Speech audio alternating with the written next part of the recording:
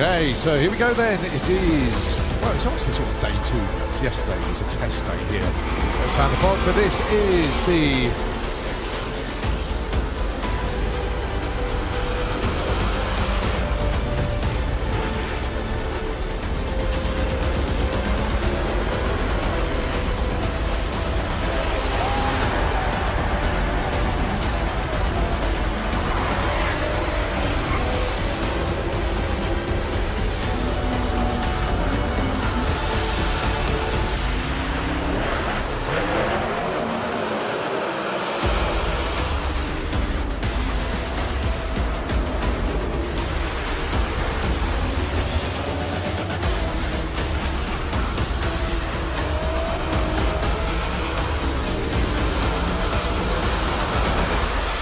Anyway, Abby goes 12.82 with a 7, breaks out by just that much, but Ian Dale goes 12.41 and he slots into the #1 spot, but then that was the first pair. Abby almost got the perfect TT there on the first pass of the day. Right, we have Graham Fairhead and James Hodson. Graham dialing in 10.50, James dialing in 10.70.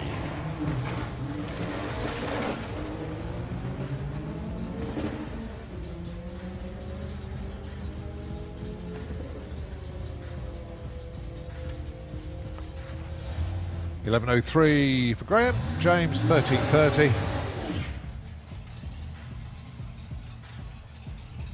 Next pair, Jacob Fronda with Nino 2.0. Danielle Coppin with the Golf, dialing in 12.40. Jake dialing in 11.50.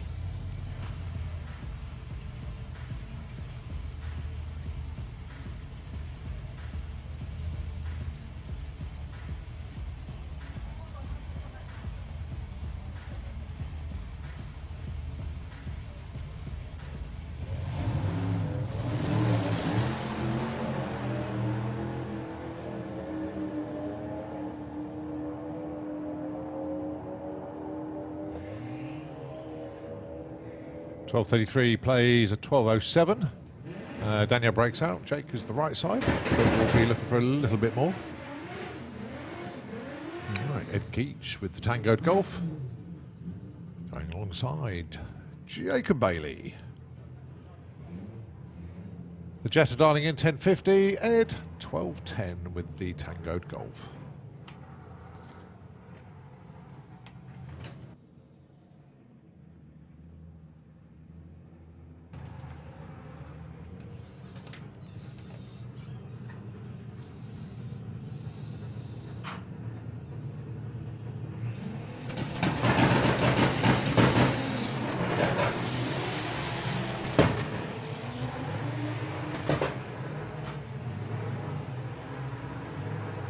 Well, Jacob's going to get there first. Gets an 11.13, 138, but a load of wheel spin off the line. Nice run there for Ed Keach. There goes 12.22. Taking the #1 spot for the time being. All right, it's a pair of Beatles for you. Dave Crowhurst, 9.56 with the Wanger. And it is John Brewster with Unfinished Business doing some testing yesterday. He dials 11.12.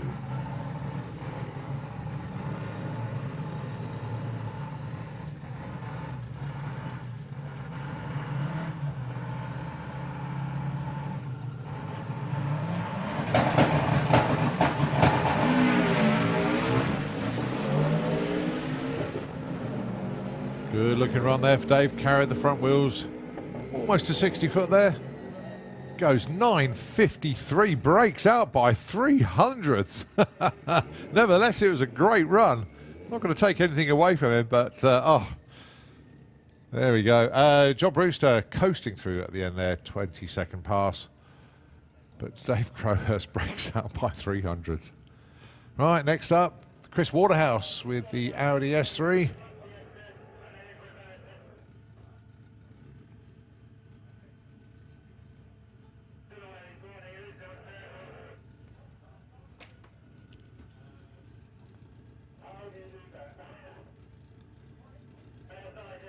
So safely through Exit one there. So now at Chris coming up to the line, looking for a 10-second pass here with no change. Wants 10 flat.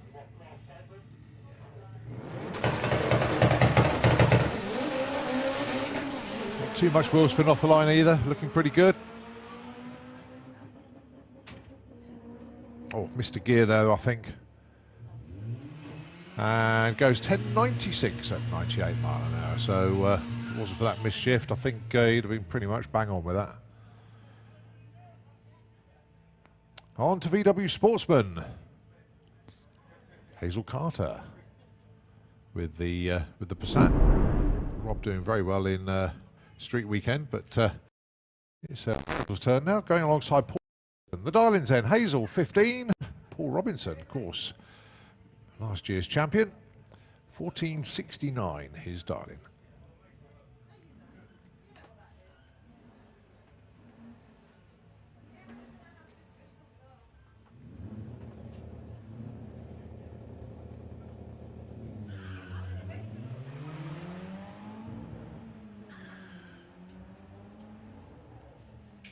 So keeping an eye on reaction times and, of course, how close to ETs they can get.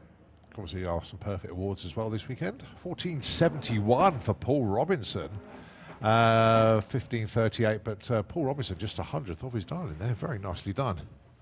So, going to be tough to get around him, but there's a gap. Polly Judge, John Gallant. Pair of Audis. And a pair of 15s on the Darlings, but 15.41 for Polly, 15.80 for John.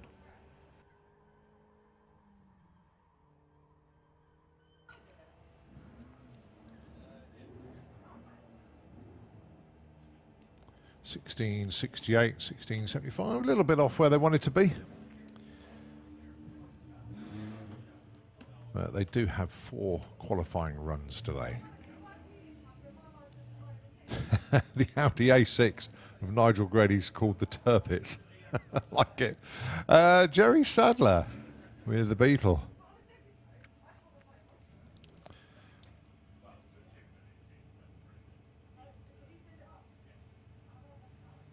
Audi A6 all-road Quattro. Be interesting to see how he gets on with this, because not dissimilar to my car. So, although he has got the 3-litre version. So Dar's 15.68, Jerry looking for 15.89.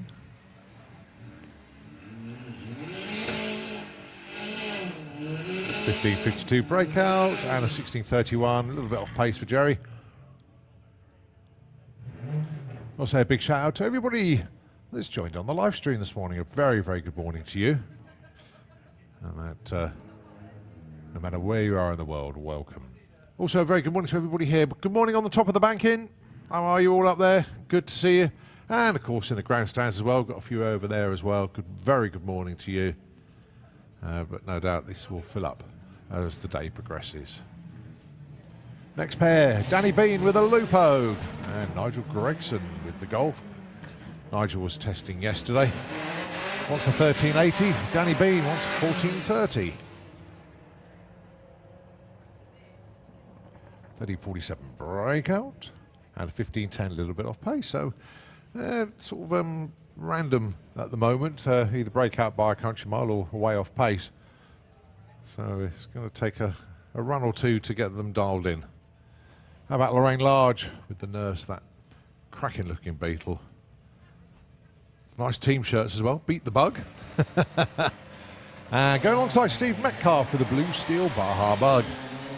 15.66 the target for Lorraine. 16.32 for Steve.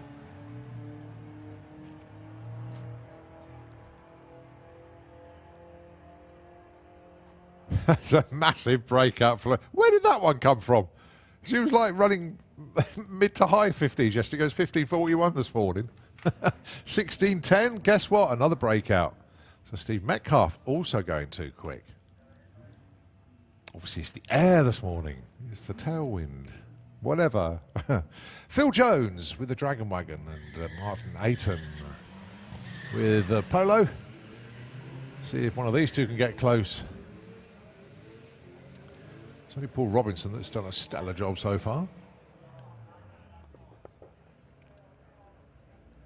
Phil Jones, 14.93, 15.86 for Martin. Right, the Lupos of Reese Finney and Tom Circuit next. Reese in the yellow one, looking for 16.60, and Tom in the green one, looking for 17.99.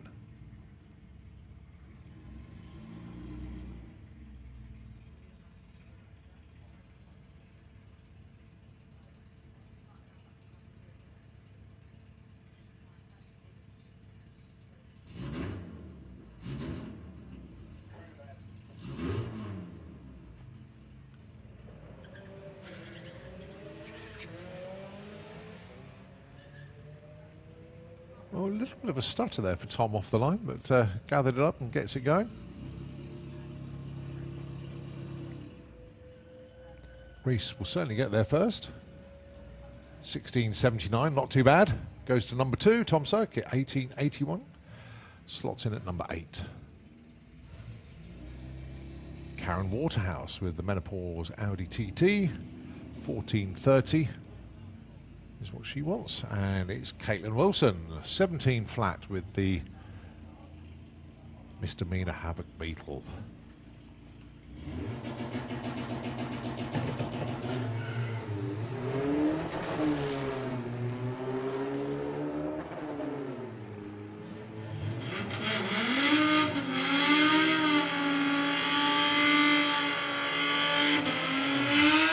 $14.24 breakout by 500s there for Karen. Caitlin goes 17.07 into number 2 with that one. Nicely done. Bruce Harvey and Andrew Bambrick up next. The Greenpeace Golf, 14.50. And the Mark II, 13.25.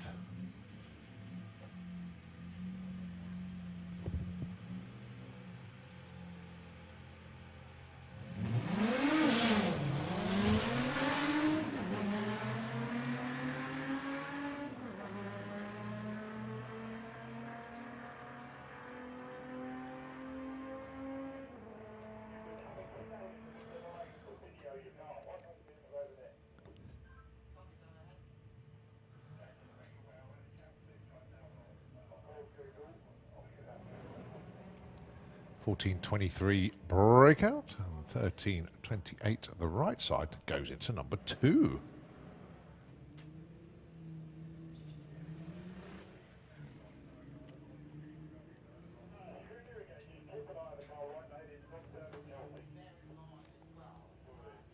All right, Andrew Clark with the golf, dialing in 20.5.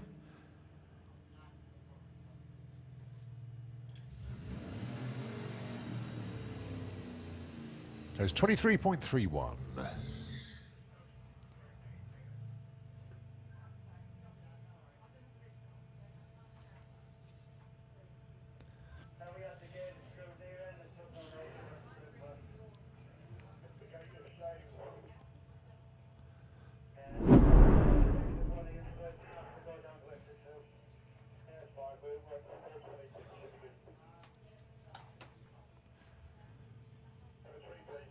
Okay, next pair, just coming up now, it is Gary Lake, the Arabian Night Trans Am, 14.10 course, the defending champion, and Georgina Smith, 15.9 with the GLA Racing Supra.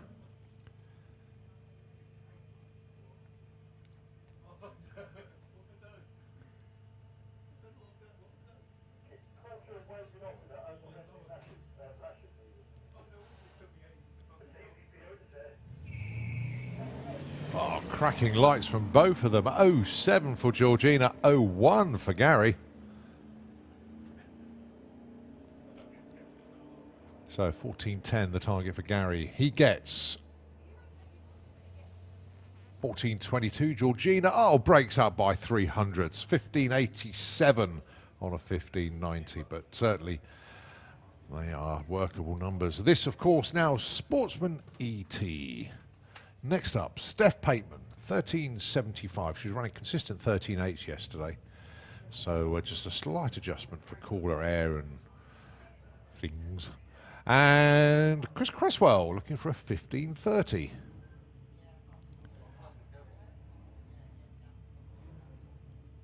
Two very, very good racers with family pedigree, shall we say, on the quarter mile.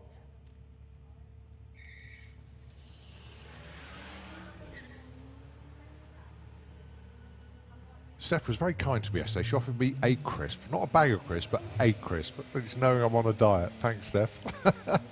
Anyway, let's have a look at the numbers. 13.80 for Steph. Chris goes 15.25. It was a breakout. But tell you what, he can fine-tune that and move on up the qualified order as the day progresses. All right, pick your skyline.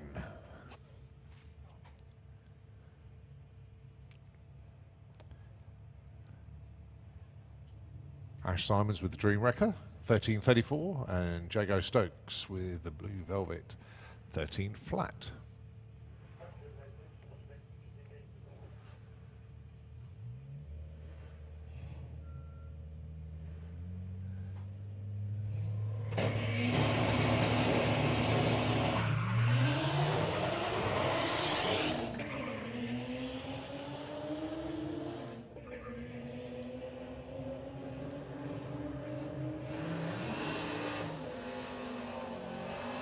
Oh, 13.29 breakout, but 13.24 the right side for Jago Stokes. Jago goes 3.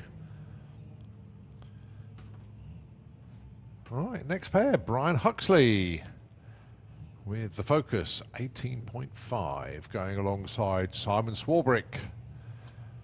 Almost on the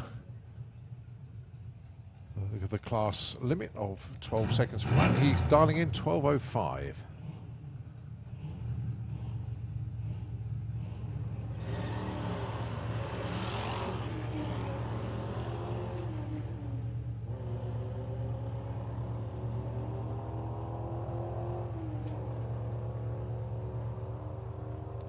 Goes 12.72 to Simon. 18.56 for Brian on an 18.50 dial-in. Goes in at number 2. We like that. Just 600ths off.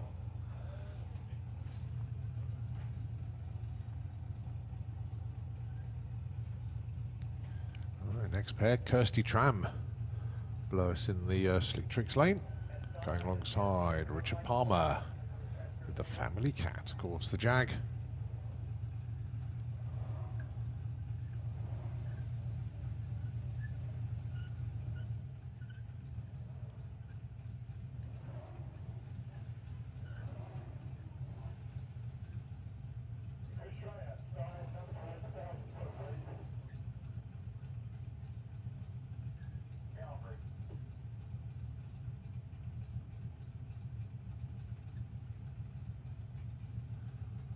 Just a little bit of attention in the Slick Tricks lane.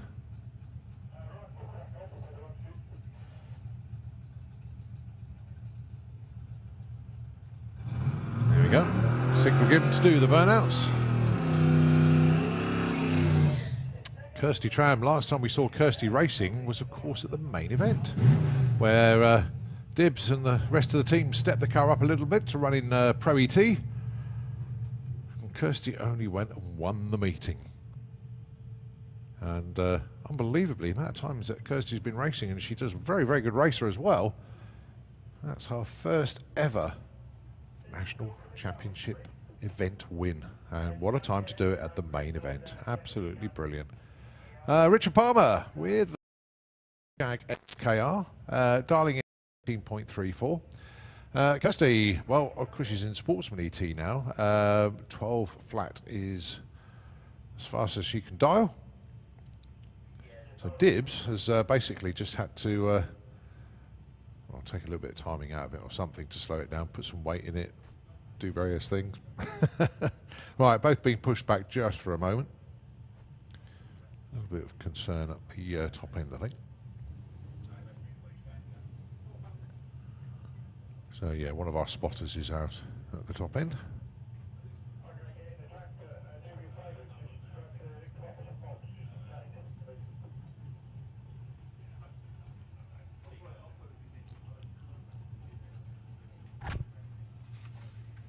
Yeah, so just a little pause in proceedings. Give me a chance to do some housework, if you like. Just a reminder, folks, that today is obviously day 1 of 2. Forget about test day yesterday because we're into the event now. This is the STP Sportman Nationals. It is also street weekend, so we'll be keeping tabs on what's going on with that, because yesterday our street weekend contenders put their runs in here at SantaPod, and then they set off on this journey up to Melbourne Raceway. So they are all there today. Once they've done their runs or whatever they need or want to do, they will be heading back to SantaPod. So you'll start to see them drift into the facility later this afternoon into the evening. Basically, they did their runs here yesterday. Quickest of the lot was Andy Bond. Second spot went to Al Mack with the Volvo, and Rob Carter in the number 3 spot. 1 or 2 casualties en route, unfortunately, but I'll try and update you as best as we can when we can duck into the feed to see how they're getting on up there. But the idea being is they do a run here, they put their best timing slip in, that is recorded and logged. They then have this journey up to Melbourne Raceway, just outside York, and there's checkpoints along the way. They have to have a photograph taken with their car there, and of course, their pineapple. Yep, they have a pineapple with them. So that's part of the journey. Some have elected to go up yesterday afternoon. Unfortunately, got caught in a few incidents on the roads and a few temporary road closures. Some went up late last night. Some left here early this morning. So there's a different school of thought on various ways to get to and from the venues as such. But they do their runs at Melbourne, and then they come back here, and then they finish off their street weekend here at SantaPod Raceway. So it'll be interesting to see how they all get on. Also tomorrow, let's not forget, it's the Retro Show here. Basically, it's a show and shine event. We have retro race classes here this weekend, so that's where we duck out of permit, if you like. So we have Gas Circus, we have the Modified 100E Challenge, we have Supercharged Outlaws, and the Old School Stockers. We've also got an Auto Glim Show and Shine. We've got the Auto Test, so there's various other things going on site as well. We've also got Fire Force number 2 and Oklahoma Willie, so we've got a couple of jets for added entertainment here this weekend as well. Today's on-track action, it will consist of 4 rounds of qualifying for our Sportsman classes. We're in Sportsman ET at the moment. Next time after that will be 760 heads up. Really looking forward to seeing how this lot get on. And then, of course, Gasser Circus. Then our bikes, including 850 bike, 950 bike, ET bike. We've also got funny bike, comp bike, old school stock. It's a big sort of entry of various machinery. And then, of course, we have 4 rounds of qualifying for everybody today. But just on hold, I think it could be just a slight weather interruption on this one. So I'll tell you what, I'm not going to waffle for too much longer. Everybody's updated. Going to hand the airwaves over to Nitro FM 96.2 just for a moment, and we'll take it back when cars reappear for qualifying here at the STP Sportsman Nationals.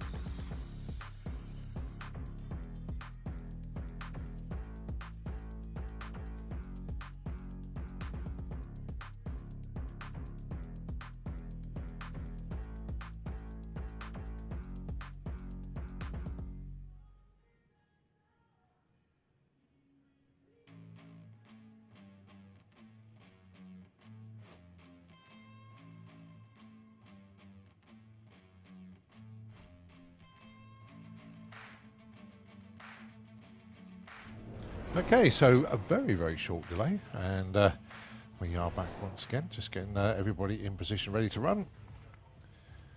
And it looks like it's going to be Triatry that's going to be coming underneath the tower.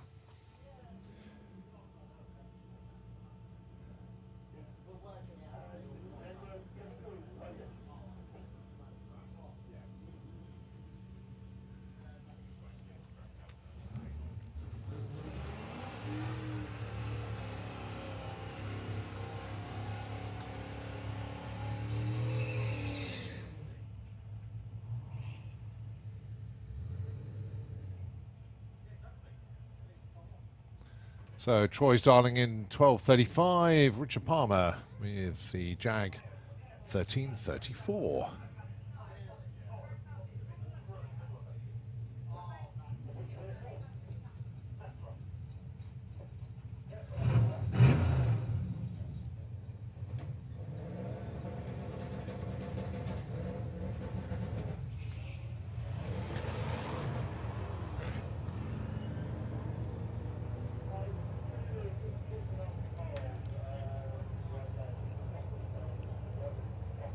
So Richard Palmer heading towards the stripe, gets a 13:72.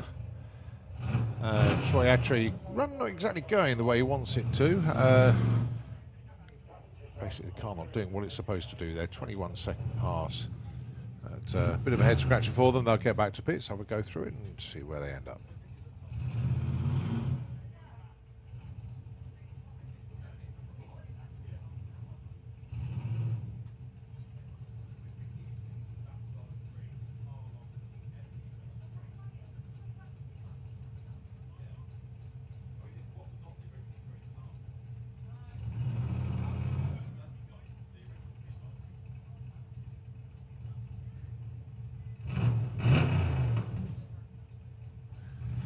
Slight issue for Carl. I don't know what Darren has spotted there.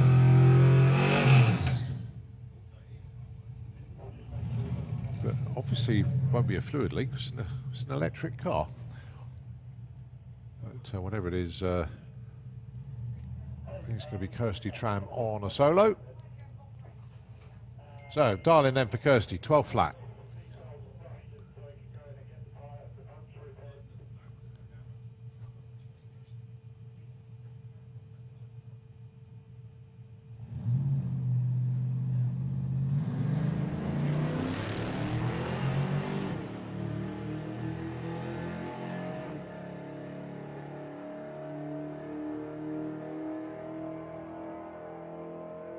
.1209 to the number 3 spot there. Nice little adjustment on the tuning there by Dibbs and Co. Well done. Slowing the car down enough. Now do they speed the car up or do they adjust the dialing? It's all science at the end of the day.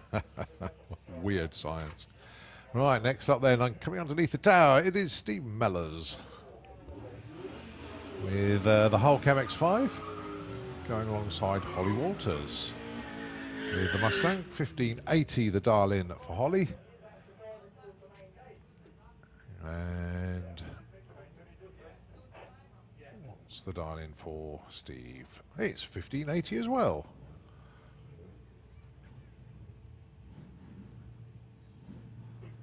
So let's see who can do the better job of running the number.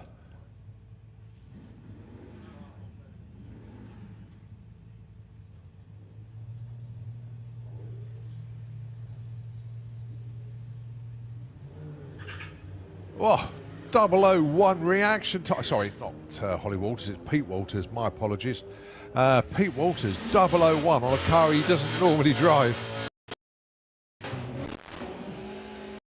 Right there from Pete. 16:10. Better job on the ET though to Steve Mellors. 15.9 on a 15.8 dial. So Steve goes into number 4 with that one. Right, next up, Shane Sturman with the Powerflow Jag, alongside Matt Halsall with the Moonshine Escort Mark II. 14.25 plays 15.30.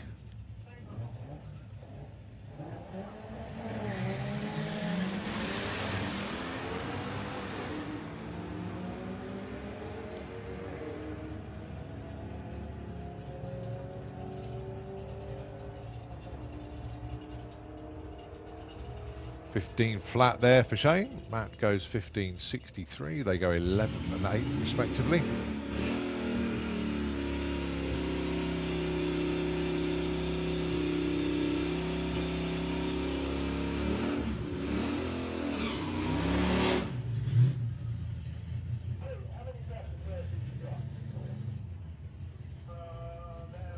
Bill Wilson with the Ford F100 and James Grew with Mont Blanc. I like that. The Touareg darling in 1590.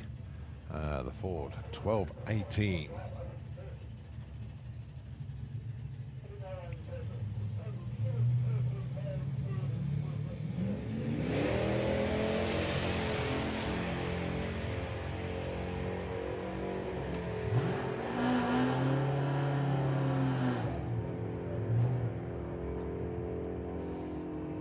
.45 and 15.83 breakout there for James, a little bit too quick.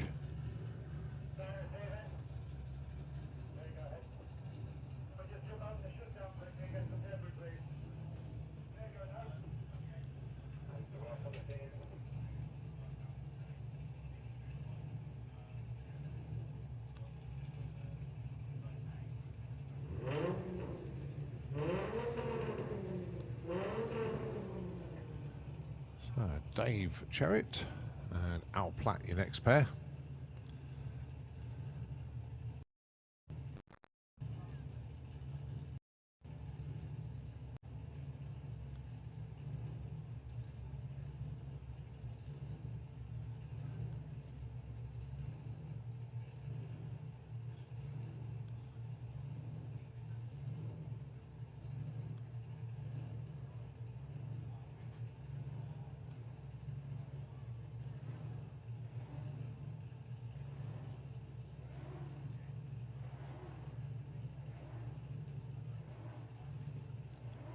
Just having some help there from Ian.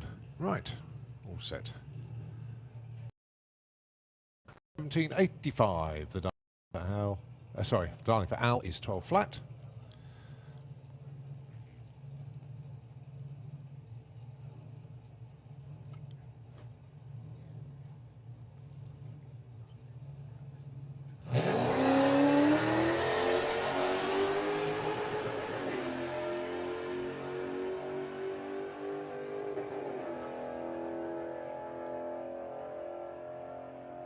$12.02 for Al Platt. What a great run that was. 17.86 for Dave Cherritt. Al Platt had taken the #1 spot there until Dave Cherritt crossed the line and he takes #1. Oh, what a pairing that one was. Absolutely outstanding. 200th off for Al, 100th off for Dave. Right, next up, Felicity Gibbs, Ashley Clark. Flake looking for a 17.10 and Ashley looking for a 19.7.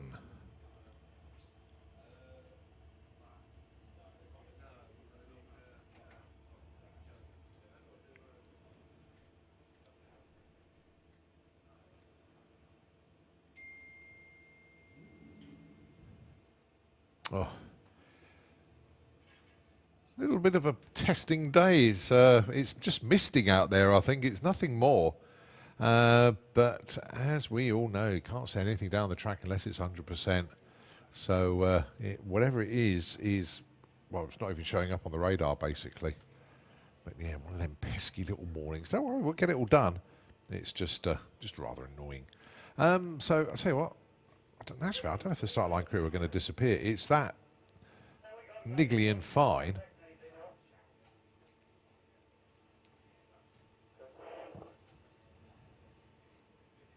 Bizarrely, on the weather app, it says, well, Welling Route's got very misty drizzle at the moment. But that will disappear in the hour or so, and we are basically clear for the rest of the day. It's just this, just catching the edge of something at the moment. So whilst the tractor's out there and the track crew just wondering what to do, I'm going to hand over to Nitro FM 96.2. We will take it very shortly indeed. Thank you soon.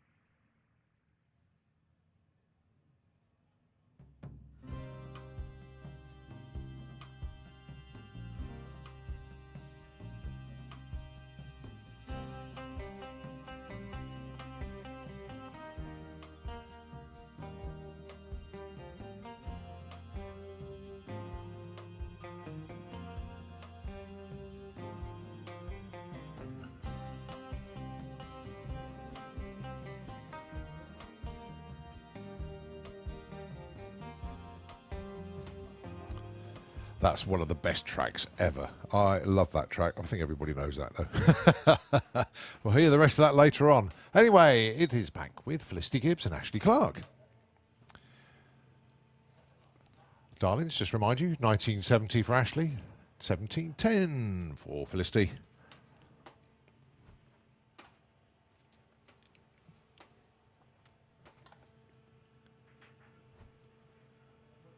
Just this pair line up. I've got to say a big thanks to Julian in Nitro FM this morning. He's changed the ear pads on my headset this morning. And fair to say, they are very, very comfortable indeed. So thanks ever so much indeed for that.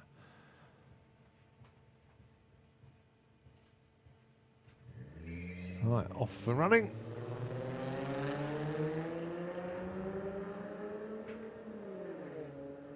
So we'll be Felicity going first. Sorry, we'll be to the stripe first. 02 red on the line, doesn't matter. It's all about ETs at the moment. Let's go 1721. Ashley Clark goes 1992. Flick goes 7. Ashley goes number 9.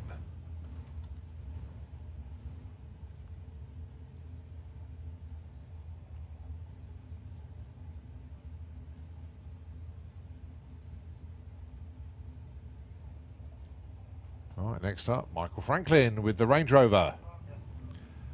One of the guys that started his racing career, when I say career, his journey, at the Dial-In Day.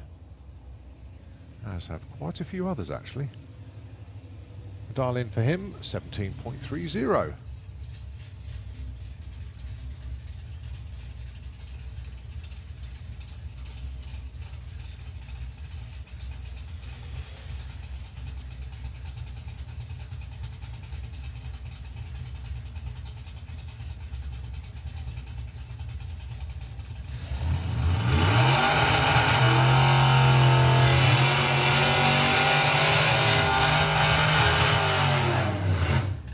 Huffing and puffing a little bit there was the Range Rover at the stripe. It goes 1739. Goes the number 6 spot, but the track crew just going out to check, just making sure. But yeah, a little bit smoky that was. But anyway, we move on. Gasser Circus. Thanks to Graham for dropping the notes up earlier on. Interesting for Gasser Circus. We got about 19-20 cars entered this weekend for a 16-car ladder. So there will be some DNQs in this. We've got 4 rounds of qualifying to get the job done, and if you're not in the top 16, you become a spectator or you become an alternate. All right, let's have a look then. Adam Krasinski, he dials 1125. Billy Jones, 10.52. 10.65 in 11.23. Adam breaks out by 200s, but Billy Jones, 1300s the right side. So he ends up the higher qualifier.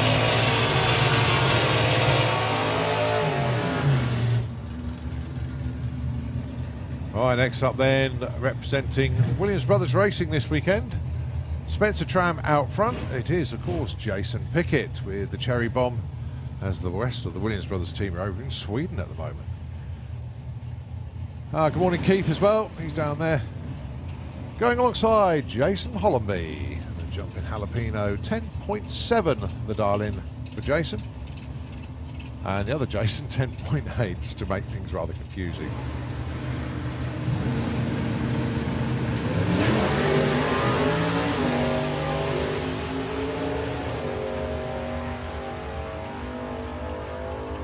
Good looking run for Jason Pickett.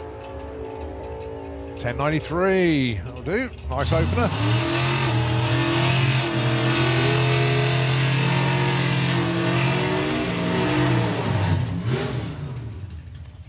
.14.46 there for Jason Hollenby, but the car was a little bit lively, shall we say, off the line. Nick Hewison, short fuse Fortin, and of course Steve Matthews with Honky Tonk in the 57 Chevy. Steve Dulling in 961, Nick 987.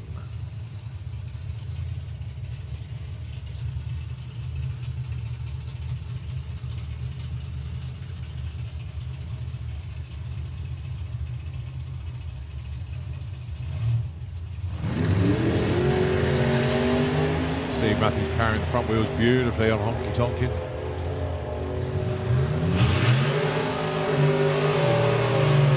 .956 breakout. Nick Dewison, the right side though, 993 on the 87. He takes the #1 spot for the time being.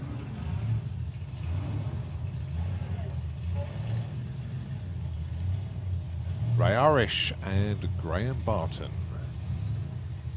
10.57 for Graham with the Austin Devon, and Ray looking for a 9.98.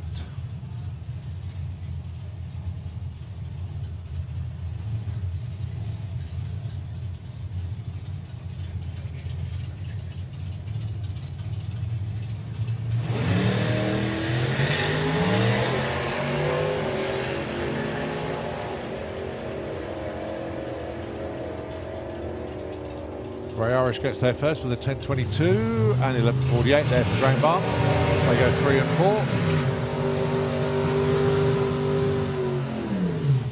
4. 4 rounds of qualifying scheduled today. And your next pair. Chris Layram with the Anglia. It does get a little bit confusing when cars swap with different drivers, and Nervous Nick with his pop now. Darling's End 10.68 for Chris, and Nick is 11.70.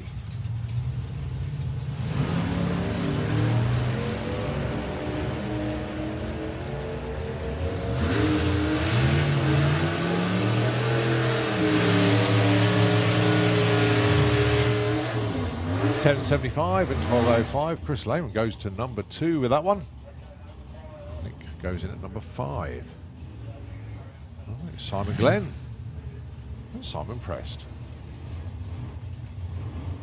The straight shooter looking for a 10.6, and the Rocket 11.2.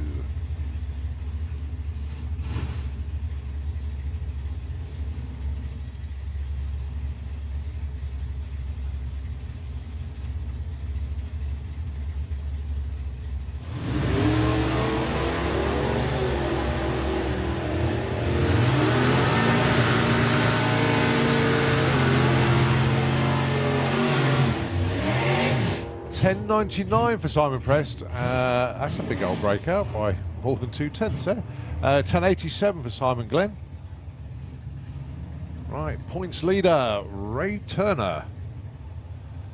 The green on in Chevy looking for a 10.86, and Harvey Turner with Nurse Stoner looking for 11.96.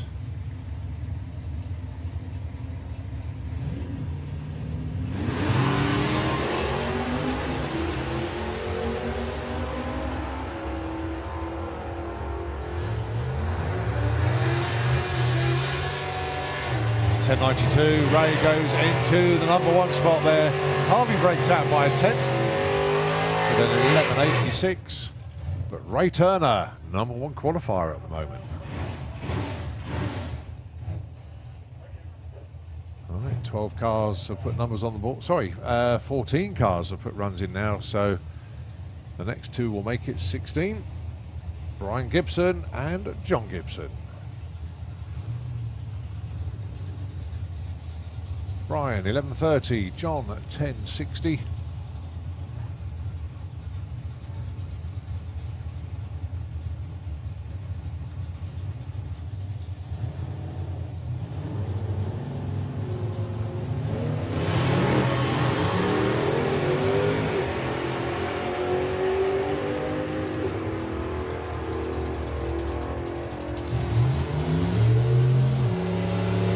$11.01, 11.38, John knows 9, Brian #4 with that one.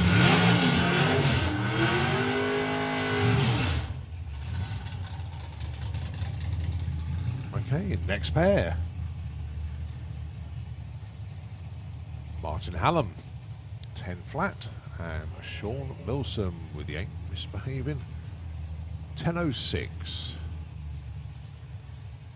All right, fluid leak by the looks of things for Sean.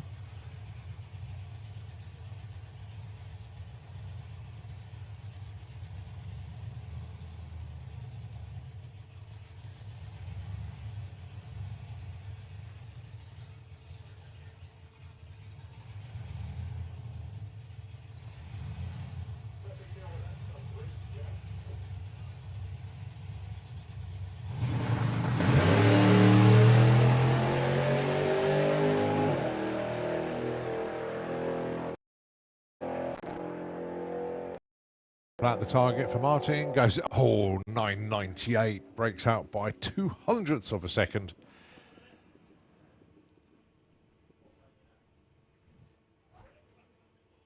So just a little bit of a spin and polish in the slick tricks lane.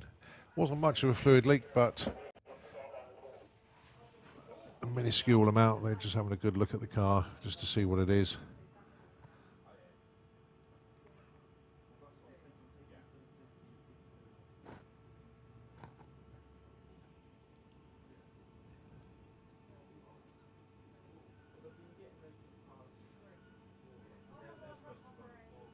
Don't really want to lose the run if they can help it. Oh no, they've actually been pushed back now. So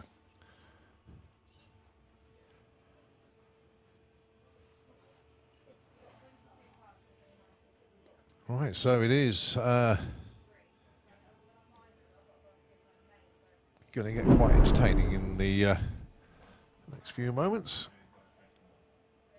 Or I can see 760 heads up in the lanes. I can see Belinda Bull head of the lanes along with Rocket Ron Bartlett and Billy Gain. So I don't know who's the next tow truck vehicle is though. But yeah, going to be a full-on day today for our teams that are here this weekend. 4 rounds of qualifying scheduled.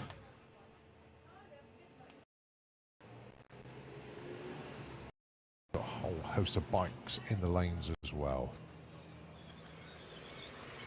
Right, just a tiny bit of sledding out there, so we're just getting ourselves set ready for the next class. Don't forget, we've got plenty of traders here as well. It's not only about the teams and that. Obviously, tomorrow will be a busy day for them, but they are pretty much set up today, especially behind the main grandstand, which is the main area this weekend. So if you want to stop by and pick anything up from hoodies, T-shirts, some pretty cool wall plaques down there I had a look at this morning, so certainly worth checking those out. And of course a load of our caterers are behind the grandstands as main catering area, and once you've walked past all those and hopefully you've stopped by and support the people that support the facility here, you will eventually reach the pod shop where you've got all the latest ranges of Slick Tricks merchandise. You've got the VP stuff in there. And of course you've got some of our key sponsors here as well. Lucas Oil's, big display from them and with all the product in there. Draper Tools, Slick Tricks Racing, VP Racing, got all the merch from them, and of course all of the SantaPod merchandise as well. So pop in there and have a look round. Very well laid out shop these days, and some very, very nice gear in there as well. So pop in and see them. The Gluebird is just warming up, ready to put some extra glue down. So we are going to be down for a couple of moments whilst they do some track prep. So I'll give the airwaves back to Nitro FM 96.2. We will take it back when we continue qualifying here at the STP Sportman Nationals.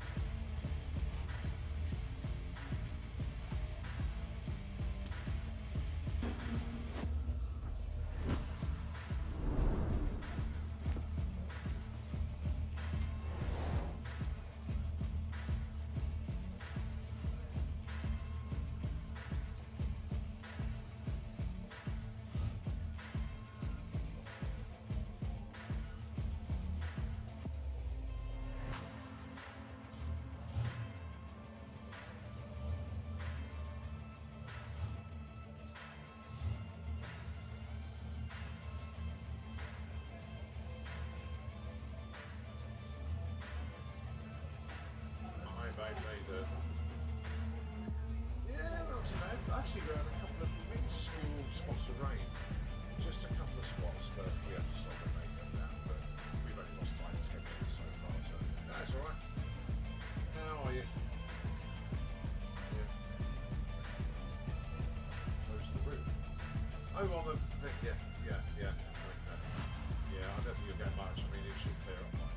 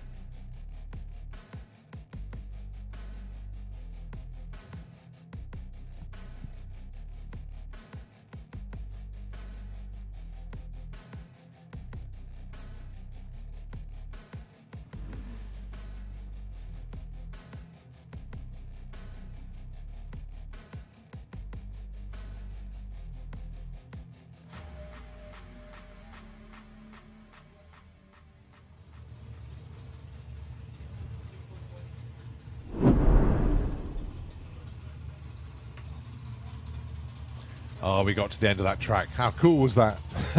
Well done.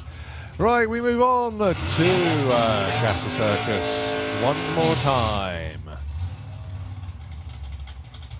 And whatever the issue was for the draw, got it sorted. So here he comes. 10.06 the Darling.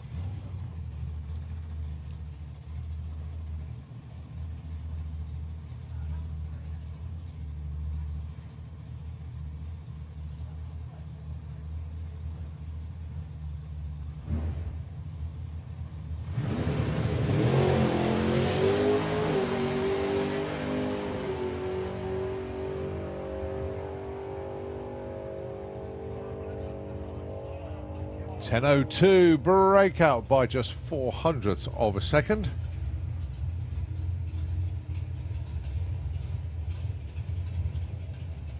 And that was the last of our Castle Circus cars for this round of qualifying. As we move on now to 7.60 heads up.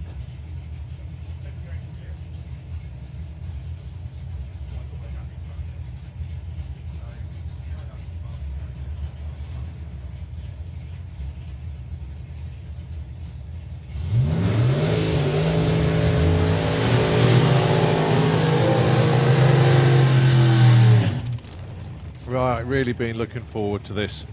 Rocket, Ron Bartlett with the Anglia. We're doing some test passes here yesterday. His first run smoked the place out completely as he was putting on a new set of tyres, just to bed them in as such. And has now run the nitrous, but now the fun begins to try and get it into the sevens. Going alongside Belinda Bull, who has the opposite problem, trying to slow it down to run the 760.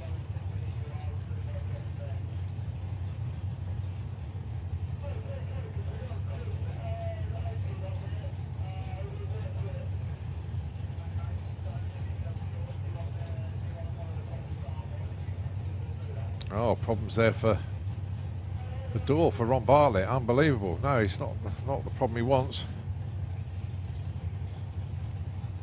There we go. Got it shut.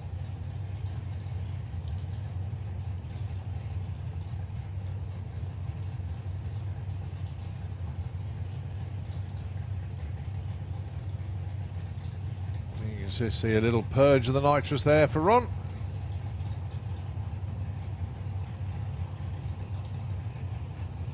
Okay, first pair, 760, heads up. Belinda Bull in the Slick Tricks lane. Ron Bartlett in the Kestrel Beer lane.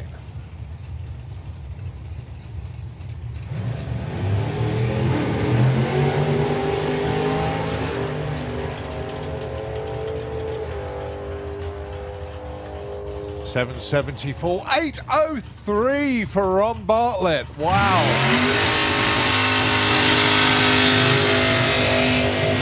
774 for Belinda Bull. Excellent run there, but Rocket Ron 803.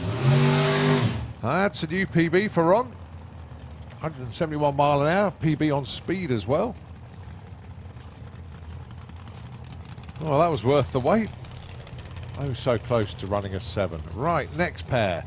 Paul Marston. Had a good chat with Paul, as this car, believe it or not, has never run a 7. But he's got the Pro Stock motor in it now. Possibly you may see this car run in the 7s for the first time ever. Going alongside Billy Gain. Billy, one of the most experienced racers out there. Mind you, Paul's not shy on experience either. Let's see how they get on in. The PT Bruiser and of course the Victor.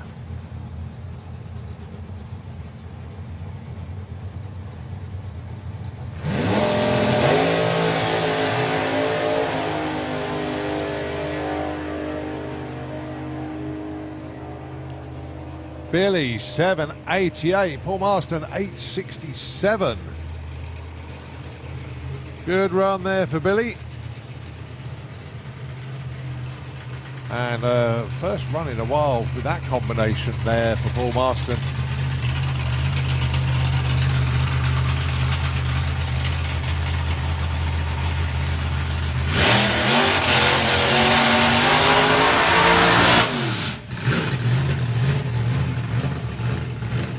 Mark Turner with the M&M Racing Supra.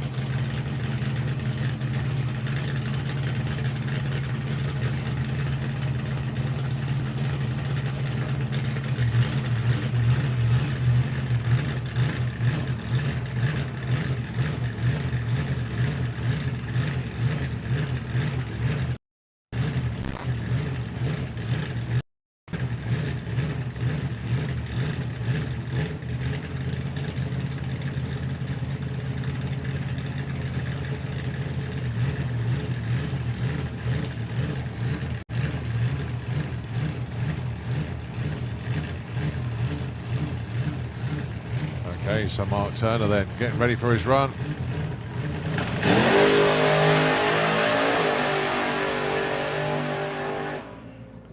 Getting a little bit fishtaily out there, but held on to it well. 9.56 at 79 mile an hour. Had his own world of adventures going on in there.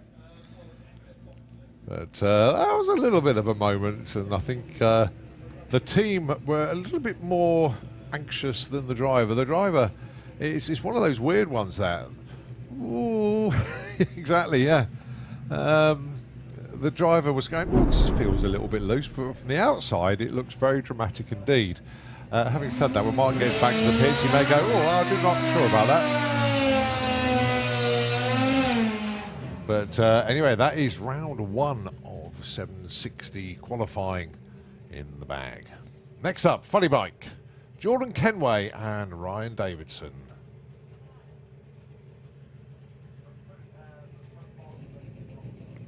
Right, Jordan just lost fire there, so bike now restarted.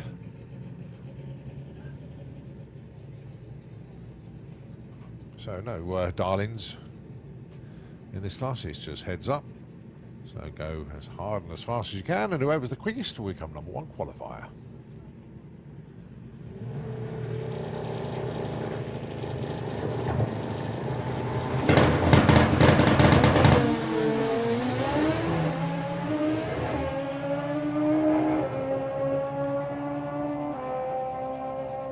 Ryan goes 8.25, Jordan 10.32, rolled off the throttle by then.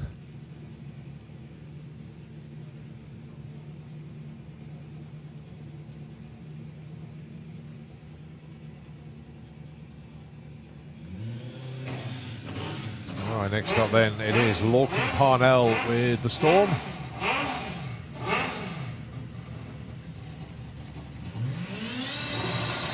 Going alongside Dave Peters.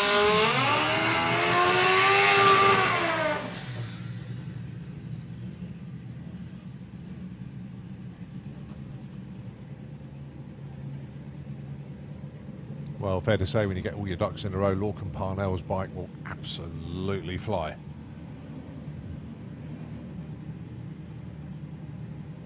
Dave Peters, though, no slouch on his machine either.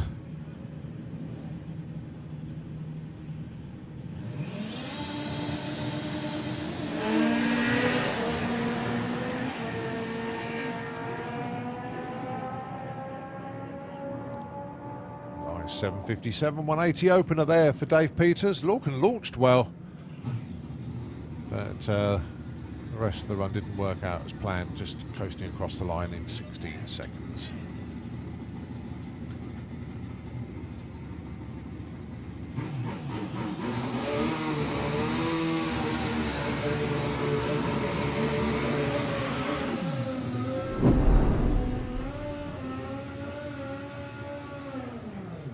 Next up, Mick Wynyard and Graham Dance.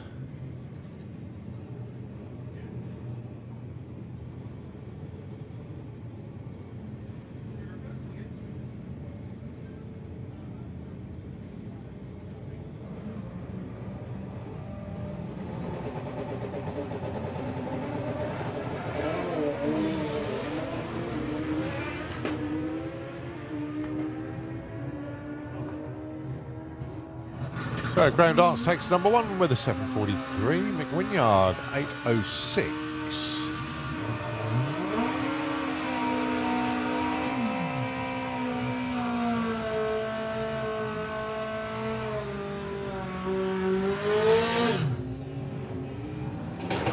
Right, Pete Field and Anna Sasiak.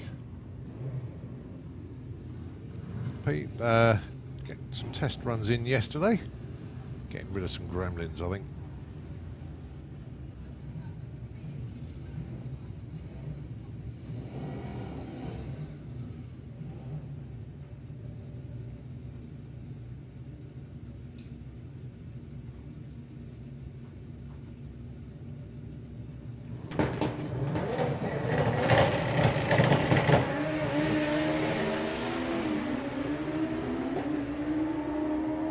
Well, better looking run for Pete Field. Did roll the beam slightly, so the ET will be affected by that. 8.29.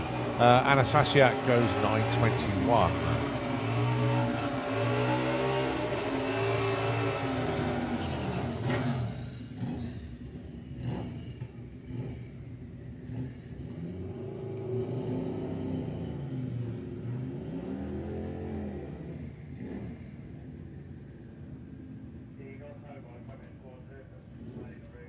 Chris Neary and Michael Gooding is the Hobo Racing teammates. And this is Hot Bike. Third pair.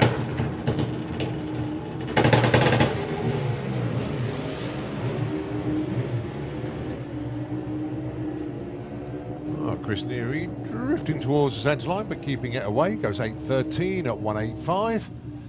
Gooding 10.06 at 1.32.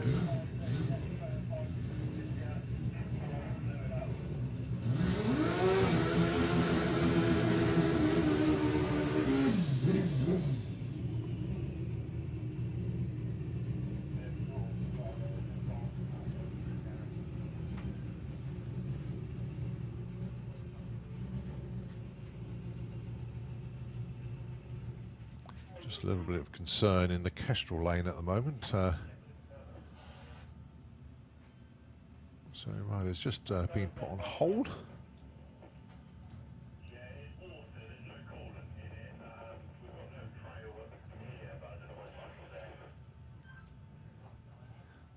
Possibility of a little bit of water on the track. So track crew just being observant on that one, and we also have our top end crew that do check cars and bikes when they come around the corner, make sure there's no fluid leaks or anything from them, and if they do, they radio back to the start line and the spotters.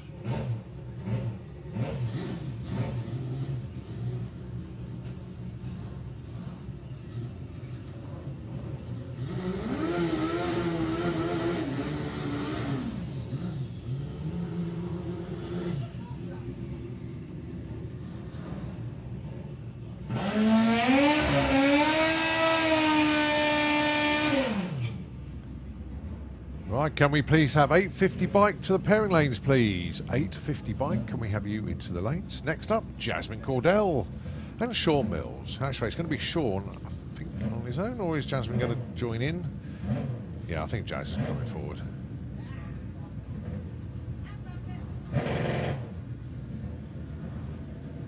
Well, must admit, Jazz getting quite comfortable on this bike now. The X-Pro stock machine. Thinks for so she can certainly ride the wheels off any two-wheel machine that she gets the chance to have a go on.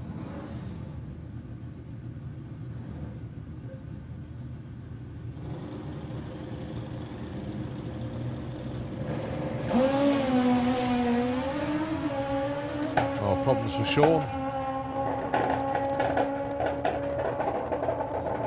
819, 144 there for Jazz.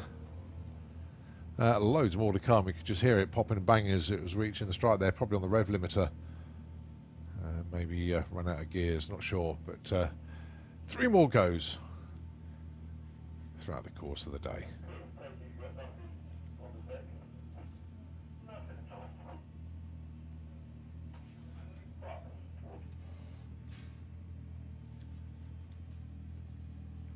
Just keeping a tab on everything that's going on at the moment in the world of drag racing. It is the T-Up Internationals this weekend as well, so we've got all the pro classes out there doing their thing at the moment. I think it's actually going to be Top Fuel Dragster next to run, actually. Top Methanol have done the Q3 with Johnny Oxer, #1 qualifier there. Pro Stock, #1 qualifier at the moment, Jimmy Ulland. Top Fuel Bike, still Neil Midgley leading Rickard Gustafsson over there at the moment. Neil, the only one in the 5s so far. Super Street Bike, sorry, Super Twin. Marcus Christensen is #1 qualifier at the moment with a 6.38.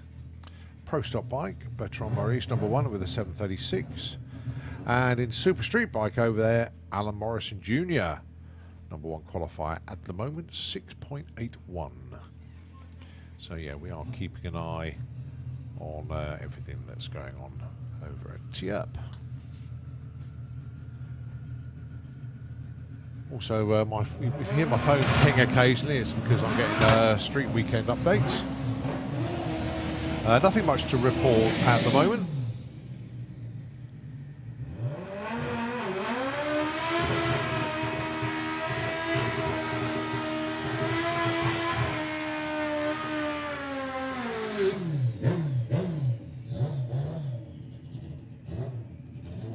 Right, next up, Paul Hambidge and Adam Burns.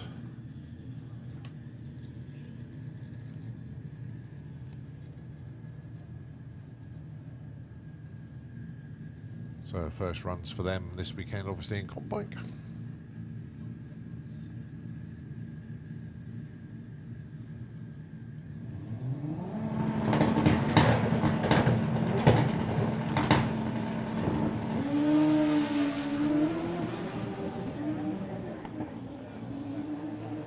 Well, Paul drifted right, and I don't know if he backed out the throttle because he was drifting too much right. Adam has an issue with the bike and now being pushed back. Not quite sure what happened there.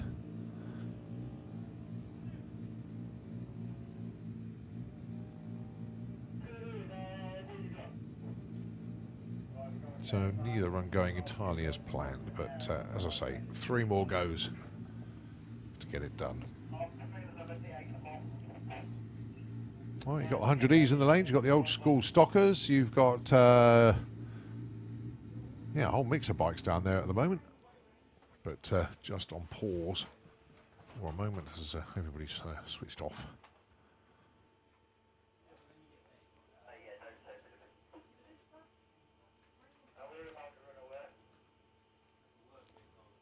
So a little bit of concern actually on the start line in the slick tricks lane. We've got a few people hanging around, seeing what's occurring down there.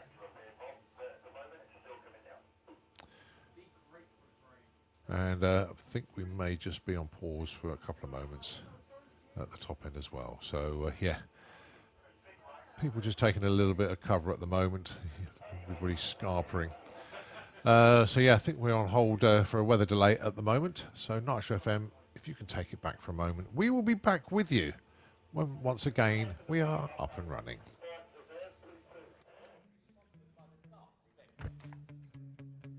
First Airport Taxis Rochester, Medway's premier airport transfer company since 1980.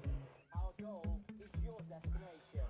Call 01634 717 370 for details. STP, proud sponsors of the National Championship Sportsman.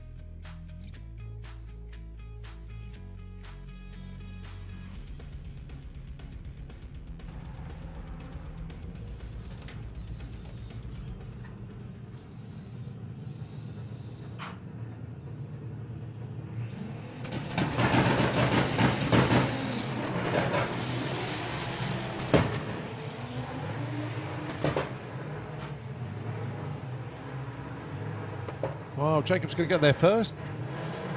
Gets an 11.13, 138, but a load of wheel spin off the line. Nice run, 56 with the Wanger. And it is John Brewster with Unfinished Business doing some testing yesterday. He dials 11.12.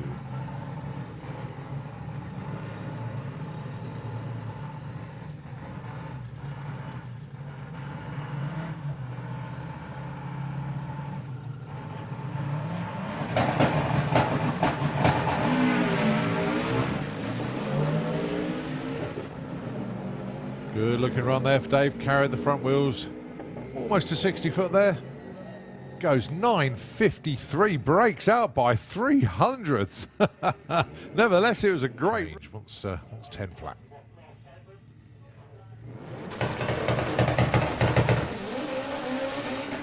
Not too much wheel spin off the line either. Looking pretty good.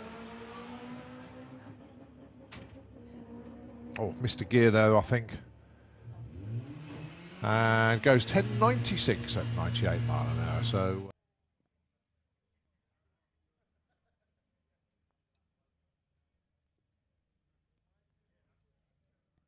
14.69 his dialing.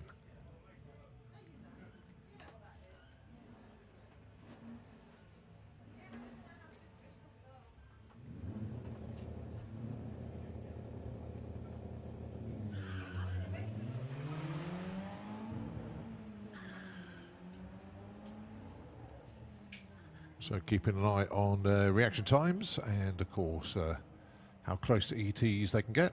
Obviously, there are some perfect awards as well this weekend. 14.71 for Paul Robinson. Going to be tough to get around him, but there's a gap. Poly Judge, John Gallant. Pair of Audis. And a pair of 15s on the dialings, but 15.41 for Polly, 15.80 for John.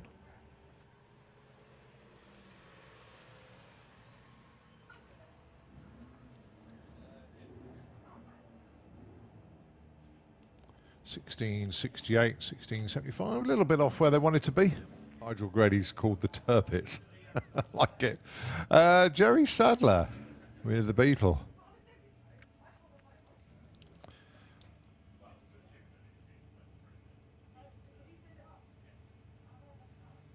Audi A6 all-road Quattro. Be interesting to see how he gets on with this because not dissimilar to my car. So, although he has got the 3-litre version. So dials 15.68. Jerry looking for 15.89.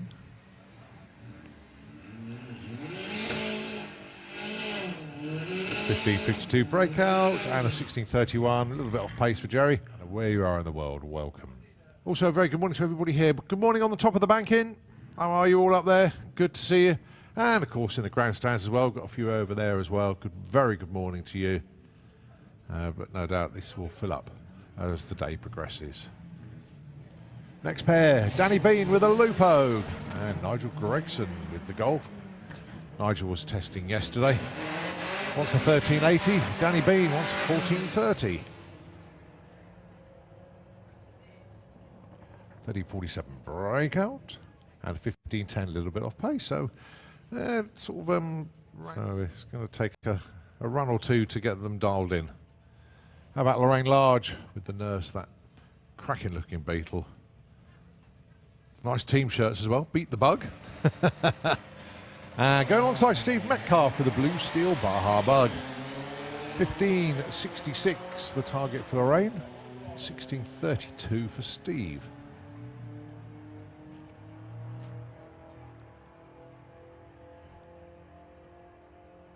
That's a massive breakout for her. Where did that one come from? She was like running, that's what, another breakout. So Steve Metcalf also going too quick. Obviously it's the air this morning. It's the tailwind. Whatever. Phil Jones with the Dragon Wagon and Martin Ayton with Polo. See if one of these two can get close. It's only Paul Robinson that's done a stellar job so far. Phil Jones, 1493, 1586 for Martin. Next. Reese in the yellow one, looking for 1660. And Tom in the green one, looking for 1799.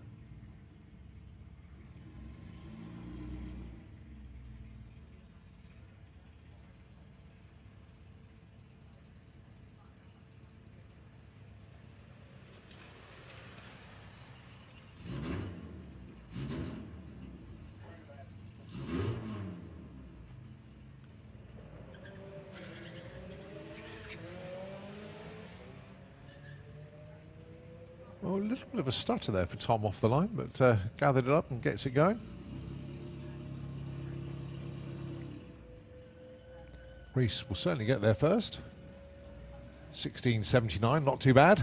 Goes to number 2, Tom Circuit, 1881. And it's Caitlin Wilson, 17 flat with the Misdemeanor Havoc Beetle.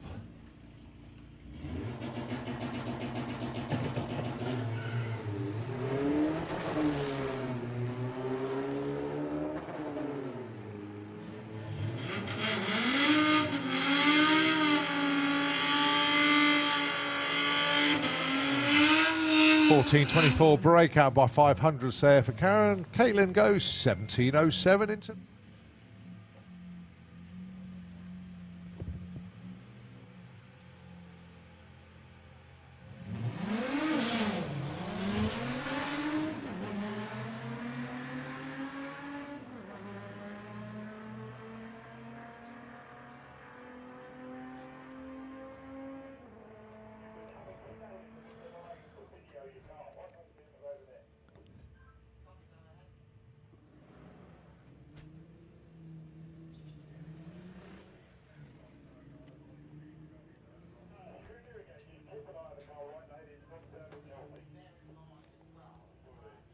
All right, Andrew Clark with the Golf, dialing in 20.5.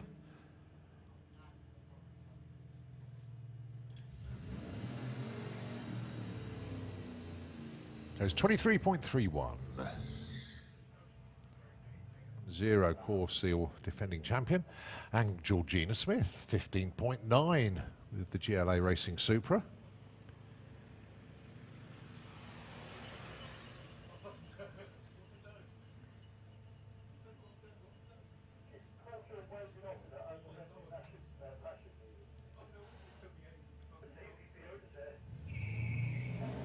Oh, cracking lights from both of them. 0.7 for Georgina, 0.1 for Gary.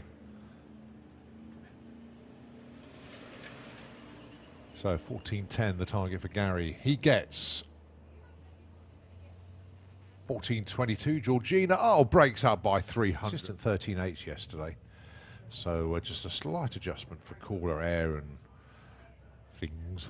And Chris Cresswell looking for a 15.30.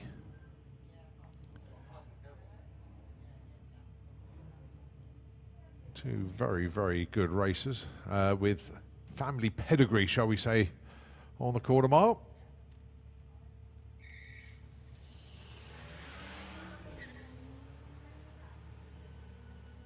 Steph was very kind to me yesterday. She offered me a crisp, not a bag of crisp, but a crisp. It's knowing I'm on a diet. Thanks, Steph. Anyway, let's have a look at the numbers. 13.80 for Steph. Chris goes 15.25 with the blue velvet. 13 flat.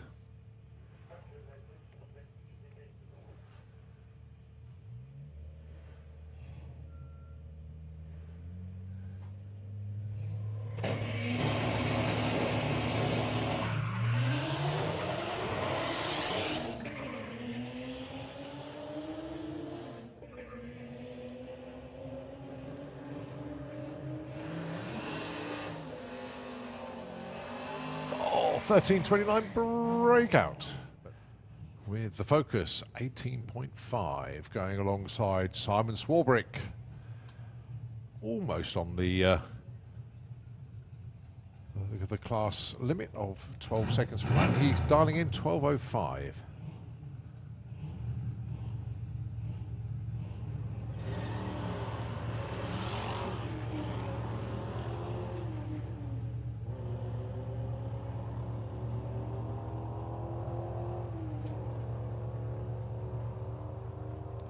Goes 12.72 to Simon.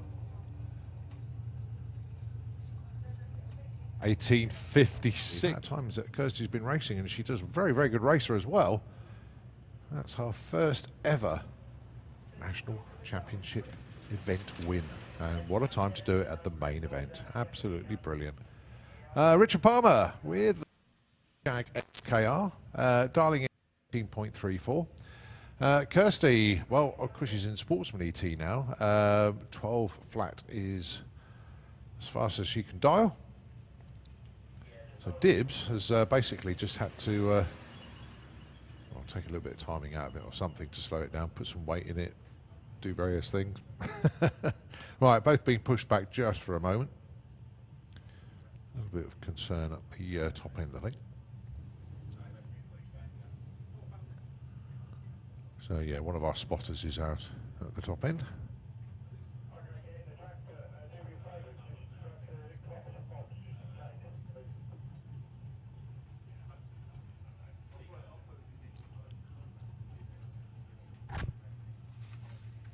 Yeah, so just a little pause in proceedings. Give me a chance to do some housework, if you like. Just a reminder, folks, that today is obviously day 1 of 2. Forget about test day yesterday because we're into the event now. This is the STP Sportsman Nationals with the Jag 1334.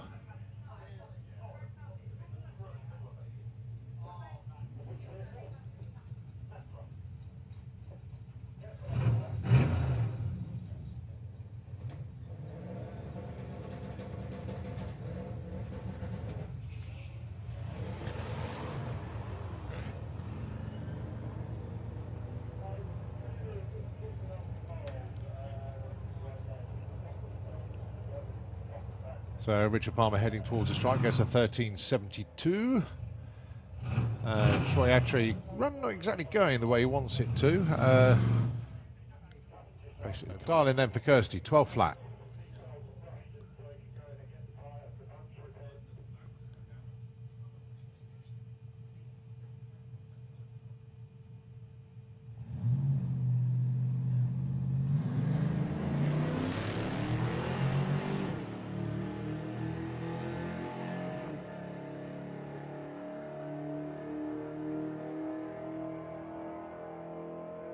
.12.09 to the number 3 spot there. And what's the dial in for Steve? It's 15.80 as well.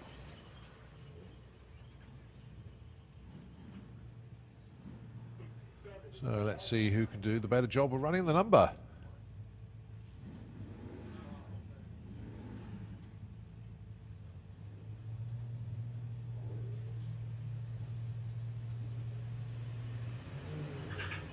Oh, 001 reaction time. Sorry, it's not Holly Walters, it's Pete Walters. My apologies. Pete Walters, 001 on a car he doesn't normally drive. Right there from Pete. 16.10. Better job on the ET though to Steve Mellon. The Power Flow Jag alongside Matt Horsall with the Moonshine. Escort Mark II. 14.25 plays 15.30.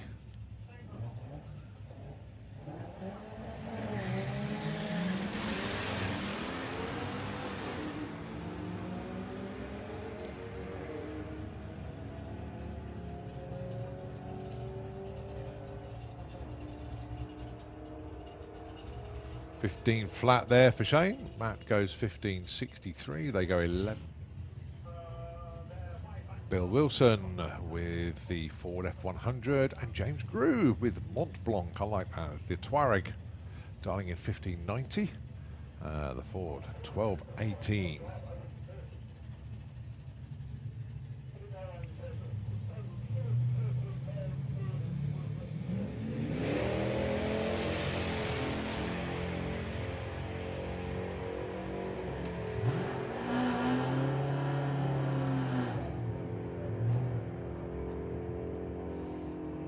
.45 and 15.83 breakout there for James, a little bit too quick.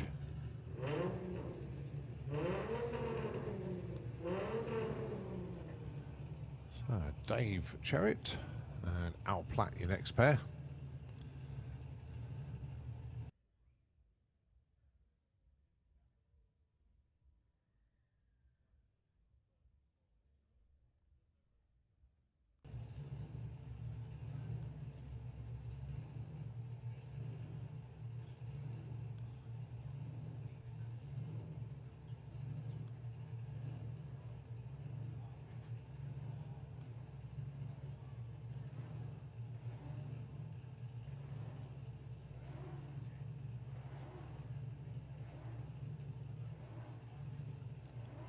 Just having some help there from Ian.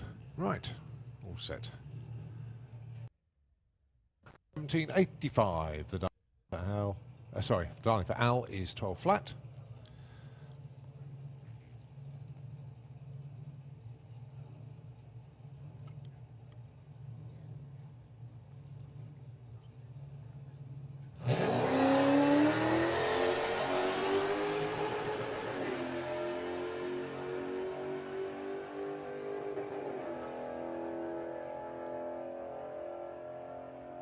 $12.02 for Al Platt. What a great run that was.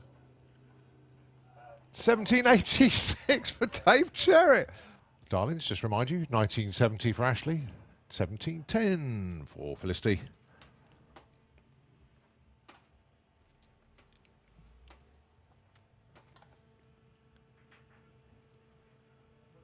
Just this pair line up. I've got to say a big thanks to Julian in Nitro FM this morning. He's changed the ear pads on my headset this morning.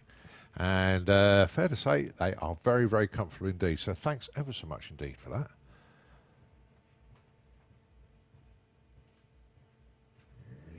Right, off and running.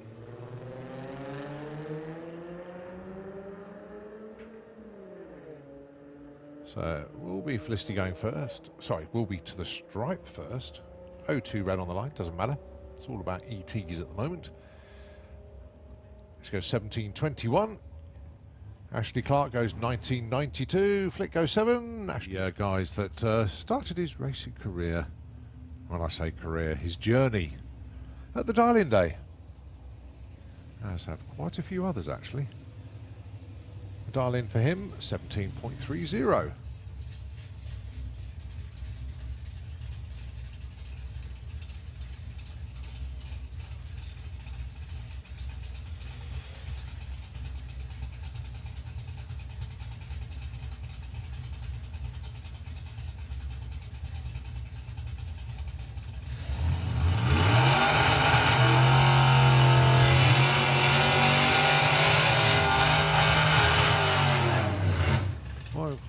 So there will be some DNQs in this. Got 4 rounds of qualifying to get the job done, and if you're not in the top 16, you become a spectator or you become an alternate. All right, let's have a look then. Adam Krasinski, he dials 11.25. Billy Jones, 10.52. 10.65 in 11.23. Adam breaks out by 200.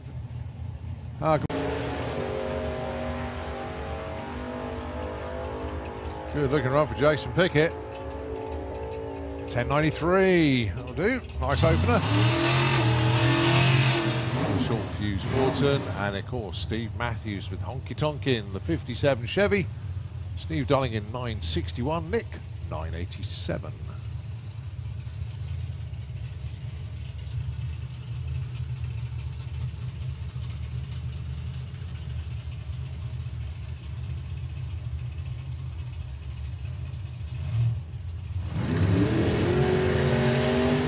Steve Matthews carrying the front wheels beautifully on Honky Tonkin.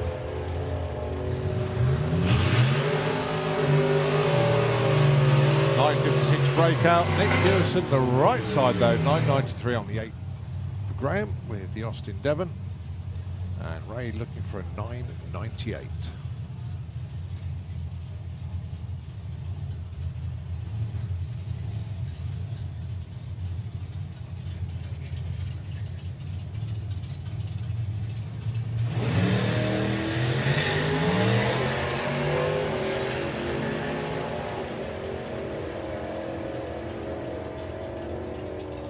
Ray Irish gets there first with a 10.22 and 11.48 there for Graham Barr. They go 3 and 4. It does get a little bit confusing when cars swap with different drivers, and nervous Nick with his pop now. Darling's end 10.68 Chris, and Nick is 11.70.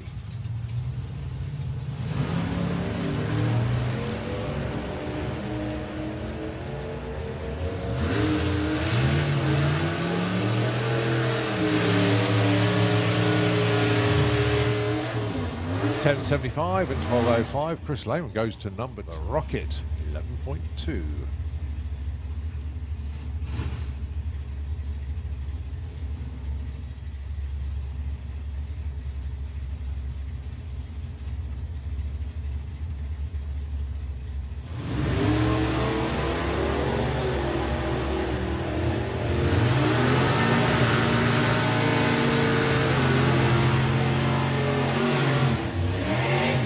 $10.99 for Simon Prest. That's a big old break. Ray Turner, the green on in the Chevy, looking for a 10.86, and Harvey Turner with Nurse Stoner, looking for 11.96.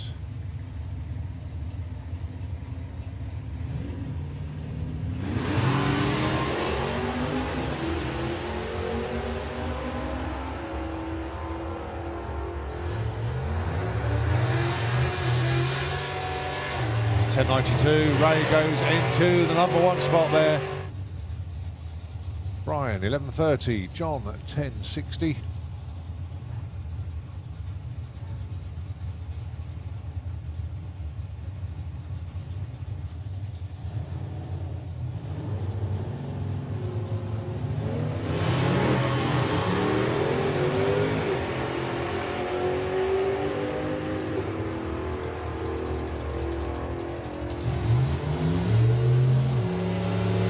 $11.01, 11.38. John knows that.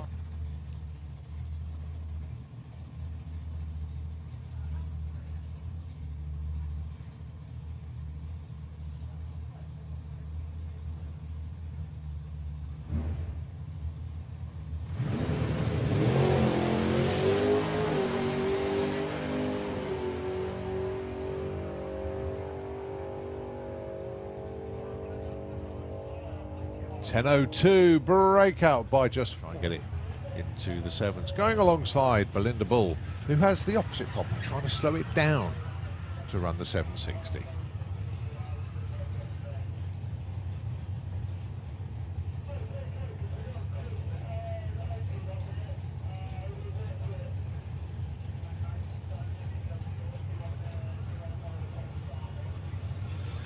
Oh, problems there for the door for Ron Bartlett. Unbelievable. No, it's not the problem he wants. There we go. Got it shut.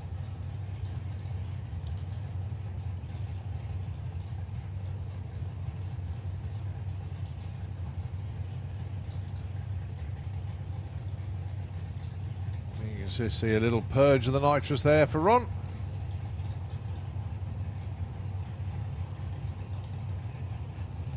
Okay, first pair, 760, heads up. Belinda Bull in the Slick Tricks lane.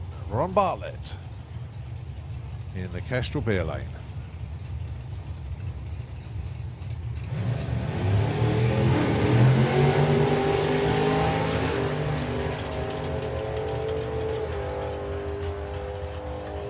$774, 803 for Ron Bartlett. Had a good chat with Paul, as this car, believe it or not, has never run a 7. But he's got the Pro Stock motor in it now, and possibly you may see this car run in the 7 for the first time ever. Going alongside Billy Gain. Billy, one of the most experienced racers out there. Mind you, Paul's not shy on experience either. Let's see how they get on in. The PT Bruiser, and of course the Victor.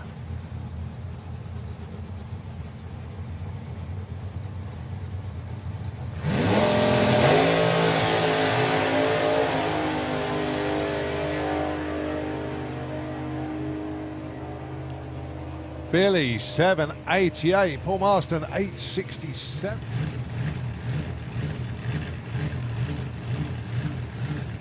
Okay, so Mark Turner then getting ready for his run.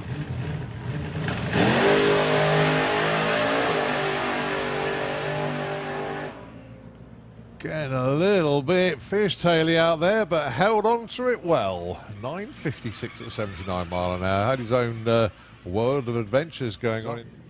So go as hard and as fast as you can, and whoever's the quickest will become #1 qualifier.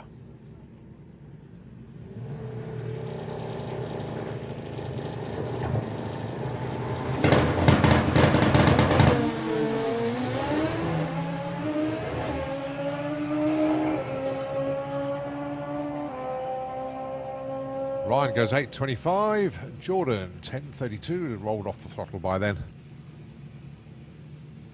Lorcan Parnell's bike will absolutely fly.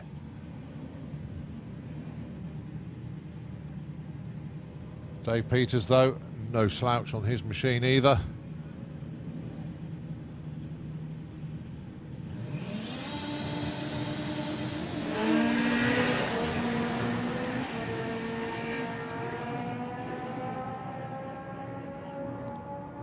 Nice 757, 180 opener there for Dave Peters. Lorcan launched well, but the rest of the run didn't work out as planned, just coasting.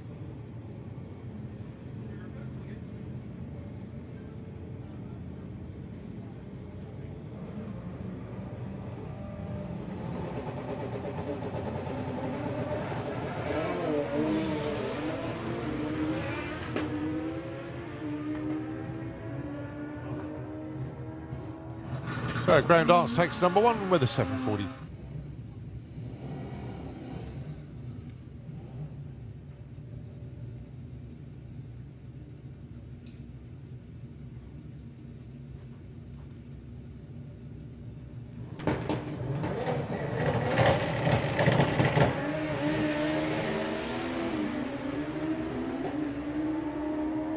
Well, better looking run for Pete Field. Didn't roll the beam slightly, so the ET will be affected by that. 8.29. Anastasiak goes 9th. The Hobo Racing teammates. And this is Hot Bike. Third pair.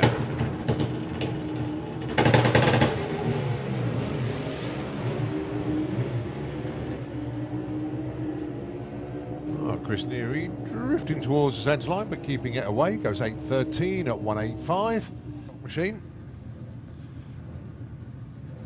One thinks for herself, she can certainly ride the wheels off.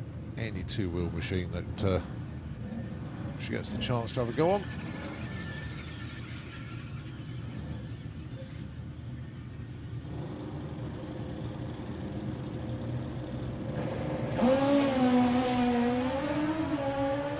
Oh, problems for Sean. 8:19, 144 there for Jazz. Adam Burns.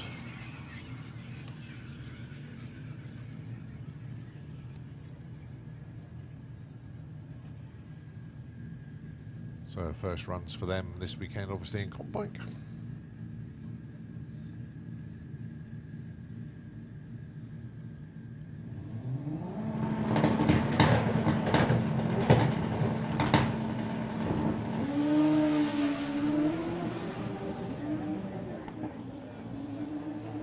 Well, Paul drifted right, and I don't know if he backed out the throttle because he was drifting too much right.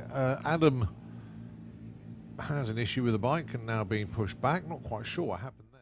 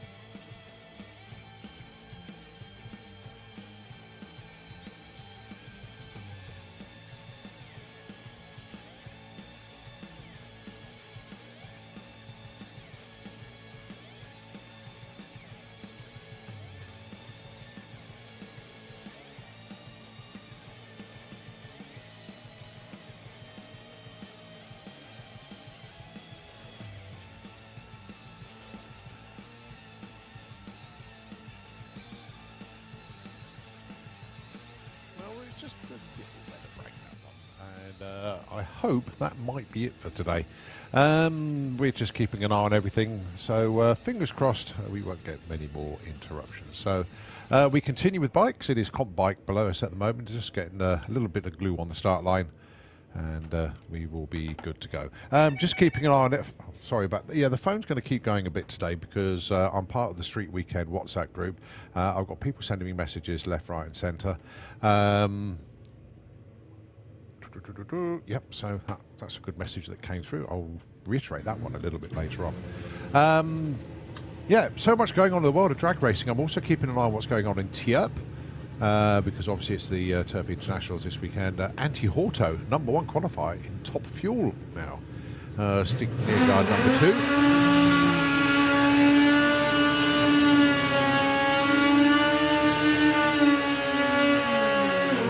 And in Pro Mod, Andreas Arthurson is #1 qualifier with a 585. Bruno Bard with a Gotham City Vet #2, 595. Thanks to Eurodragster.com for the updates.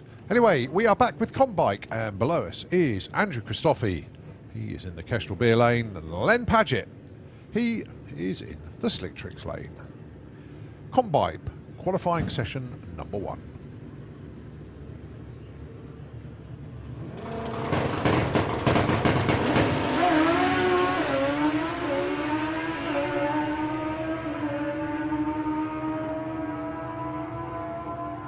$7.87 for Andrew Christophe, nicely into the sevens that time round. $7.79 for Len Padgett.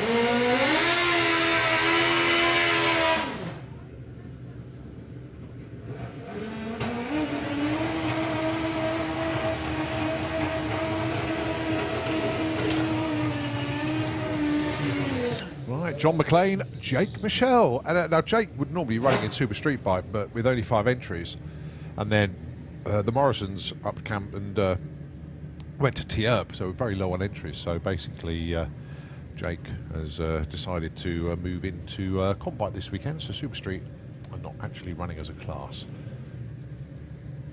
John McLean, let's see how deep in the sevens he can go.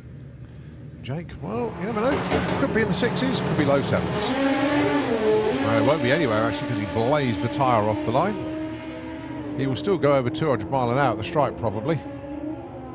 No, not quite. 8.25, 176, 10.04 at 99 for John McLean. Needless to say, neither of those runs went as planned.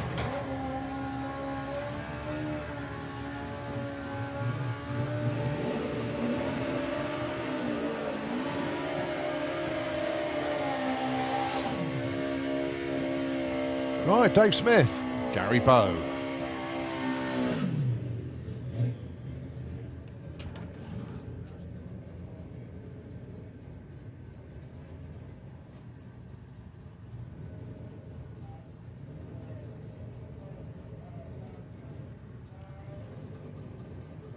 Both of these two riders have got great pedigree on 2 wheels. Both of them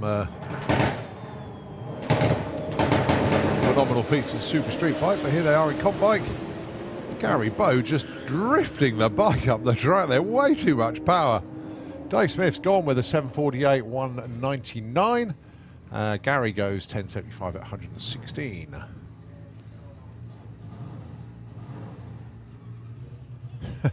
Entertaining nevertheless.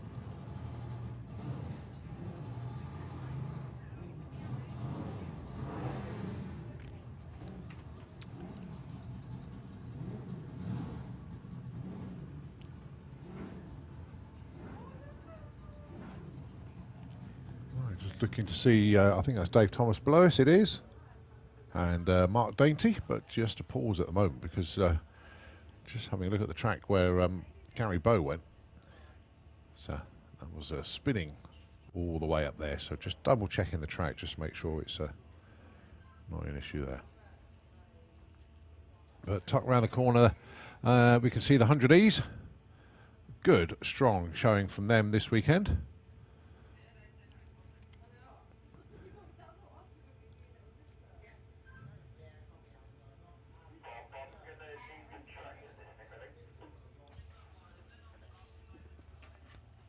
So yeah, the spotters out having a good old check out over there. I say, coming up next, we've also got the old school stockers tucked around the corner there. We are due Supercharged Outlaws. Obviously, the modified 100Es are ahead of the lanes for the cars. But then we've also still got 850 bike, 950 bike, ET bike, and junior bike to still put their first round qualifiers in. And then, of course, we then go into Q2 for all of our car classes here. Right, we have a message that's come through from our security team. Could they please put a shout out for a Miss P.L. Bridge? Can you please contact security? We have something she has lost. So just catch hold of anybody security-wise, because they're all in radio communication with each other, and they'll point you in the right direction. So if that is a Miss P.L. Bridge, can you please contact any member of our security team? They have something that you have lost.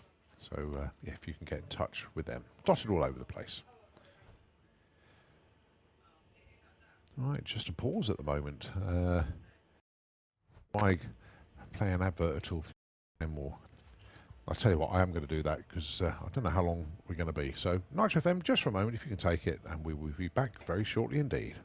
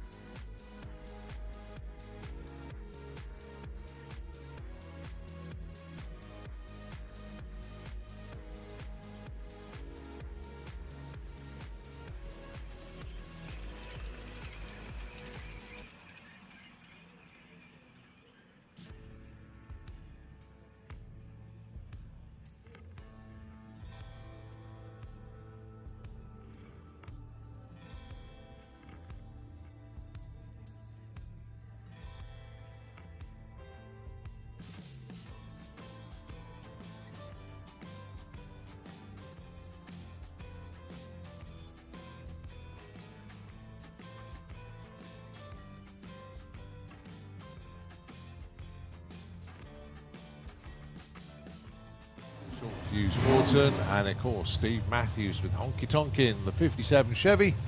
Steve Darling in 961, Nick 987.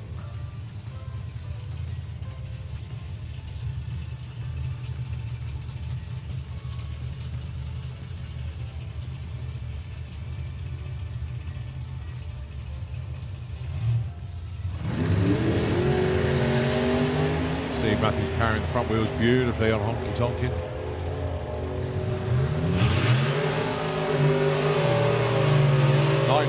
Breakout. Nick Dewison, the right side though, 993 on the 8th for Graham with the Austin Devon, and Ray looking for a 998.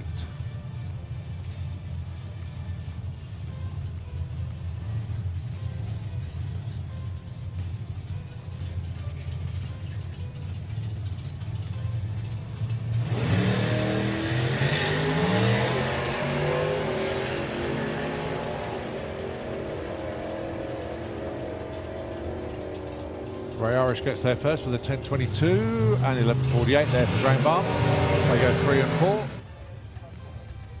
It does get a little bit confusing when cars swap with different drivers. And Nervous Nick with his pop now.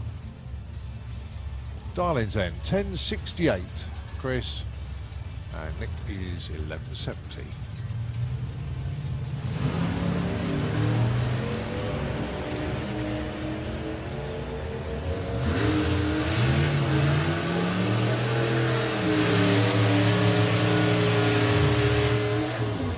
10.75 at 12.05. Chris Lehman goes to number the Rocket, 11.2.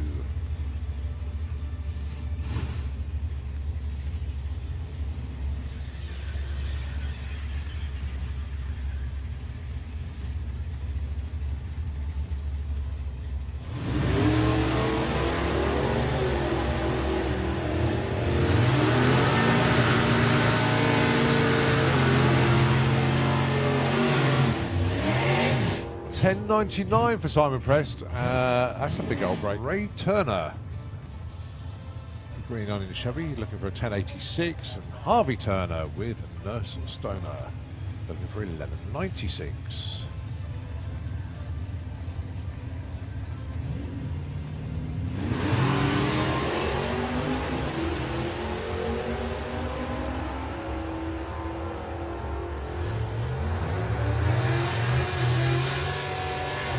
$10.92, Ray goes into the number one spot there.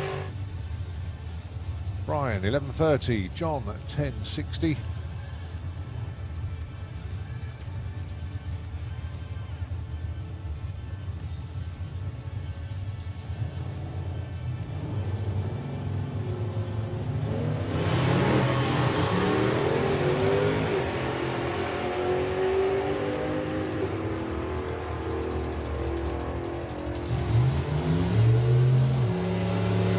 $11.01, $11.38, John knows not.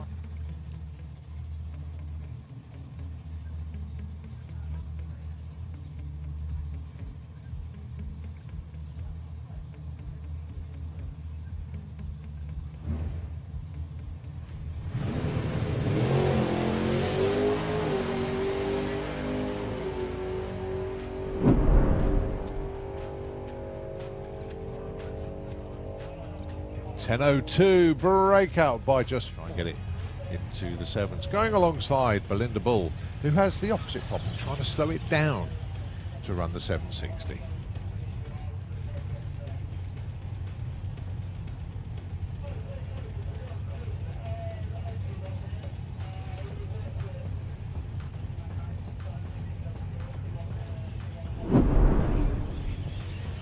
Oh, problems there for the door for Ron Bartlett. Unbelievable. No, it's not the problem he wants. There we go. Got it shut.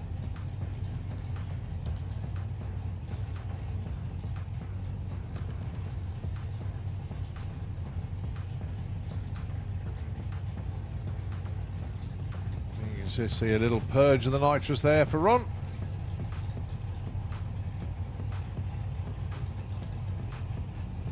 Okay, first pair, 760, heads up.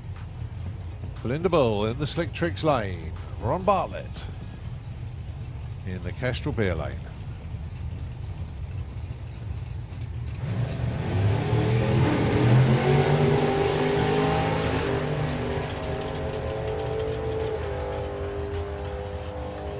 $7.74, $8.03 for Ron Bartlett. Had a good chat with Paul, as this car, believe it or not, has never run a 7, but he's got the Pro Stock motor in it now, and possibly you may see this car run in the 7s for the first time ever.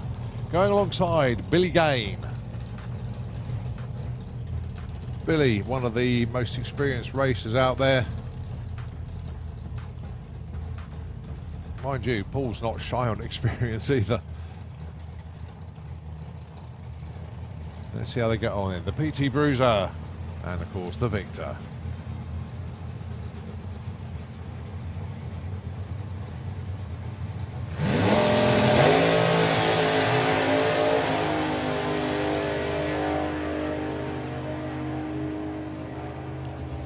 Billy 7.88, Paul Marston 8.67.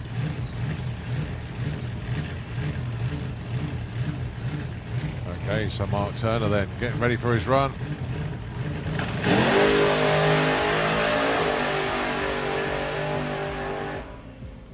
Getting a little bit fishtaily out there, but held on to it well. 9.56 at 79 mile an hour. Had his own world of adventures going on.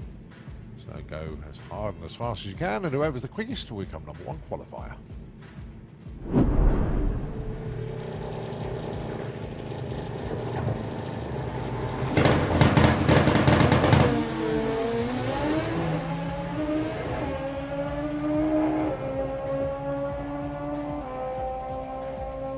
Ryan goes 8.25. Jordan 10.32. Rolled off the throttle by then.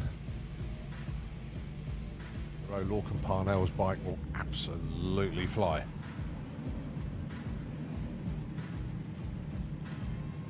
Dave Peters, though, no slouch on his machine either.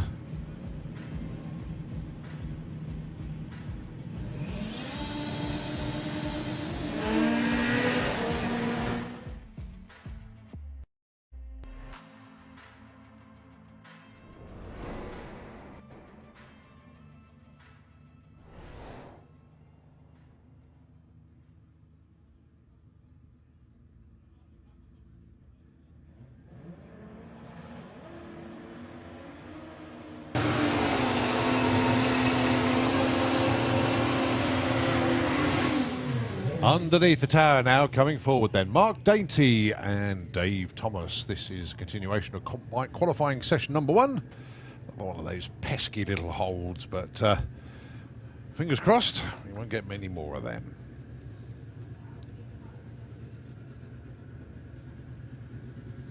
So both these two managed to get some testing done yesterday. Let's hope the data they gathered will pay off today.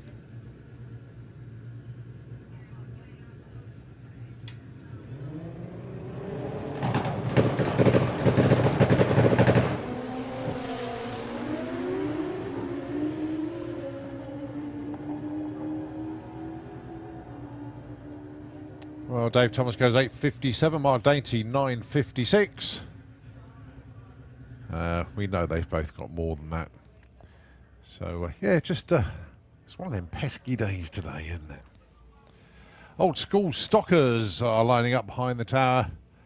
And also, of course, we do have our 100E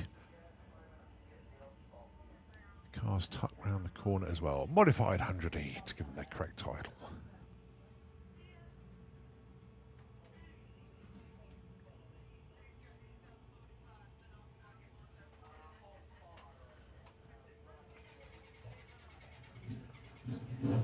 Right, still got bike below us.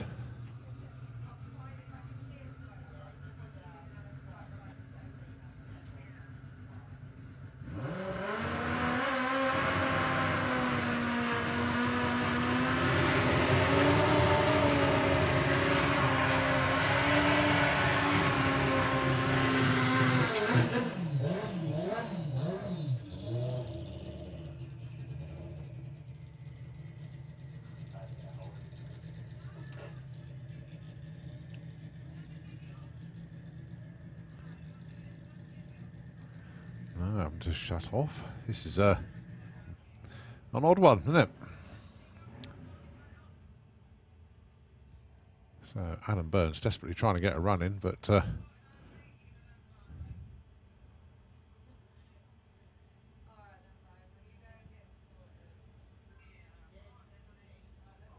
track crew still having a look around.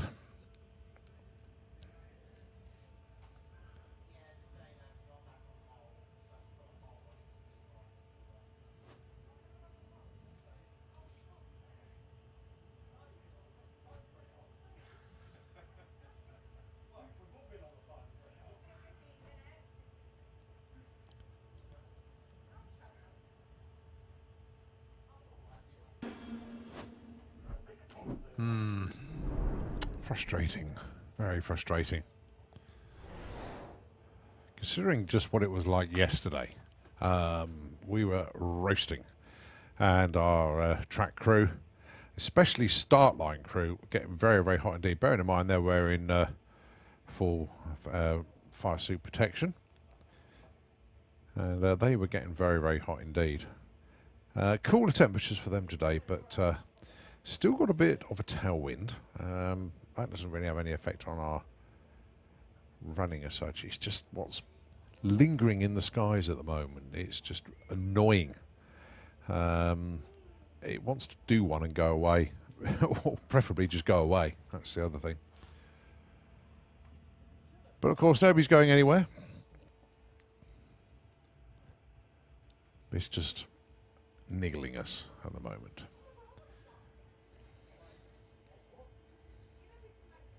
just a reminder of everything else that's going on this weekend. Don't forget, tomorrow is the Retro Show here at SantaPod. It's a non-track action show for them because basically we are into the race event here, of course, which is the STP Sportman Nationals. And also we do have street weekend cars coming back to SantaPod, having had the day up at York today. So we'll be keeping an eye on the progress from them. So that's what's going on track. Say on site, it will be retro. They have a show and shine, and various categories for people that to display their cars as such. Also got jet cars here tomorrow with Fire Force 2 and Oklahoma Willie, and they are both here obviously in the pits, pretty much ready to go. And tomorrow, track wise, it is eliminations for our race classes, and of course our street weekend teams will be putting in their last runs to finish their weekend. In the lead at the end of day one was Andy Bond, second was Al Mack, and less than 0.2 of a second between those two. Rob Carter, number 3, so 3 street eliminator cars filling in the top 3 spaces. Everybody having a real good time. 1 or 2 casualties on the route up to York, but more details when we get everything confirmed. But look forward to greeting them back a little bit later on. Next weekend up here, it's Run With Your Brung on Friday. Friday? I'm getting behind myself here. On Saturday. And then there's a single day event on the Sunday, which is, I've lost it in my on my schedule here actually, the Fast Show Reloaded, there we go. So that is next Sunday, 1-day event. Then the weekend after, it is the Summer Nationals, so another championship round. Weekend after that, Dragstalgia. We're really looking forward to that event this year. Weekend after that is a Run With Your Brung, with the Ford Show incorporated into that. And then a couple of the biggies, Bug Jam and the Mopar Euro Nationals, followed by Ultimate Streetcar. Really does start to get rammed up here then. So plenty to look forward to. All details on SantaPod.com or .co.uk. They'll take you to both. Right, well, whilst we're on pause at the moment, another tune, I think, from Nitro FM. We will be back with you when we're ready to go. But it's just one of those days at the moment. Nitro FM, airwaves are yours.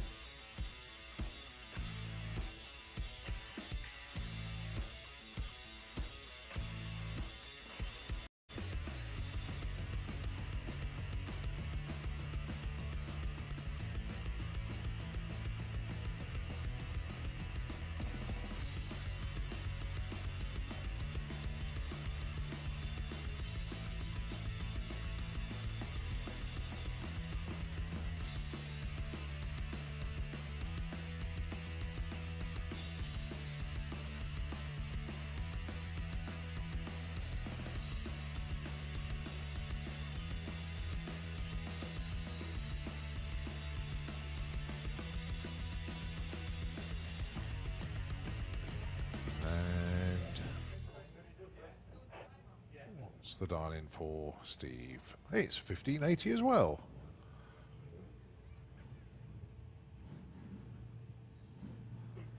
So let's see who can do the better job of running the number.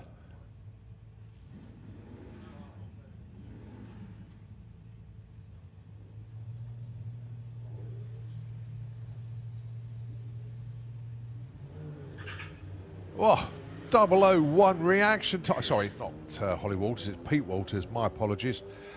Pete Walters, 001 on a car he doesn't normally drive. Right there from Pete. 16:10. Better job on the ET though to Steve Mellon. The Power Flow Jag alongside Matt Horsall with the Moonshine Escort Mark II. 14:25 plays 15:30.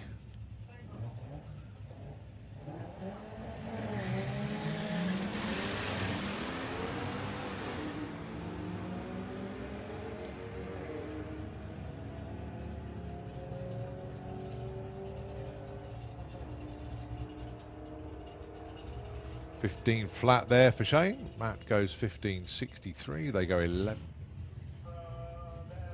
Bill Wilson with the Ford F100 and James Grew with Mont Blanc. I like that. The Touareg dialing in 15.90.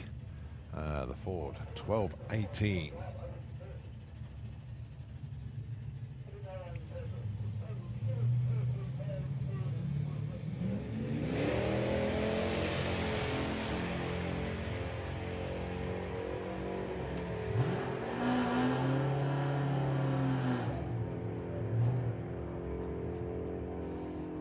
$12.45 and 15.83 breakout there for James. A little bit too quick.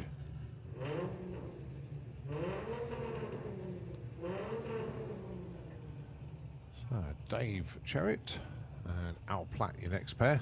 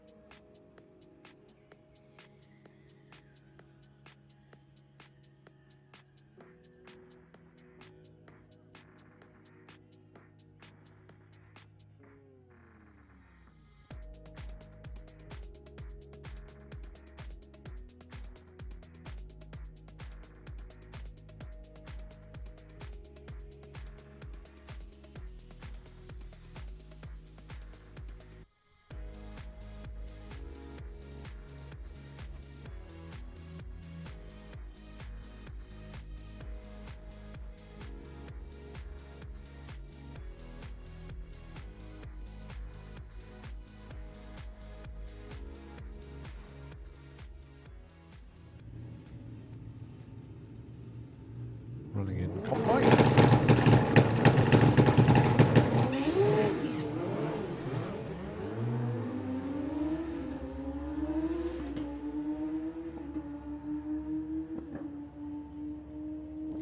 $177 mile an hour. Forget about the 970.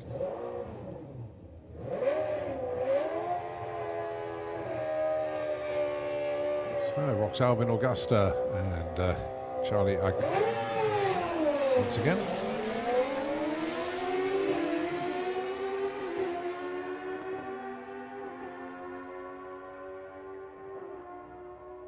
Charlie Anasagasti goes 10.61, but a 9.65.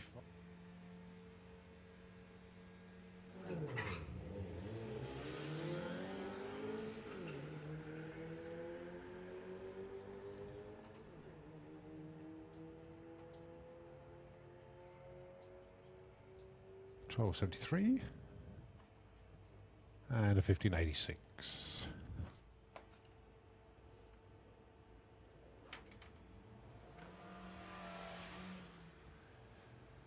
So somewhere between 59 and 16.3 is where Lorraine is today, but needs to be a bit more consistent. That's where she needs to get her ETs all tied together in VW Sportsman. 16.15, somewhere in the middle, and that's exactly what she did.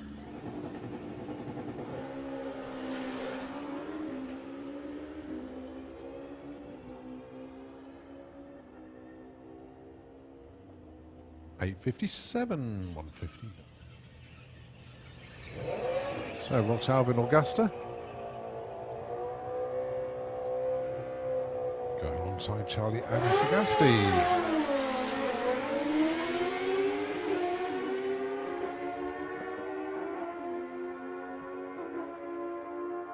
$9.43 for Roxanne, 10.16 for Charlie. Considering the time of day, this probably will be his last run. Unless he can hot lap it, but I don't think this particular car would do that.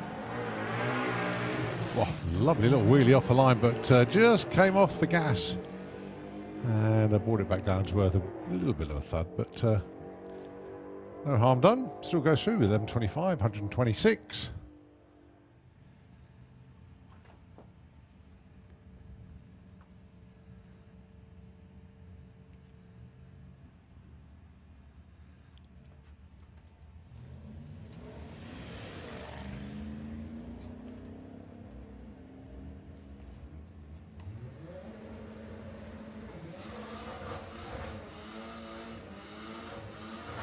That's a 12.24 and a 14.05 for those two.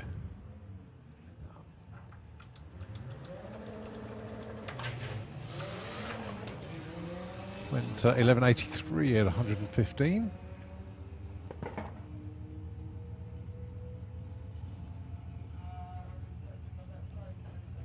Wow, 11.47. Great, 8.27 earlier on.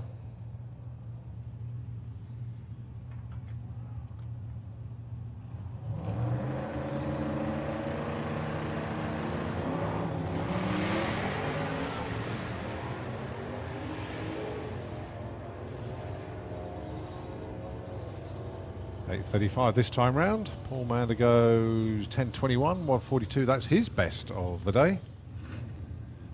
Chasing Andy Bonds 7.86.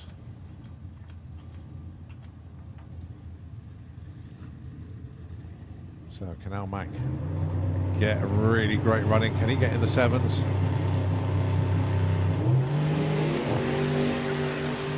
That's much better by the looks of things. It's all about the ET at the stripe. Yes, 7.98, 183, game on.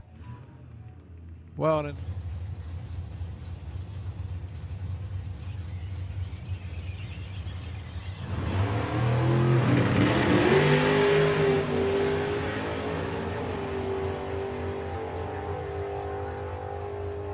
Belinda 7.90, Rocket 8.22.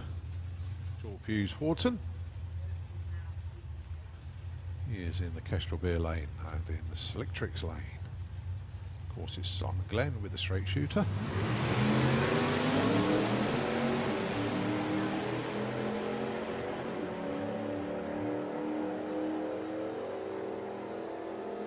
9.95 and 10.64 for those two.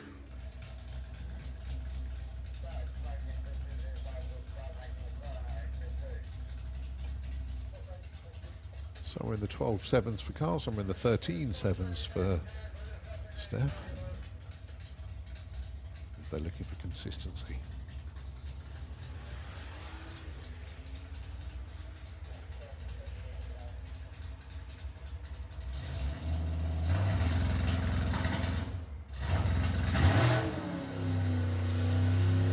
Well, we could say that 12.78 and 13.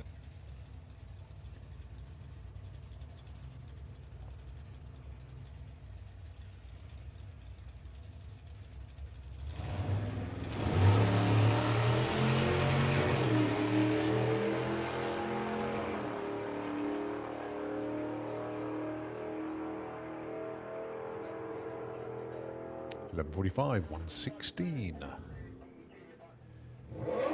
Around once again as the Chantal Van Loon.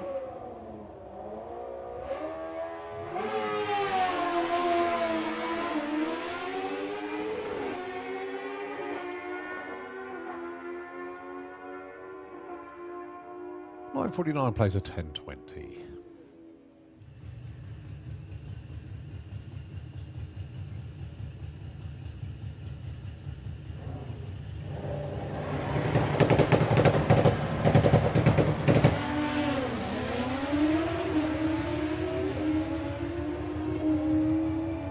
Mark Dainty already the quickest on track this weekend and goes even quicker. 7.19 at 109.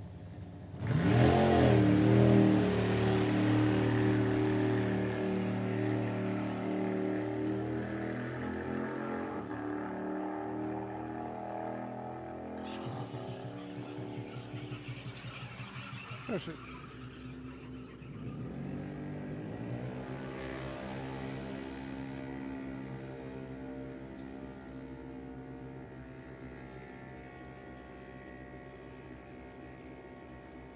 11.73 and 55.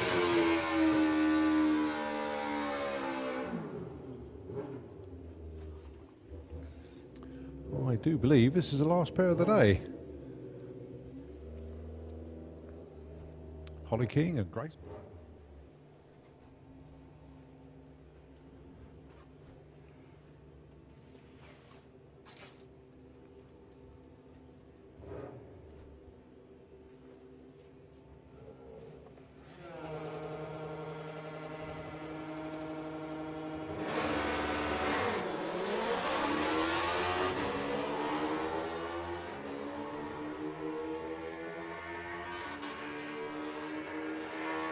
Well, that's Grace with an 8.41 and a 9.06 there for Holly.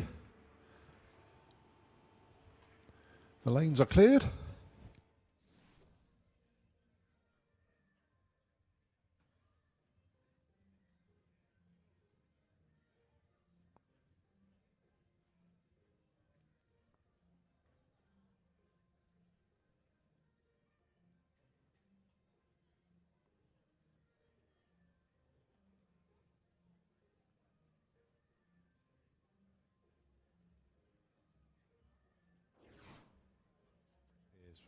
Underneath the tower, make his way up to the start line.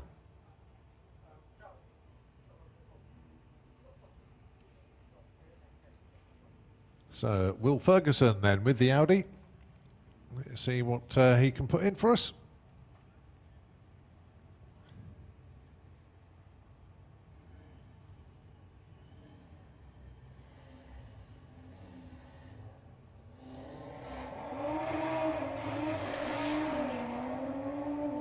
Sounds good and strong. 696, 107 at the 8th. That'll be a 10. 1060 at 133. Nice opener there for Will.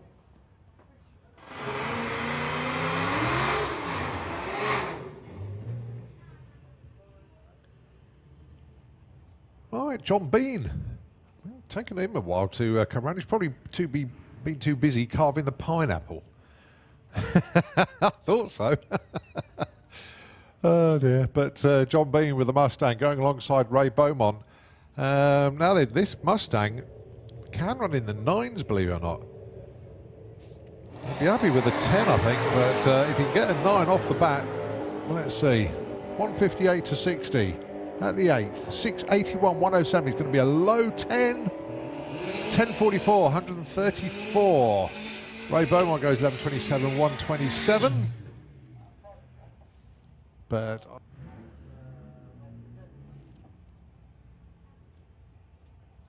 going alongside one of our VW Sportsman racers. Yeah, there is testing for our race classes this weekend. Don't see many of them though. This is Nigel Gregson with the Moon Stomper Golf.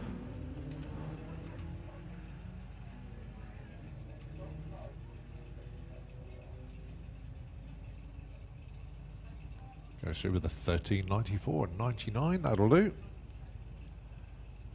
Alex Pryor, cards at 20.13.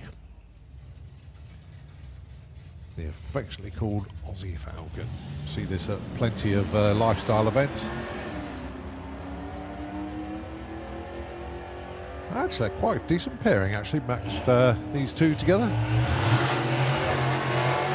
Reese goes 1207, Dominic goes 1257.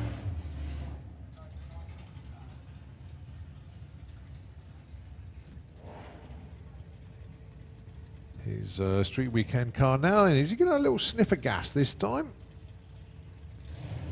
Let's see. Ah, it's launched well. 160 to 60.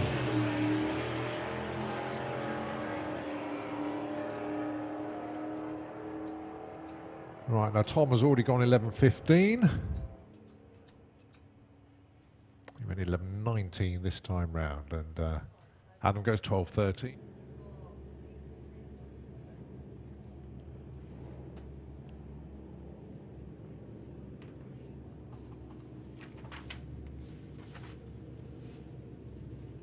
So Carl Thomas on his 950 bike.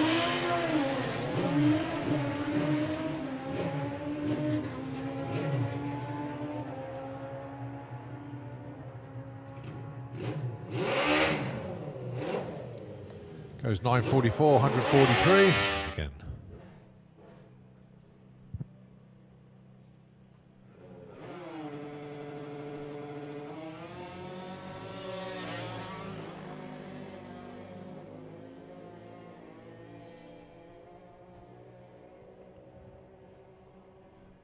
Grace 869. Jackson crosses the beams now, 1221. Bit of news from TIAP. Give you an update from there. Top fuel bike. Round 1 qualifying. And it's Ricard Gustafsson who is number 1 qualifier on a 6.05. Neil Midgley number 2 on a 6.1.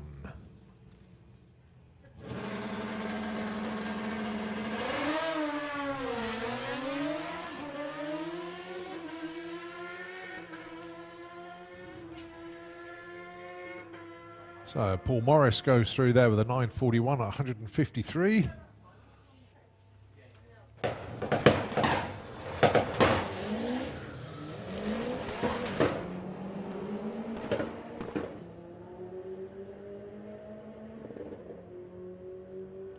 Oh, Tom unfortunately slowing. Scott goes 12.27. Tom coasting to a 15.19. Let's have a look, see where he is at the moment. He's on a 12.33 at 112.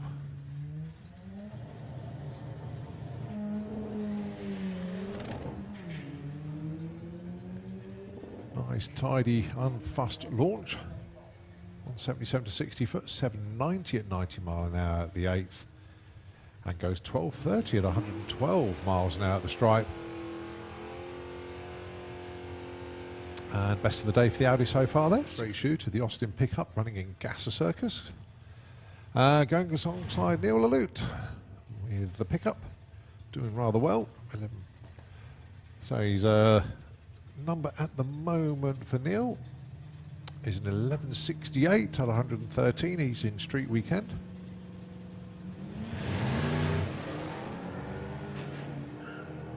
Box full of neutrals there, I think, for Simon. And the engine cuts as well.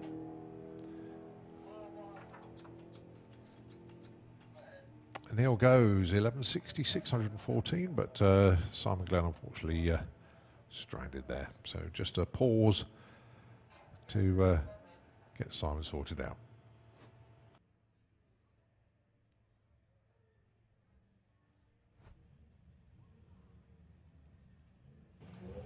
All right, Paul Carlin and Bobby Bowler.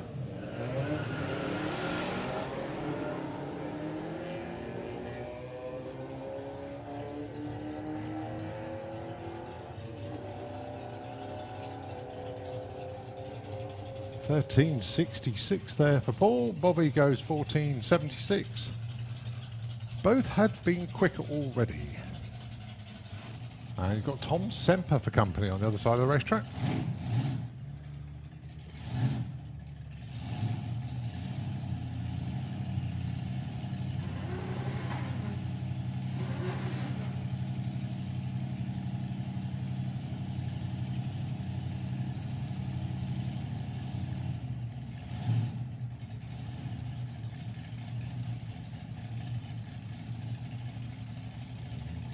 Okay, so first run of the weekend for Keith. Something in the nines would be very nice indeed. And obviously the lower in the nines, the better. Tom Semper, he's running in street weekend. Has already got a 12.92, so looking to improve on that. Keith Freeman definitely going to get to the stripe first with a 9.51. That's a lovely opener.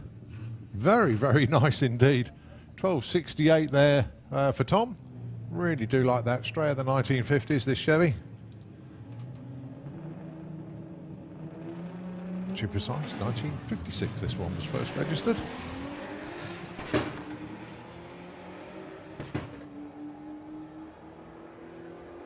$67 years old, that truck. Goes 11.63 at 121. Needless to say, it's going quicker now than it did when it was first produced. 12.39, 124 there for Jacob. Steph just testing for the Sportsman ET class. Well, under Keith's team, going to collect him from the top end there. Nice opener there, 9.51 off the trailer. Very, very good indeed.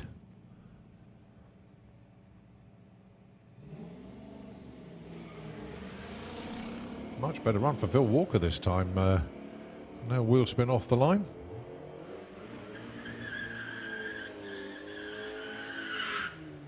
Steph gets there first with 13.75 and a 14.70. Yeah, no wheel spin. Best ET of the weekend so far for Phil. Nicely done. Right.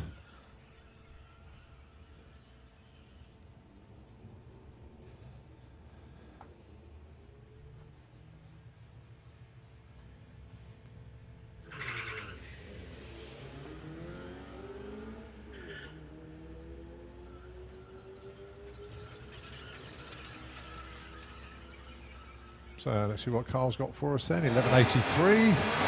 Steve Mellors goes 15.70. E. Clark. So John Bean went 10.44. Looking to knock half a second off that if we can. Much better 60 foot this time round. 10.35, it is an improvement. Is it enough of an improvement though? That's what we need to find out. It is his best of the day so far from his two runs. Nice run for Debbie Clark though, 14.89, best for her as well. Testing today. And Carl, street weekend. Let's see what he's got for us this time round.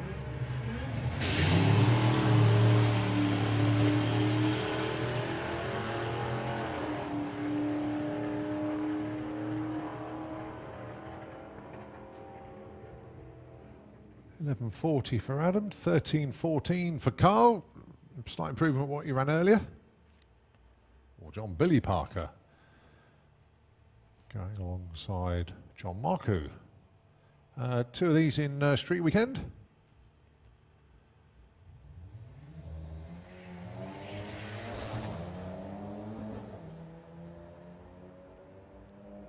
Well, golf looking quick. Could be in the 11s here. Yeah, it is 11.79 at 112.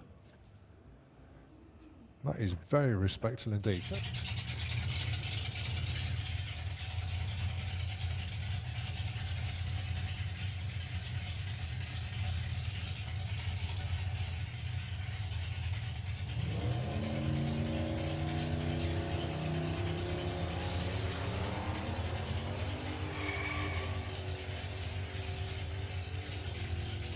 That's straight and true.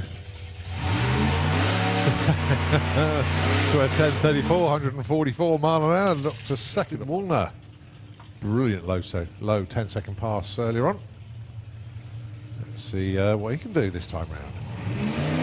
So currently on the 10.19 at 136.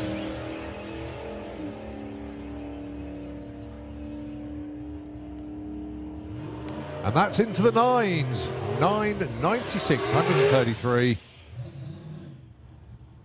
Not quite sure what he ran, Eddie, because the timing screen's giving me a minus 5.36, so that's not right.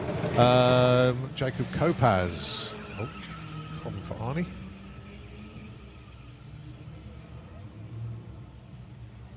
He did get a number on the board earlier on, did Arnie? But I just can't log what, can't remember what he did. Kopacz.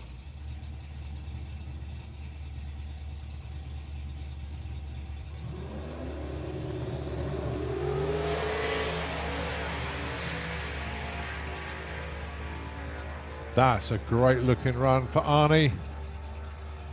9.59, 156 mile an hour. No noticeable wheel spin that time off the line, hence the numbers came down.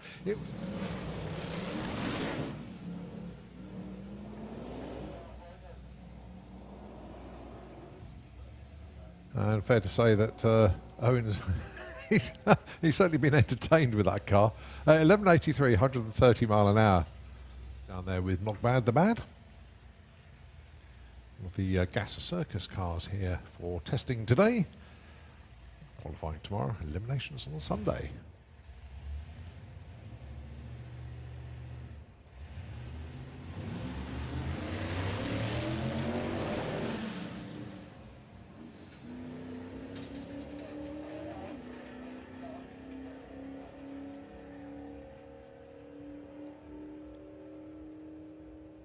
$14.75 at 95 mile an hour. Right, just a little bit of track work. Right, Dion Hartley going alongside. Just making sure I've got this one right. I think it's Keith.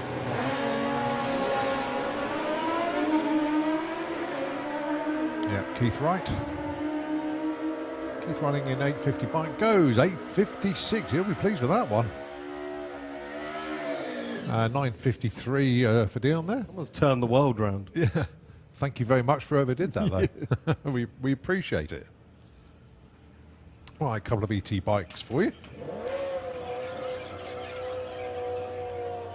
All right, so you got Chantal Van Loon back out again.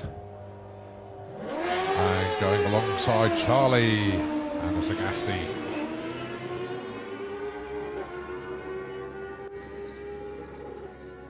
Pretty equal. 9.88 and 10.43. Only 0.28 between them at the stripe, though. I went straight in there and went, "You got a spare bed in the hotel?" To which he said yes. Oh dear. Right, Dan Diaz. What's Dan got for us? 9 flat, 159.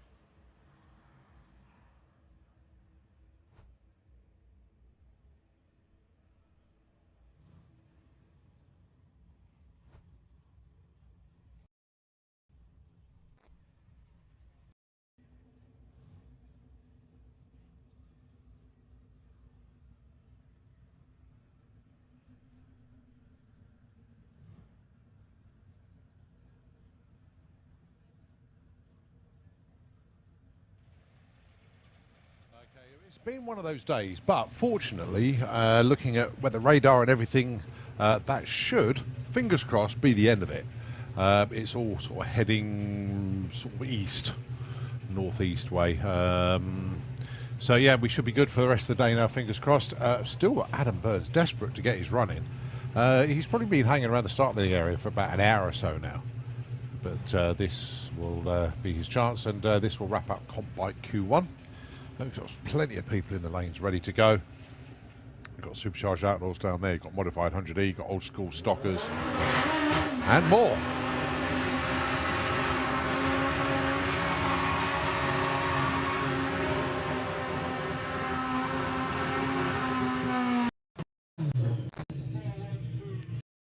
So, Adam Burns then. For the MIB team.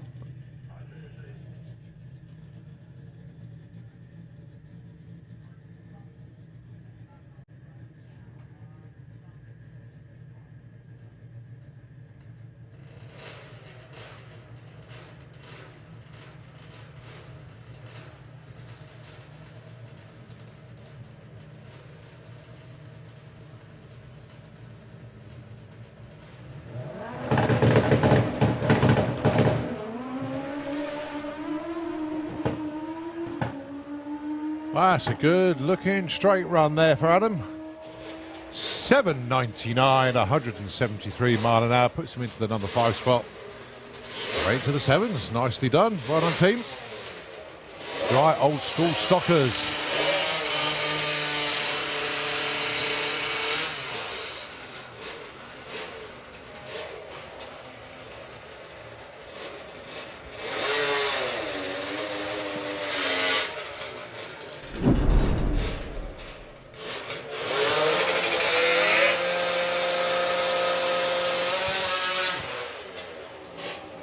Kev Melling and Chris Spry, your first pair.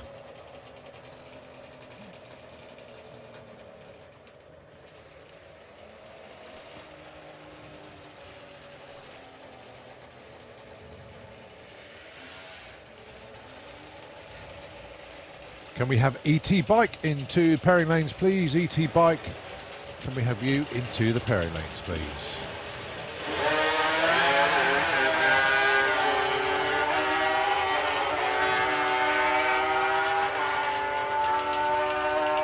.866 148 for Kev Melling there, lovely opener. The Spry goes 10.03 at 130.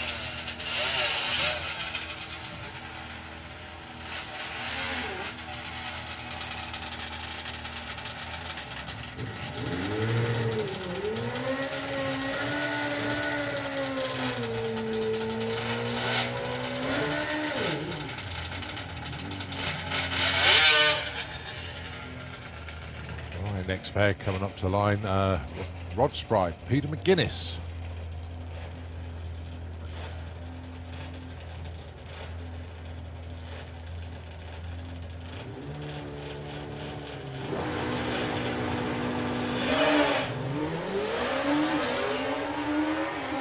Rod Spry off a real good looking run here.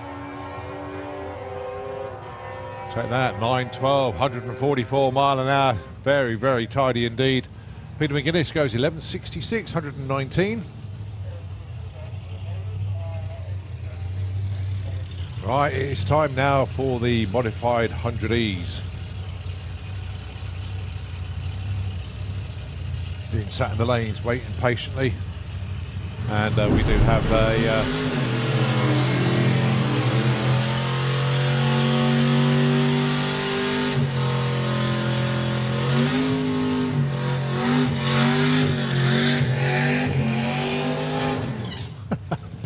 burnout there. Oh boy, oh boy, oh boy. I think that's a frustration burnout more than a performance related one. You've been sat in the lanes for so long, wanted to get some heat into the tyres, heat into everything basically. So here we go then, modified 100Es. We are racing in memory this weekend of a young lady that very, very sadly passed away, Sandra Lee Wood, and you'll see a lot of the cars carrying stickers on the boot lid Fair to say, gone way too soon, and can be sorely missed by the racing community, especially in the 100Es, where she was well known for, shall we say, green and pink. Had that lovely green 100E, but all pink interior, pink harnesses. Just echoed what she was about, really. 10.56 and 10.75. Stuart Flitton, nice numbers for him. But as I say, we are racing in memory this weekend of Sandra Lee Wood. Special thoughts obviously go out to husband David, and of course all the children, Dad Jamie. In fact, there's so many people that Sandra Lee came into contact with and was friends with, and fair to say all in a state of shock still. So racing in memory this weekend of Sandra Lee Wood. And a few glasses were raised last night, I know, and they are in the thoughts of all the racers in Modified 100E this weekend. 13.60 and 13.57. Tim Evans going well.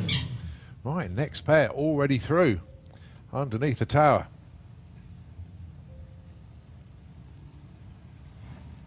Mark Wade and Matthew Stanley.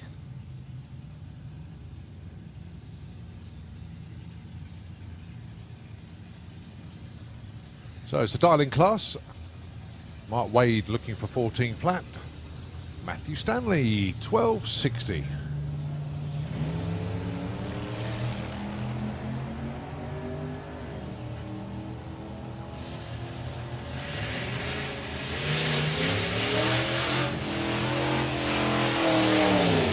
$14.32 plays $12.94.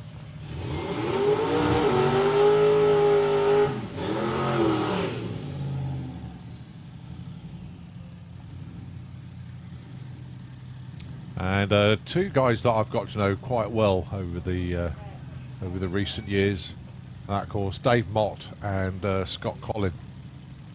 Scott with the Adrenaline Rush 100E, looking for a 9.30. Dave Mott, 12.8.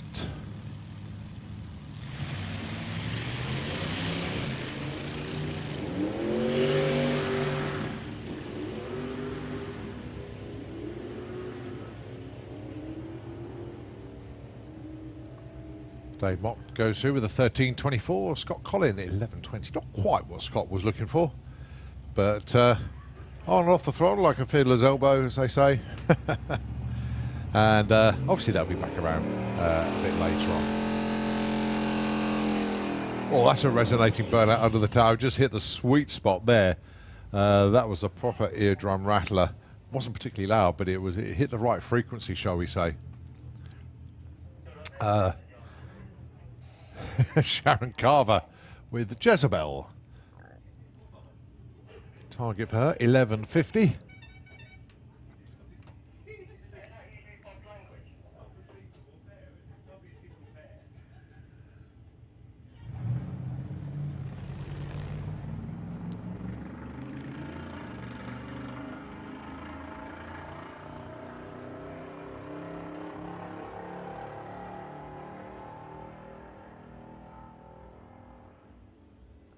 And a 14.09 end result there.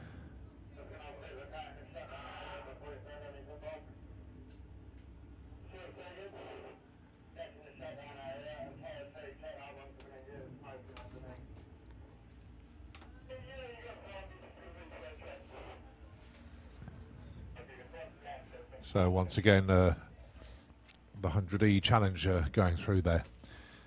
And they've got their first runs under the belt, as I say. They're all racing with the decals on the back, remembering Sandra Lee Wood this weekend. All right, Supercharged Outlaws are in the lanes. And Keith Freeman had some good runs in yesterday. Looks like he's going to be the first round to come around the corner. Good to see Nigel and the good guys altered here for the first time this year. I think that's Aaron Windridge tucked in behind as well. And I know somebody that's at home probably tuned in for the coverage is the Fadster himself. Andy, a very, very good afternoon to you, mate. I'm sorry you couldn't get everything together in time for this weekend. But as they say, you know what? Rome wasn't built in a day, and there is always another day. And I think the sensible approach is just take that a little bit more time. I know there's a bit of an issue with getting some bits. But Dragstalgia will always be here waiting for you, mate. And we do look forward to seeing you up here for that one. Your precious cargo, I can see her stood in the lanes down there. So she's absolutely fine, mate. So, yeah, we got Supercharged Outlaws down there. Also, we hope that being able to get some runs in will be purely test runs. Of course, John Willard is here with the Aussie Outlaw. Had a great chat with him and a catch-up. He even let me sit in the car this morning, and yes, I did manage to get out. Bit of a tight fit for a big bloke like me. But thanks ever so much indeed to John and the rest of the team all the way from Australia here for a few weeks. Going to encompass Dragstalgia as well as the Summer Nationals as well. So yeah, they are here, and this is their first weekend at the track. Also got plenty of bikes in the lanes as well. 850 bike, 950 bike, and I don't think ET bike are that far away as well. And then that will be the first cycle finished. So the Bluebird is out there at the moment, just putting some traction down, which, without a shadow of a doubt, the Supercharged Outlaws will need all the help they can get to go insane numbers as they normally do. And then once we've got those classes through, of course, the junior bikes as well, then it'll be into session number 2.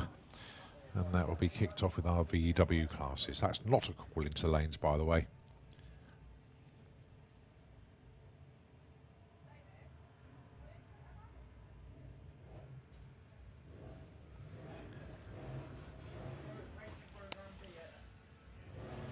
So, well, Ian's decided to jump out the Bluebird and jump in the tractor, so...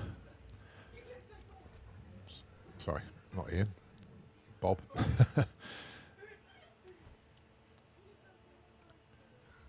Constantly making that track better all the time.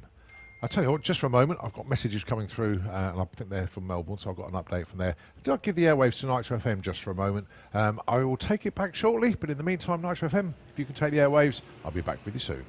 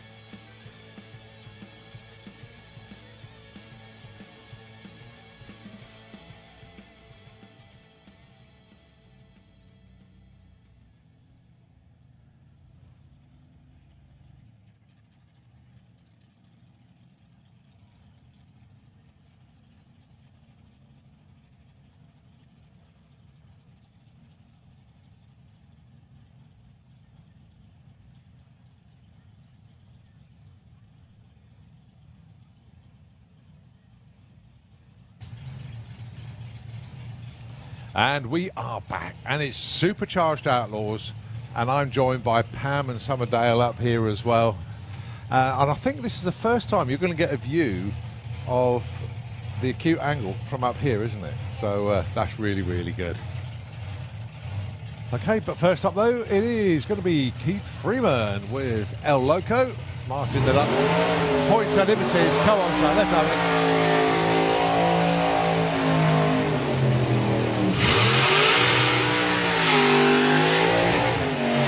And driving the good guys, Topolino, it is Steve Clark this weekend. Always trying to catch up with the good guys, especially Nige. We both got this affliction for collecting die-cast models, so I know he wants a few of mine. I know I'd like a few of his, but there we go. It's what we do.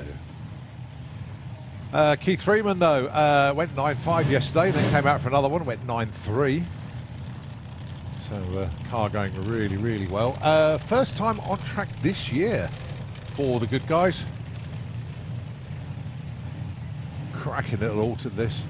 Well, I won't say little, it's not that little, but nevertheless, cracking car.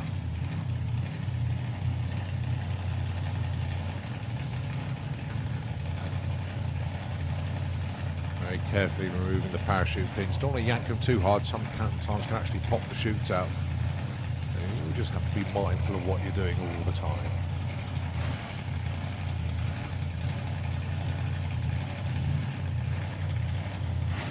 Okay, so Steve Clark bringing the Topolino up to the line in the Slick Tricks lane. And it's Keith Freeman with El Loco. He's in the Kestrel beer lane. Another low to mid-9, please, for Keith. He'll be very happy with that. And as I say, Steve Clark's first run of the year. Not quite sure what their plan is, but if it feels good, they'll keep going. That's the way it works.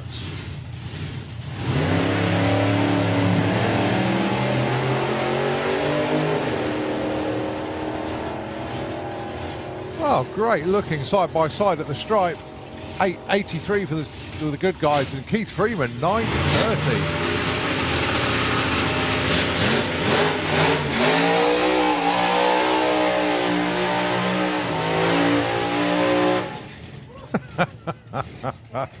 Oh dear. That's what happens when you sit in the Perry lanes for about an hour or so. You get frustrated and you think, no, I'm giving it everything I've got now, and have a bit of get rid of that frustration. So, so young Aaron getting a bit carried away there. Gotta love him for it though. He'll eventually come back. I think he went up to the 8th mile then.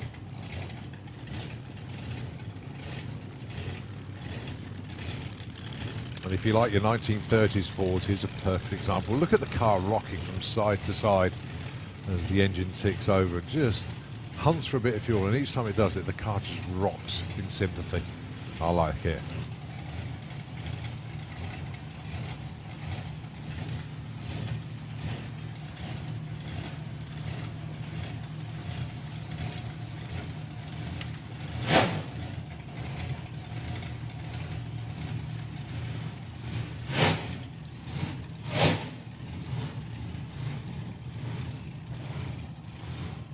So no real burnout there for Jim Tucker. So maybe just going to take this a little bit easy. Aaron Windridge though. Whoa, bucking Bronco there. Actually stands on it and goes 10.52, 161 the long way round. Jim Tucker coasting through to a 13.78. Right, next up, Ian Merriweather.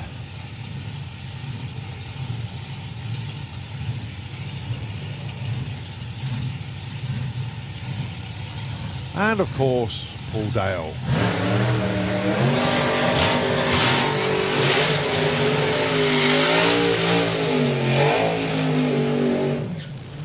Now, Ian Merriweather's been in touch and he just wanted to pass on huge congratulations, and of course from everybody here. 17 years married to Selena, so many well, congratulations, happy anniversary folks. It's Ian Merriweather and of course his better half Selena.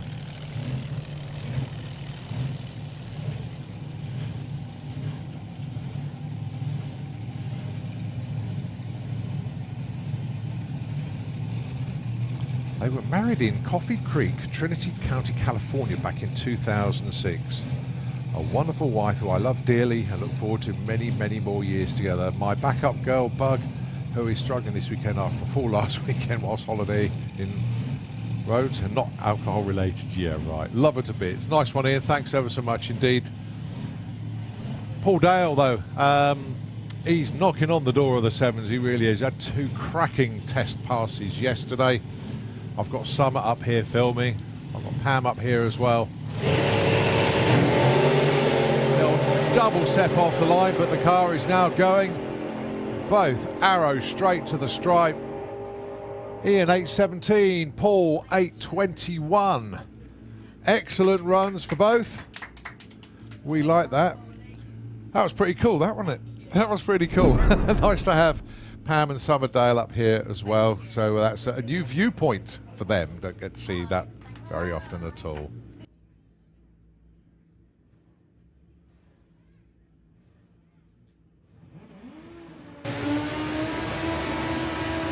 We move on to 850 bike. We're going to rattle through them now.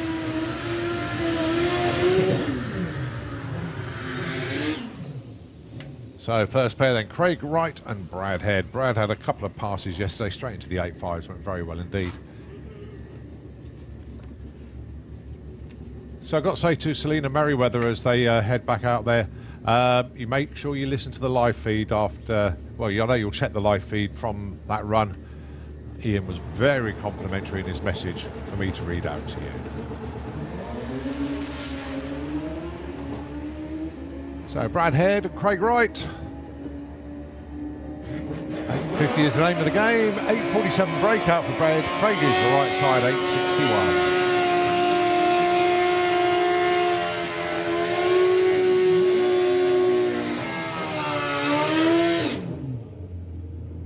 Next pair, J. Rowe, Dan Dieth. Now then, Dan, where's the number 1? Courtesy of winning the championship last year. He is the form rider, and he's razor sharp off the line as well. But then, having said that, J. Rowe's no slouch. He's got former championship form, having won the title before.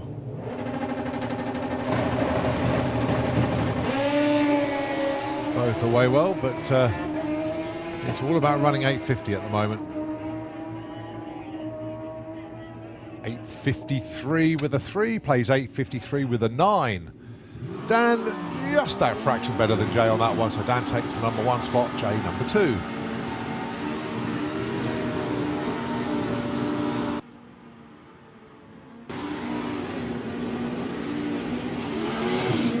Gary Malone and Ian Critchlow, your next pair.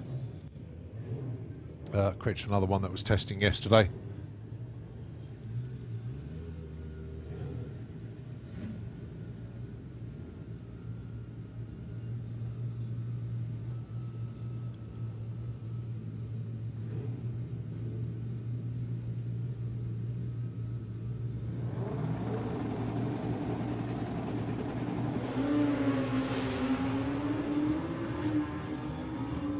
Well, good looking runs a pair, but it'll be the timing balls that will tell the story. Oh, 853 with a 2 for Gary Malone, nicely done. 855 for Critch.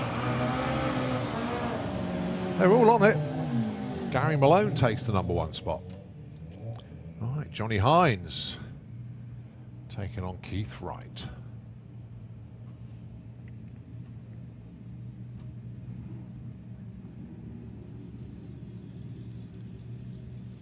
Johnny Hines recently attended a show, hence the new colour scheme on the bike. It was a wrap what the company wanted to do. Johnny said, yeah, it's up to you, mate, as long as you include the race number. And they came out with that design. Johnny liked it so much, he's kept it on there. And Johnny goes 854. Breakout there for Keith Wright, 845.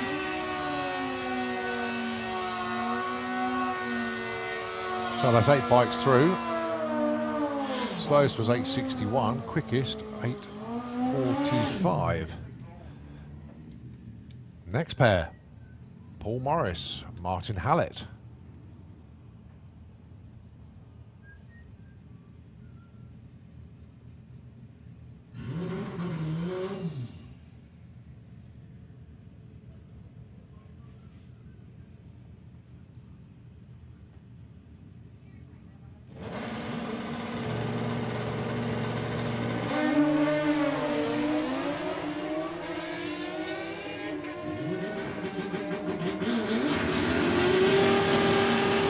Martin goes 8.61. Paul Morris a little bit off pace there, 9.17. But it's a tough class, this. That's 10 numbers on the board already. Here comes Stacey Reid.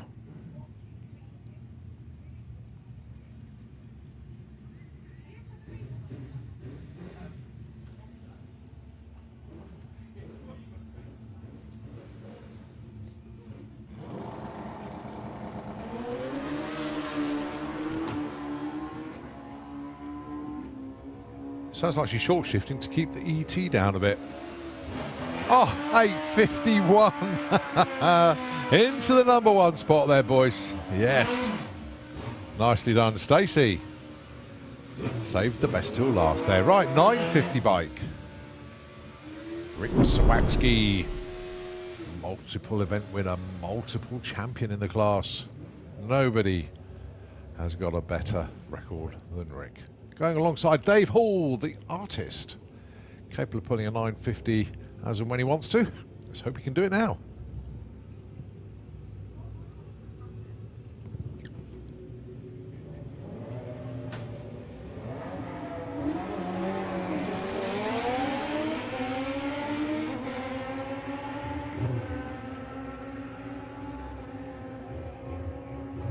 .962 plays a 9.44.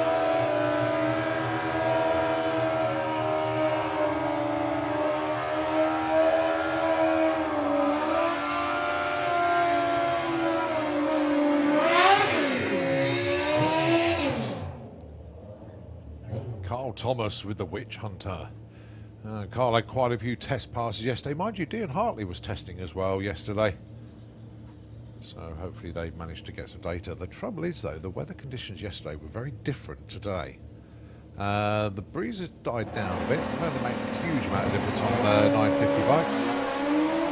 But certainly the temperature will.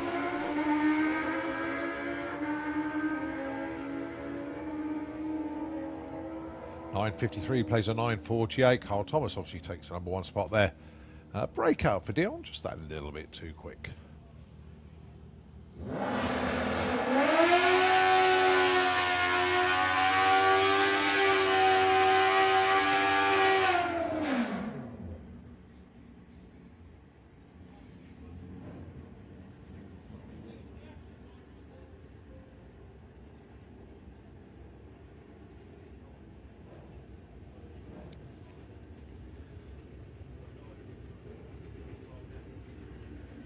Zoe Hallett.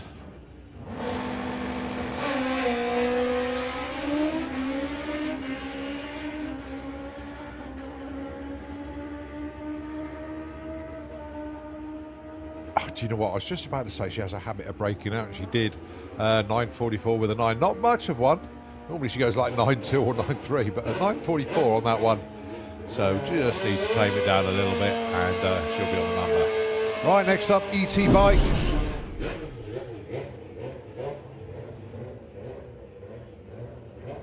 First up then, Gary Hester. He is in the Slick Tricks lane, going alongside Nick Pladen.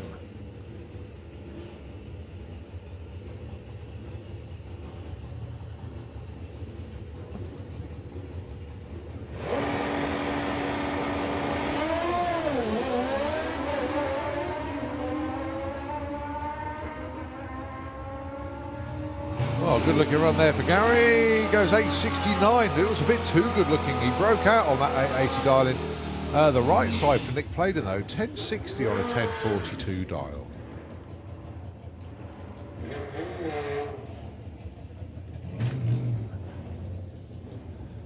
All right, the second of the Hesters. It's Carl this time on the Rebel alongside Chris Venn. Big red machine. Harley had a chat with Chris yesterday. Had a little incident yesterday, but he's absolutely fine. A few scrapes and bangs on the bike, but again, that was all fixed. And many thanks to Jason Phelps for helping out with the lever on the handlebars.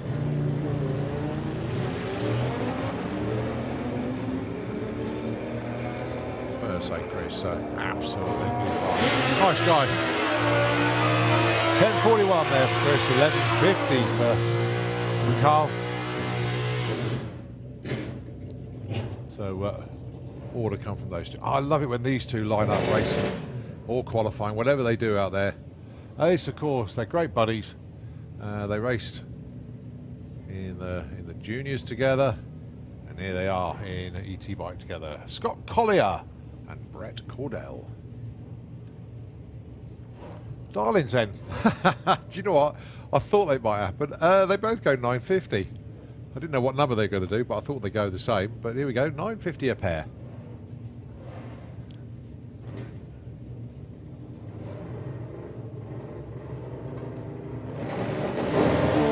Both away well.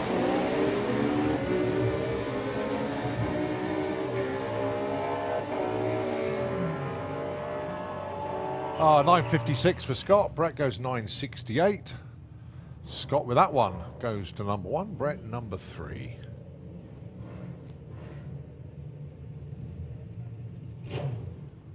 Dave Grundy and Peter Harrison.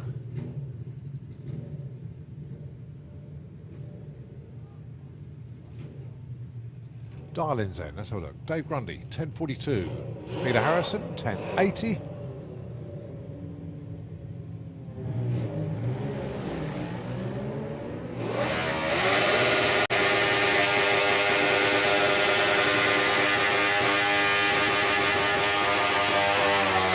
.76 plays 11.05. Dave goes 5. Peter goes 4. Jake Bowden in the Slick Tricks lane. Again, another rider getting some test runs in yesterday. And the guy that was certainly here yesterday is Phil Pratt on Satan's Lady. He's dialing in 9 flat.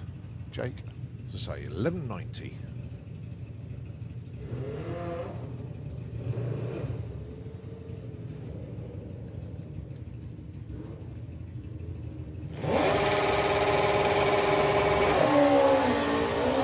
Oh, one light there for Phil. Let's see what the ET is. He wants 9 flat, gets a 906. Nicely done. 1207 there for Jake. On 1190.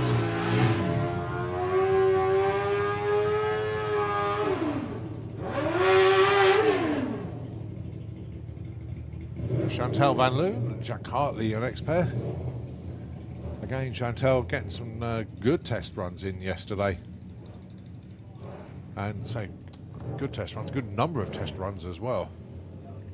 Making the most of the test day. For The Hague.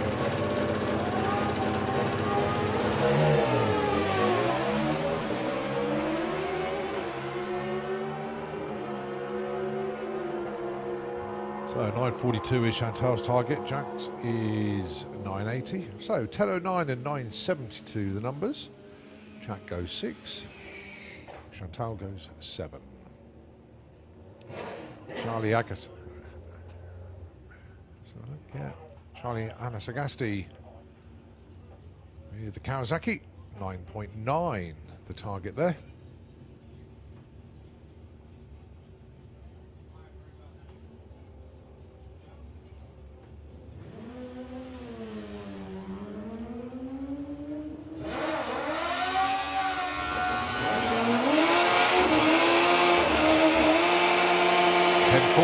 Puts Charlie number 5.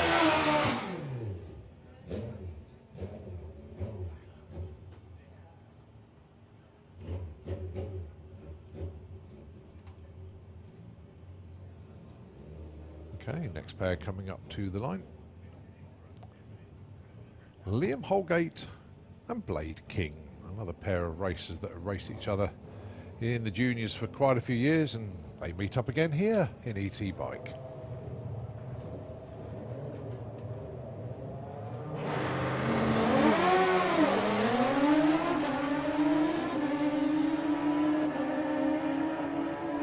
.958 plays 890 on the dial-ins, and it's a 955 breakout there for Liam.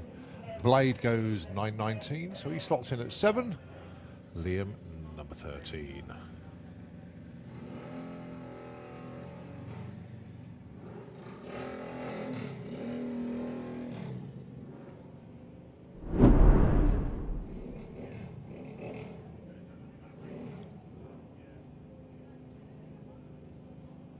Got Harry Isaacs in the Slick Tricks lane, going alongside Lyra Humber.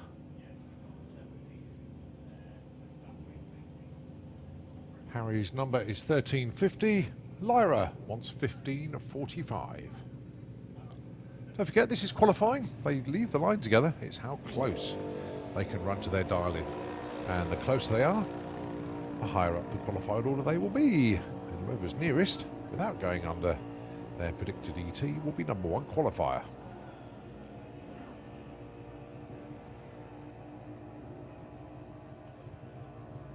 At 1386 plays a 1490. That's a big breakout there for Lyra Humber.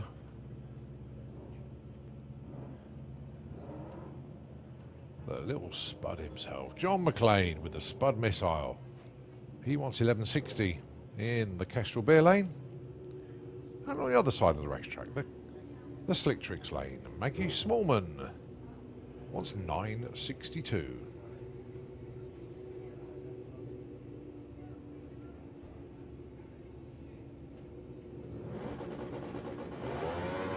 Off the line they go.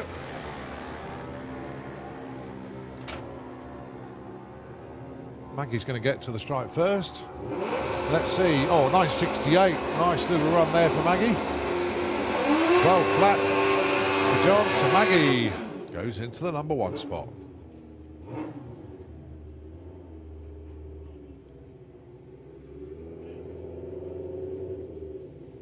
I'm not sure this has happened in the Morrison family before. Just in case.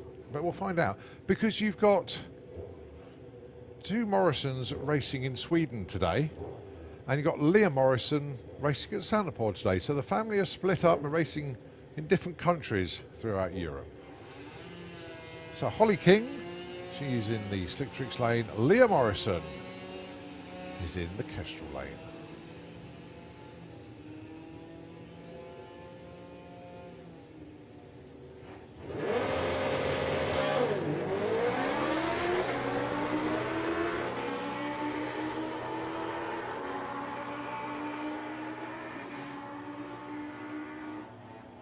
Holly goes 862 on an 853, goes to number 2 spot. Leah goes 1157 on a 35, goes to number 3.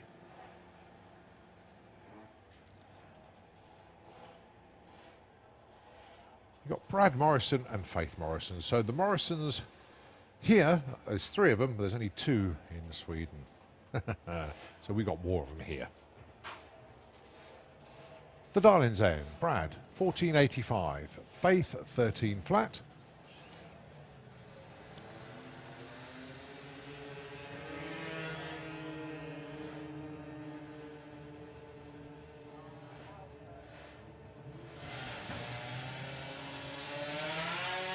And that's Faith going 1288 breakout, just a little bit too quick. Brad, the right side, 1542 on that 1485.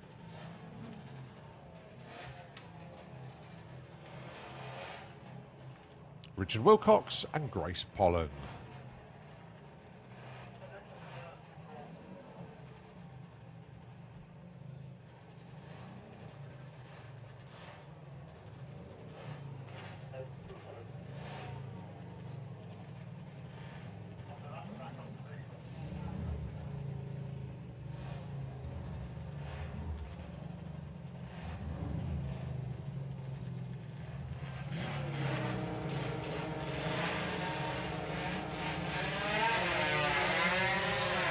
Nicely away there for Richard.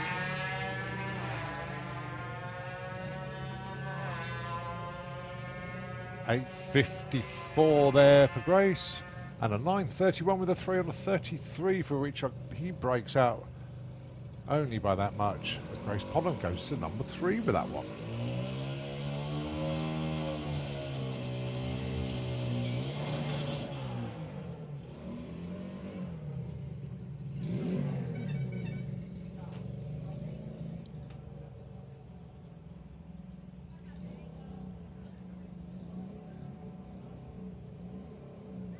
Next up, young Declan on the Honda, dialing in 10.30.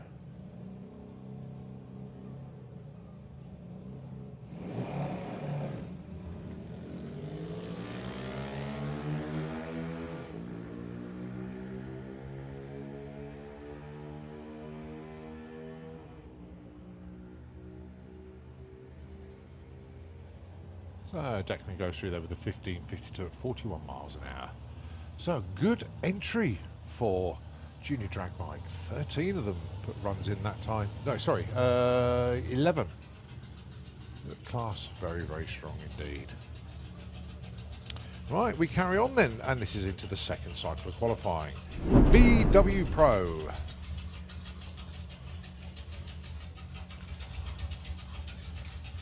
That does sound like Jake below us with the with Nino. Just going to double check. It is. Going along the side. Ed Keach with the Tango Golf.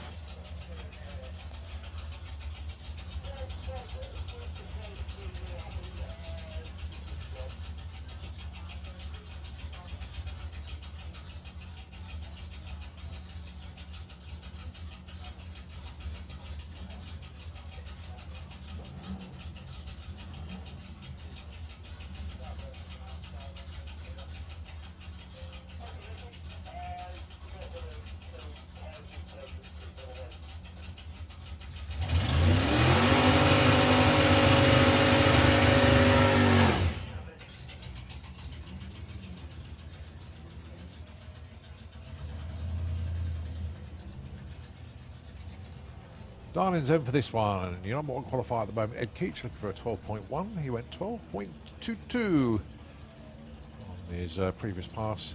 And Jake Fronda, Darling in 11.90. He went 12.33 in Q1.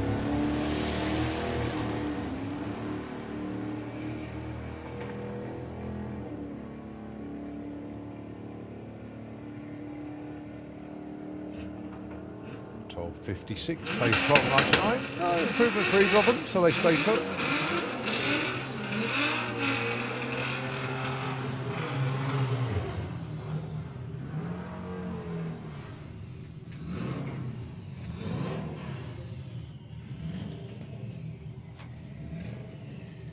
Next up, Jacob Bailey and John Brewster. 10.5 the dial in for Jake. Sorry, Jacob, and 11.12 for John.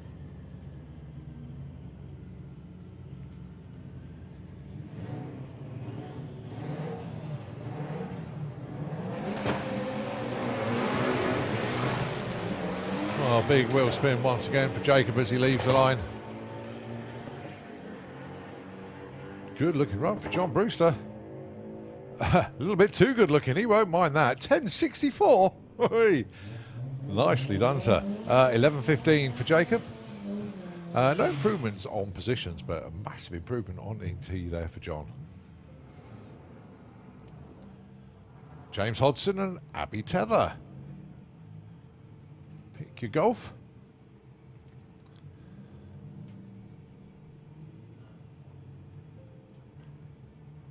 One from the early 1990s and one pretty much up to date.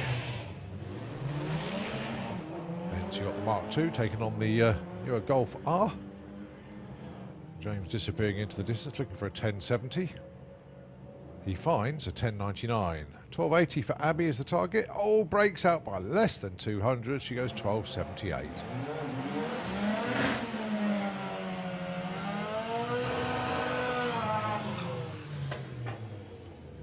Graham Fairhead with the Misfit.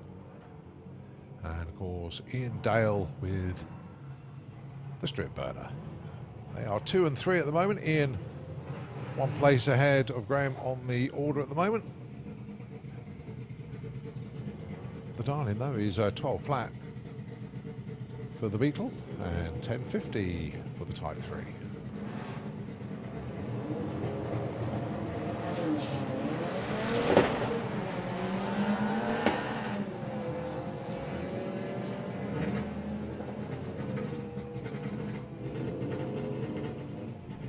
$10.58 for Graham Fairhead. That's good enough for number 1 at the moment. A good 12.21 there for Ian Dale. But Graham moves up from number 3 to number 1. Right, Dave Crowhurst and Chris Waterhouse.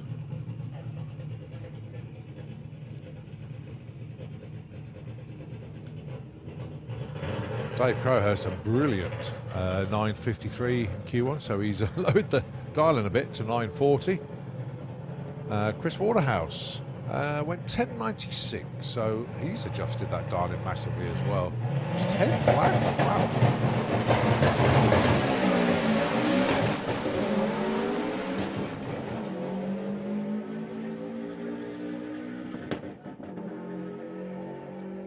Oh, and Dave Crowhurst breaks out again, but who cares when you run a 937?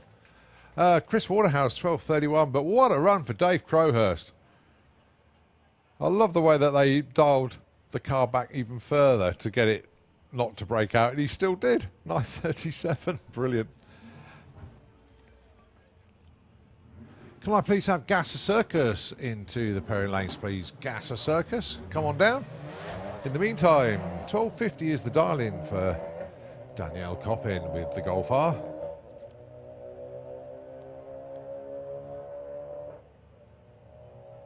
And a 1305 is the end result there, but it moves up from 11 to 4.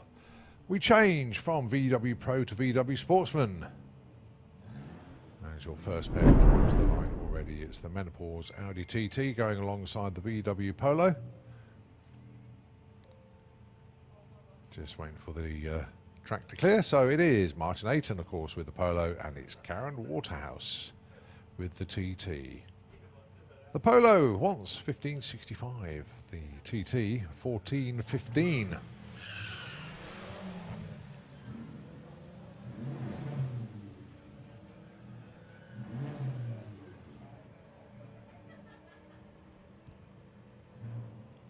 Well, Karen's going to get there first. She gets a 1463. Martin moves up a bit there, 1577. He goes from 5 to 4. Karen improves as well from 14 to 9.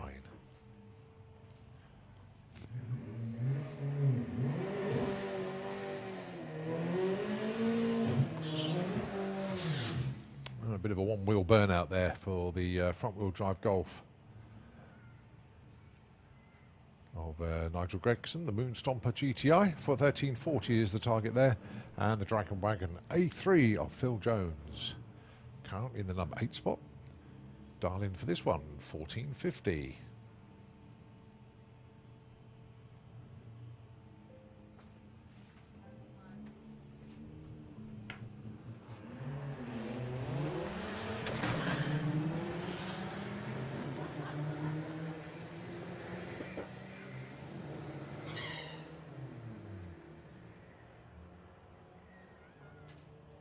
$13.50 for Nigel. That's going to move him up from 19 to 4 with that one. Very nice indeed. 15.23 there for Phil.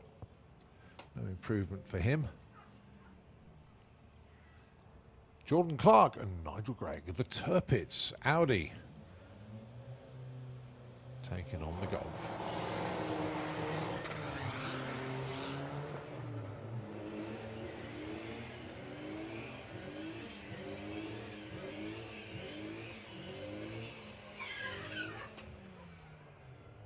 $14.11 breakout there for Jordan, and a breakout on the other side of the racetrack by only 400s that time from Nigel Gregg.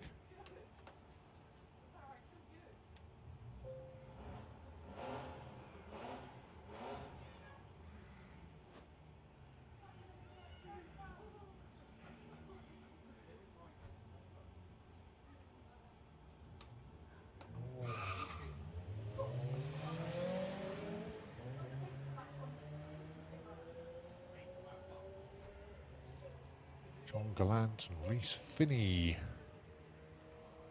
1660 a pair on the dial-ins.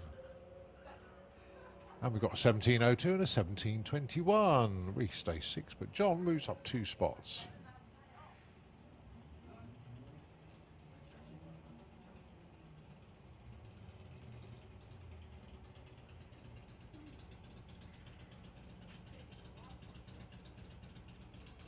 Jerry Sadler and Paul Robinson. Paul, your current #1 qualifier with the Audi TT. Dialed in 1471 yesterday, and that's exactly what he did. Sorry, this morning. So when he was 100th off, let's see if we can hit it bang on this time. Oh, he's done it again. 1471 with a 5. So he hit his ET. It's not quite perfect, but it was good enough. 1576 breakout on the other side. So Paul Robinson cementing his #1 spot there. Tom Circuit, Steve Metcalf, 1799, plays 1610.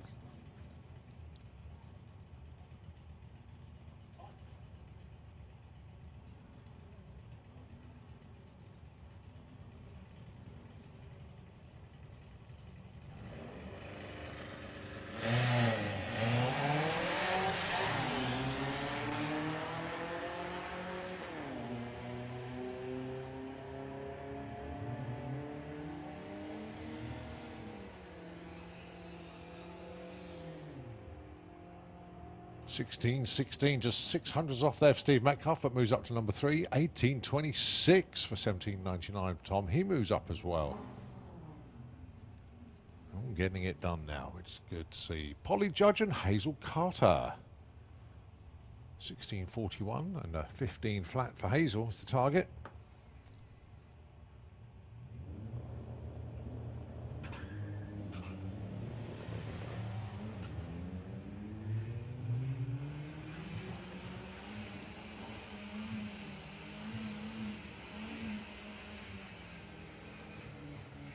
Going to be Polly to the strike first. I thought it would be the other way around. Oh, she breaks out. 16.38. Breaks out by 300ths of a second. And a 16.87 there for Hazel. So, of course, it's the nurse, Lorraine Large.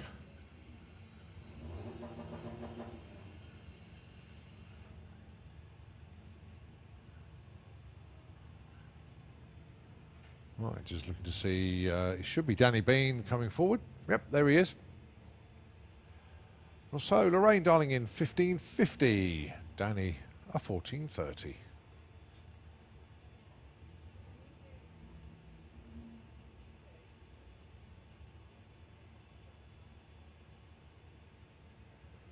Just waiting for Danny to go into pre-stage. Right, there he is. Into stage.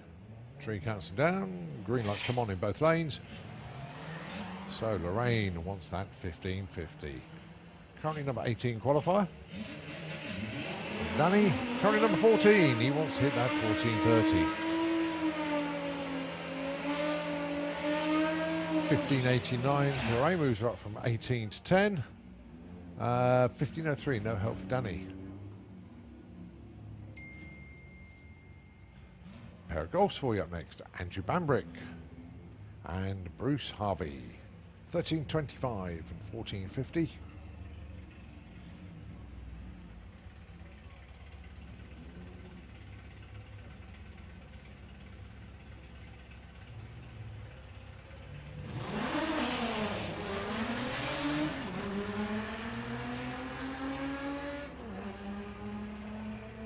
So Andrew Bambrick should get to the strike first with that 13.25 dial-in. Gets a 13.24 with a 5, breaks out by less than 100th of a second. But on the right side with a 14.42 on a 14.2 dial-in.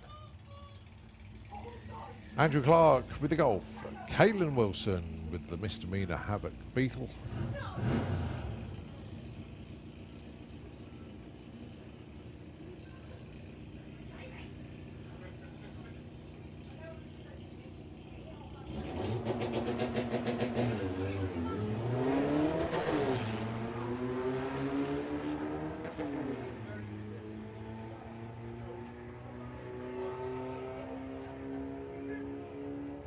So there's going to be Caitlin up there first.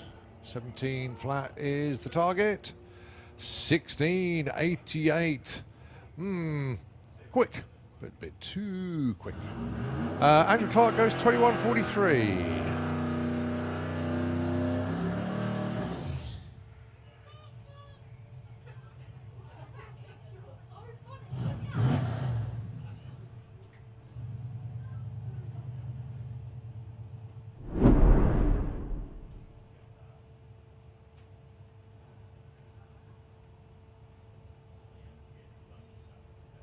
Kirsty Tram and it's Carl Magadera.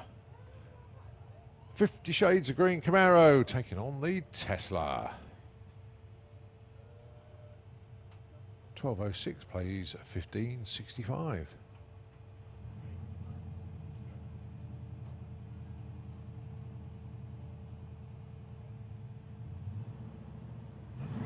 Lights go green and off they go.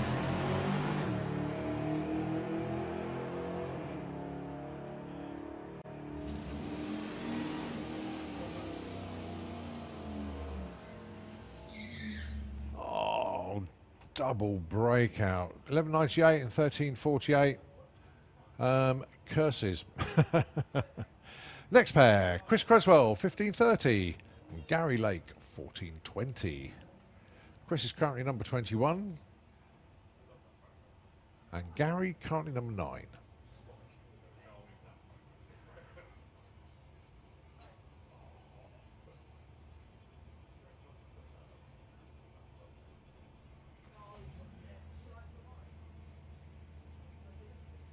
Let's wait for Gary to go on stage. There he goes. Tree counts it down. Oh, no, a red comes on. Oh, 3 red. That's nothing. Well, in qualifying, it's nothing. If it's a race, that would have been it. Game over. So Gary should get there first. Wants a 14.20. Gets a 14.25. Gary moves up from 9 to 5. But Chris, 33 on a 30, moves up 21 to number 3. Very, very nice improvement there for Chris Creswell.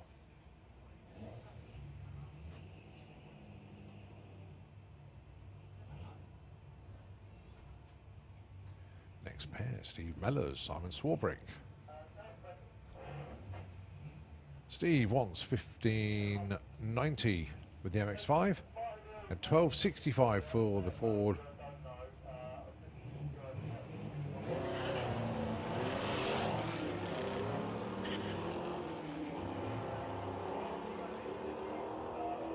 Well, going to be Simon there first.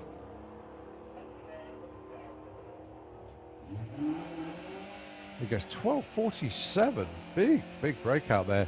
16.30, the right side for Steve, but a little bit too far the right side.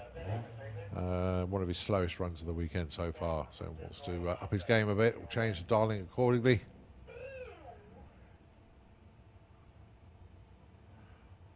Next pair, Georgina Smith and Matt Halsall. The Toyota and the Escort Mark II.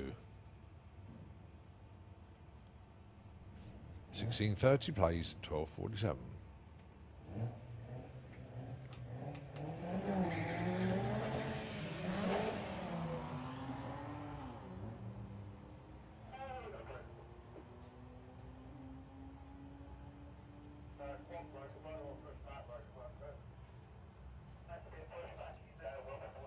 $15.91 there for Georgina, but problems there for Matt, just pulling over to the right-hand side. So Georgina's going to move up from number 20 very nicely indeed. Just waiting for the timing system to update. Let's see where Georgina's ended up. Yeah, number 7. But a problem there for Matt and just being pushed back.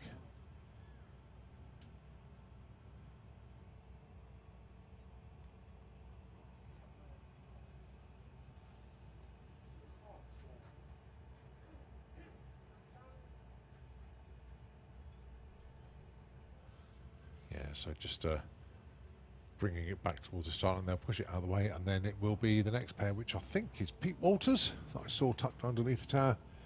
And I love that, the Mont Blanc Touareg. Very creative names these days. Well, always has been. Being a part of drag racing folklore, always come up with a good name for your vehicle.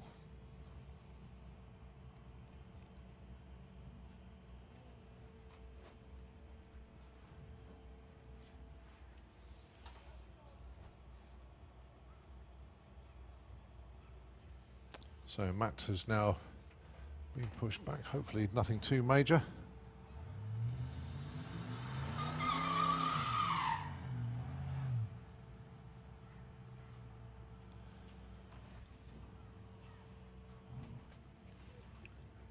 So Pete Walters and James Grew.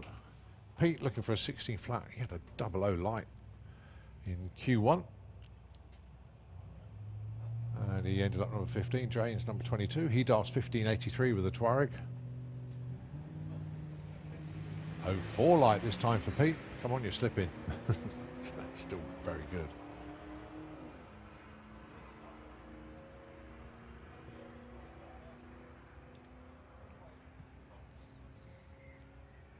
$15.88 breakout for Pete. $15.78 breakout for James. Only 500s for James, but still a breakout. Steph Pateman and Richard Palmer. Both dialing teens. Steph for the 13.70. That's a big change from in being in the 13.8s, but see if that works out. I think it will. And Richard wants a 13.41 with the jack.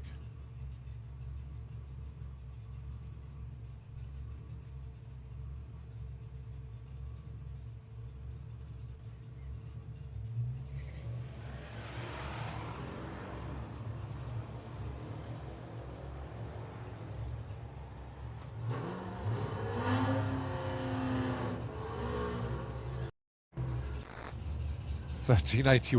Should have left it at $13.80. Stage number 4, Richard Palmer improves though. $13.60 on the 41, moves up from 17 to 12.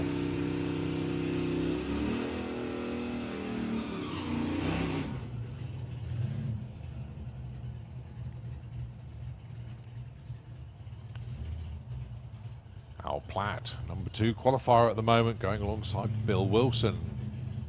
He's got two 12-second cars here. Al this time dialing in 12.20. Considering he went 12.02 earlier, that's quite a drop back.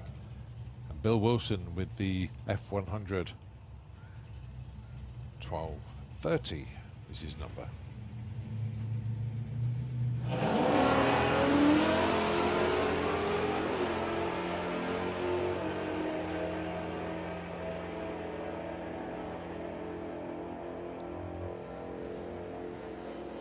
Well, 11.64, that blows his dialing way out of Kingdom Come here. 12.55 for Bill Wilson, no improvement for him. But that's a big old breakout there for Al Platt. More than half a second.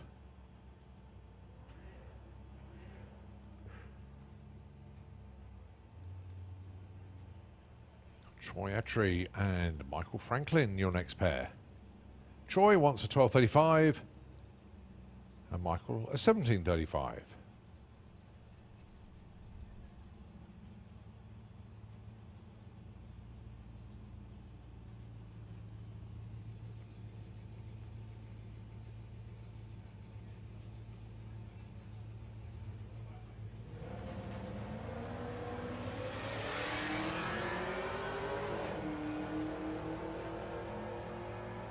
Well, going to be Troy.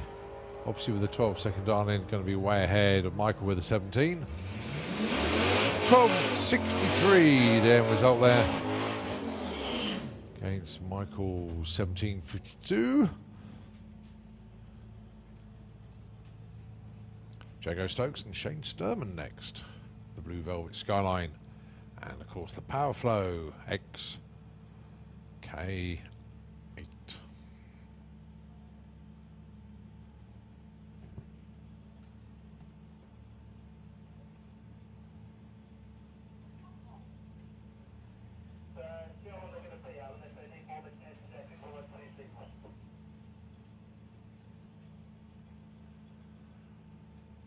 Just a quick hold at the moment for Shane.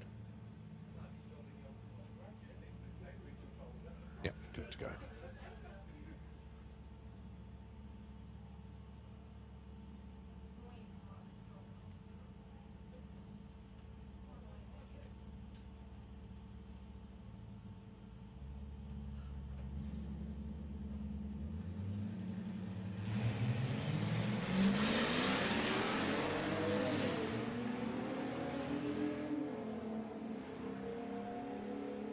So 14.91 the target for Shane, 13 flat for Jago, and it's a 13.40 and a 14.54.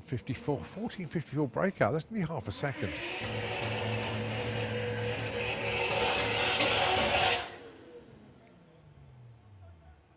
Brian Huxley and Ashley Simons.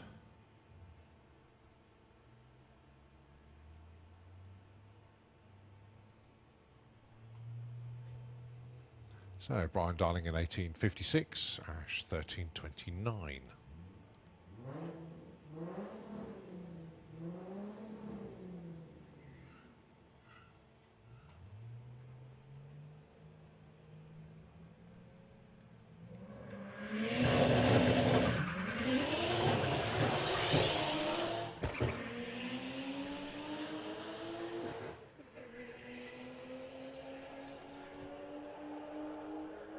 Well, Ash going to get a 1351. That will move him up from number 22. And in 1866, Brian's already done a better job. So, yeah, Ash moves up from 22 to 14. Got Gasser Circus in the lanes. That last few Sportsman cars coming through. This is Dave Cherry, your number 1 qualifier, going alongside Felicity Gibbs.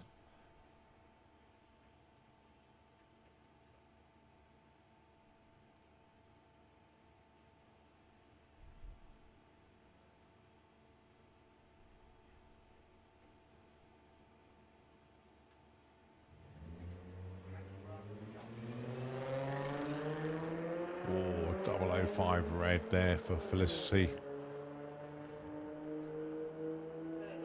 But as you know, in qualifying, it's all about the ET.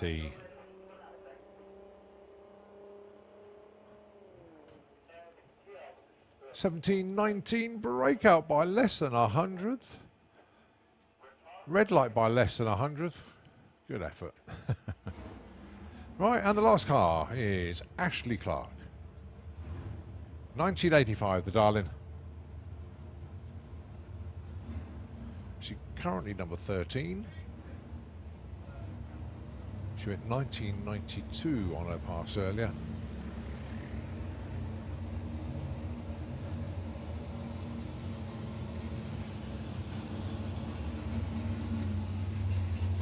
Let's see how Ashley gets on with that 1985 as she approaches the stripe. 20.93, so she stays number 13. We move on then to Gasser Circus.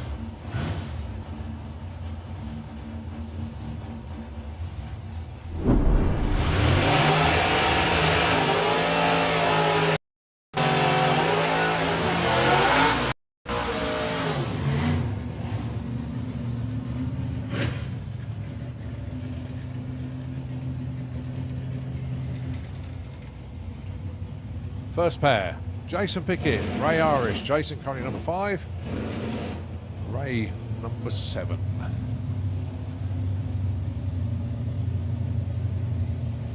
So nice to see Keith Williams here today, along with Spencer, as the rest of the Williams brothers team are over in Sweden at the moment. Doing very well with the Copo though, number 1 qualifiers in their class over there. 10.04 the Darling for Ray, 10.88 for Jason.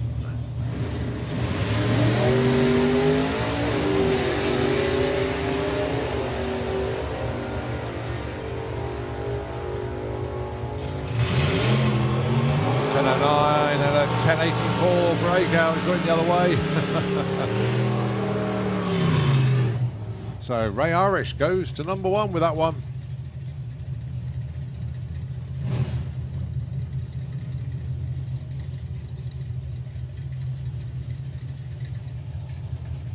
Next up, Jason Hollenby and Graham Barton.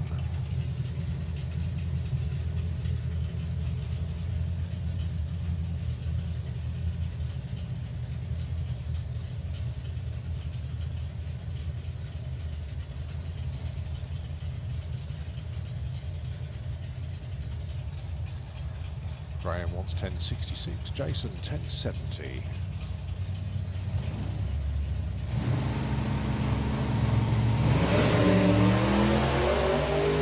Lovely 03 light there for Jason.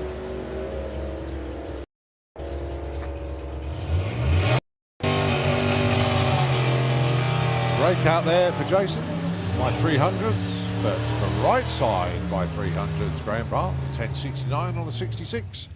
And guess what? New number 1 qualifier. Well done there, Graham.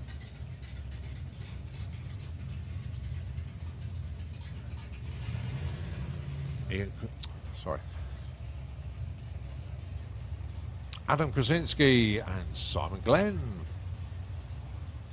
11.23 and 10.72, the Darlings.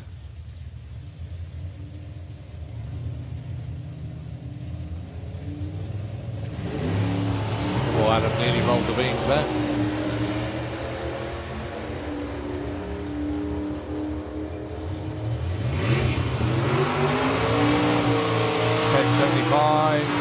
Simon Glenn goes to number 1. Oh, they're really sharpening him up now. 11.53 on the 23. Not quite what Adam was looking for, but it's getting very, very tight at the top of the order at the moment. And don't forget, there's only 16 spots available in eliminations. We've got more than 16 cars here in Casa Circus. So we'll make the later qualifying quite interesting. How about Billy Jones and Nick Hewison? Billy currently number 9, Nick number 5. 10.60 and 9.92, the Darlings.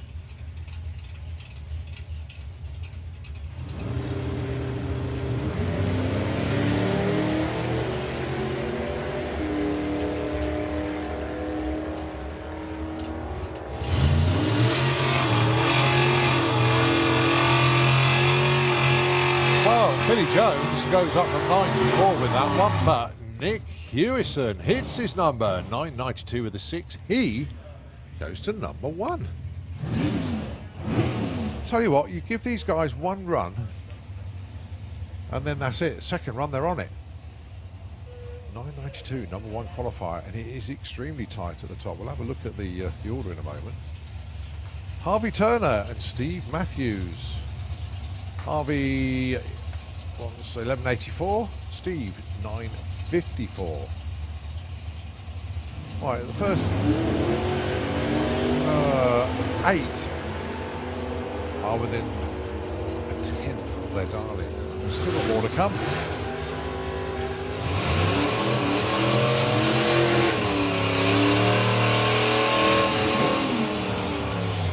Well, Steve Matthews goes 64 and a 54. Well, he's up 16 to 9. Harvey Turner has a problem that run, but bizarrely still moves up 3 spots. He coasts off across the line with a 14.10. Right, Sean Milsom and Martin Hallam. Unbelievably, you got Martin on the bump at 16, and you got Sean Milsom not in the show at the moment in number 17. But this is only Q2 of 4. The Darlings then, 9.96 for Martin. Sean, 10.01.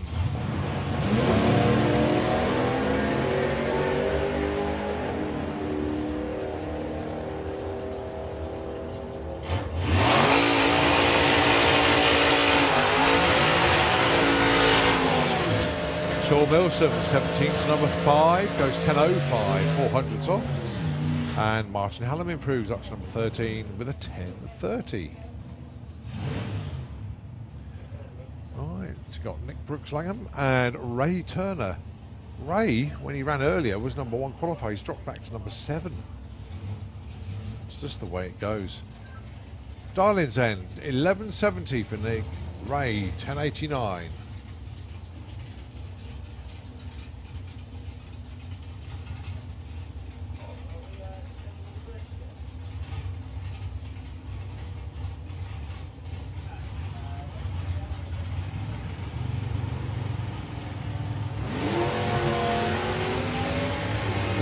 Red for Ray, just trying to cut a light as well as a decent run. 10.93,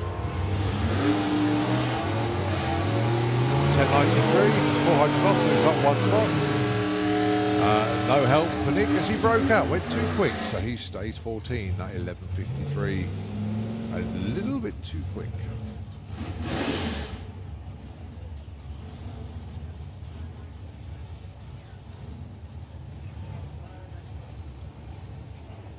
So I'm impressed with the Rocket. And of course, Chris Layram with the Anglia. 10.95 and 10.68. The Darlings there.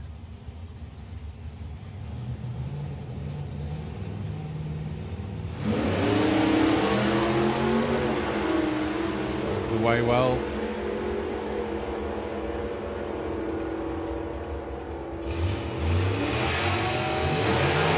10.60 breakout there, first a little bit too quick. 11.03 on the 10.95 assignment. He moves up from 18 to number 10. Just bunching the field up even tighter now. How about John Gibson and Brian Gibson?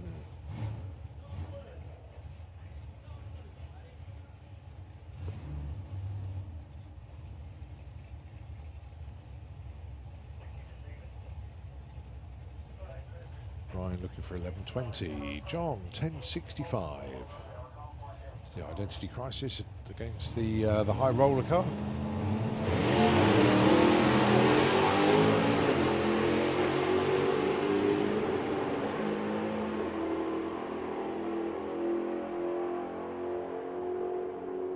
.47 plays a 10.98. Well, John moves up 2 spots. Brian stays put.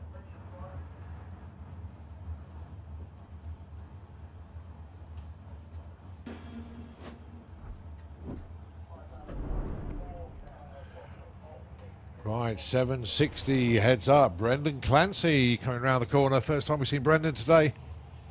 He's going to be going alongside Billy Gain.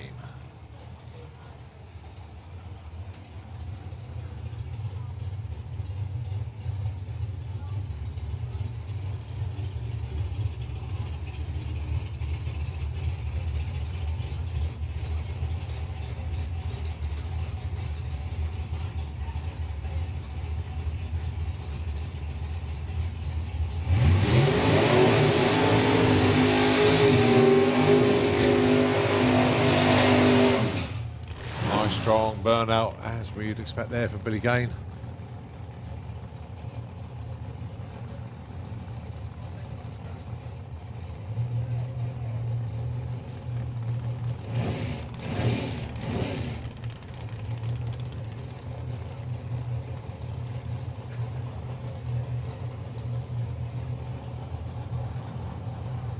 So Billy currently number 2, went 7.88 in Q1. This will be Brendan's first run.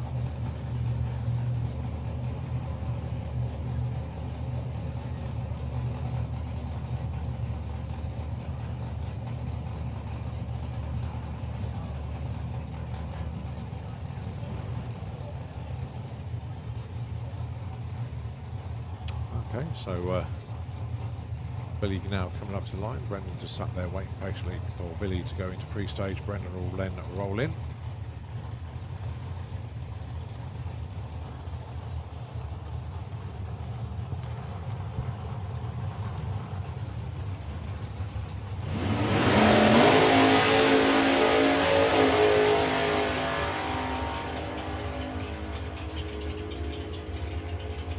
$7.80 for Billy Gain, $7.95 for Brendan Clancy. Good side-by-side 7-second runs there.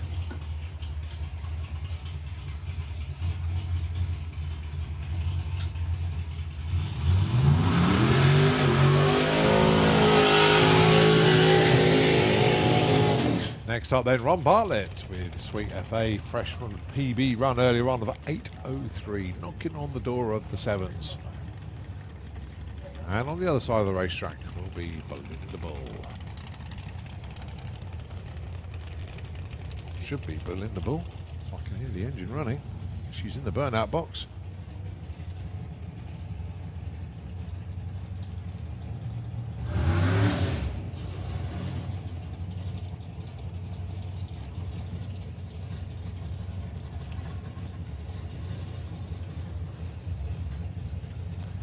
Ron had a very amusing test passed yesterday in the fact that he did a stonking burnout to sort the new tyres out.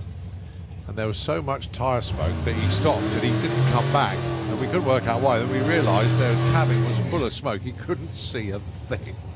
The good news was he was absolutely dead straight, so it wasn't too bad for him coming back. But even so, could not see a thing. And then the funny thing was, as the crew opened the doors to let the smoke out, and not all of it came out, just closed the doors and left it in there with him. But he's used to that. Right, so Belinda Bull, she is your current #1 qualifier. Went 7.74. And Ron Bartlett, 8.03. Ron, knocking on the door of his first ever 7-second pass. Is it going to be now?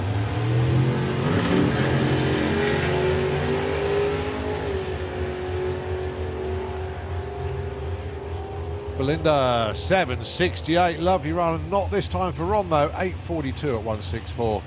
So Belinda, ever so close to that 7:60 marker, and just makes it a little bit more difficult for everybody else.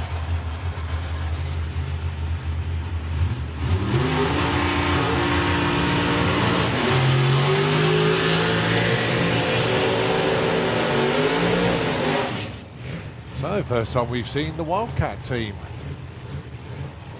So, Darren and the gang all set up in the pits, all ready to go, but this is their first time on track alongside Mark Turner.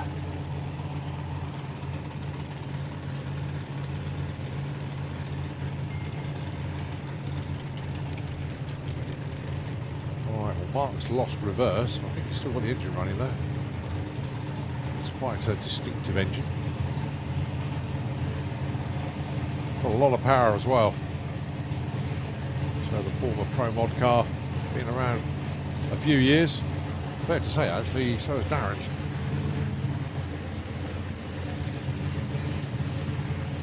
So both proven 7-second cars. But let's see if they can do it now.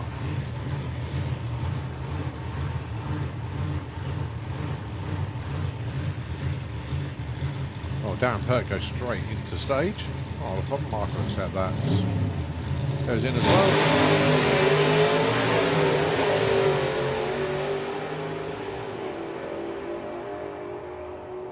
Oh my word! Talk about hitting it on the head. 76006. Take that. 781 for Darren. Cracking run for them. But Mark Turner, perfect ET in 760. Outstanding pass. Oh, park it. Save it for tomorrow. That was an outstanding run. Congratulations, guys. Well, that's pretty much guaranteed #1 qualifier. Goodness me.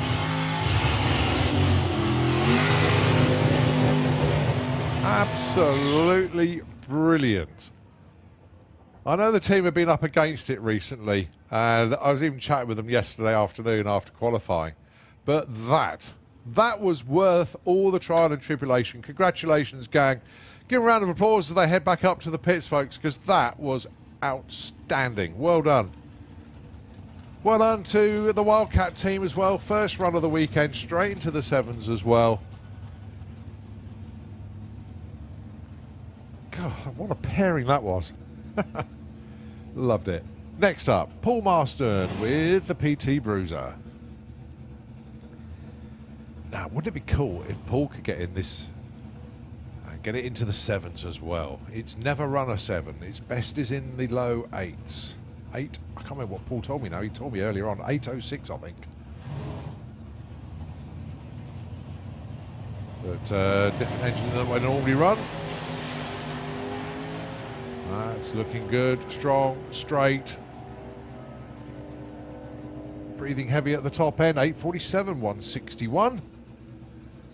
Soft-ish on the launch. But nevertheless, they can work with that. What a brilliant session that was for 760 heads up. Loved it.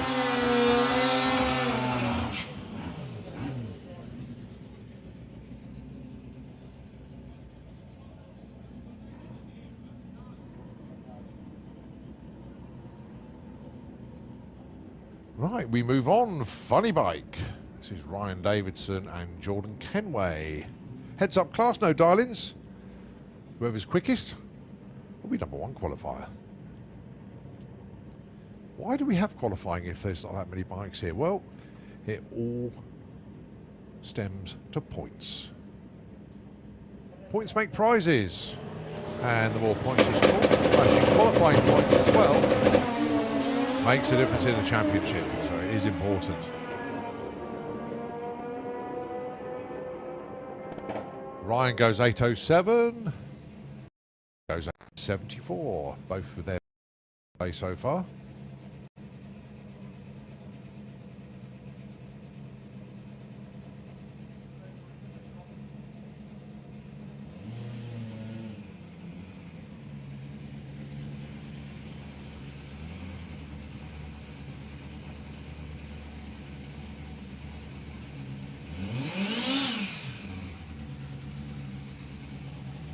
Right, Lorcan Parnell with the Storm coming into the Slick Tricks lane. Got the track to himself. Had a good launch on the first pass, but the rest of it didn't quite go to plan. So the compound turbo bike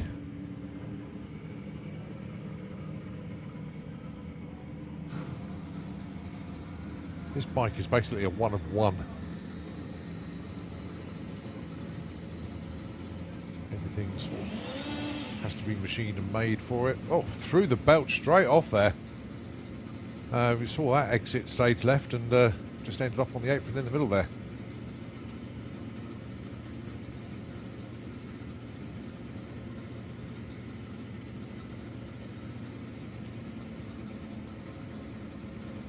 So as soon as Lorcan went to build the boost up, and well, the belts just flew off the bike. But luckily that happened as he was getting ready to do the run, not on the run itself. Hopefully that was a straightforward, simple fix. Nothing more untoward than that.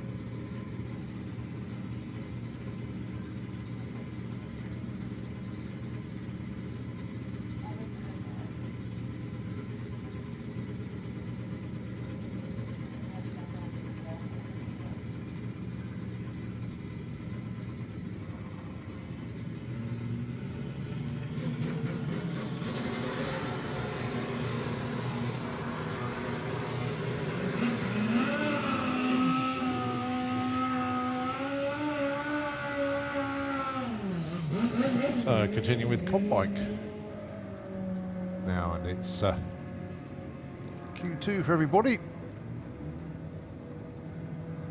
Graham Dance, Mick Wynyard.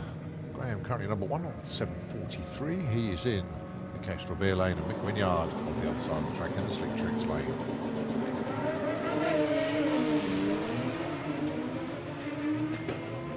That's a nice looking run there for Graham. Could go quicker than the 7:43 from earlier. Well, 7:42, yes, it's quicker. But I thought he was going to go 7:3s there, but 7:42. All right, Jasmine Cordell and Anna Sasiak.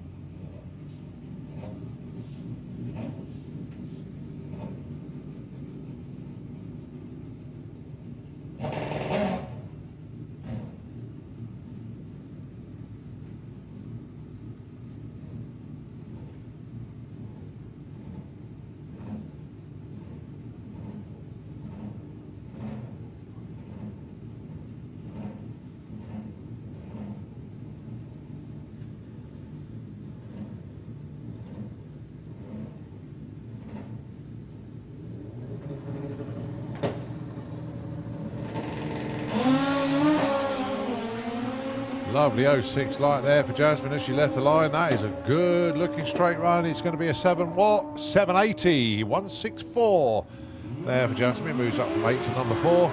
Anna goes 962 up. Nice speed though, 162 there.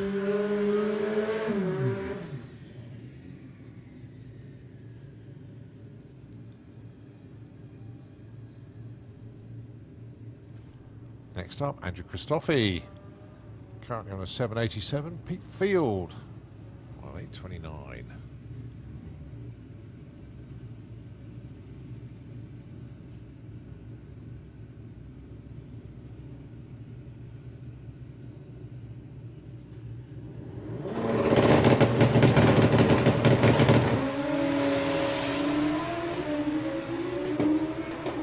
Oh, nicely leaned over there, Andrew. 787 plays an 804. Both of their best runs of the day so far. Pete moves up to number 7 with that one. Only in the 7s before you know it. I shall say back in the 7s.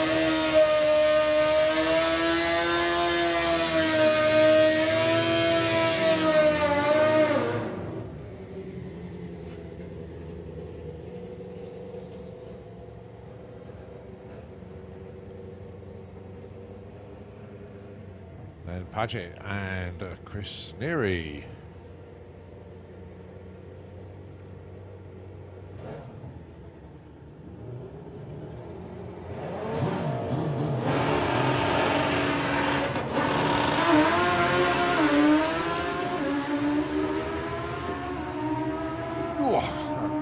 close you get to those blocks.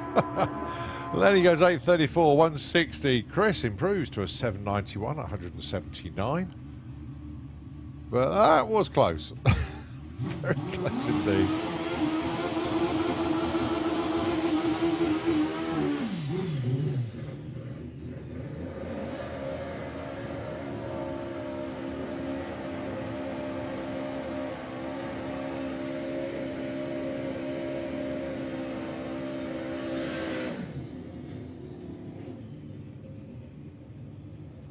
Gary Bow and Sean Mills, your next pair.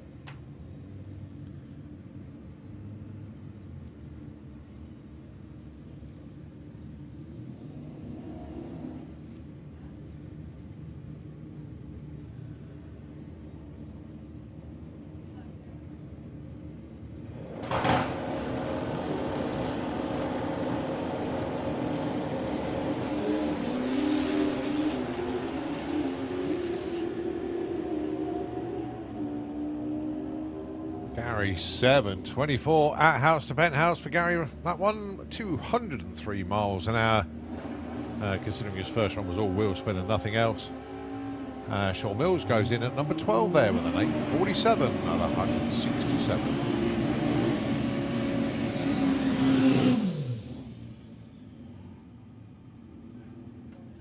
Paul Hambidge with the Silent Assassin Kawasaki. Goes alongside Michael Gooding.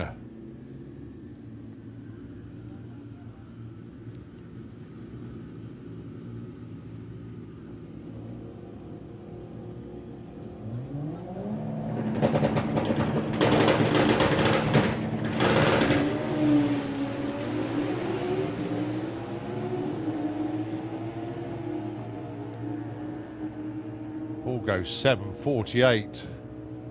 Moves up from 18 to 4 with that one. Nicely done. Michael goes 10.05 at 133.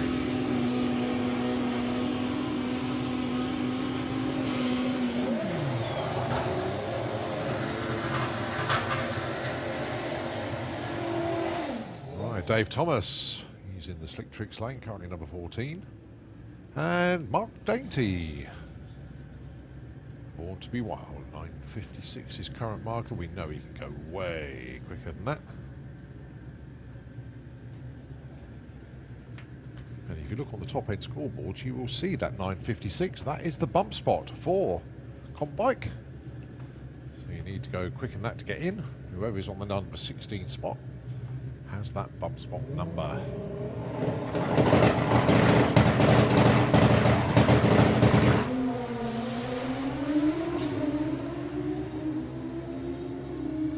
Oh, no problems, Mark Dainty. That bump spot's going to change here. 7.33, 197 miles an hour. Moves up from 16 to 2. And Dave Thomas goes 8.80 with that one.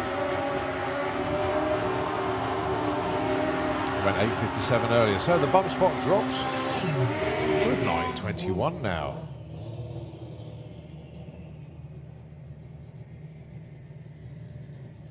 Next up, Dave Smith and Adam Burns. They're both in.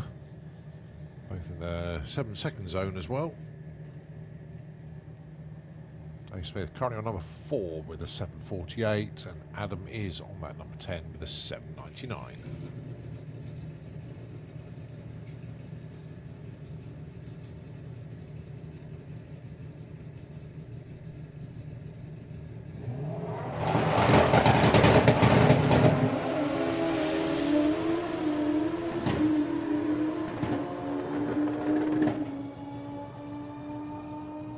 Nice run there for Adam. Moves up 7.73 with that one. Dave Smith off the gas by, what, just after the 8th there, 8.11, 131.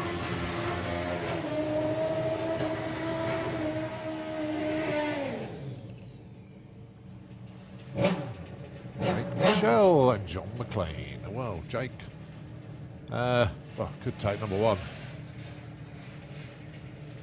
But not enough bikes for Super Street this weekend, as some of them have gone to Tierp.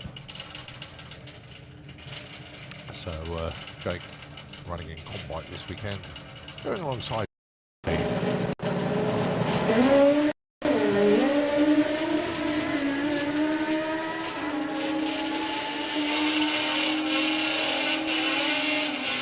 That'll do nicely for Jake. 697 at 207 goes to number 1 with that one. John McLean goes 860 at 161. That's now the new bump in Combike when they come round for Q3. Now it's the old school stockers.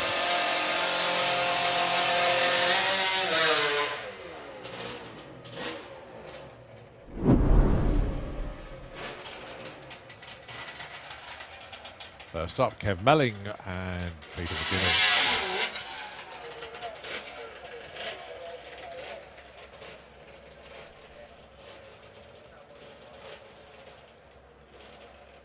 Kev Melling went 866 in Q1. Peter McGuinness went 1166.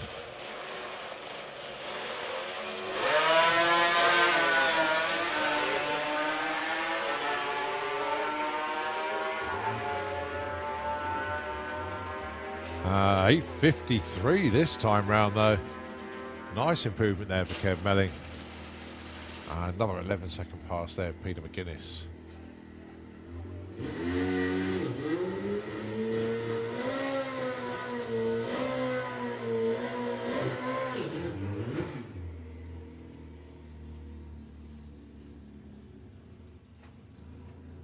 Rod Spry. And should be Chris, but Chris not coming forward, so it will be Rod on his own. Went 9.12 in Q1.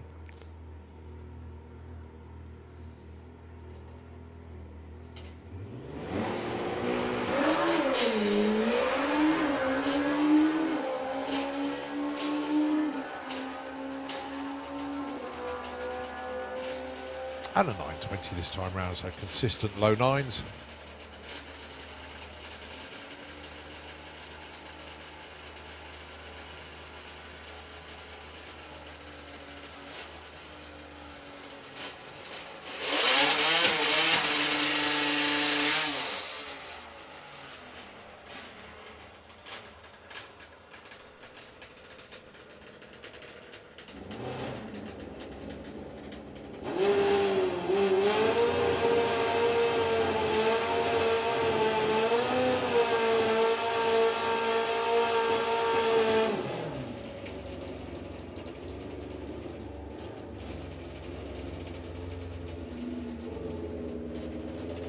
So Alan Ward coming forward.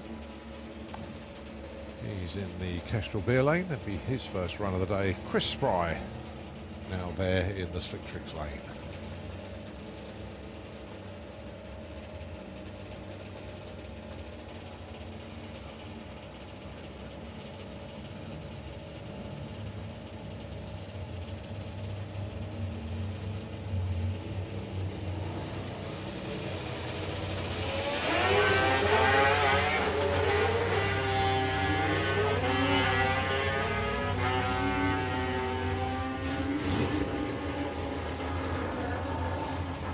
Goes 10.57. Alan's going to get there with 13.82.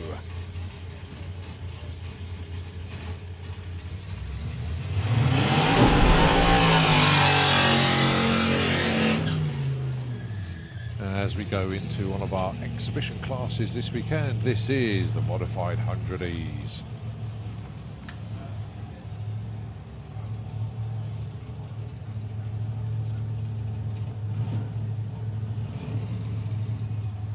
First pair, Paul Lawn out on bail, the 100E. With the big attitude and the big burnouts. Going alongside Stuart Flett, the Necessary Evil 100E, dialing in 10.50. In actual fact, they both are.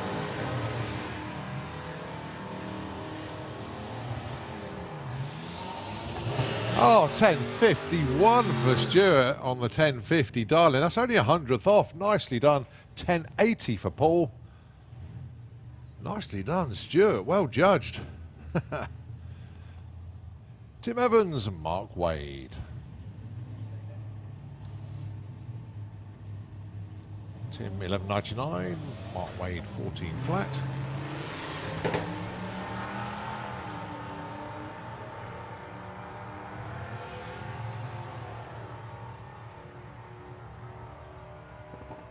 $13.19. little bit quicker than 14 flat. 13.74 there for 2 moments.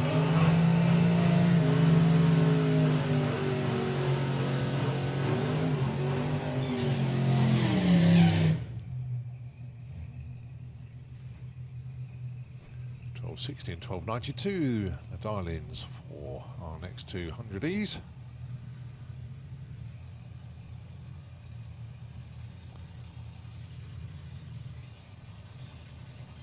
So Matthew Stanley coming forward. I'm sure we had a name for 13.12 earlier.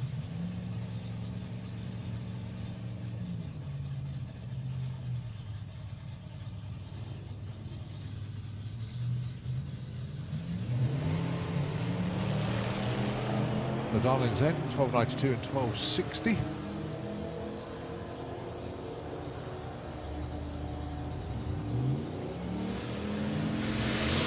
$12.38 and the 13.04. I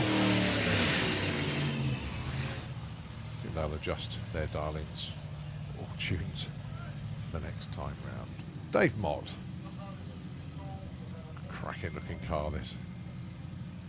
Going alongside Sharon Carver. 12.80 plays 11.50.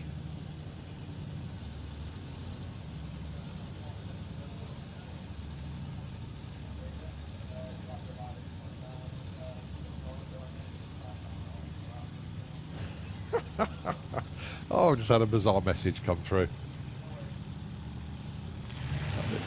It's a new one for the excuse locker as well. And I'll read it out in a minute because this is funny. But I'll let Dave Mott do his run and Sharon Carver. Dave looking for 12.80, Sharon 11.50. 13.10 there for Dave.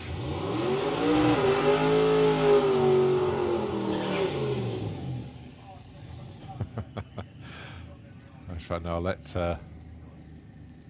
Scott do his run as well, actually, with the adrenaline rush. Now, bizarrely, hang on, just wait for the top end to clear. Here we go. Right, Scott Collin with the adrenaline rush. Let's see what he can do. Much better launch this time. Oh, I'm still coughing a bit. It'll come good, we know that. Goes 11.06 at 1 feet. Right, Ian Merriweather has sent me the message of the year. And I'm going to read it out in full. He said, Selena heard her name mentioned. Good books. That's fun. That's not the funny bit.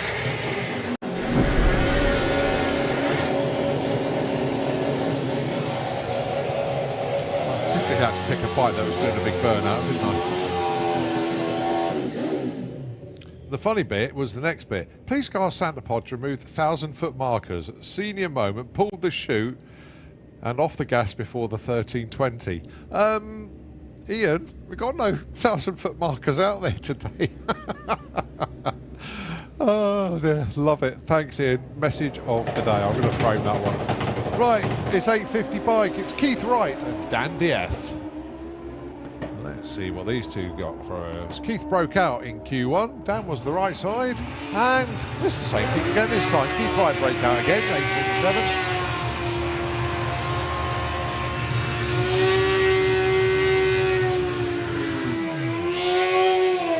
Dan Dieth, 8.56, but he'd already been 8.53, but consistent in the 8.5. Nothing wrong with that. Next up, J-Row Bradhead.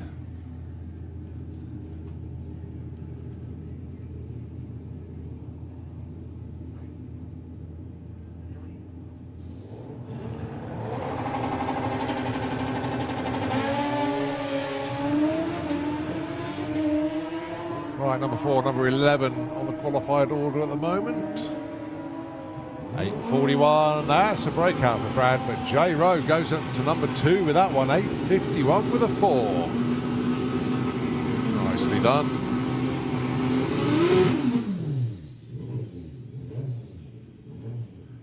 Next pairing then, Martin Hallett and Gary Malone.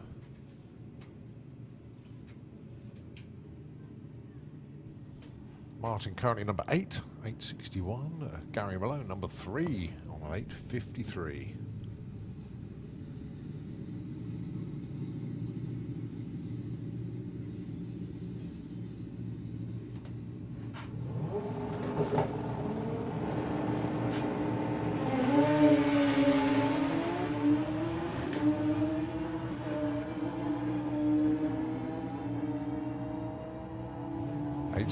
And 853 again for Gary Malone. He's consistent.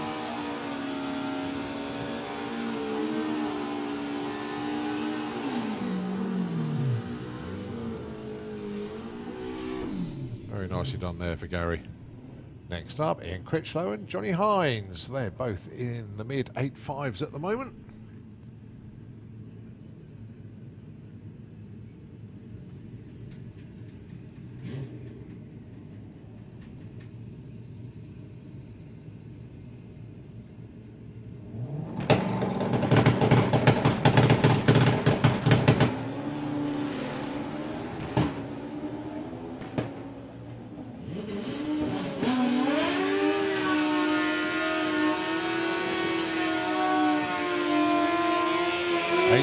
Plays a 1081, not quite what Johnny Hines was looking for. He was off the gas before the 8th, to be honest.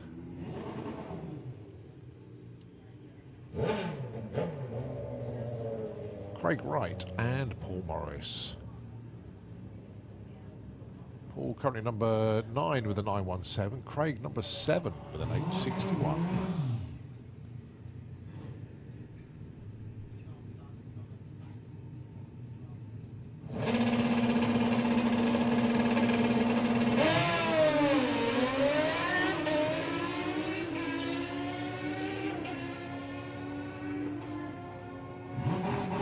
860 for Craig, 893 for Paul.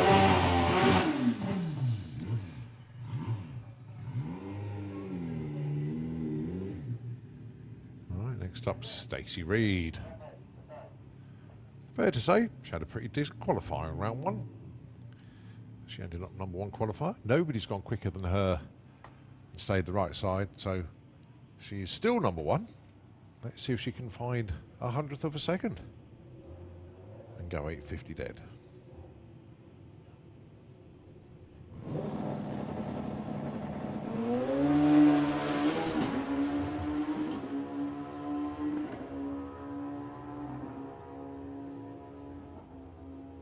$859, 156. Another 8.5 pass.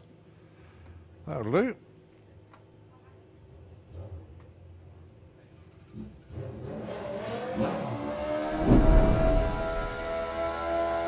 Right, move to 950 bike.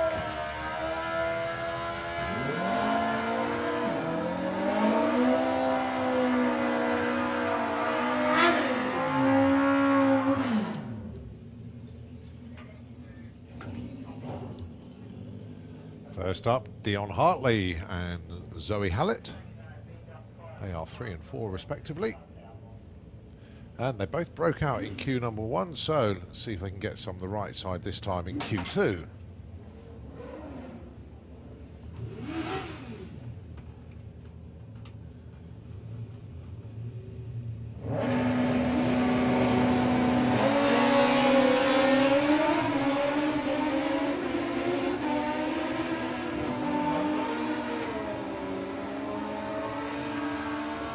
$979, 964. Well, they're both right side, but they both stay 3 and 4.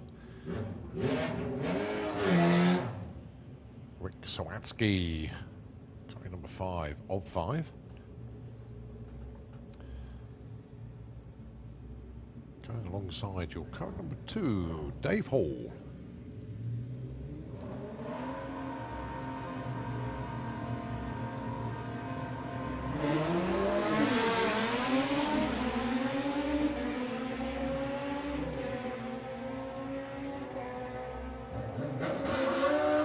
$968 for Rick.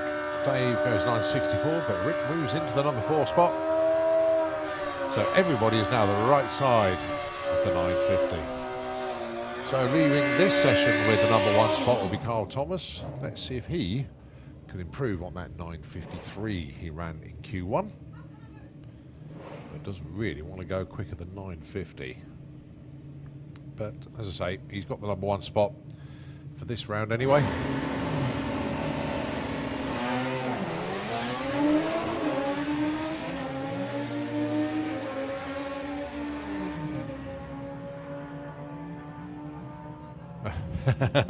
And he's the one who breaks out this round, 9:39, too quick.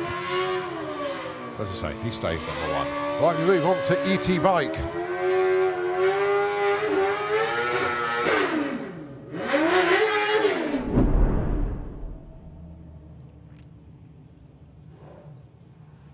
First pair, Chantal Van Loon and Dave Grundy.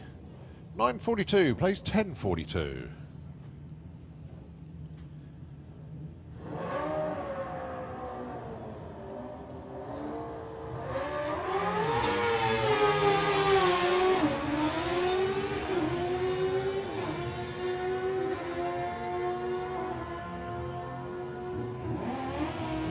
.58, nice move up there. Chantal goes from 10-4, but how about Dave Grundy?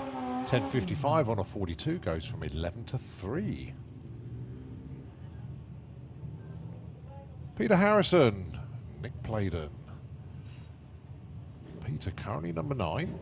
He dials in this time 1080. And Nick currently #6, dialing in 10:45.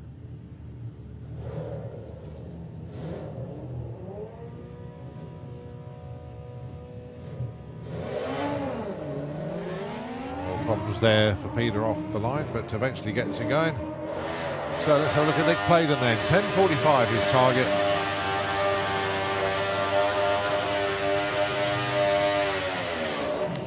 Goes at 10:54. Peter Harrison not really representative, 15.95. But Nick Pladen goes from 6-3. Jake Bowden in the Kestrel lane.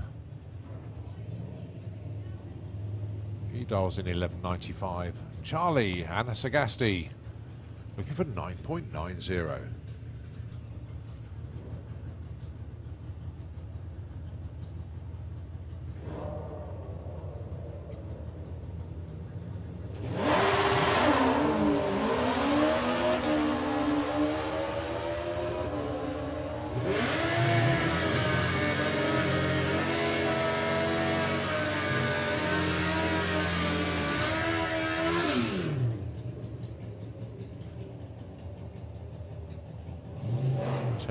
There. Charlie 12.02. Next pair, already come onto the line. Chris Venn on the Harley, 10 flat. This is dialing. Make life easy. Phil Pratt, 9 flat. Phil #1 at the moment. Chris #12.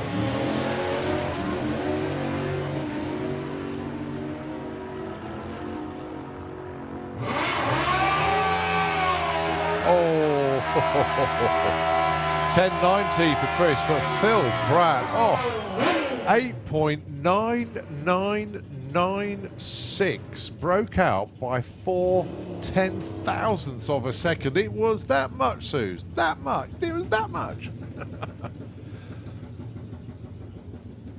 Almost a perfect TT.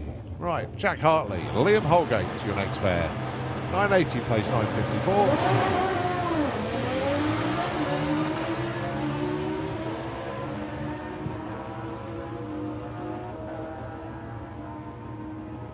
.60 for Liam, goes to #3 with that one, and Jack not so good on that one. 1050 on a 980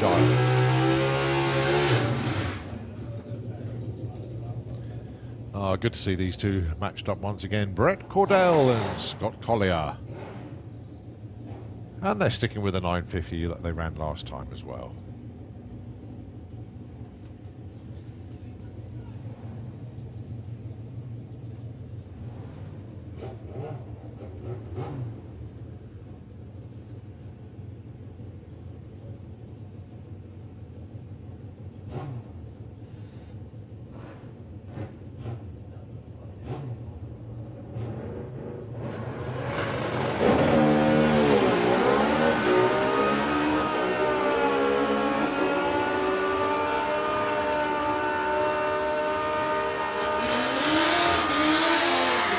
9.54 for Brett Cordell. Moves up to number 2 with that one. Scott, 9.62. He drops from 2 to 3 because Brett has just nipped in front of him. Blade King and Justin Moulton next pair. Blade, 8.90 darling. Justin, 10.12.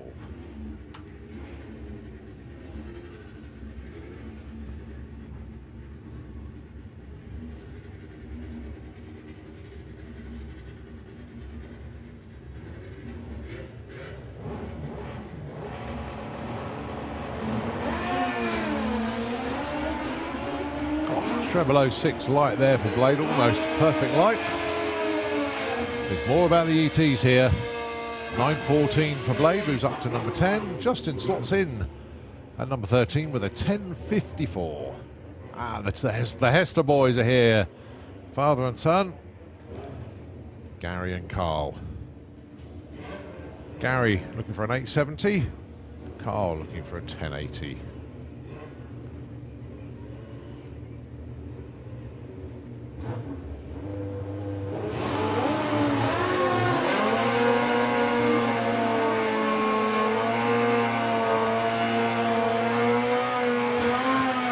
Well, that's Gary there first with an 8.90 on an 8.70 dial. But Carl goes 10.95 on that 10.80. So good runs for both of them. Bill Marsh on the Armageddon Booser.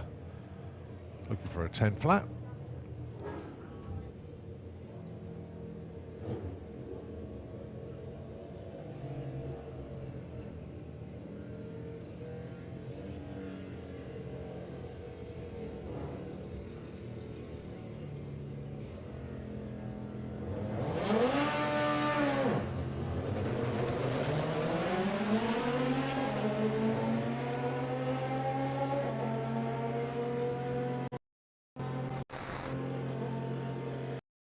$12.01, 117 there for Bill.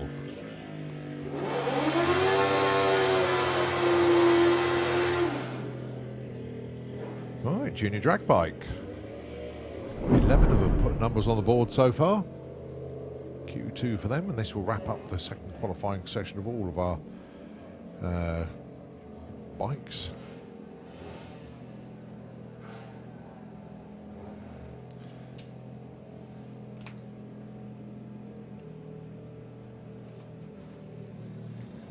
That wraps up Q2 of all the classes, actually.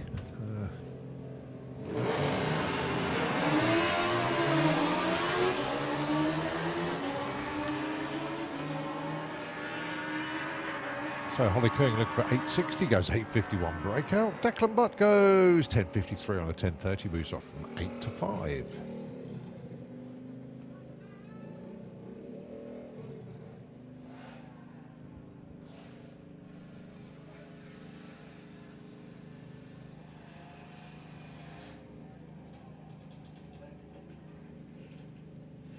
Right, Grace Pollen into the Kestrel Beer Lane, dialing in an 8.43, and Harry Isaacs 13.50 in the Slick Tricks Lane.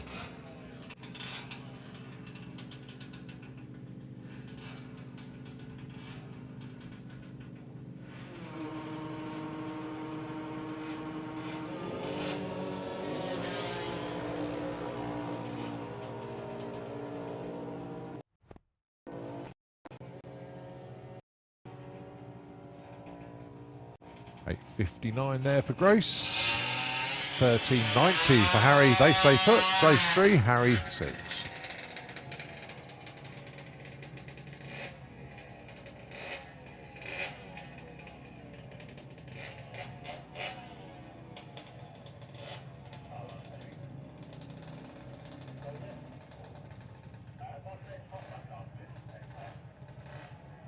Next pair, Maggie Smallman, who is your number 1 qualifier at the moment, alongside Richard Wilcox.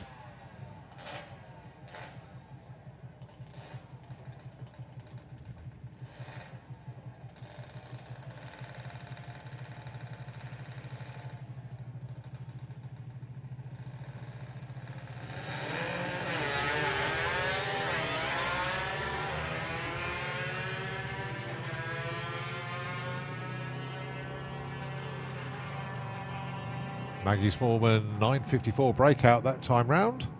9.55 for Richard Wilcox and a 9.30. Goes up from number 9 to number 6. But Richard just coasting, crawling along.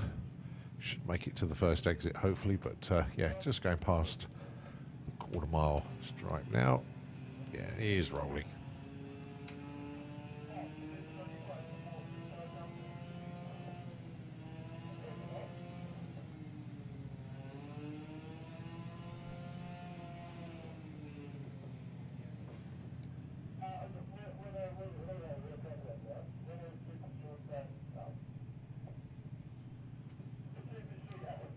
Right, next pair, Lyra Humber, and it is John McLean.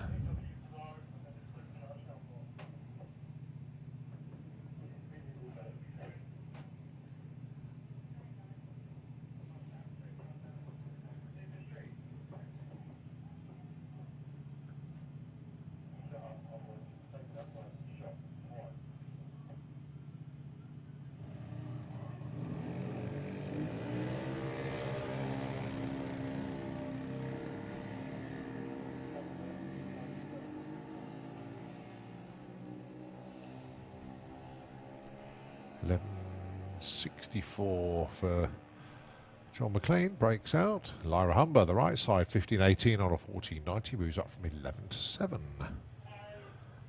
Bit of an update from Tierp for you. Pro modified.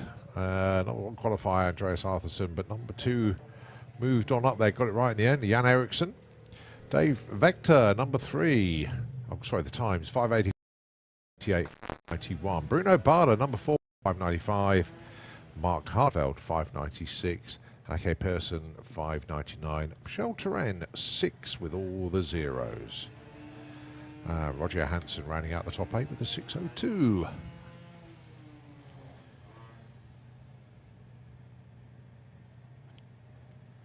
Top methanol ended up with Johnny Oxer with the number 1 with a 5.53. With a 5.64 in number 2. Jimmy Holland held on to number 1 spot in Pro Stock. As we look at the Morrisons, and we'll check on the Morrisons in a moment actually. They got Faith and Leah. Faith looking for a 12.80, Leah looking for 11.43. Faith breaks out, goes a little bit too quick there with a 12.58, but 11.60 for Leah. Let's have a look at Super Street Bike over at Tierp to see. After qualifying over there, it is Alan Morrison Jr. holding on to that number 1 spot with a 6.81. And Ross Morrison moved up in the end to number 4 with a 7.07. So well done to them. Top Fuel Bike, we got British interest in that one. And Neil Midgley ended up in the number 2 spot with a 5.96. Rickard just got in front of him with a 5.94. This is Brad Morrison looking for a 15 flat. Gets a 15.14, moves up from 10 to 4. Nicely done. Yeah, so Neil Midgley ends up number 2 in Top Fuel Bike over at Tierp.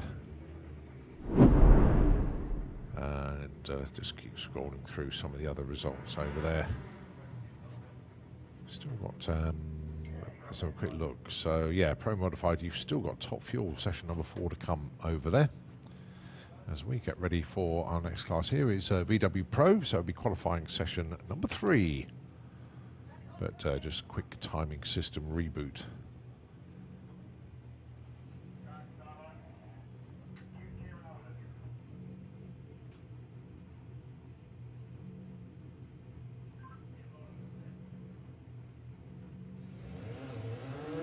Stock, Super Stock, that's where we've got the other British interest at the moment.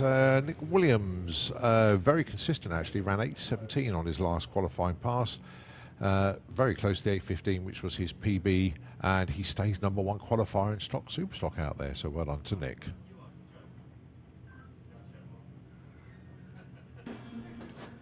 So Brits on tour in Sweden and doing pretty well.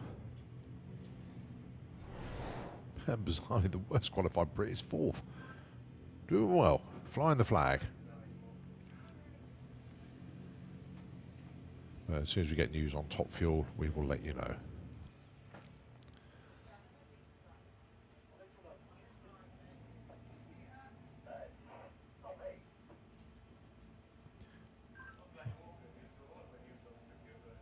So just a timing system reboot. Gives me a perfect opportunity. I've been waiting to slot this one in whilst we've been live as such. And I know the bikes have just gone through, but I just wanted to mention someone that would have been here this weekend, but sadly, and very sadly not. And that is a great friend to many of us here at the track. Of course, the late Steve Moxley. Steve was a great friend to everybody here, not just the bikes, but he had a huge interest in the bikes. And he was a guy that every single meeting that he was at, he always found me, always had a chat, we always chewed the cud, and basically just an all-round top bloke. I can't think of any other fitting words than a top bloke. One of the nicest people that you would ever met on this planet. Never had a bad word to say about anybody. Was very, very passionate about his interest in drag racing and especially the bikes, as I say. And the world's a poorer place without Steve in it. And I know a lot of the other photojournalists would have basically the same words to say that I've said. And Steve, we're going to miss you, buddy. Rest well. Graham Fairhead goes through with a 1094 and a 1050 dial. A breakout for Ed Keach, just that little bit too quick there, 12 flat on a 12.10. But yeah, we're all remembering Steve Moxley this weekend, and I really do think the world is a sadder place without him. Our respect to his family and friends, and best wishes, of course.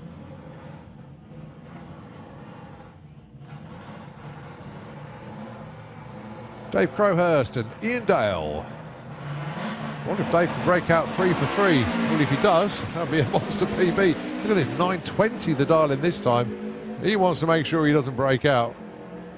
Well, he's docked the blocks. He went 953 and took the 1,000-foot blocks out. He was drifting to the centre line for a fair way. But, yeah, that run was a DNQ. Actually, bizarrely, Ian Dell's run 1270, that is genuine, but I think he backed off the gas at the stripe. So, yeah, we're going to have to put the 1,000-foot blocks back. Ian with the strip burner Beetle. Yeah, absolutely fine. Right, okay, a slight pause. Why should we just put the blocks back? I don't think he destroyed them. Because sometimes when you hit those over 100 mile an hour, they can do a little bit of damage, but well, the first one's gone back on okay. A little jog up to the second one. Oh, that one's broken. No, left a bit behind. No, go back, go back, go back. There we go.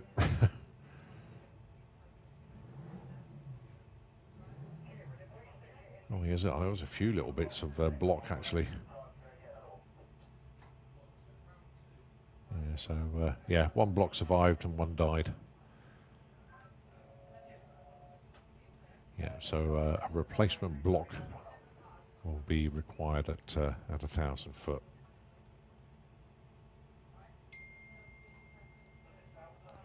Yeah, sometimes when they get hit hard, they don't always survive.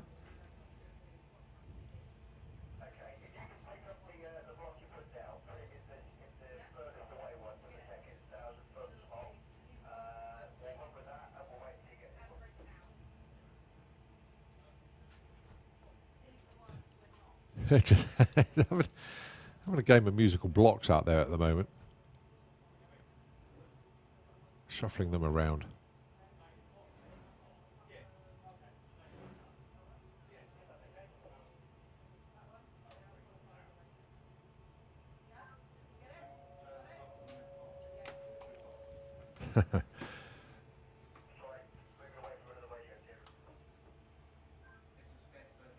So yeah, just sorting the blocks out at 1,000 foot. Looking down to see who's coming up next. Got Jacob Bailey with the Jetta down there.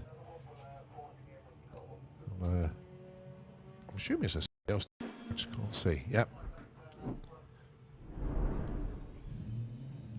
I think that's Abby. So, block back in place.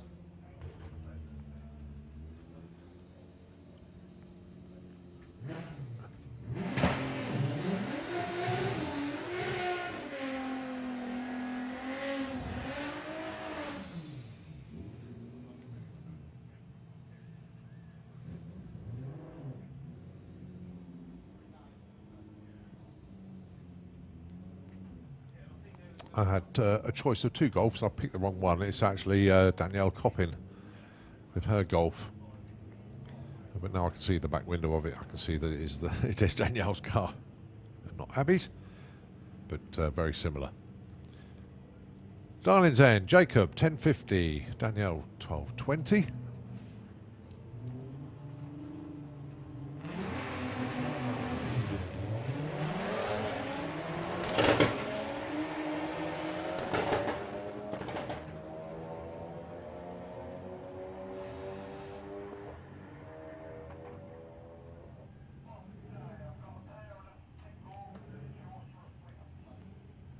$11.83 there for Jacob, but Danielle 12.40 and a 12.20 moves up to number 3.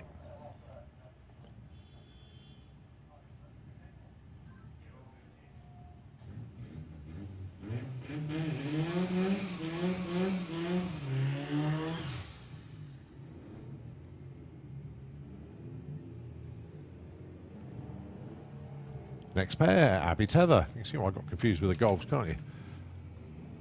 12.77 the dial in for Abby. James Hodson with his golf. 10.85 in the Slick Tricks lane.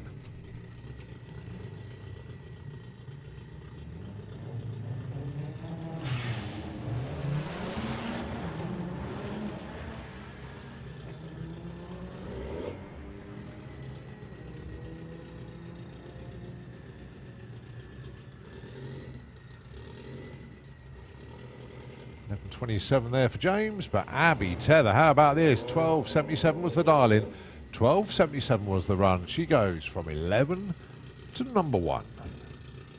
Well done, Abby. Hits her ET bang on.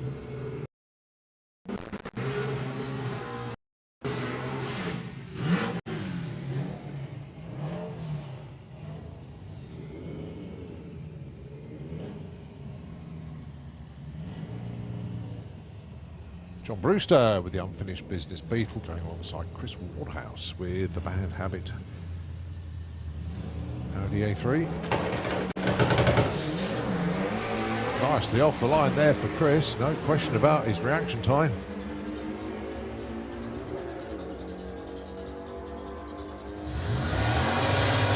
$10.71 for John. Goes up from 11 to 5. Chris though with 11.18, not quite the ET that he was looking for, but certainly cut a good light though. Jake Fronda up next with Minor 2.0, the golf fan.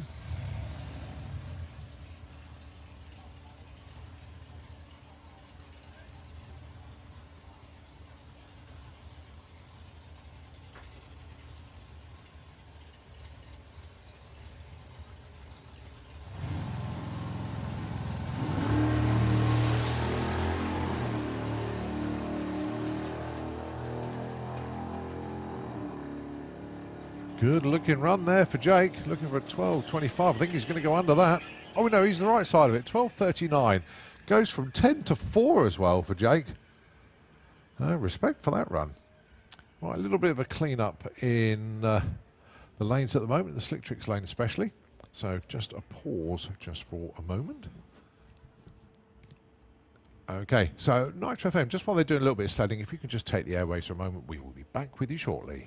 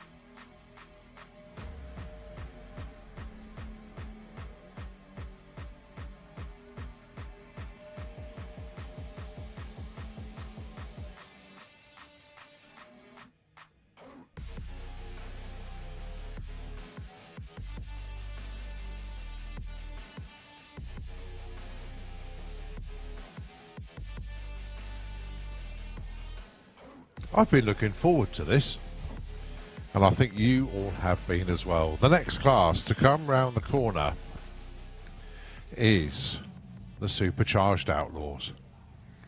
They've been exceptional today so far, but we've got a car that's joined in to test this weekend with them. John Willard from Australia is in the lanes with the Aussie Outlaw. He's here for his first pass on UK soil with that car. We've waited and waited and waited, and the social media's been a buzz. The car is here. I had a good look at it this morning. Met John for the first time, having had plenty of messages over the internet over the last few years. But I know it's only going to be a checkout pass for him, but John Willard with the Aussie Outlaw is in the lanes, and he'll be coming round with the Supercharged Outlaws. Not only that, he said, can I go alongside Paul Dale with his Anglia? And Paul goes, too right you can, or words to that effect. So that's what we had it.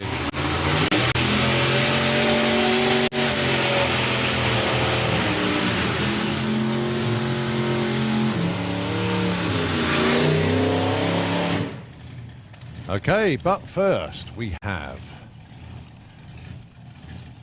Keith Freeman. Now, Keith has just been on it this weekend.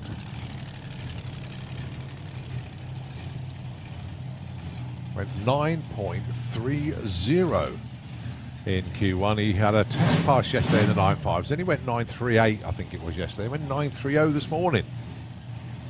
Going alongside Jim Tucker.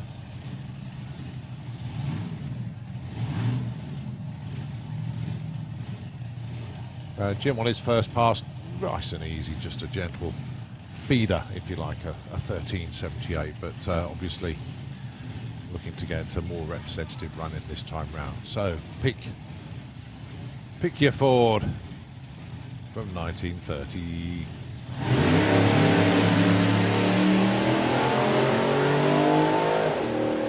Oh, a bit of a wobble there for Jim Tucker, but gathered it up and straightened it out. Keith Freeman goes 9.36. But I tell you what, Jim Tucker was on one there. He went 3.67 to the 3.30 compared to 3.86. That was knocking on the door. An 8-second pass for that stage straight. But well held, Jim. They'll get that sorted.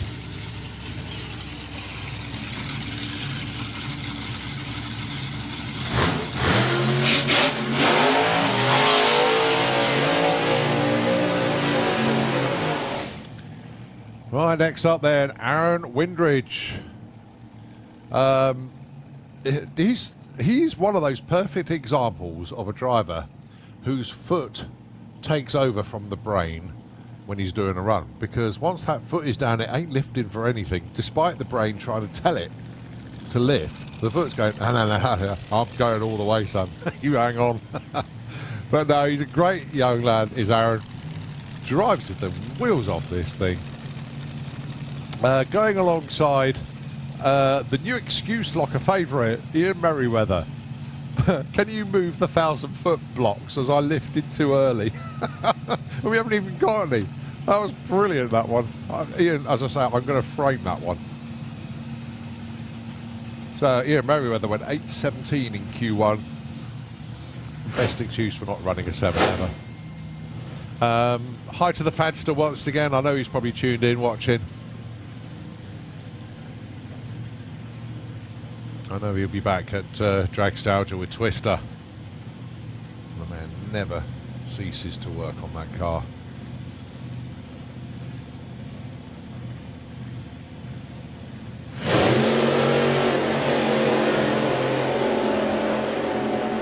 Okay, Aaron taking the long way round. Ian hasn't lifted this time. Oh, 8.04 for Ian Merriweather.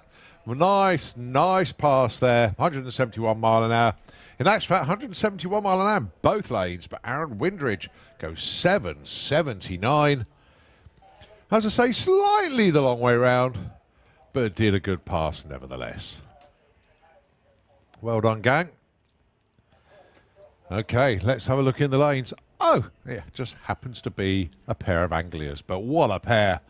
Paul Dale and, of course, John Willard.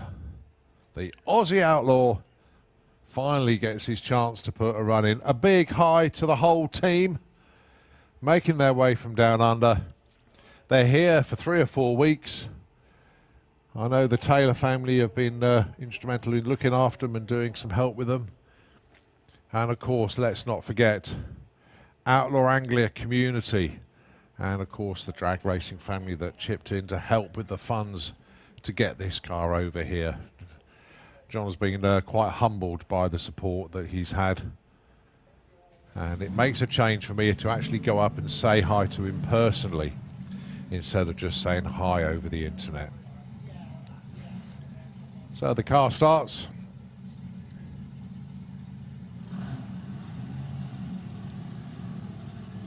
And I think Paul Dale's Christmases and birthdays have all come along at once as Paul gets the opportunity to run alongside John here for his first pass. As I say, it will be a test pass for John. He is a 6-second Outlaw Anglia. Hasn't done it in the class here yet, but my goodness me, he certainly runs some strong 6s in Australia. Paul Dale, let's not forget Paul. He is getting oh so close to a 7-second run. The car is working superbly these days. It really is.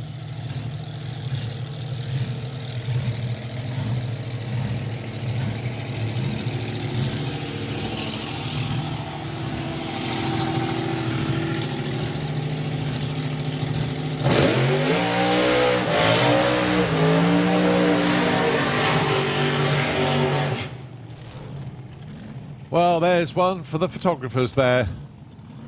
John Willard doing his first burnout here at SantaPod Raceway. The Team Atlantic team, all with the team shirts on, just lining up behind.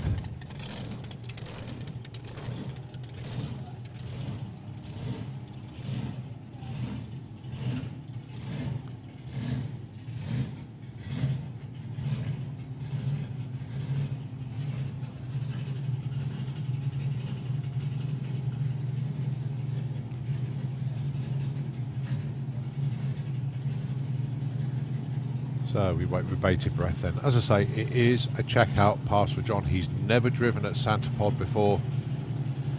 Don't forget, the car's going to be running at a few events, not just here. This weekend is a test weekend for him, just to make sure everything is all right after the shipping of the car over here. He's probably only going to get about 3 or 4 runs in all weekend, but it is purely testing. They don't want to hurt the car whilst they're here, although every single person in the UK will do everything they can to keep him running should any parts break. But John very kindly let me sit in the car earlier on today, and a bit of a tight fit for me, but then hey, everybody knows I'm a big lad. So Paul Dale already has run 8:21. He went slightly quicker than that in testing yesterday. So it could be a moment to remember for both of these guys forever. John Willard and Paul Dale.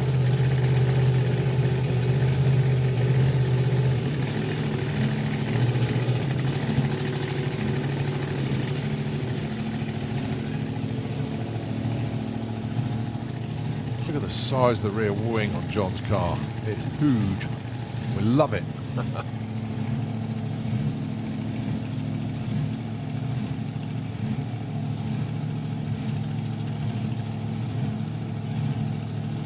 He's dead straight as well.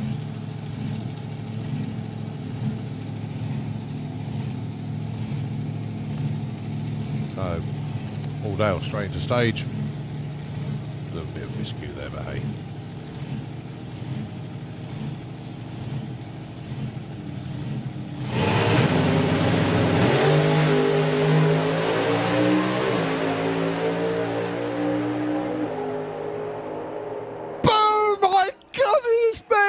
I cannot believe what I've just witnessed there.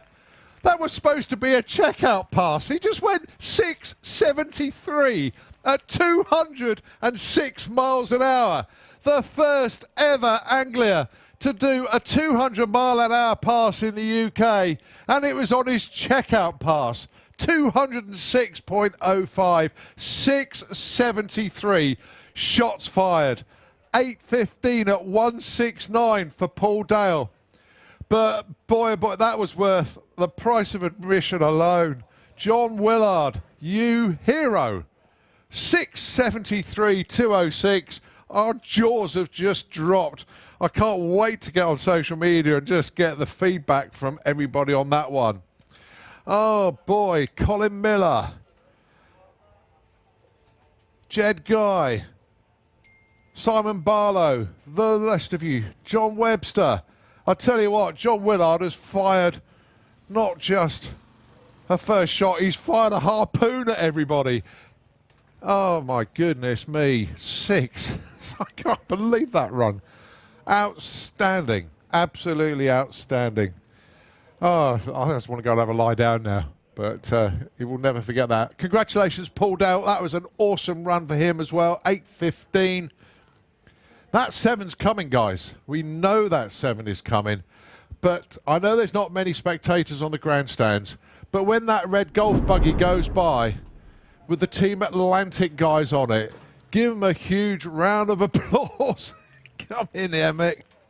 Check out Paul's Colin. Oh boy. Give him a huge round of applause. That was epic. I'm going to have a word with the gentleman that just joined me upstairs here. Got to get instant feedback. I know there's still sportsmen racing out there. Joined by Mick Taylor. Mick, wow. Try and put that into words without swearing. Wow. What else can you say? That was incredible, wasn't it? Absolutely incredible. Absolutely. That was a checkout pole. I know. That was nuts. I just cannot believe what he just did. But it's one of those runs where you think, if it feels right, you carry on. Well, that was his goal. He was going to just... I told him about the 60 foot, just take it easy to 60 foot, just try and run it through. He was hoping to do a 7. There you go. Oh, God. Oh, that was mad. That's it. There we go. Right, let's try and squeeze some commentary in as well. Nigel Gregg with the Turpix goes 15.57, goes from 19 to 7. Karen Waterhouse drops by 1 there, 14.61. But Mick,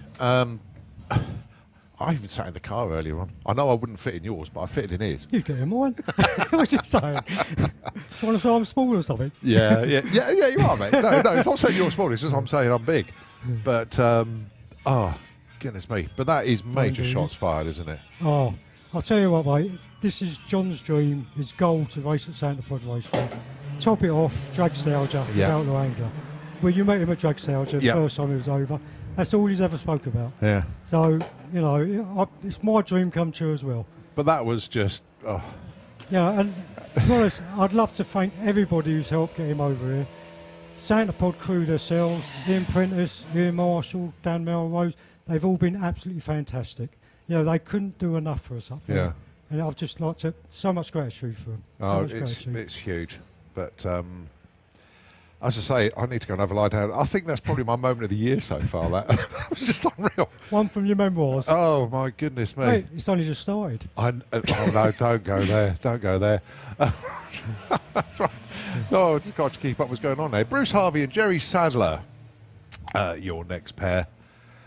I'm not. Are you looking for messages? Because I haven't had any for a little while. So can we please have Gasser Circus into the pairing lanes, please? Gasser Circus, let's have you in the lanes. No improvement there for Bruce Harvey or Jerry Sadler. In fact, Jerry broke out, went that little bit too quick. I don't know if he's going to park it now. I mean, if that was a test pass, what's he going to do on a full ball run? I don't think I videoed it either. Well, I think I'm just waiting for social media to go berserk after that. I should do. But what's the quickest he's gone? 6.6 in Australia, hasn't he? 6.7. I thought you'd been in the 6. No, I think it's 6.7, 208 mile an hour. Right. On different times. The 208, no, the 6.7 was 198, I think. Right. Because you shut down early. Yeah. Pulled the chutes too early. The 200 mile an hour, I can't remember, it might have been a 6. 6.9 or 6, something like that. Yeah. Oh, it's incredible. Danny Bean breaks out, but just over 100th. Jordan Clark breaks out as well. So no help for those two. Right, Mick, I think you're going to have a lie down as well, mate. Yeah, I know. Lovely talking to you, mate.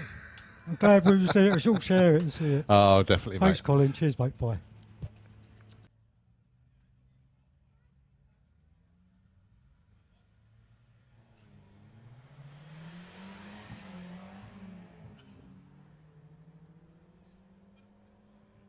Right, a very happy Mick Taylor indeed with the Team Atlantic shirt on there, and he just wanted to pass on the thanks to the pod and everybody. Right, let's have a look at 16.05. Martin Ayton, no help him, but look at Polly Judge up to number 2 with that one, a 16.40 on a 16.37. Darling, nicely done. Next up, Hazel Carter with the Passat. Oh, Patricia. And of course, Steve Metcalf with the Blue Steel Baja 16.10.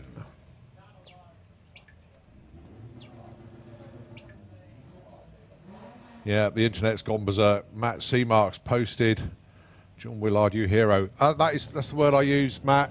I totally agree with you, mate. Hero status with 1 run. He was a hero before we got here, but he's an ultra hero now. So, Steve Metcalf, 16.10. Hazel Carter wants that 15. Let's look at the screens to see what they get. 16.33, 16.73. No help. They're going to stay put.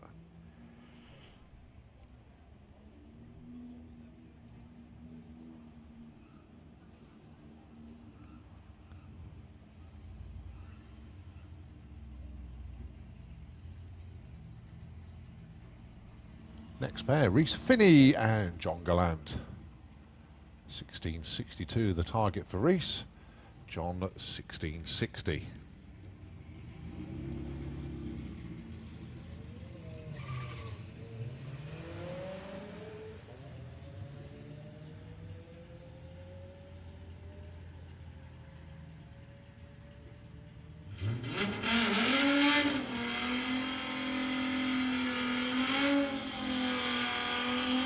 $16.90 for John, moves up from 17 to 12. Reese, no help him, 16.91, stays number 9.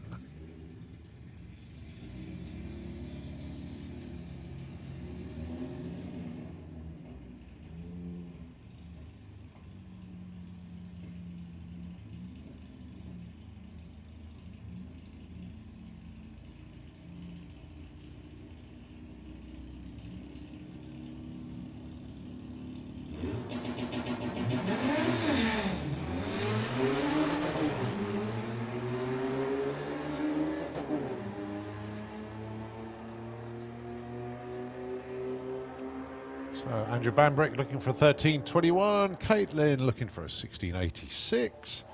Or 13.32 for Andrew. Stays number 3. Caitlin 17.24. Goes the other way this time, but she stays put as well. Paul Robinson. Very, very consistent Paul Robinson. He's your number 1 qualifier. He went 14.71 on a 14.72 dial-in. No, sorry, 14.72 on a 14.71 dial-in in Q1. He went 14.71 with a 5 on a 14.71 dial-in Q2. He's your number 1 qualifier at the moment. This time he dials in 14.71. Alongside Lorraine Large, 15.90. The fun this weekend for Lorraine is to try to get one of her runs to match a dial-in. It's been up and down a little bit.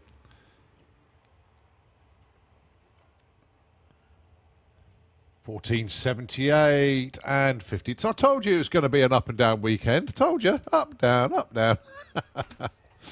But a breakout for Lorraine this time, $15.75. Tom Circuit with the Lupo, $17.99 his target.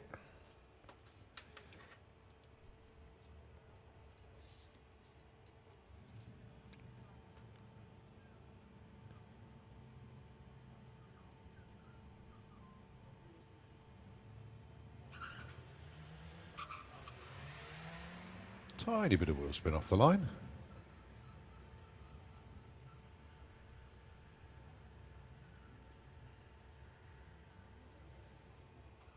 So he's currently number 11, went 18.26 when he did that. And it's gone the other way, 1991, so obviously stays number 11, no help.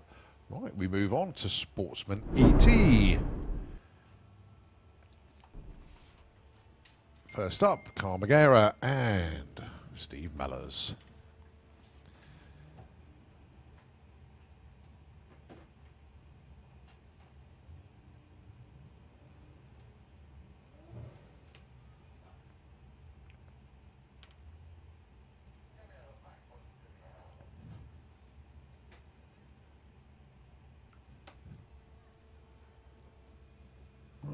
Just wait for Carl to go into stage. There he is. Right, so Carl dialing in 1348, Steve dialing in 1590.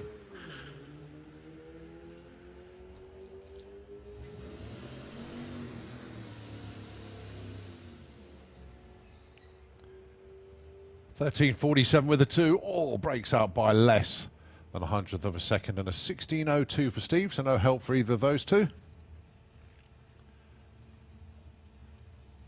Gary Lake and Chris Creswell. Gary, number 5 at the moment, Chris number 3.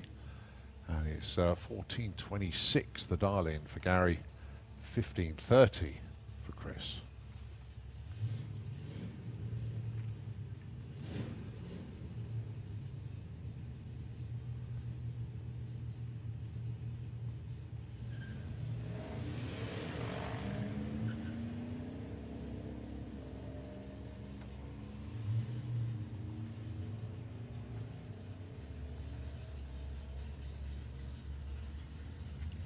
$14.27 for Gary Lake. That's why he's the champ. 100th off, takes the number 1 spot there. Chris Creswell goes a little bit too quick there. 15.22 on that 15.30. So Chris drops back 1 spot.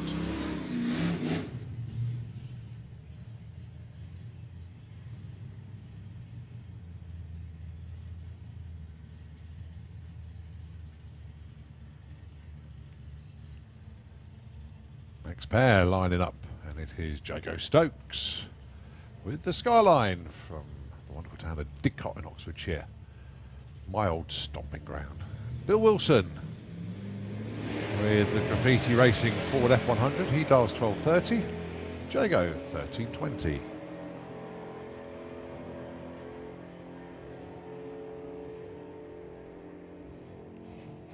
$12.68 for Bill, but Jago Stokes 13.20 with a 7. Takes the number 1 spot.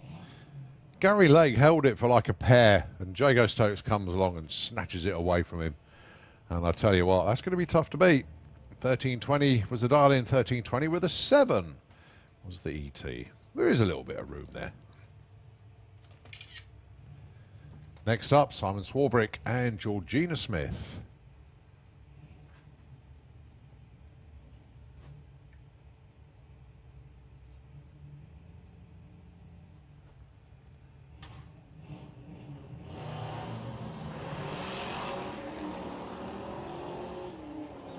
Well, Simon will get to the top end first. It's a question of how close to 12.45 he can get. That's not time of day. Oh, he breaks out 12.29, too quick. Georgina 15.81, she goes too quick as well. So double breakout, which means no improvement on their qualified spot. Next up, Troy Attree with the Z28 Camaro. Looking for 12.55, and Pete Walters 15.85 with the Mustang.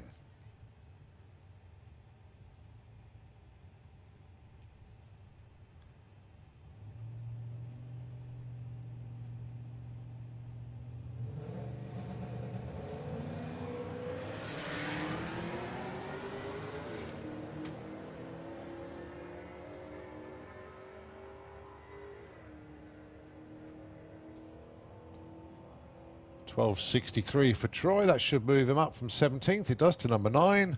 And Pete Walters breaks out 15.77. Too quick. So no move for him. Right, the Mont Blanc Touareg of James Grew. 15.76 dial-in. And Richard Palmer with the family cat, of course, the Jag. 13.50, the dial-in for him.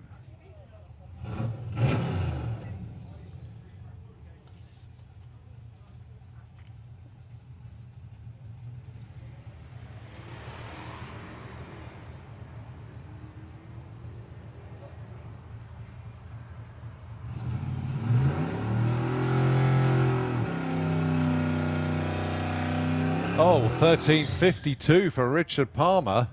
Nicely done, sir. Not quite sure what that's ended up, though. She's only 200s off his dial-in, but it didn't update the position. 16.02 in the Slick Tricks lane. But the screen changed so quick. Next up, Steph Pateman, Kirsty Tram. Kirsty, 12 flat. Steph, 13.81. This is where Steph goes 13.79. I hope not. I hope I just didn't say that.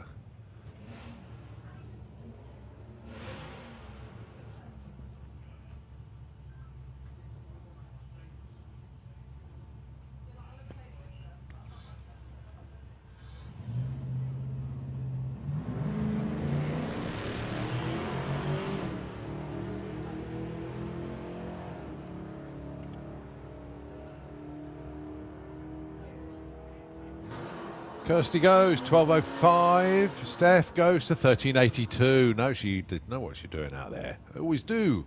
Steph goes number 3. Kirsty number 7. A 12.05 and a 13.82. Brian Huxley and Al Platt. Now, Al, let's say he broke out last time. He wants to get it the right side this time. 12 flat, the dial-in for Al. Brian Huxley dial-in of 8.59.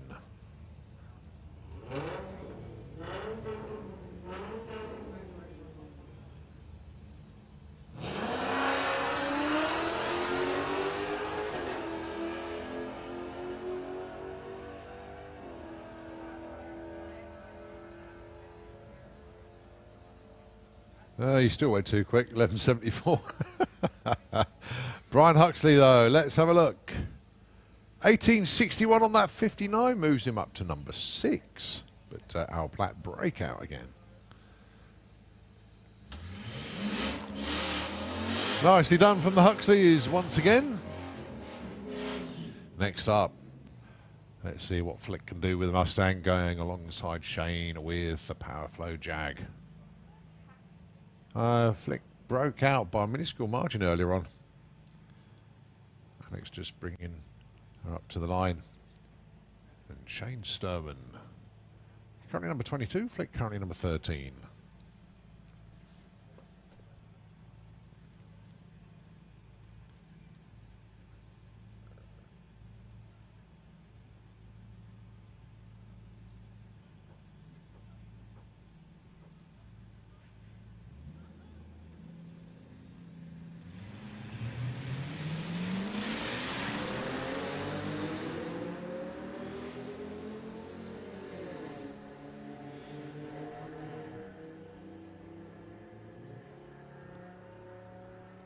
Shane Sturman goes 14.92. Felicity goes 17.15. That's a breakout for Felicity. Shane moves up 1 spot with that run. But 300's too quick there for Felicity Gibbs.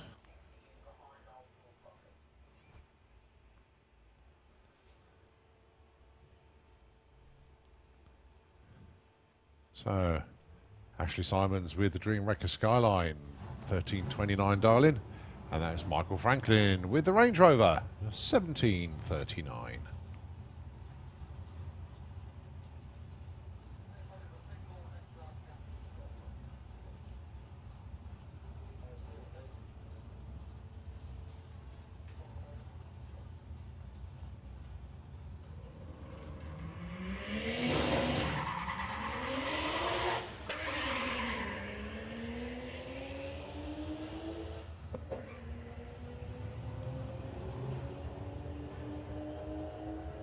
$13.29 the target. The result is a 13.71. And how about 17.30? Oh, Michael Franklin breaks out by less than 100th of a second, so no improvement. Oh, so close. Dave Cherrett. What can I say about Dave? He did rather well at the door slammers, didn't he? Took the big bracket win on the Sunday, winning £5,000 for his efforts. Everybody said, oh, are you going to go on holiday? No, it's more parts for the car or to pay off the bills that he'd already spent. That's what racers do.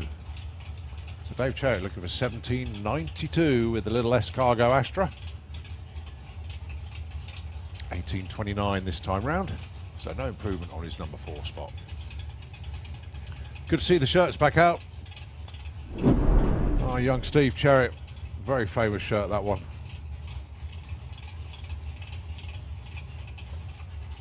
Well, we move on to Gas and Circus.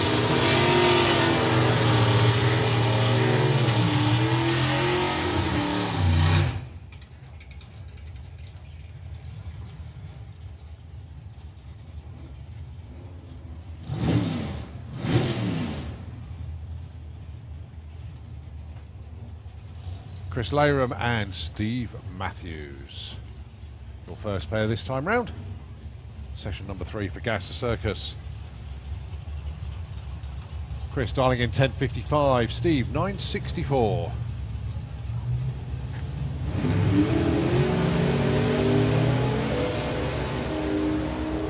Turned into quite a nice day out there in the end. The pesky clouds have disappeared.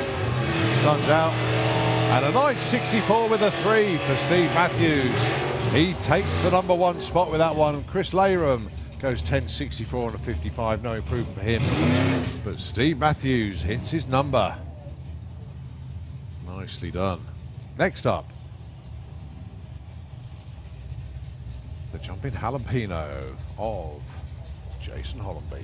Going alongside the rocket of Simon Prest. Jason number 18, Simon number 11.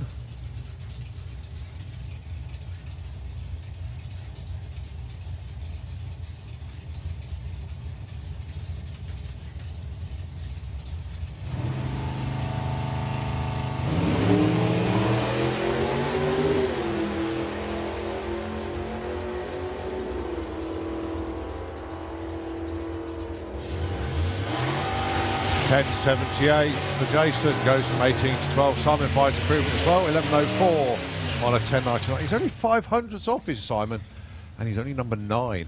Goes to show how tough Gas the Circus is this weekend. Don't forget though, there is a bump spot, and of course you've got to be, I might be able to find out what you've got to be within. Let's have a look, see if it's already on there.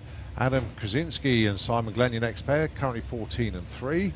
And yeah, we've got 18 cars that put numbers in. On the bump at the moment, Martin Hallam, 0.34. You've got to be within 0.34 to get in the show, but that will change.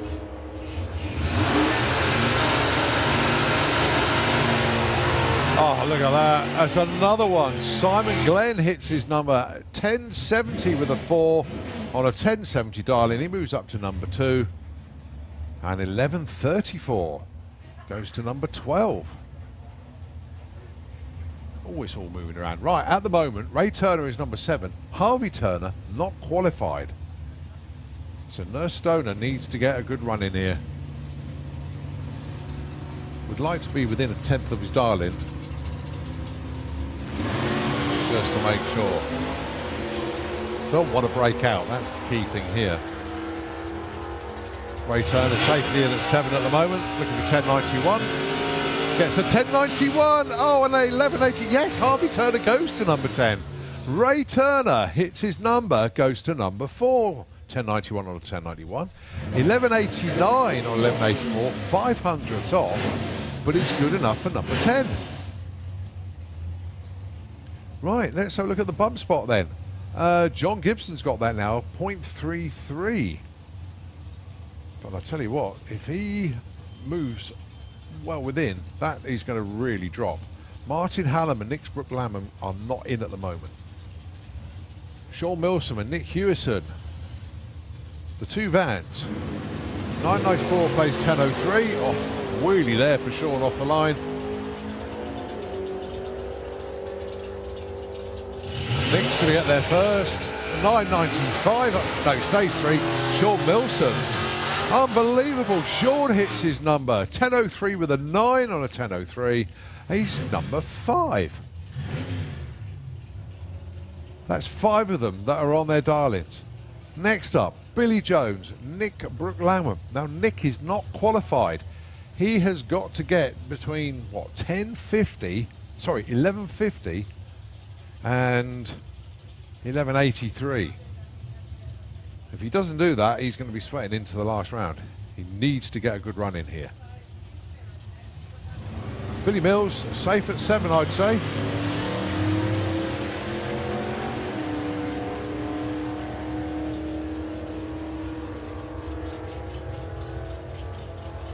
$10.62 with a 9 breaks out. Now then, Nick, no improvement. 10.96. He's not qualified.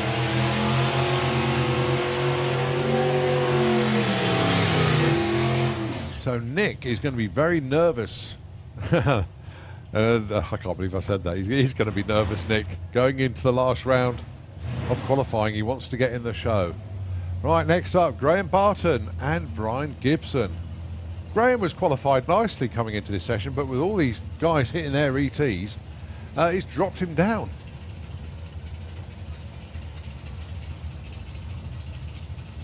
The dial-ins then. 10.69 Graham Barton, 11.28 Brian Gibson.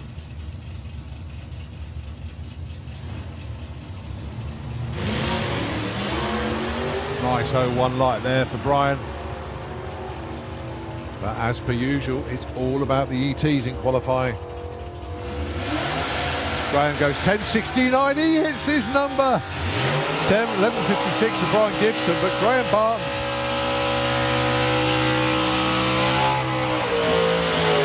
He hits his dial-in and only goes to number 4. That's 6 of them now on their numbers. Next up, Jason Pickett, Ray Irish. Jason, unbelievably, he's dropped to number 15. Now then, 10.85 for the Williams brothers Chevy. Can he do it? Ray Irish, 10.05 dial-in for him. One of the toughest sessions I've ever seen in Gasser Circus, with them all hitting their numbers.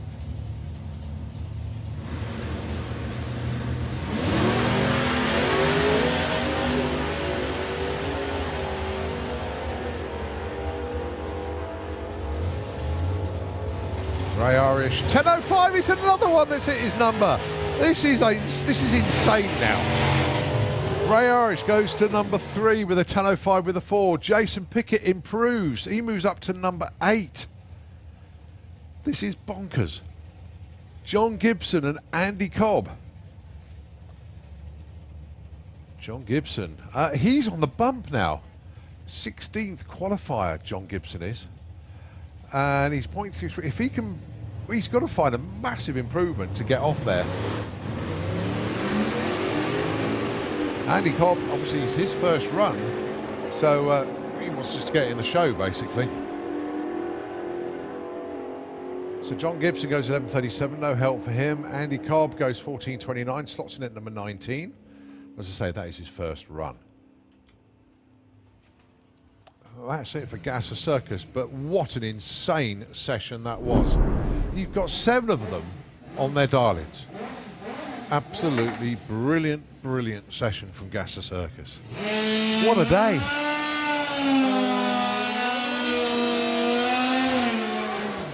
Move on now to Funny Bike.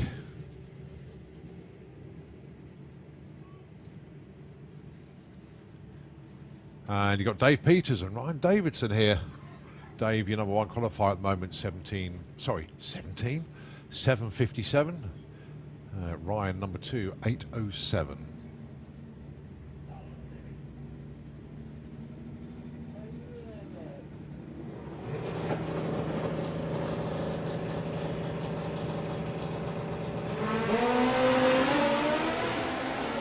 Both heading to the centre line. Both keeping off it. Ah, there. Dave Peters goes 7.69, 177, and he was feathering the throttle, trust me. Ryan Davidson was heading to the centre line a bit more, so he had to back out a bit earlier. Goes 9.49 at 152.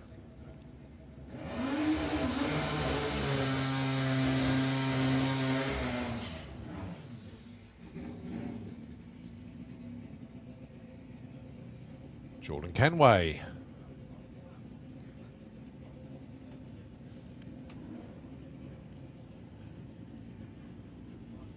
On his own for this one. Don't think we've got Lorcan Parnell down for this one. No, can't see him.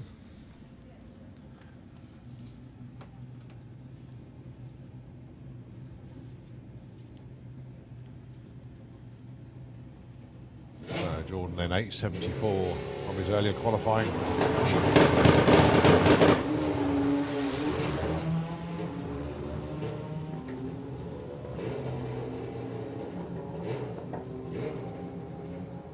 For 155 there for Jordan.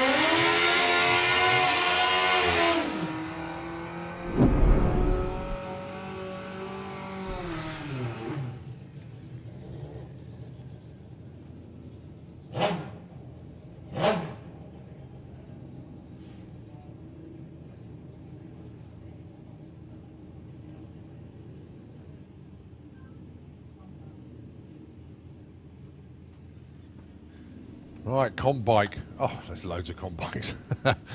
Let's have a look then. John McLean, he's currently number 16.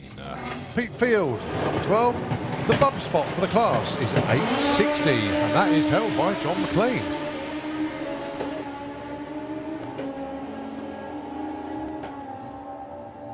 Well, that's changed it around a bit. John goes 8.09. Pete Field goes 7.89. They both improve. The bump spot drops to 8.57.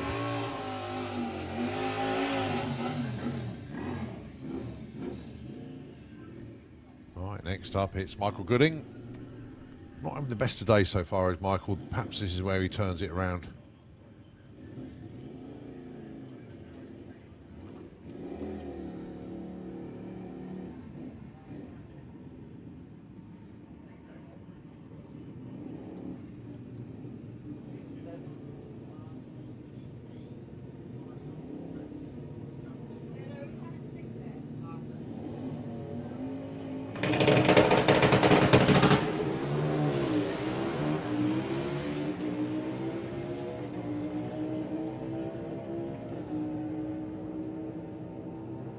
.21, 140.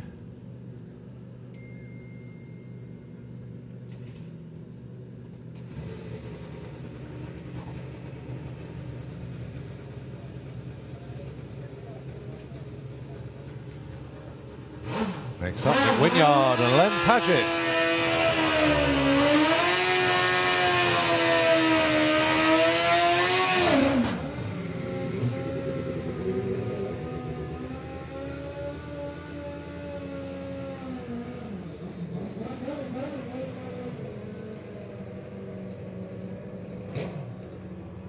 So Mick Wynyard currently in the number 13 spot with an 8.06. Lenny's 7.79, number 8.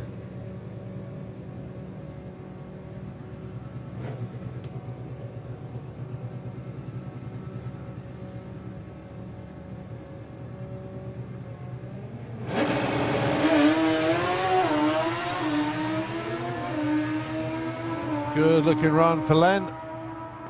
Should be improvement on that 7.79. It's a fractional one, 7.76. Wynyard goes 9.40.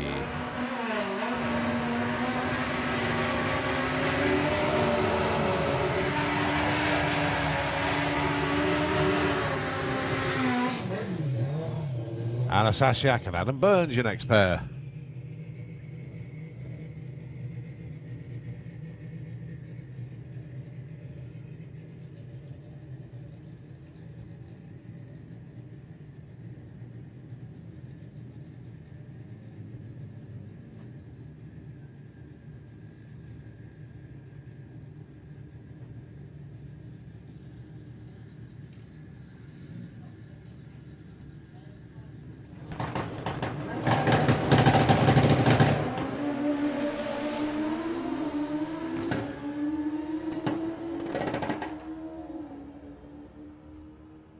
Adam lifts off the gas at the strike there. 8.78, 104, 8.73, 165 for Anna.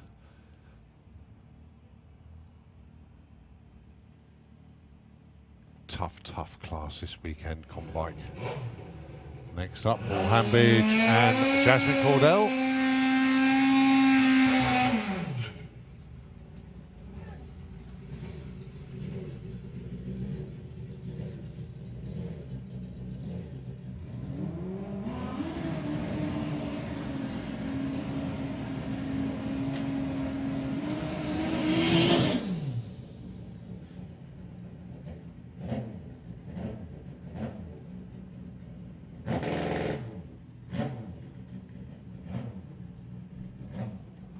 Let's have a look at what these two did earlier on then. Paul Hambidge went 7:48. Jasmine 7:80.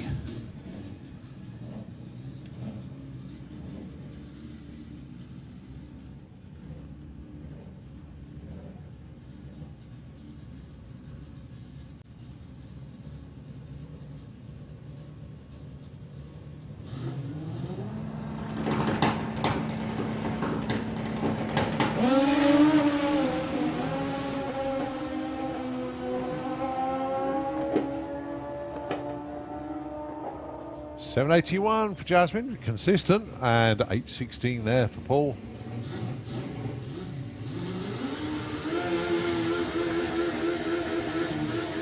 Next up, Gary Bowe and Sean Mills. Gary went 7.24 in Q2 to take that number 1 spot, but then Jake Michelle had other ideas and came out and went quicker, spent 6.97.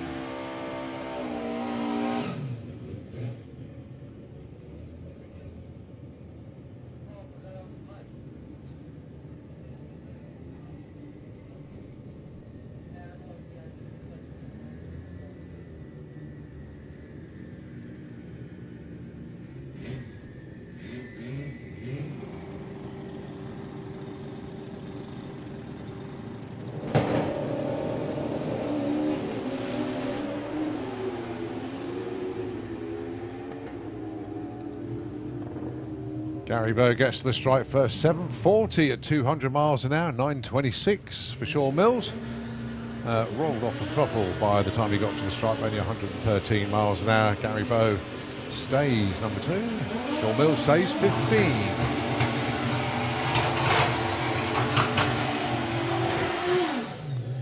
Right, next up, Dave Thomas. He's on that bump spot at the moment of 8.57. Mark Dainty, no issues for him, 7.33, currently in the number 3 spot. That's fact, the only issue for Mark, he wants to go a little bit quicker.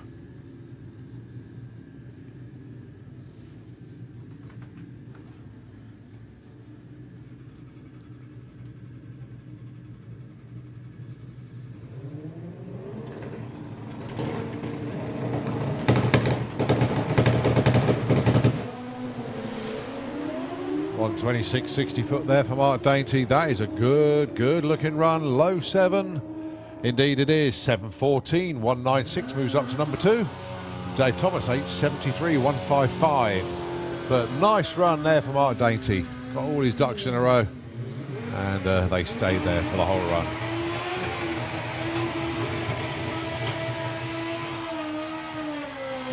Jake Michelle and Andrew Christophe, your next pair.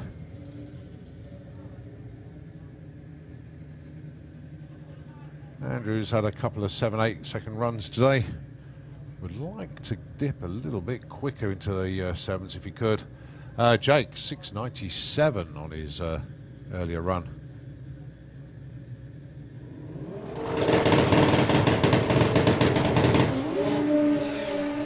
Load of Wilson off line, unfortunately, there for Andrew.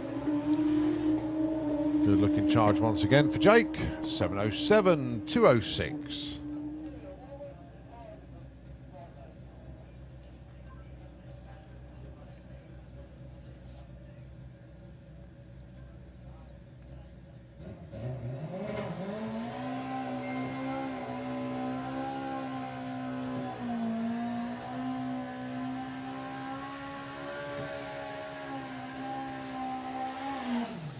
Right, still in combike.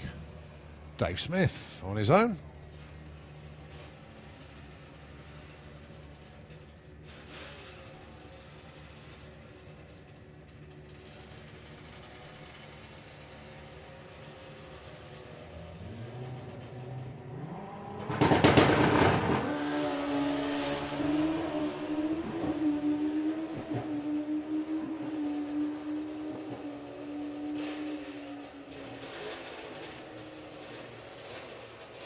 $7.24, 2.02 for Dave Smith. That's a nice run. Puts him into number 3.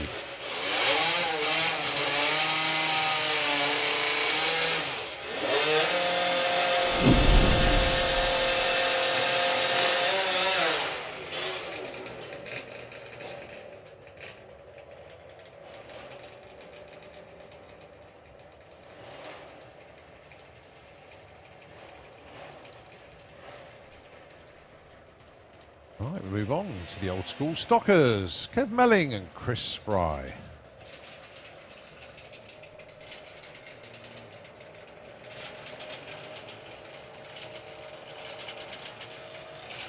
Kevin Melling, number 1 qualifier at the moment, 8:53. Chris on a 10:03.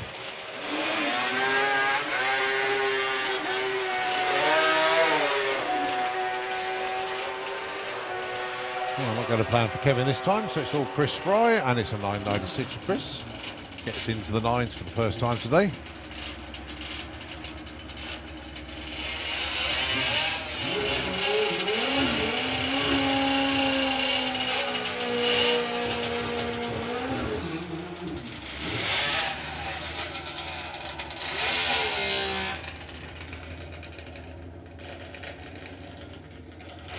So, Rod Spry, Peter McGuinness, your next pair.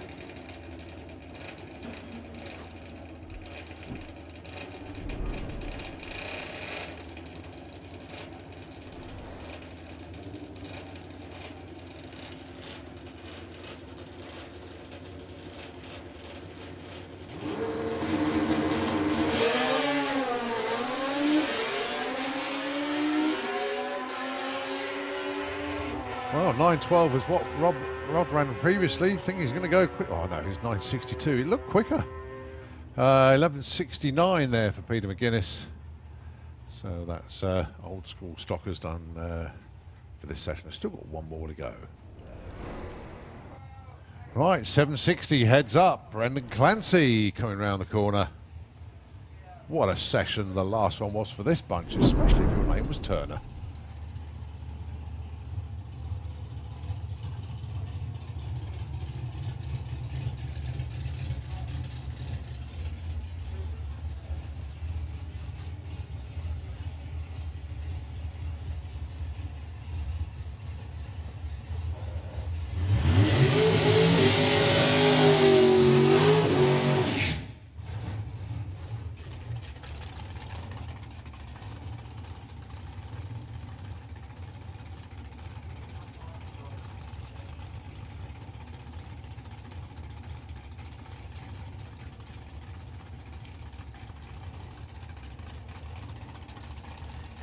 So Brendan Clancy got the track to himself for this one. 7.95 so far with the 53 vet.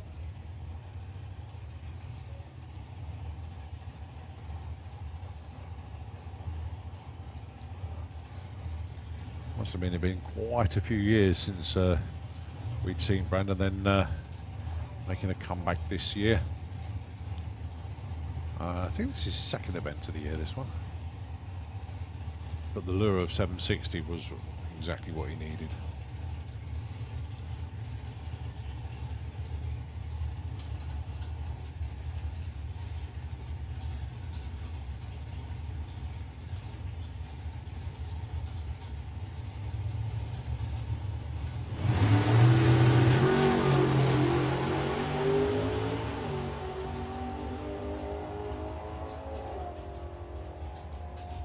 $7.97 on this pass. Pretty close to the 7.95 you ran earlier.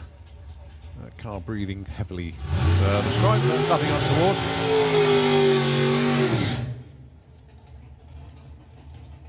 All right, Belinda Bull, current number 2 qualifier. And it's not impossible to take number 1, but it's a very, very small window of opportunity.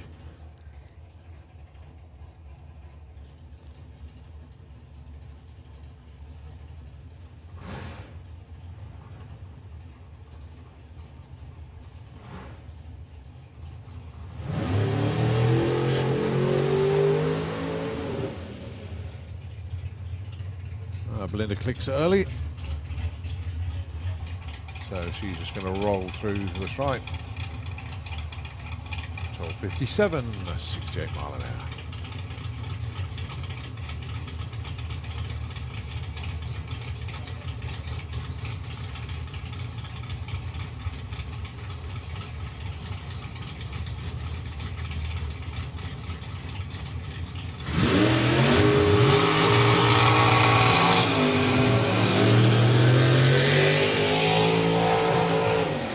Right, two cars running in the 7/8s. This is Billy Gain and Darren Pert.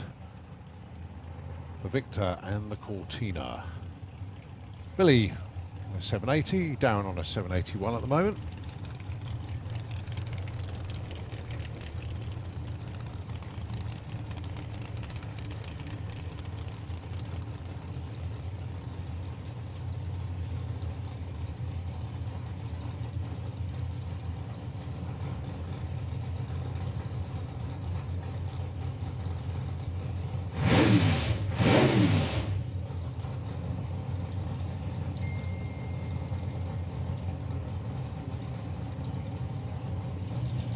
Okay, so the pre-run checks all done, the burnouts are done, tyres are ready, i.e. warm. So let's see what Billy and Darren can do then. Can they get into the 7.7s? Maybe even the 7.6s?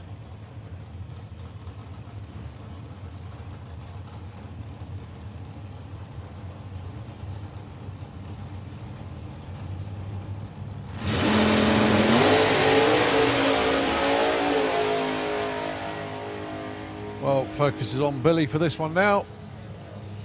781. Well, he's only 100th of what he ran earlier on. Darren not getting off the line the way he wanted to. So he's just coasting up to the stripe. We move on to the modified 100Es.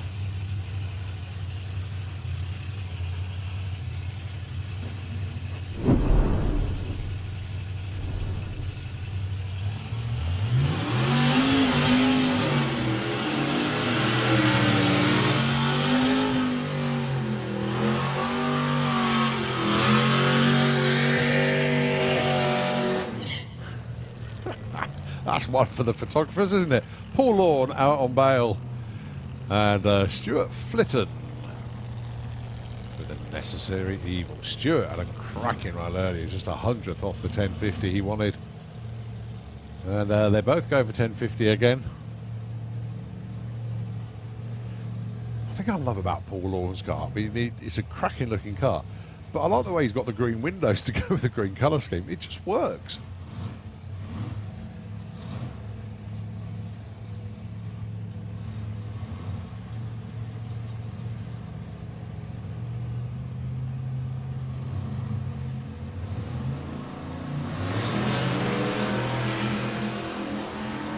Just a little bit of tyre slip there for Paul Lawn off the line. Oh, 57 this time round for Stuart Flitton. 65 for Paul Lawn. Very well judged runs for both of them.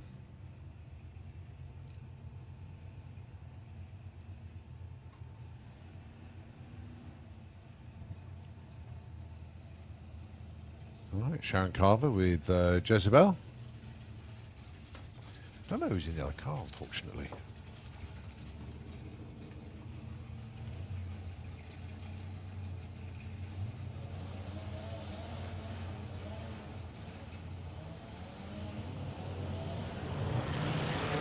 Yeah, it's not one that's on my list.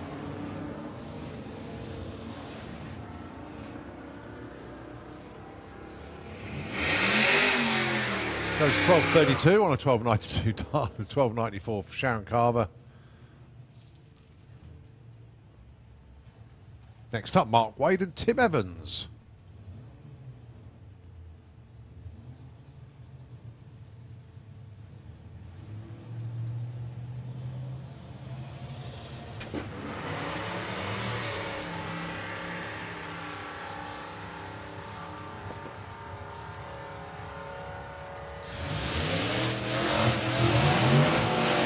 Mark gets there first at the 13.69, 13.10 for Tim.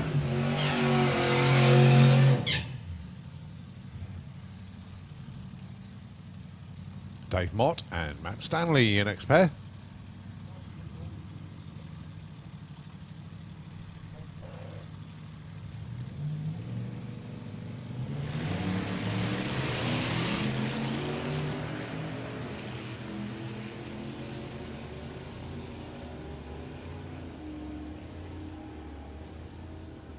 1280 and 1260 the targets. 1309 for Dave. 1225 for Matthew.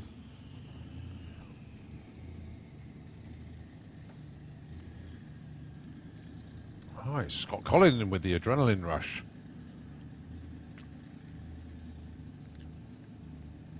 If we can get the throttle open all the way through, this thing's absolutely going to fly.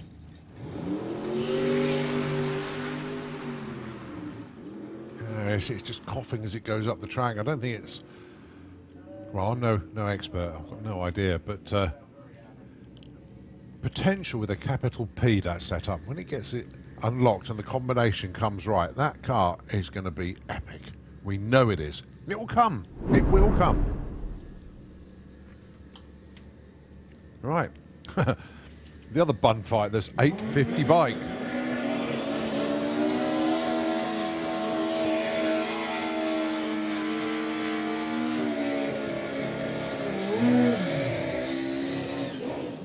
Dan Diaz and Martin Hallett, your first pair.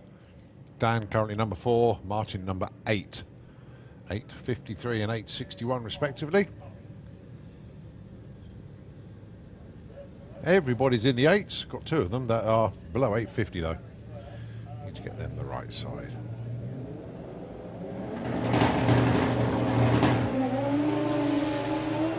Well, once again, Dan off the line first.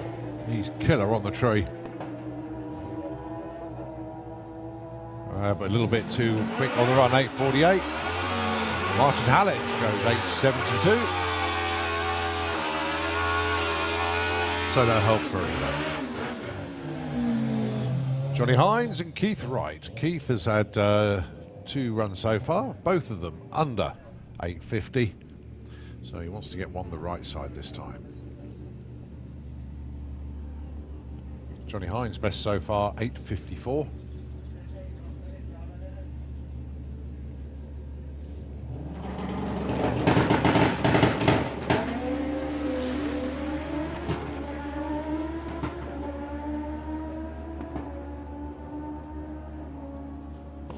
.46, it's Johnny's time to break out. Keith Wright gets one the right side. Goes 874.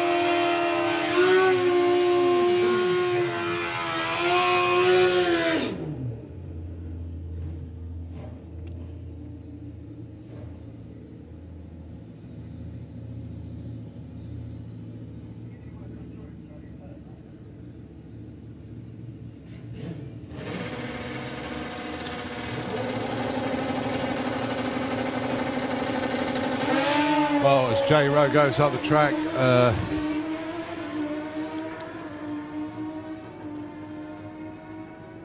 so look, 854 for Jay, 886 for Paul. Meg, that's right, Kerry Ann got in touch and saying, Meg taken over by courier duties, has been in hospital having injections in my spine. Ugh, ouch. I won't say ouch, and I've just read the word ouchie that you put. So, Kerry Ann says, well done, Meg. Course, passing it on.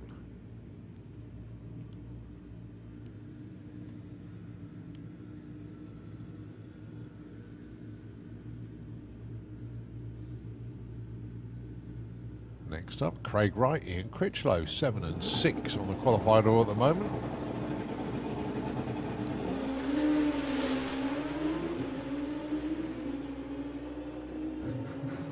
Nice lights from both of them, but it's the ETs that are more important at this stage. 854 for Craig Wright goes to number 5. 857 for Critch drops a spot to number 7 because of Craig's improvement.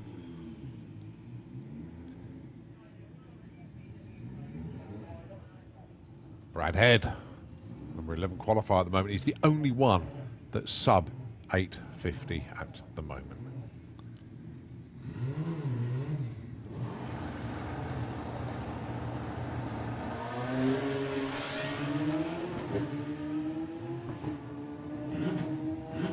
Brad making it look effortless, but can he get it the right side? No, 849 with a 5. Oh, one more go to get it the right side, but nevertheless, good pass. Right, Stacey Reed has still got that number 1 spot.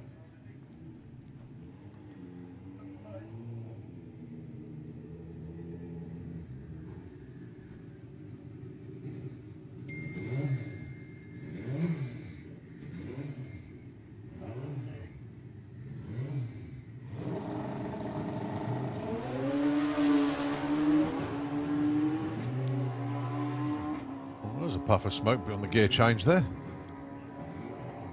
But 865 at 156, and a bit of a head scratch there for boys, thinking, well, what happened there? So they'll go back to the pits and get it checked out.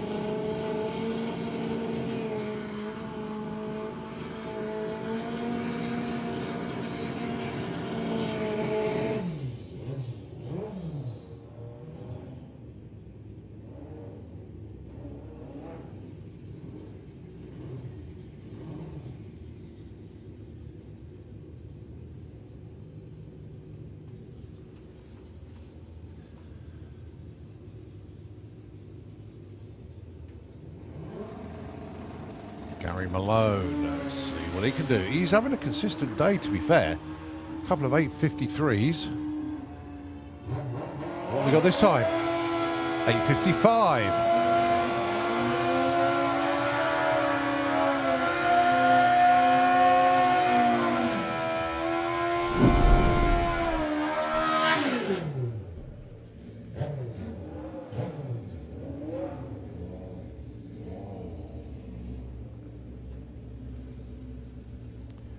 Right, move to 950 bike. Zoe Hallett, currently number 5. Dion Hartley, number 3.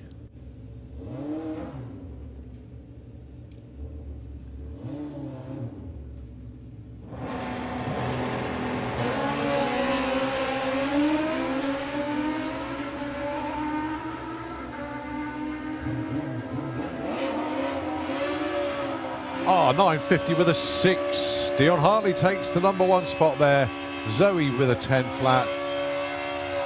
But nicely done, Dion. So that pushes Carl Thomas down to number 2, Dave Hall down to number 3, and that is your next pair. So Carl Thomas has just seen his number 1 spot being snatched away from him.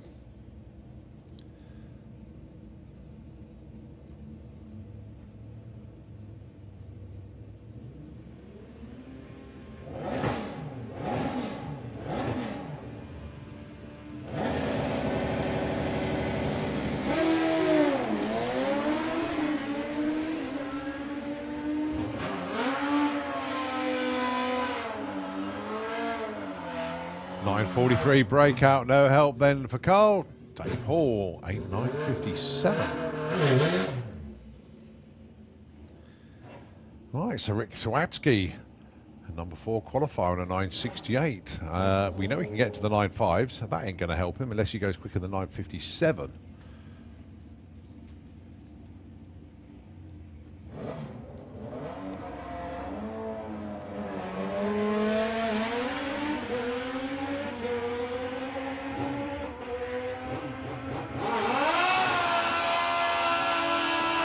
.970, no improvement for Rick Sawatsky. Right, we move on. We're rattling through now, actually. ET Bike. First pair. Coming up to the line. Justin Moulton and Nick Pladen. Darling class, 10.45 for Nick. 10.12 for Justin.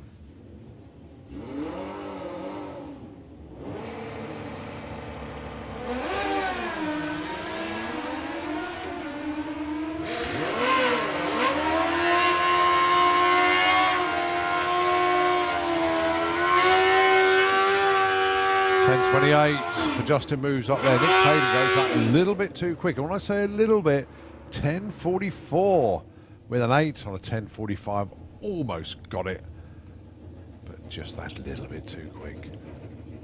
Bit like Phil Prout. And his last run went 8.9996 on 9 flat dialing. So it goes 8.99 dialing this time round. Chantal Van Loon, 9.42 the dialing. So Phil's got, let's have a look, goes 9.03 this time. Bizarrely, that's what he qualified with earlier. Chantal goes 9.93, no help. Next up, Scott Collier. Not alongside Brett Cordell this time, but alongside Peter Harrison. He's sticking with the 9.50 dial-in though. Peter Harrison, 10.80.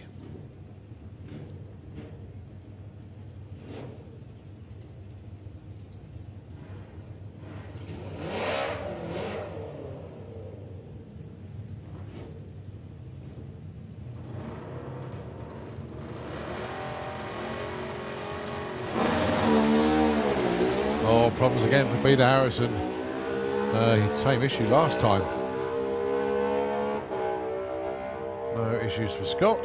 9.59 with a 1. He stays in number 3, but unfortunate for Peter Harrison. That's twice that's happened now.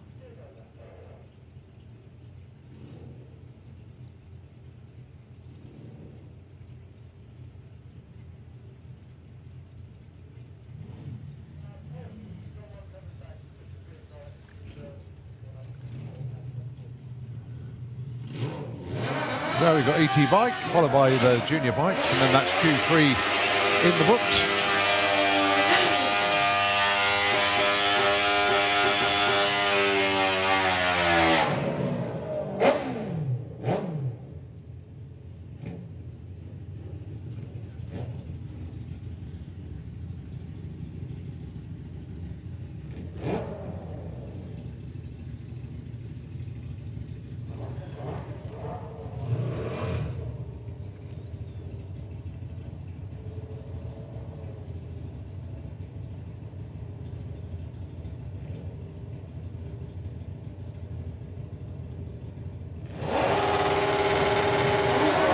Right, Liam Holgate and Jake Bowden. Liam looking for a 9.58. Jake an 11.97.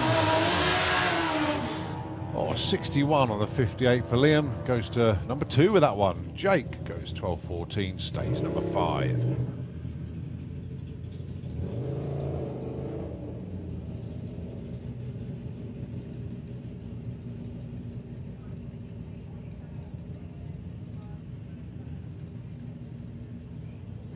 Blade King and Jack Hartley. Blade 9.10, Jack 9.90.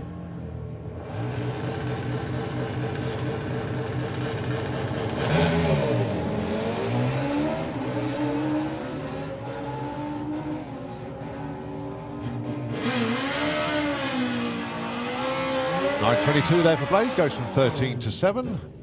10.19, no help for Jack, stays 15.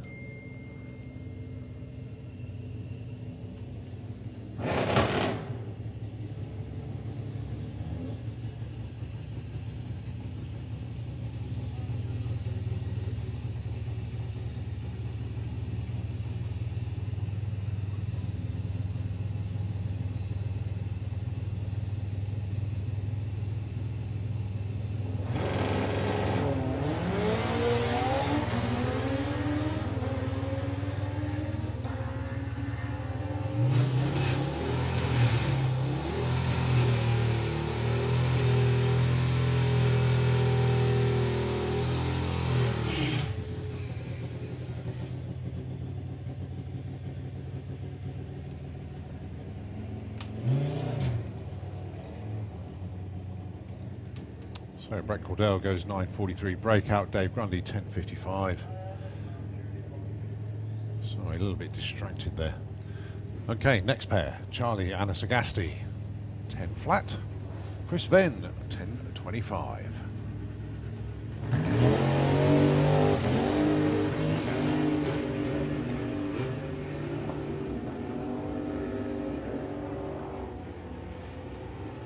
$10.03 for Charlie, takes the number 1 spot. Well done, Charlie. Chris Venn goes 10.97. Charlie Anasagasti 10.03. Number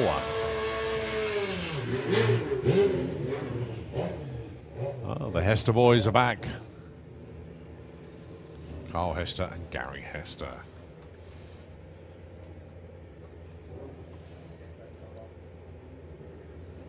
Gary currently number 13. Carl currently number 10. The Darlings then. Gary 8.70. Carl 10.80.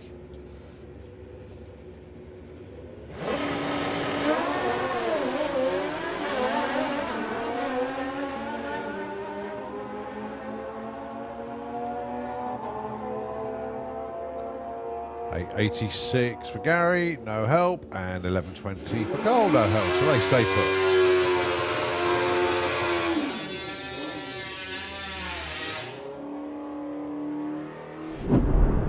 Right, we shift to junior drag bike. Their last qualifying session sorry, the last qualifying class of session 3.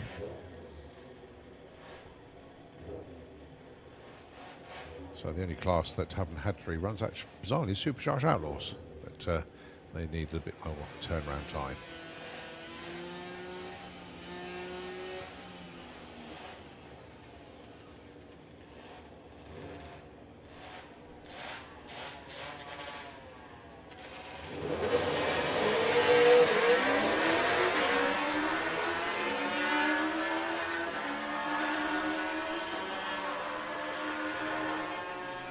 Holly stays number 2, she breaks out, goes 8.26 on 8.50, and 9.29 with a 6 on a 9.30 dial for Richard. Oh, so close.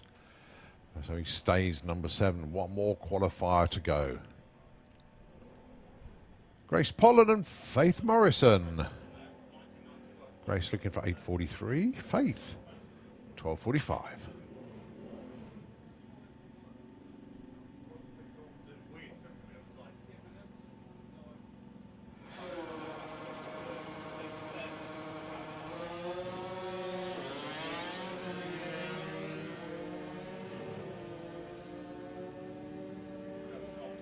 Grace is going to get there first, goes 8.75. Faith, 12.45 the target. 13.12 the number. So Grace stays 3, Faith stays 11.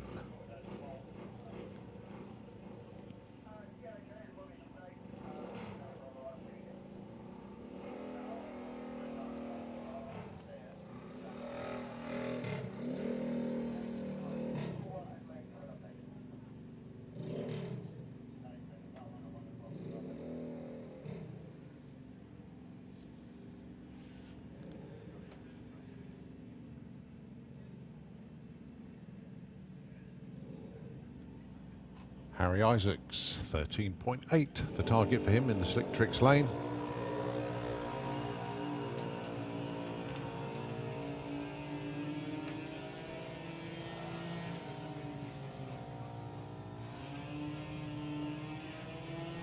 $13.66 breakout, just a little bit too quick for Harry.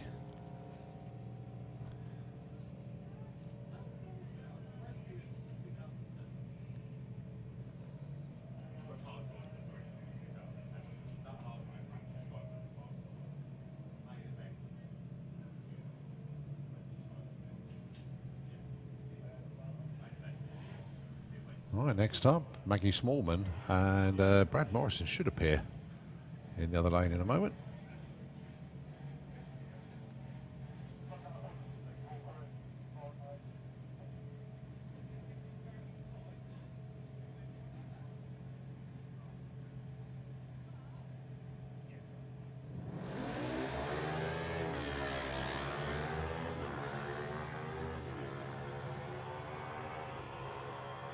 So Maggie on her own then. 9.69 on a 9.50 all in, but already number 1 qualifier.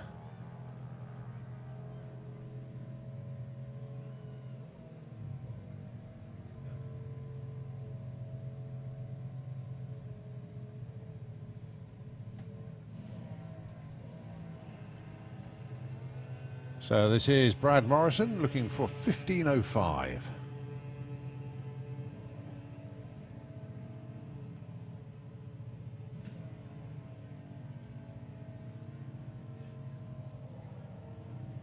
Gets a 15.32, not far off at all. Brad Morrison stays number 4 though.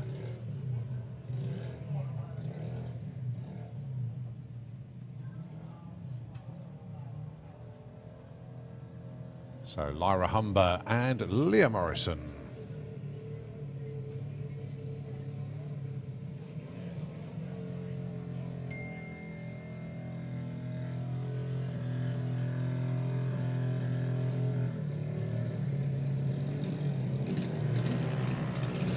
Well, I don't think Leah can get any further right than when she was then to launch. Looking for 11.54. Gets an 11.67. Lyra Humber wants 15 flat, gets a 15.12. Leah moves up from 5 to 4, but Lyra moves up from 8 to 3 with that one.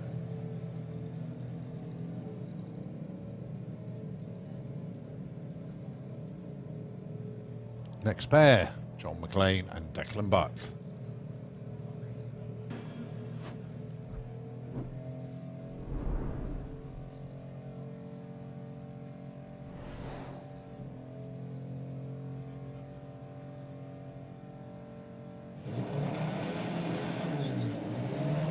So 11.60 the target for John. Declan is 10.4.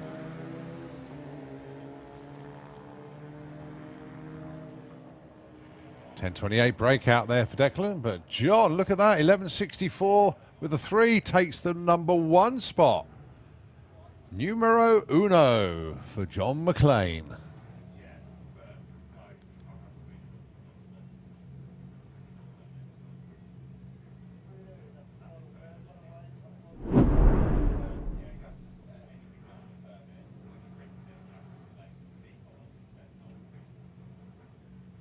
Right, so that is a wrap for Q3. We just got Supercharged Outlaws who are in exhibition to do their third runs, but it's now time to do the last cycle of qualifying for the day.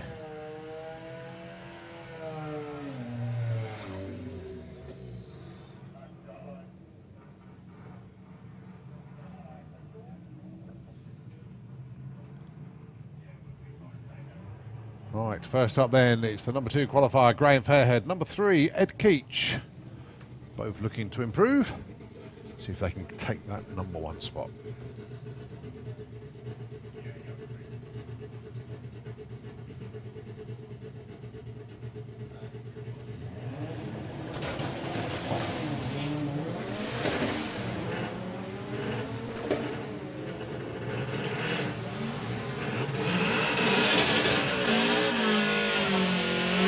.10.70 for Graham. Ed Keach finds an improvement, 11.95 with a 4. Good enough for number 2. He moves up 1 spot, doesn't move up 2.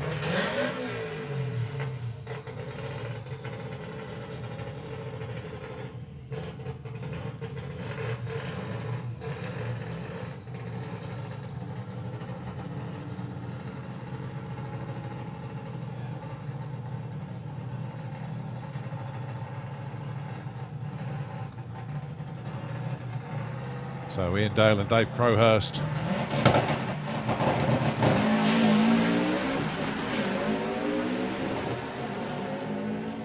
All right, Dave avoiding the 1,000-foot blocks this time round. Let's see what he's got for us then. 9.39. Ian Dale goes 12.38. Both move up. Ian to number 5, Dave to number 6.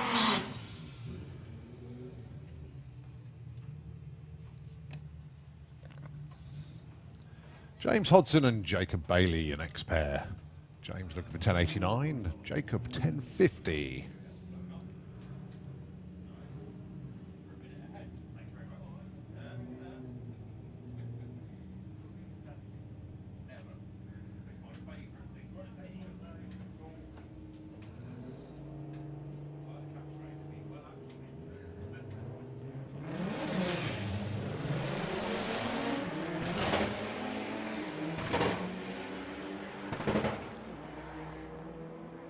Well, James is going to get there first.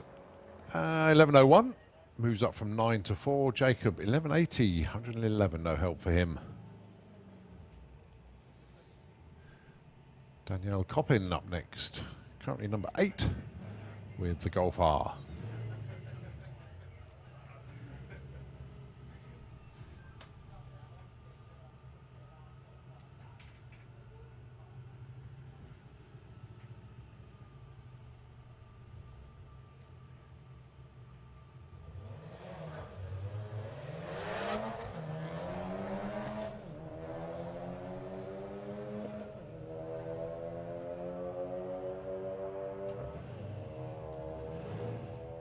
.12.20 breaks out by a 10th there for Danielle, so stays number 8.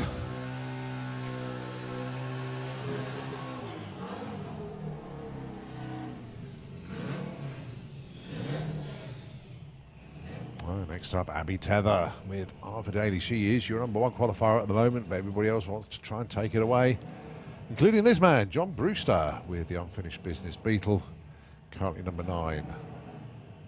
12.75 the darling for Abby. She already ran a 12.77 today. John Brewster looking for a 10.50.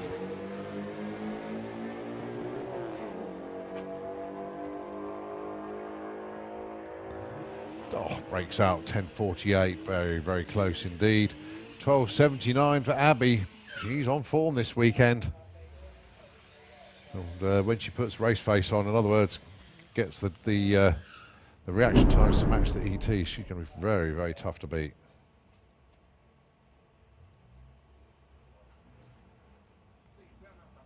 Tom Circuit and Reese Finney. It's the Lupos back round again. Reese Finney currently in the number 9 spot. Dial-in 6.85.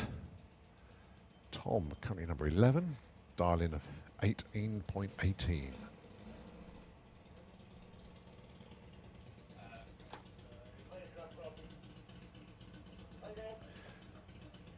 This, of course, VW Sportsman.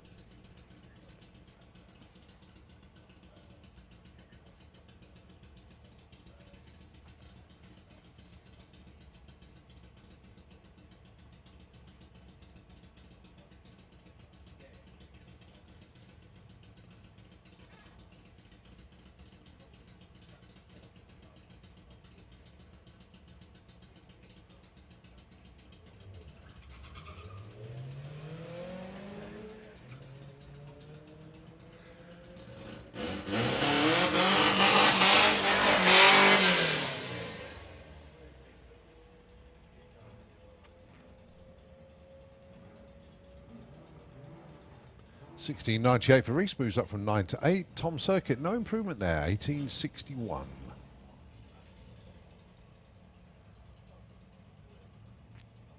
Steve Metcalf and John Gallant. $16.60 the dial-in for John. Steve is $16.15.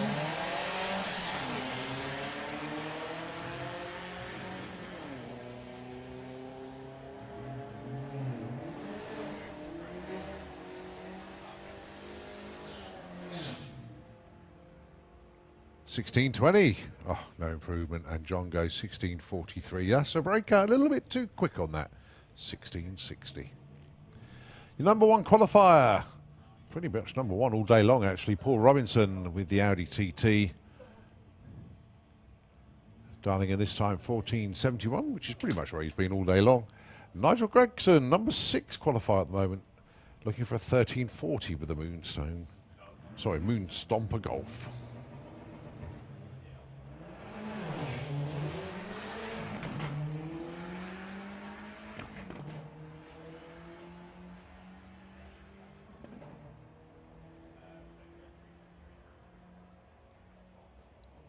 $13.49 for Nigel Stay 6. Paul Robinson $14.72 on a 71 dial-in. That's why he's good. That's why he's number 1 qualifier, and that's why he's your defending champion. Just 2/100ths off dial-in. No, 100th off dial-in. Jerry Sadler and Nigel Gregg. It's the Blue Action Beetle against the Turpitz Audi A6.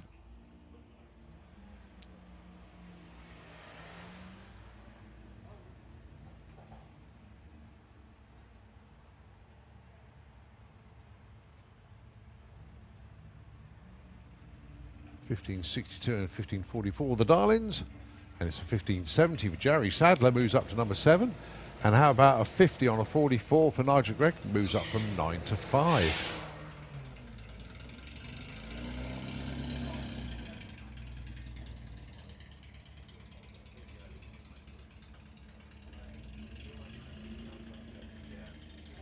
Jordan Clark, $13.50 target for him, and Caitlin Wilson, $16.86. The dial-ins are going to be up and down today for Caitlin. But she is number 6.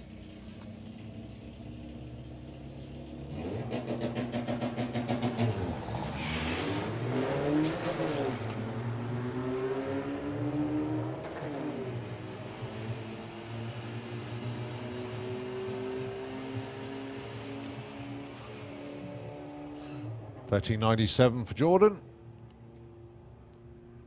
And a $17.38 for Caitlin. All a bit confusing now. But Jordan moves up a couple of spots to number 18. Well done to him. Karen Waterhouse and Danny Bean.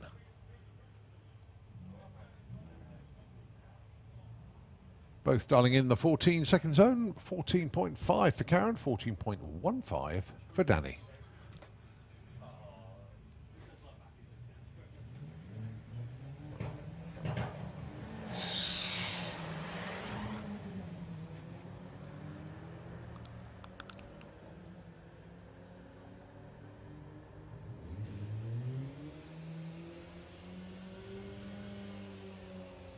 $14.60. That's 17 to 9 improvement there.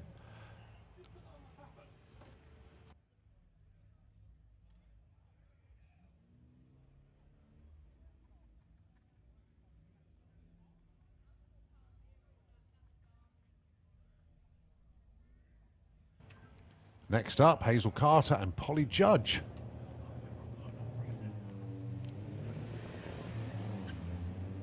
$16.20 for Hazel, $16.37 for Polly.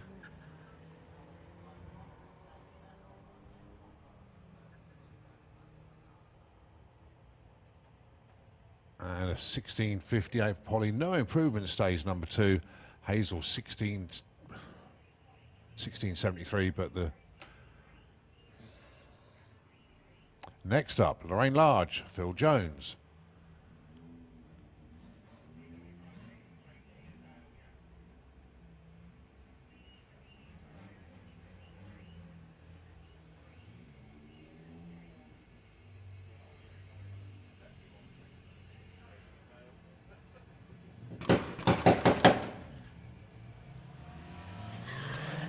So Phil looking for a 14.60, Lorraine a 15.82, and a 007 light. Nicely done.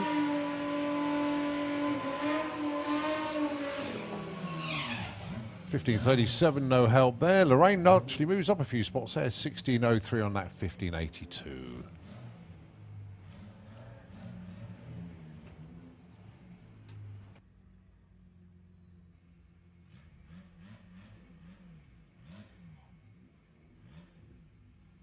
Right, can we have Gasser Circus into the pairing lanes, please? Gasser Circus, can we have you into the lanes?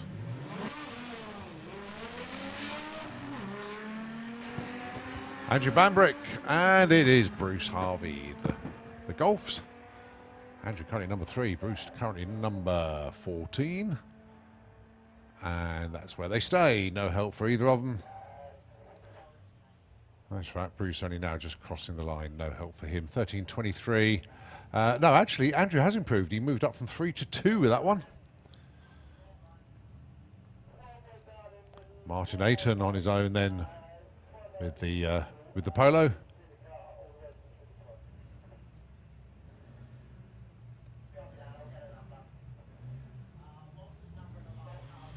So Martin currently number 10. See how close he can get to 15.85 without going under it. He has qualified with a 15.77 at the moment. So 16.08, no help, stays 10.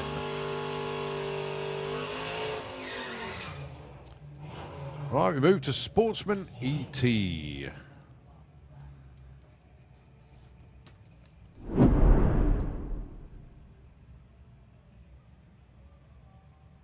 Right, Carl Mag with the 13.47 dialing on the Tesla, and Simon Swarbrick 12.27 with the 4 pop. They're currently 23 and 22 respectively.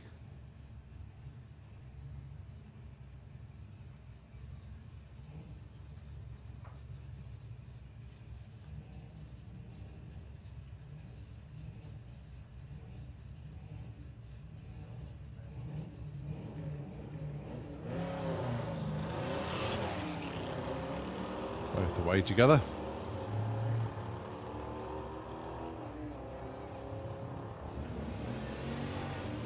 Simon's going to get there first. 12.37, a 10th off, moves to 13. Carl moves up as well. 55 and a 47, 23 to 10.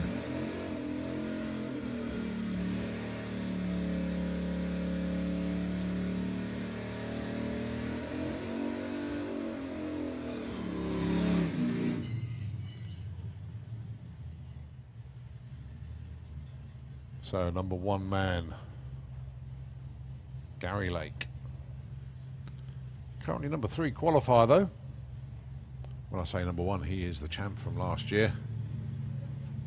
Going alongside Bill Wilson. Currently number 19, he wants to hit a 12:40. Gary Lake, 14:26. Gary's already run a 14:27.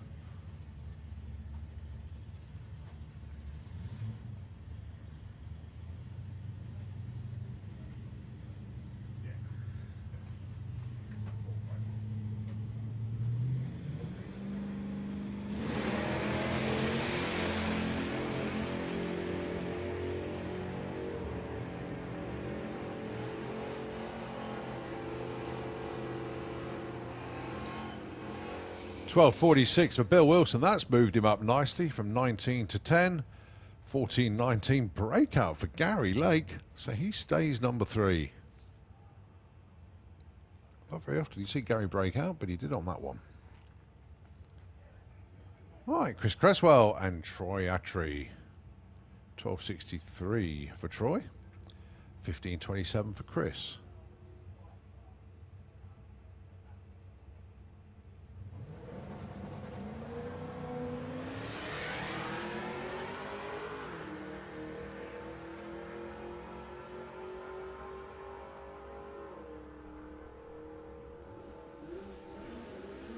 $12.57 breakout for Troy, no help, and 15.43, no help for Chris either.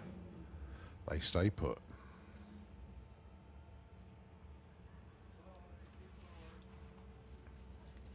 Steve Mellors and Richard Palmer, your next pair. 13.45, plays 15.90.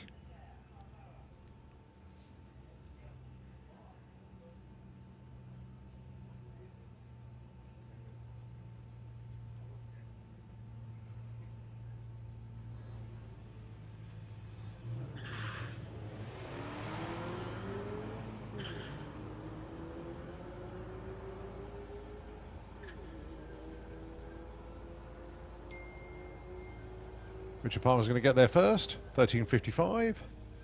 Steve goes 15.65 breakout. Richard Palmer moves up 1 spot from 17 to 16.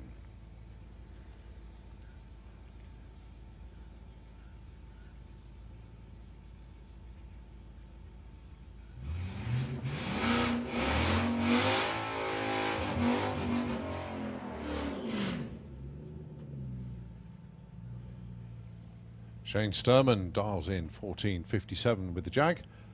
And Brian Huxley, 18.59 with the Focus. Already ran an 18.61. And you never underestimate a Huxley when they're on the racetrack. A lot of people have and have come a cropper.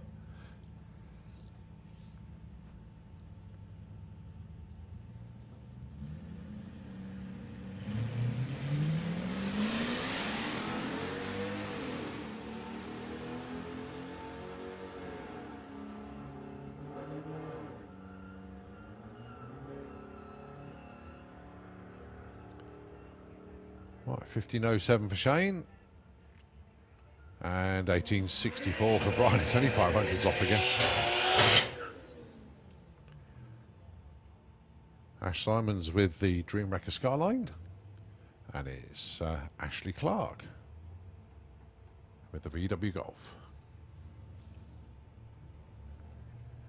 13.35, place 19.85.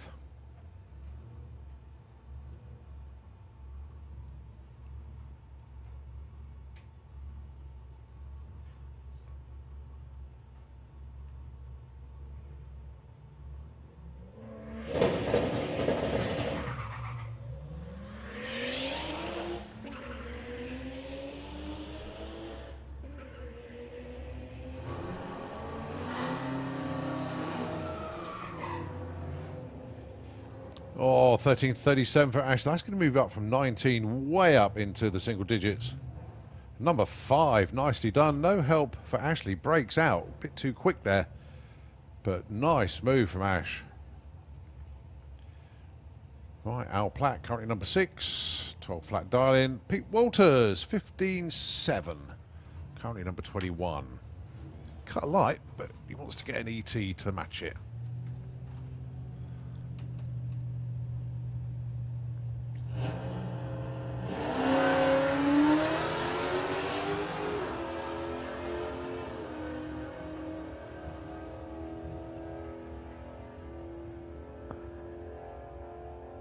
$11.67 for Al, breaks out, and it is a 15.89. The right side this time for Pete Walters. Goes from 21 to 19. Jago Stokes. And Michael Franklin. Jago, the number one qualifier, sticking with the 13.20. And Michael Franklin, 17.37.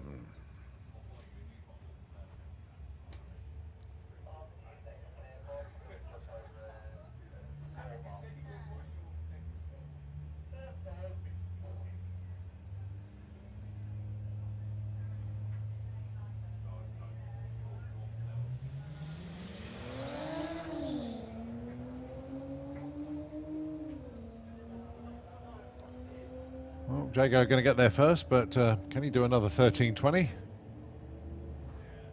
13.22, nicely done. And Michael Franklin goes 17.37, or 17.40 on a 37. And moved up to number 9 with that one.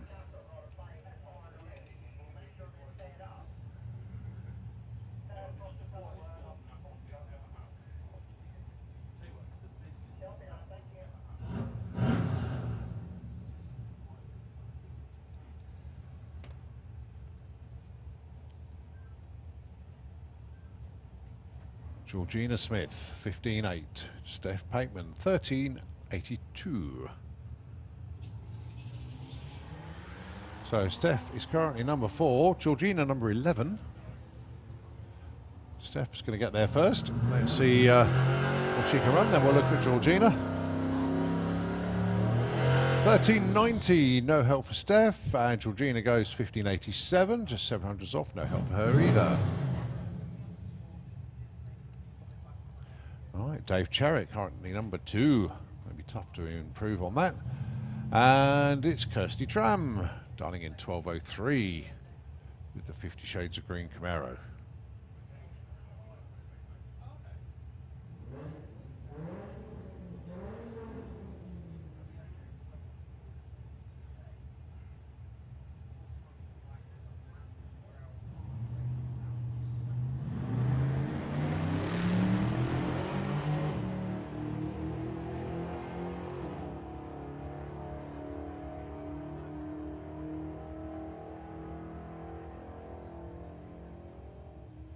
$12.04 on a 12.03 Kirsty Tram. Nice move from her. Let's see. She moves. Well, she should do. Ah, the list didn't update then, but no, she definitely moved up there. 100%. James Grew with Mont Blanc, the Tuareg, and Felicity Gibbs. Looking for 17.14, currently number 18. Trying to work out why Kirsty went then.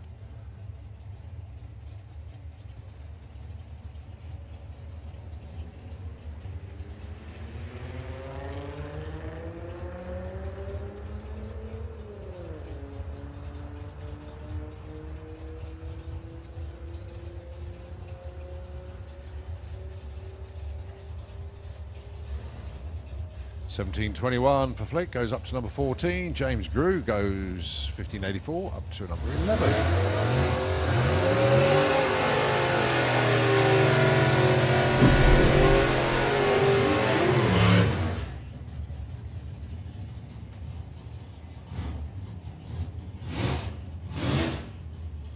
Right, we move on to Gasser Circus, following final qualifying session for them.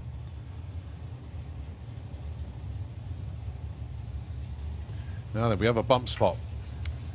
Not qualified at the moment, and Martin Hallam, Nick Brook-Langham and Andy Cobb. First pair. Simon Prest, who's currently number 10. John Gibson, number 16. John wants a 10.65 or close. Yeah, that's better. Up to number 14. Simon Prest, number 10. So John Gibson moves off the bump. So that is now 0.12, and it's Jason Hollenby. So Andy Cobb, bearing in mind this is only his second run. Target for him is 1350. Sean Milsom, 1004. He's currently number 7. Safe. Nice wheels up launch for him.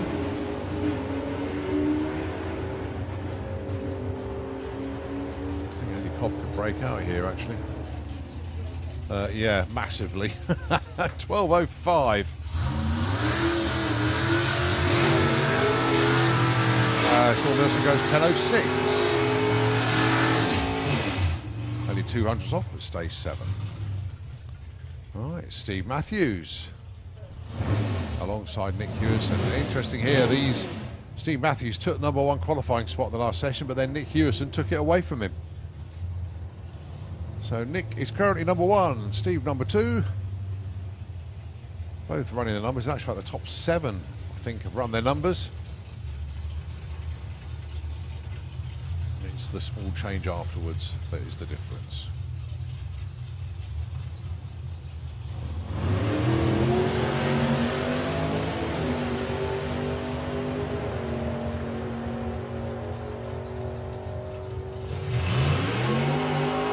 Steve goes 960 with the 0, 996 with a 4 for Nick Hewison.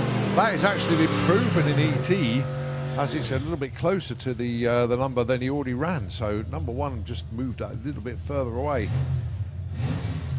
Now then, Nick Brook Langham needs to get one in here.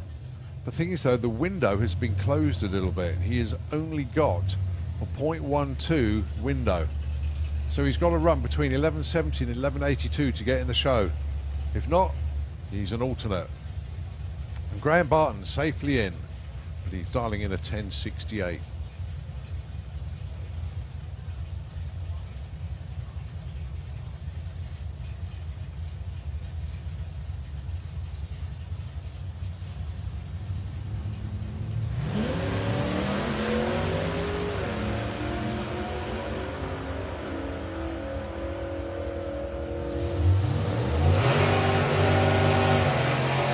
.69 and a 1204. Nick Brook Langham does improve by 1 spot, but it's not enough. He's first alternate now. Graham Barton just 100th off on that one, but no improvement. Right, so Adam Krasinski and Jason Hollenby, these are 15 and 16 qualifiers. Only Martin Hallam left that's not in the show at the moment. So Jason Hollenby would like to improve if he can.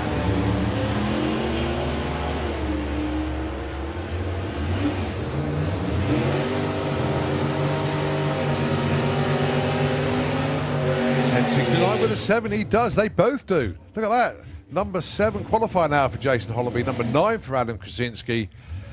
Jason runs it number, Adam is just 200ths off, so who's that put on the bump now? John Gibson with a .11. Very tight in Gasser Circus. Right, Chris Layram is safe, even though he's number 14. Harvey Turner, number 13. Dial-ins, 1060 for Chris, 1187 for Harvey.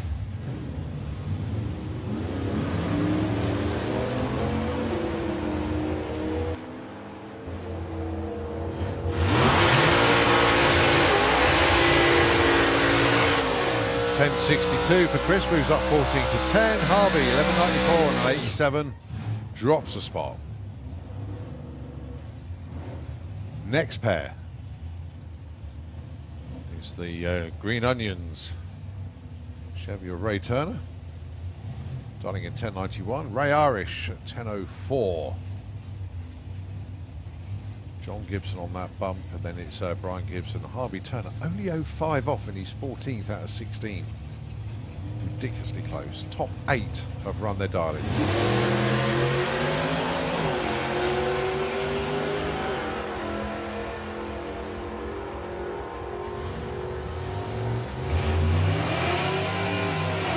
.1008, 1103. No help breather, they stay put.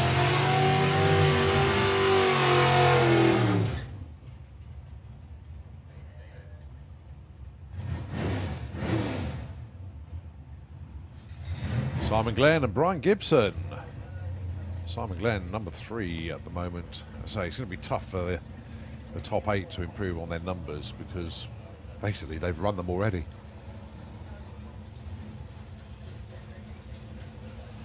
But Brian Gibson can move on up here. Currently in the number 15 spot. Nice launch.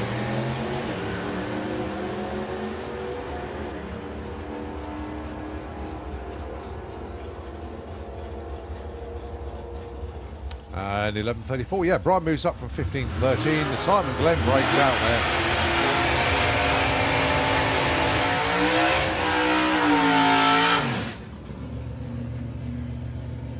All right, Billy and Jason show. Billy Jones, number 12. Jason Pickett, number 11. The Darlings end, 10.61 for Billy, 10.85 for Jason.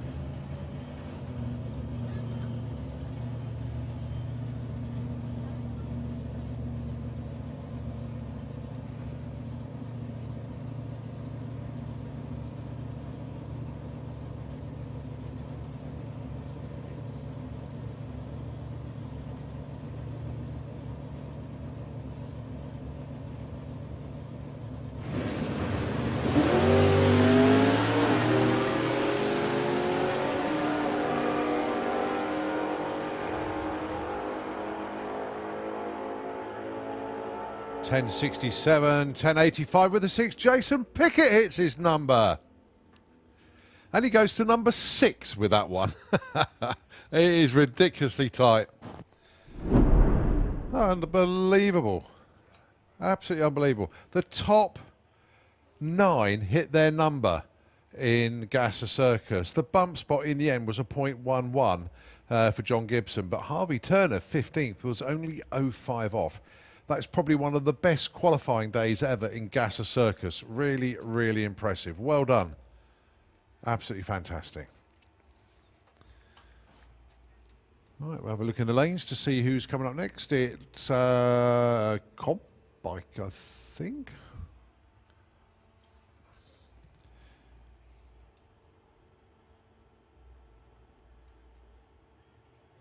Yeah, comp bike are lined up, ready to come around the corner. The thing is, though, we're rattling through them so quickly now.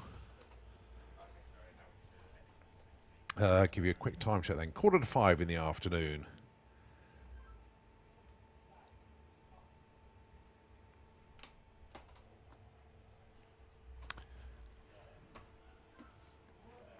So just a bit of pause whilst we whilst we actually catch up now.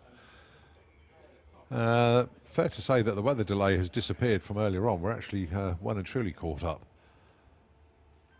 Turned into a very, very pleasant day out there. Tell you what, let's check in, see what's happened over at TERP. Get a bit of an update from over there. Oh, hang on a minute. Doing 5 qualifying sessions. Wow, didn't realise they were doing that. Okay, so after 5 qualifiers in Super Street Bike, Alan Morrison has retained the number 1 spot. Matthias Bolin was number 2, 687. Daniel Lenk 698. Morgan's Lund 702. Ross Morrison 707. Christian Yaz 709. Peter Osland 714. And Clemens Walliat 763. Super Twin, Per Bankston, number 1 qualifier, 637. Marcus Christensen, 638. And in Top Fuel Bike, Rickard Gustafsson stayed number 1 qualifier with a 594. Neil Midgley, 596, the only 2 in the 5s. And I will get more updates as the rest of them go through. Okay, it's Comp Bike.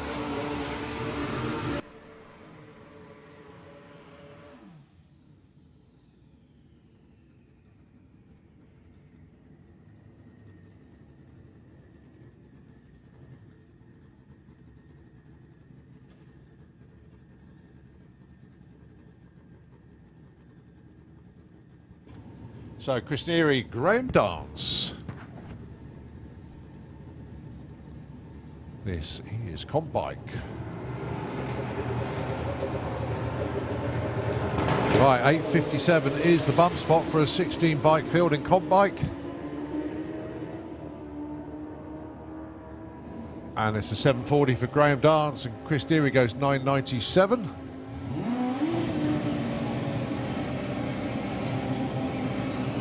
So no improvements for those two.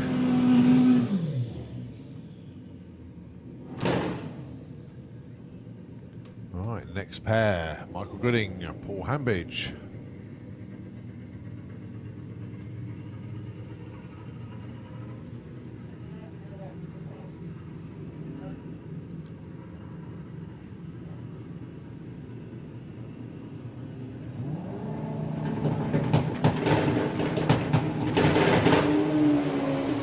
So Michael Gooding on the outside looking in.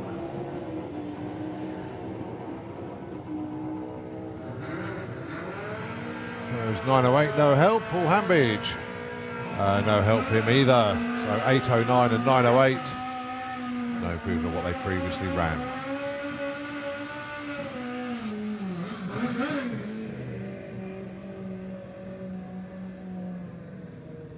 Just a quick reminder for everybody, Blackett Photography. They are open until the track closes, basically, maybe just a little bit later than that, but not much. So if you want to get some images that remind you of your runs or your day here at the pod. Oh dear, big wheel stand there for Mick Wynyard. And problems for Pete Field on this one. Mick goes through with 8:59. No help for him and no help for either of them. Yeah, so we'll pop down to Blackett Photography and also check out, see if they've got any picture of John Willard, because that was an awesome run earlier, don't forget. But and of course they are open all day tomorrow, and of course that will be especially focused on Street Weekend as well as the racing. So to make sure you get your images and your packages. A racer package this weekend, 35 quid down there. Let's pop and see Paula in the Blackett Photography studio. Right, Shaw Mills on an 8:47 at the moment. Adam Burns on a 7:73.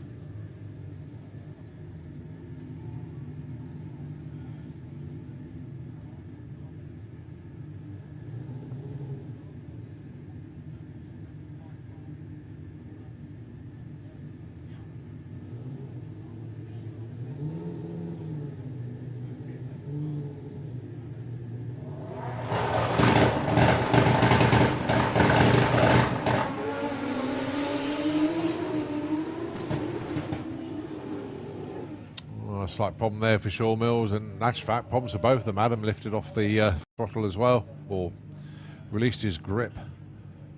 So 11:42 and 13:52, not really representative of what those two bikes can run.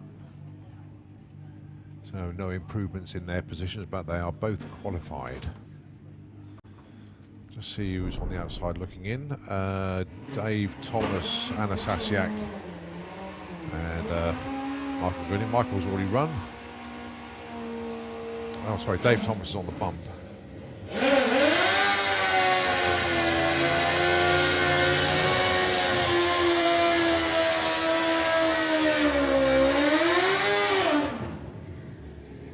So this is Anna Sasiak and Lenny Paget.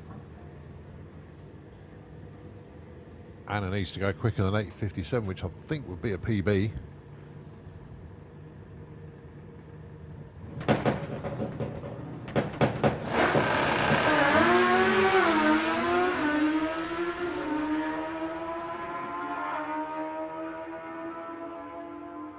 $7.80 for Len, $8.74 for Anna.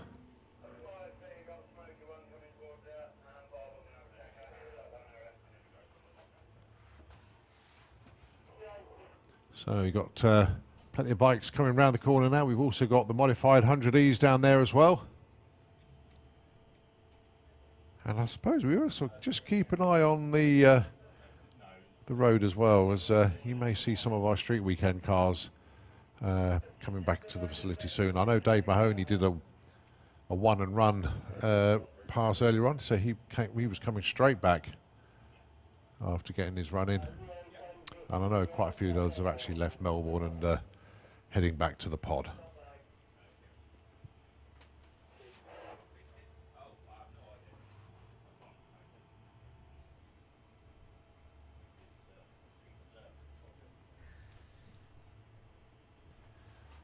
Just looking for more updates online. Whilst there's just slight gap in proceedings. Right, FIA Pro Stock over at Tierp. Jimmy Orland held on to that #1 spot, 6.585. Michael Malcolm, 6.588. Oh, really close over there. Simon Eckengren, 6.62. Stefan Enrid, 6.64. Robin Duran, 6.67. Christian Saglev, 6.69. Really, really tight over there.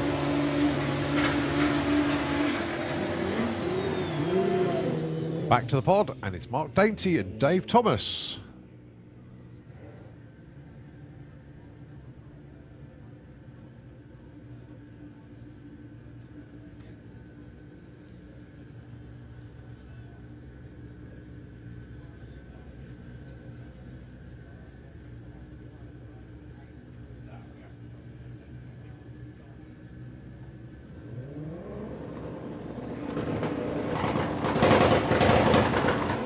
Mark Dainty has already run a 7.14. Can he improve on that? Dave Thomas not going to improve on his 8.57, but Mark Dainty at the stripes, 7.09 at 2.01. Very, very nice pass indeed. Well done to Mark. That's knocking on the door of PB territory. He's in the 7.0s now. Excellent, excellent pass. 201.65 mile an hour. He'd been waiting for that for a little while. Well done. Right, Gary Bowe and Dave Smith, your next pair. Both of them have qualified with a 7.24. Let's see what they get this time.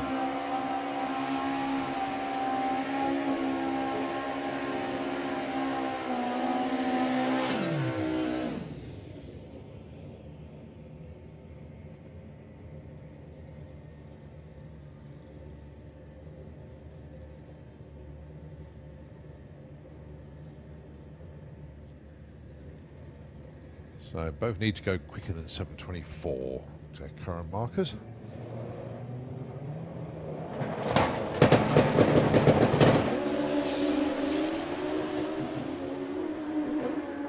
Oh, stormy run for Gary Bowe.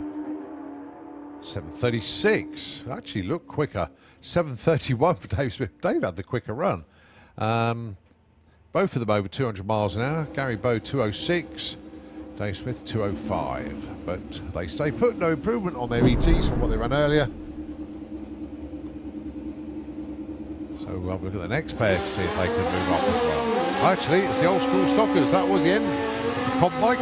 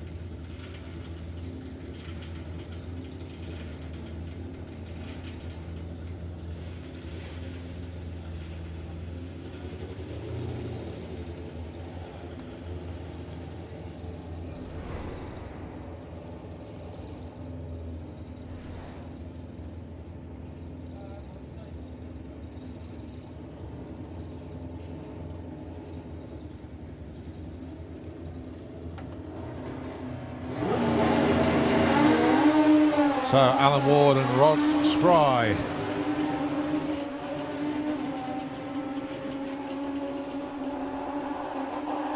$9.54, no help there for Rod. And $11.99 for that's quickest run of the day there for Alan Ward.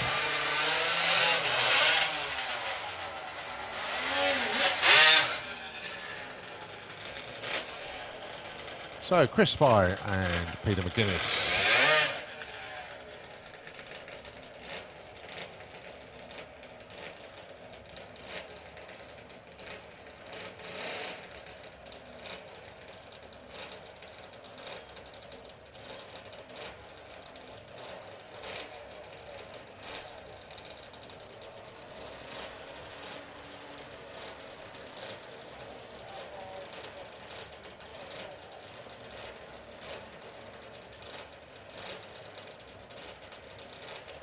just on hold just for a sec, waiting for the top end crew to say A-OK.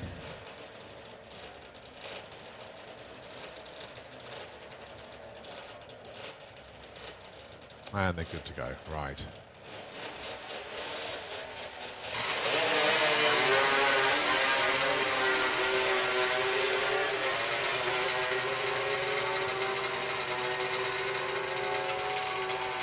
Chris goes 10:08, and Peter goes 11:57. Best of the day there for Peter.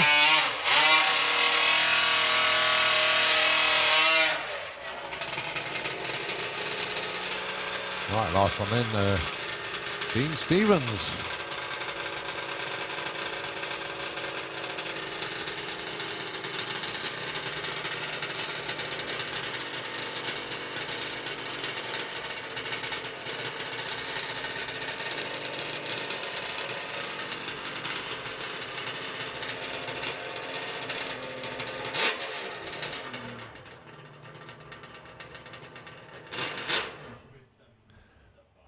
Dean's having one of those days today, desperately trying to get a run in.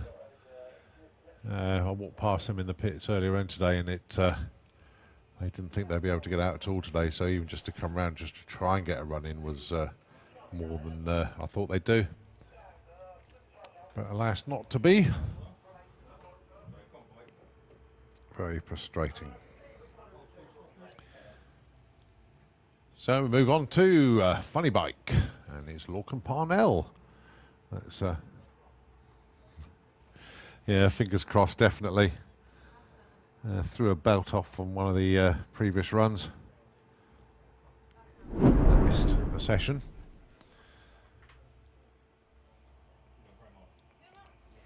I can see Jordan Kenway in the lanes as well.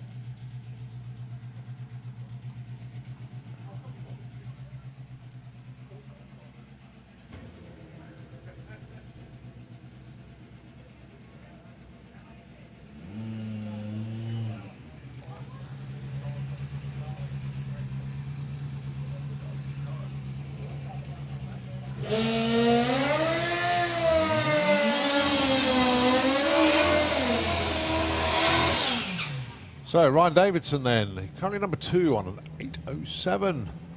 And Lorcan Parnell, he is qualified, thank goodness, so he will be in eliminations tomorrow, but he wants to get a full run in, that's for sure. Well, if he does, he'll take number 1 qualifier, no doubt, if he can get the full pass.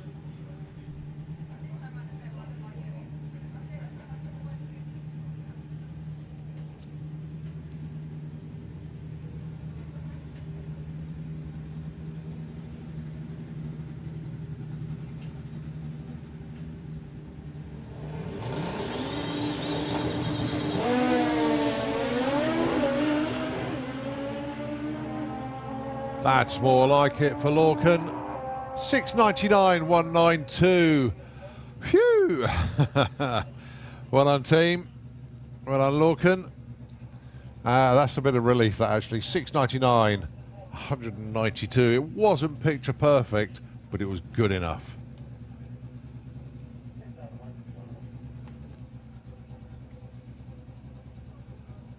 Well, it should be Jordan Kenway under the tower. Yes, it is.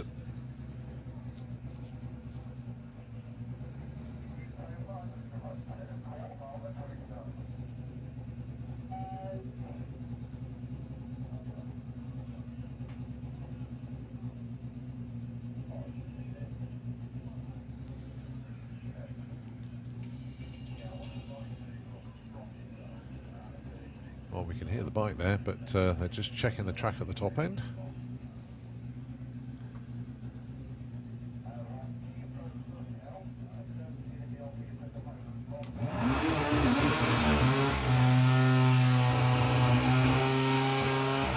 And we're good to go. So, Jordan Kenway. The bike he calls Malicious Mandy. The Suzuki Hayabusa-based machine. Currently number 4 on an 874.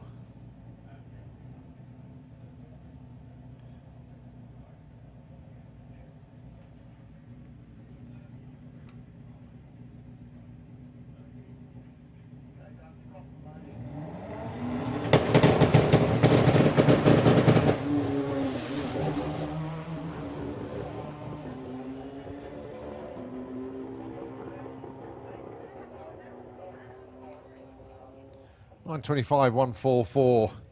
Not quite what the guys want, but it's always work in progress. They know that, we know that. Right, move on then. It is going to be the modified 100Es.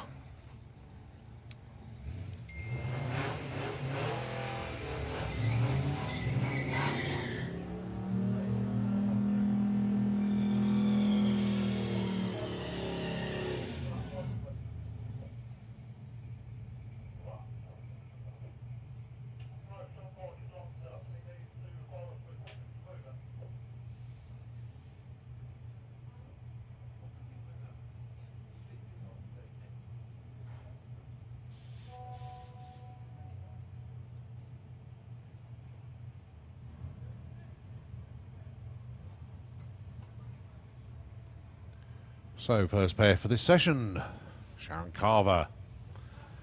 And, sorry, I've got a name for the Slick Tricks lane car.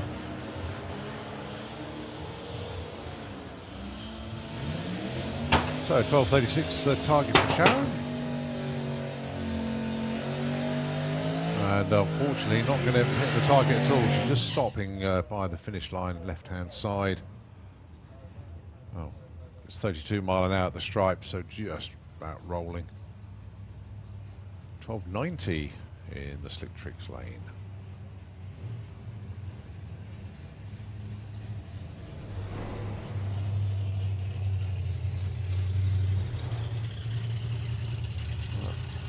I've made it to exit 1. I'll close the gate, the next pair can go. Matthew Stanley and Mark Wade.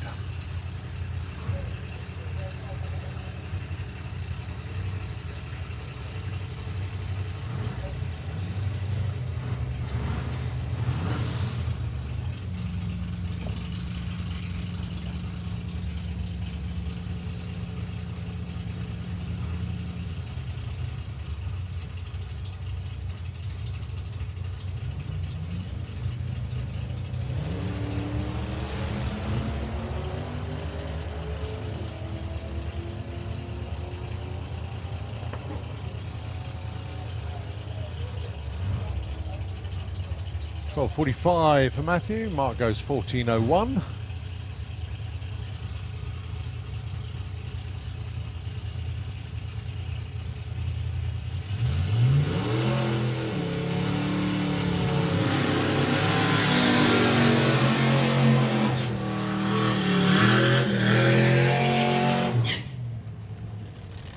Paul Lawn once again doing his best to destroy a pair of tyres this weekend, going alongside Stuart Flitton. These two being paired up most of the time, and both of them going 1050 on the dial-ins.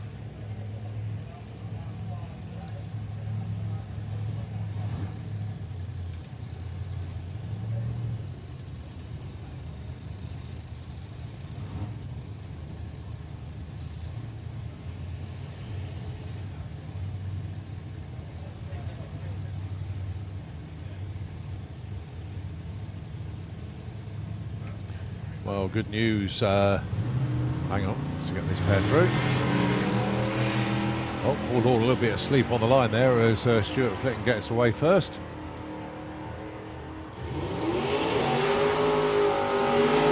.1066 and 1067. Right, I've just found out some good news and I'll relay that to you now. John Willard's in the lanes again. Going to put another run in. Yes. It's not checkout pass anymore, is it? Right, next up, Scott Collin and Tim Evans.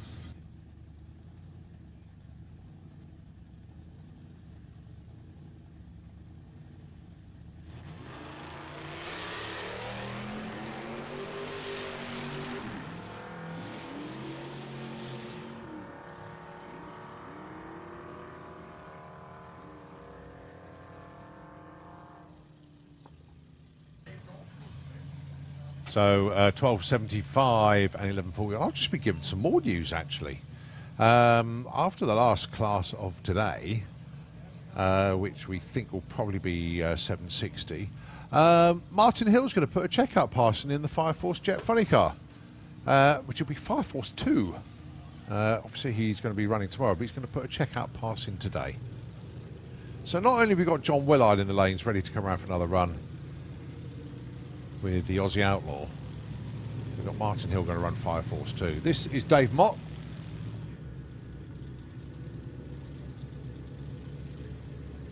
The car looks like it's doing a wheelie before it leaves the line, but it's a great little setup, that.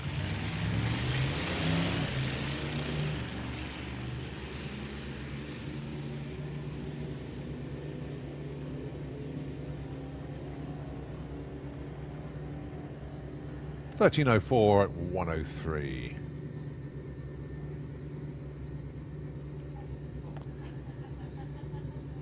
Right, so looking at what we've got left coming at us, this is 850 bike.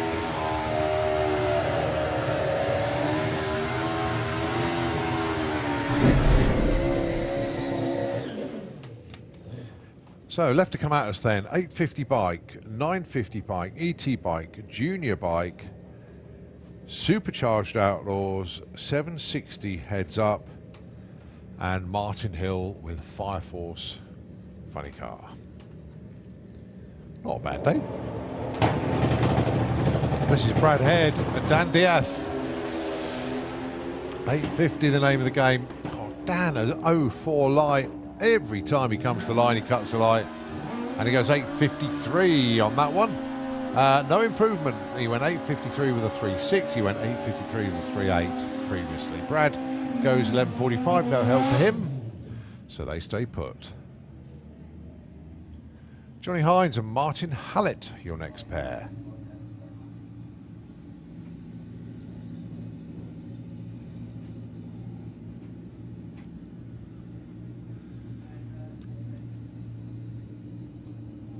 Johnny number 6 at the moment on an 854. Martin number 8 on an 861.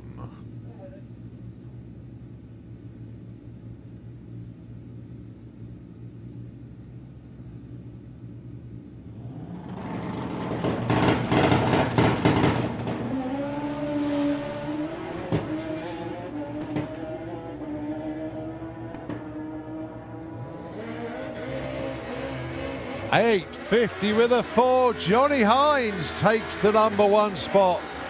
Martin Hallett goes 871, no improvement, but Johnny Hines, that's the way to do it.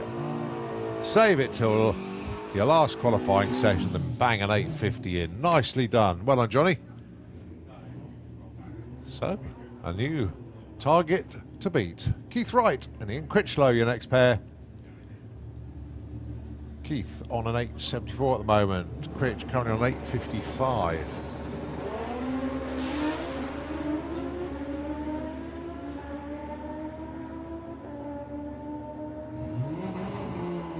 .864, 853. Critch moves up from 7 to 6. No help for Keith. It's 864. Better run, it just doesn't move him up.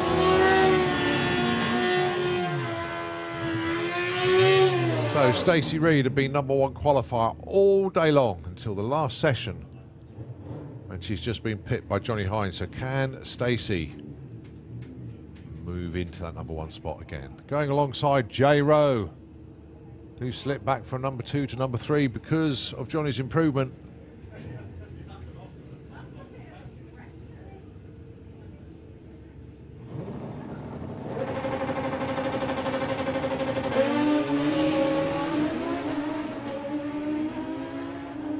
Bike was very tail happy there for Stacey off the line. Let's see what J Rowe can do.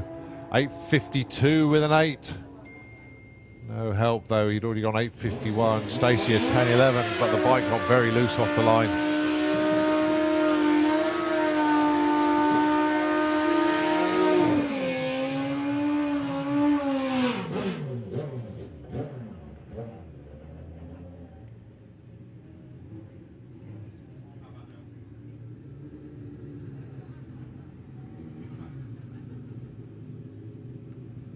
Next pair, Craig Wright, Paul Morris.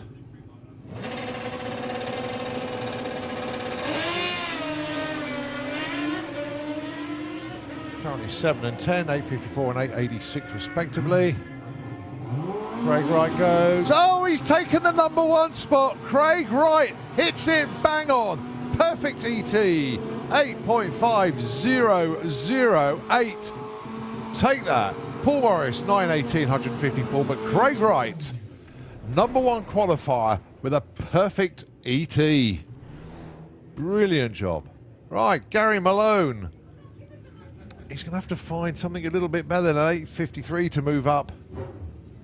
But he's been very consistent this weekend.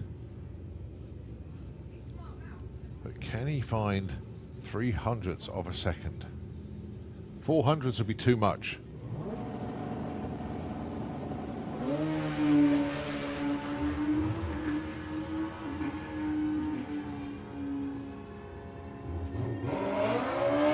$8.57 for Gary that time, 1:59. So that's his qualifying done. As we move to 9.50 bike, and congratulations to Craig Wright, who ends up number 1 qualifier in 8.50 with a perfect ET. Right, 9.50, Zoe Hallett and Dion Hartley.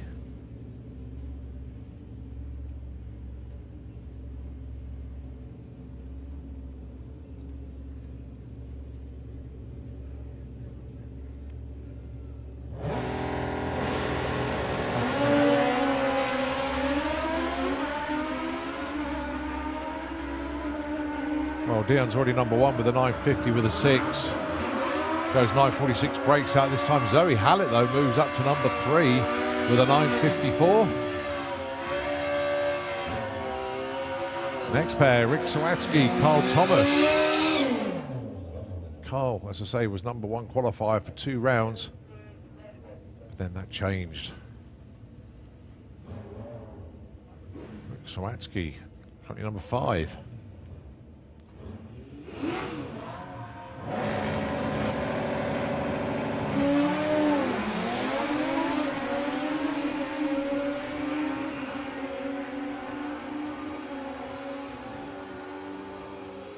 $9.45, $9.52. Rick Sawatsky moves up to number 2. Carl Thomas a little bit too quick there, breaks out.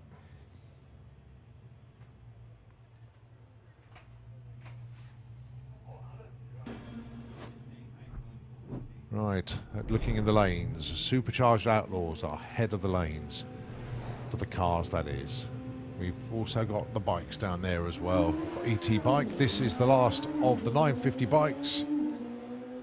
This is Dave Hall. Goes, oh, nearly took the number 1 there. 9.499 on a 9.5 class figure. Oh, so close, but not quite. Okay, so that is 950 bike, 850 bike. They're all done. We've just got ET bike to go and the junior bikes, Supercharged Outlaws, and 760 heads up. I think pretty much everybody's in the lanes. Just having a look. I can see on the screen. Certainly all the bikes are down there. Don't forget we're going to have Martin Hill come down as well.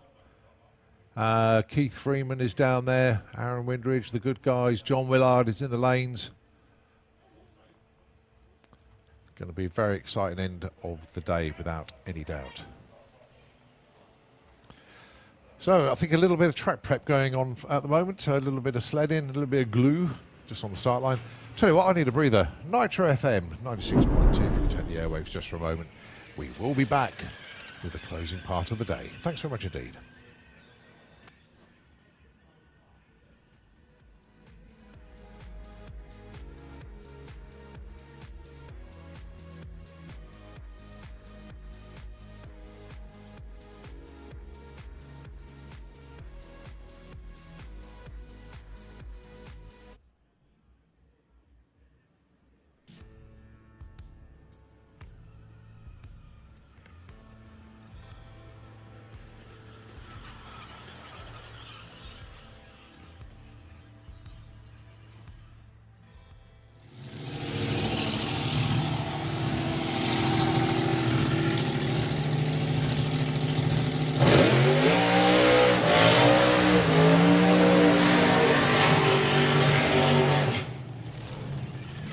Well, there's one for the photographers there.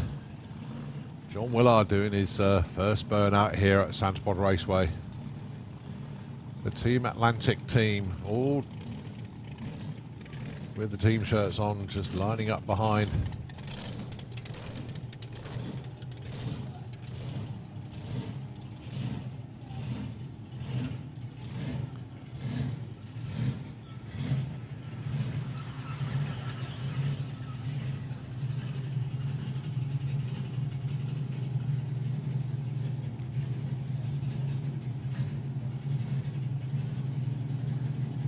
So we wait with bated breath then. As I say, it is a checkout pass for John. He's never driven at SantaPod before.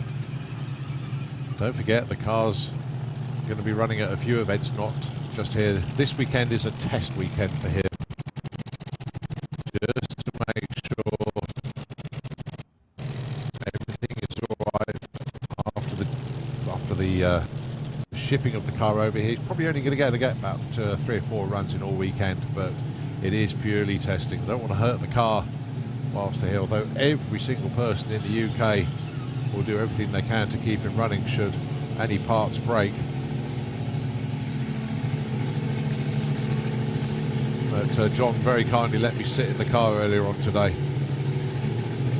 And a bit of a tight fit for me, but then hey, everybody knows I'm a big lad.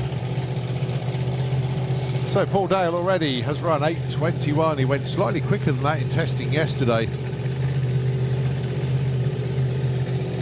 So it could be a moment to remember for both of these guys forever. John Willard and Paul Dale.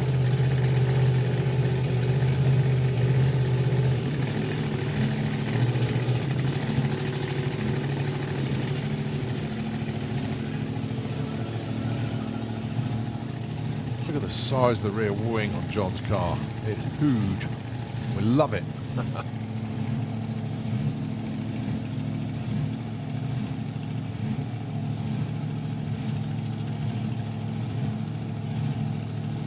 He's dead straight as well.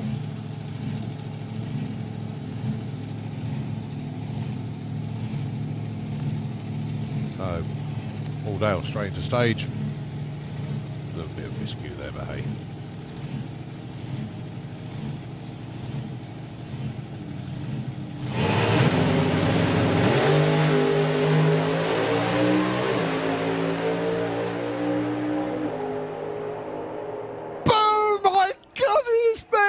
I cannot believe what I've just witnessed there. That was supposed to be a checkout pass. He just went 673 at 206 miles an hour. The first ever Anglia to do a 200 mile an hour pass in the UK. And it was on his checkout pass. 206.05, 673 shots fired. 8:15 at 169 for Paul Dale. But boy, that was worth the price of admission alone. John Willard, you hero. 673.206. Our jaws have just dropped. I can't wait to get on social media and just around.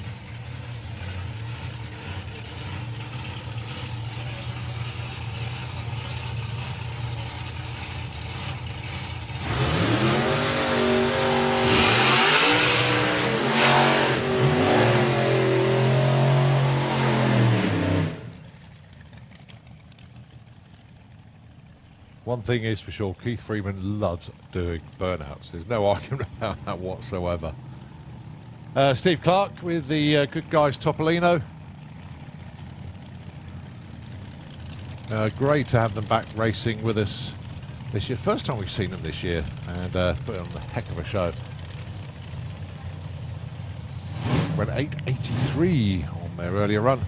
Keith Freeman best today, 9.30.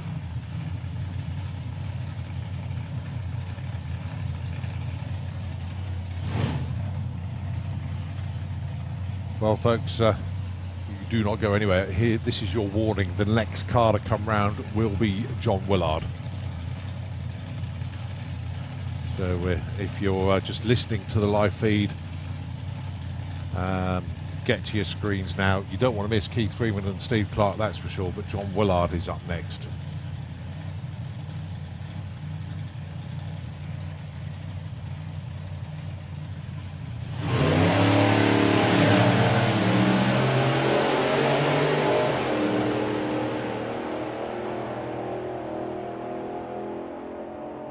.875, 9:42. Quickest of the day there for Steve with the good guys Topolino, well done. And another good run for Keith Freeman, 9:42, 1:43. Right, looking into the lanes now to see the Aussie Outlaw. Starter attached, just getting ready to fire it up.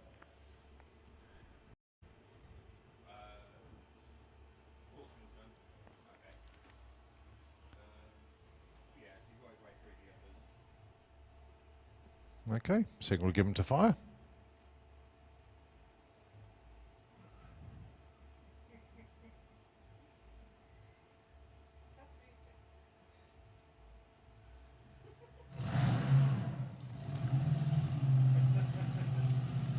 And you probably heard through the microphone there, the engine bursting into life.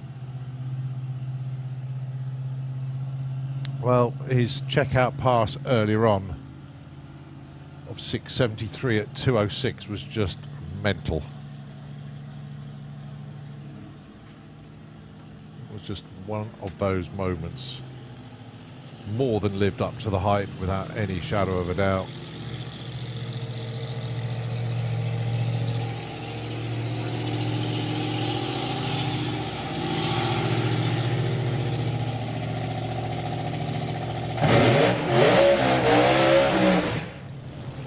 Shorter burnout this time.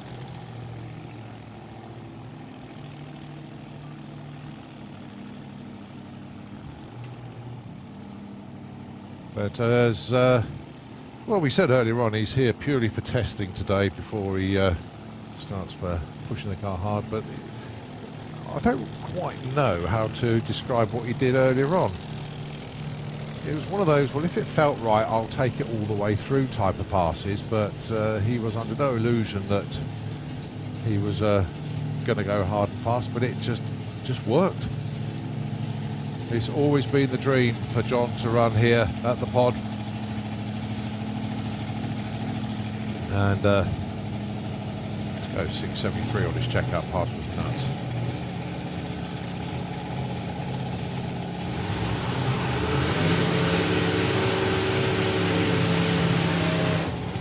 Going alongside Jim Tucker for this one.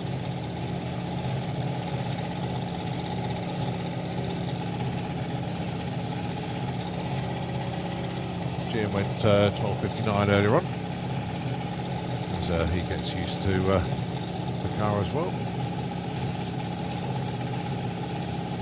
All important wheelie bar check. Okay, let's see what John's got for us this time round.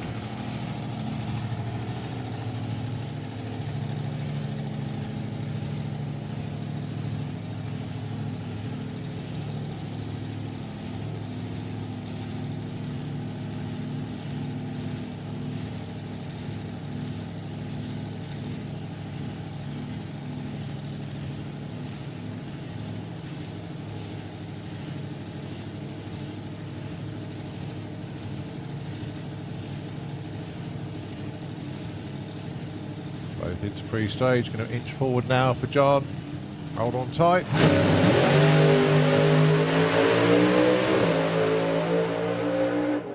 Yeah, the car was moving around a little bit that time. Still goes 732 at 146. He was 107 to 60 foot, 439 at 163 at the 8th, but the car was moving.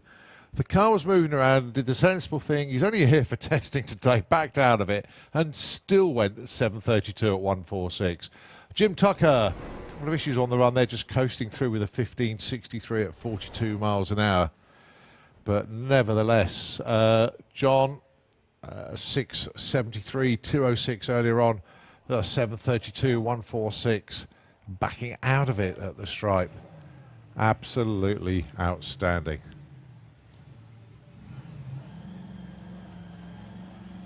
Right, let's have a look into the lanes. Ian Merriweather with the Banzai. Topolino going alongside Aaron Windridge.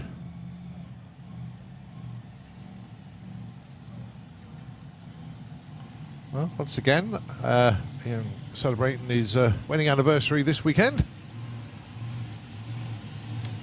Well done to Ian and Selena, 17 years together. Well done.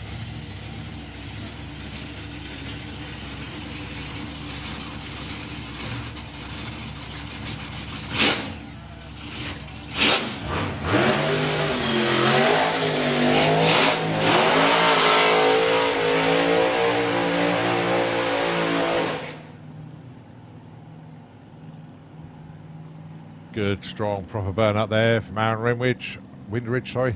Went 7.79 earlier on. Ian Merriweather blaming the 1,000-foot markers for his 8.04, even though there aren't any. I do love that message for Ian. What does it say? Frameable, that one.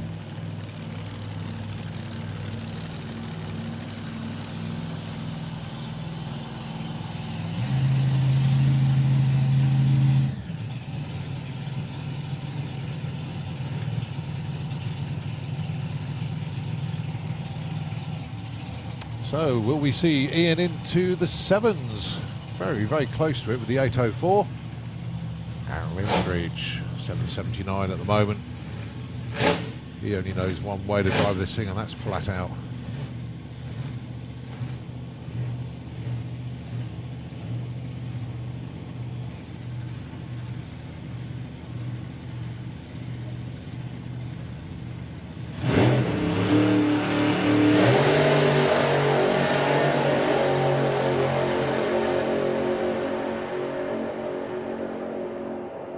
.776 and 172 for Aaron.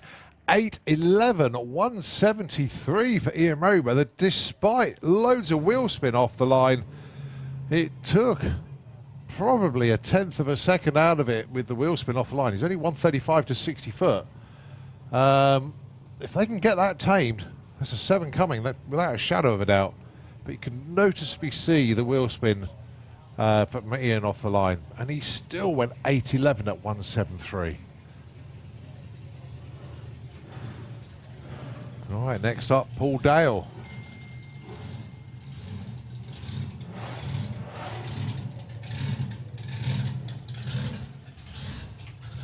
What a weekend Paul's having, actually. Every run is in the low 8.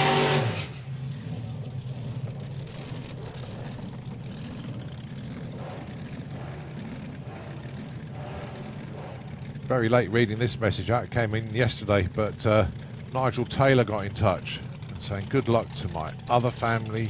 That's Paul, Steve, Bam and Summerdale with the acute angle 105, and to everyone taking part in all the various races this weekend. Thanks from all of us here at Unusual Car Sales UK. One of the best used car groups ever. Very well run.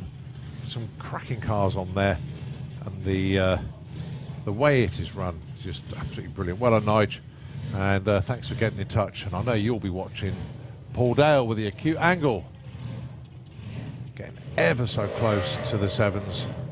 But I'll tell you what, he's got a car that's working really well at the moment.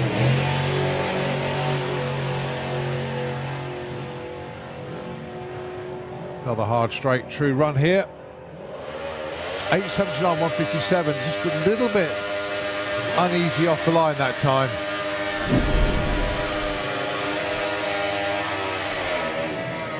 Bizarrely, if they ran an 8.79 before, they were going, oh yeah, that's great, we're back in the 8s. So that was on. Now, because the car is going so well, it's almost like disappointing they run an 8.79. But every run in the 8 so far. Very, very well done indeed to them. We move on now to ET Bike. Last session from them, Jake Bowden and Phil Pratt.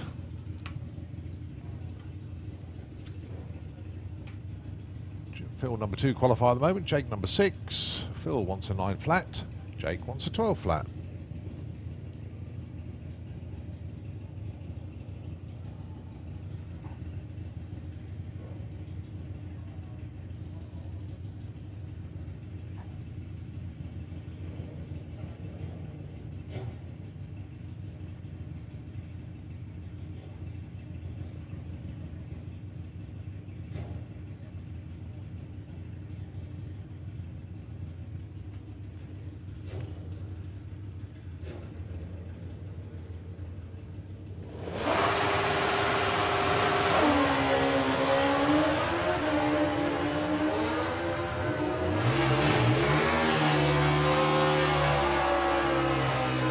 Phil goes 9 flat. Look at that. Has he got number 1? Yes, he has.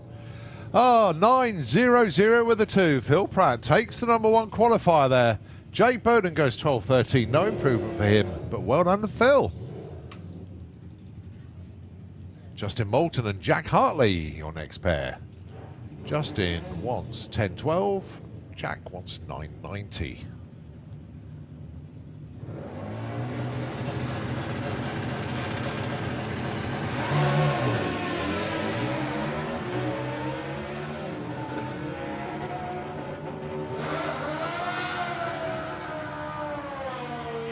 $10.10 for Justin, breaks out just by that much, and a $10.93 there for Jack Hartley, so no help for them. They stay put, 11 and 15.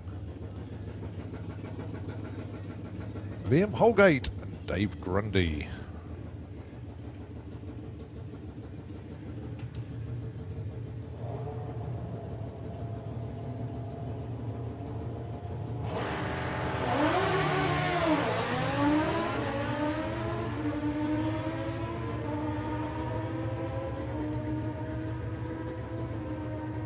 $9.63 for Liam, moves up from 3 to 2. Dave Grundy, no change for him. He broke out, went too quick. 10.46 on the 53.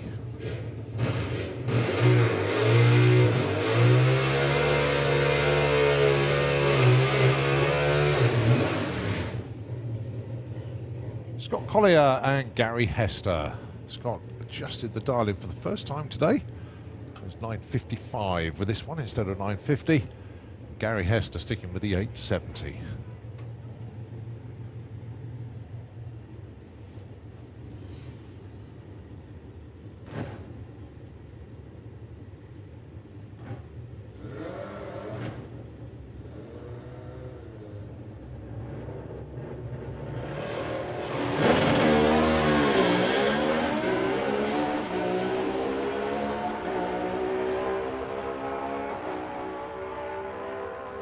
Gary goes 881, 961 for Scott. Gary moves up from 13 to 8. Scott stays number 5.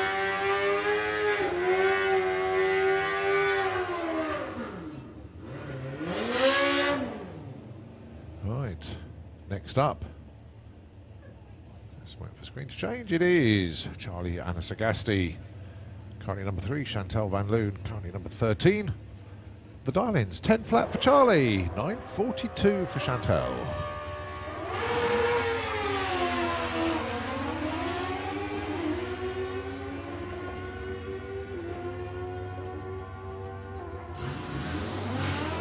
$9.69 for Chantel, no improvement. But Charlie though, 10.02 with a 4 on a 10 flat.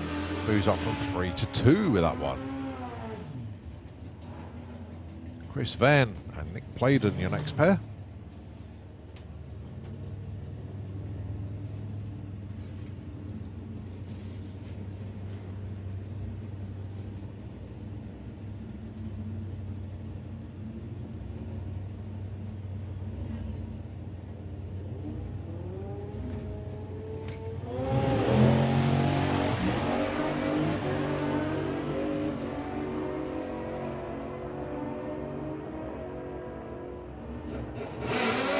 $10.03 for Chris Venn. How about that? 16 to 4. Breakout for Nick Playden. A 10.41 on a 42 dial-in.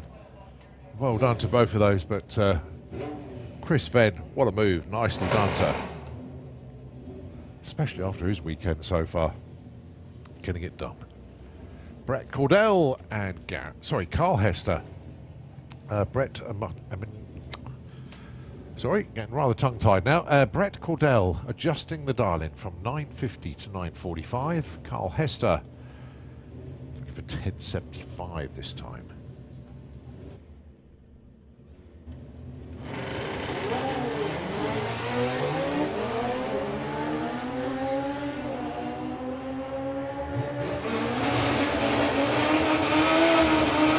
And Brett goes 9.37, even quicker than the adjustment.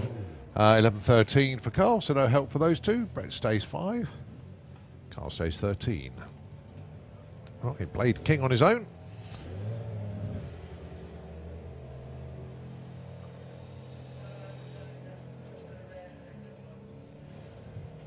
Dial in for Blade 9.10.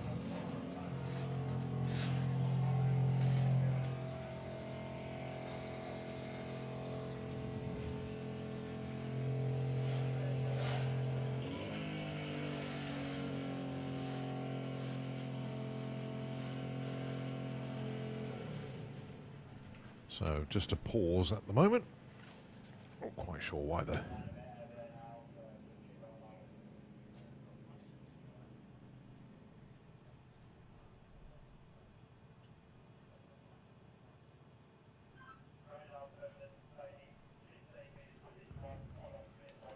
So still to come at you then. Obviously we've got this ET bike. We've got a junior bike down there. And 760 heads up. And Martin Hill with Fire Force going to put a check-out pass to wrap up the day here at the pod. What a brilliant day it's been.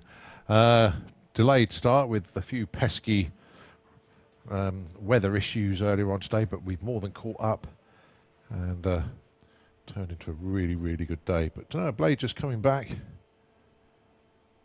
there's a slight pause at the moment.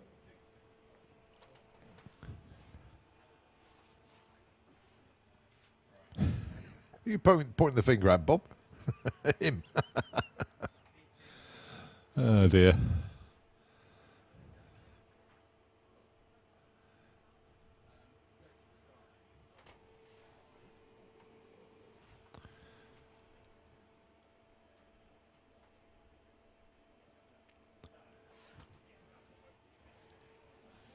I can only assume we've got a couple of spots in the air. Not quite sure.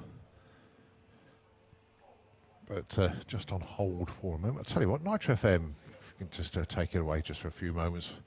We'll be back with you shortly. Thanks so much indeed.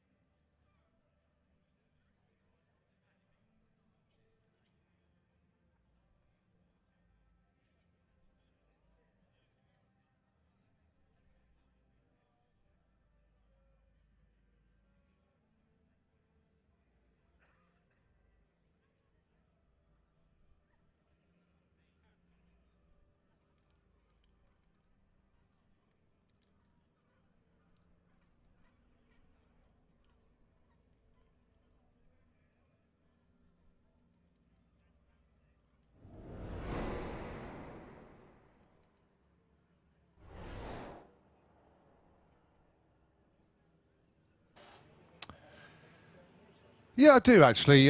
Just to let everybody know what's going on out there at the moment, we are on hold for what can only be described as an annoying weather delay. There are a few spots in the air at the moment, so we just need to make sure that everything is okay. We have got a little bit of precipitation. It's more in the shutdown area than near the start line, but we just have to make sure the track is 100%. All we've got left to run is one bike. Which obviously Blade King, he's down there in ET Bike. We've got the junior bikes to go, 760 heads up, and also we've got Martin Hill with Fire Force number 3 in the lanes. Also, talking of 760 heads up, Belinda Ball's got in touch with me, and her and Jeff could really do with finding out if anybody in the pits has got an HVC2 MSD coil. They want to try one of those. They've got a little niggle that is preventing them from progressing at the moment. And they want to try out an HVC2 MSD coil. So if you've got one, it would be fantastic if you could let Jeff and Belinda Bull know so that they can get back out there. So please help them. They do a lot to help everybody else out. It'd be nice to, if somebody's got that coil, to let them know. Right, I'll hand back over to you, Oz, until we get around this silly little weather thing that's annoying us, and we can get the rest of the day done. Thanks so much, Adi. Back to you.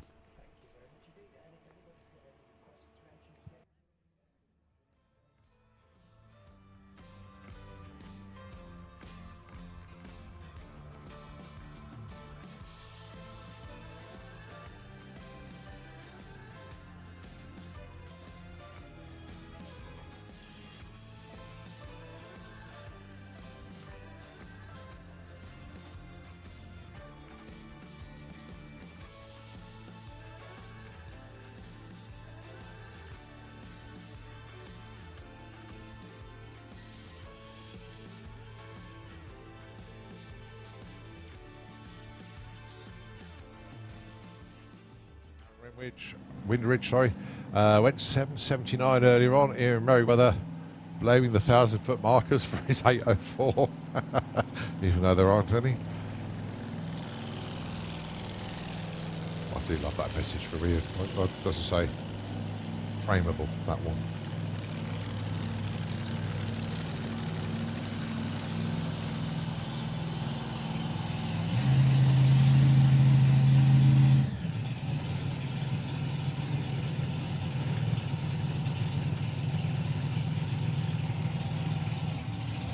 So, will we see Ian into the 7s?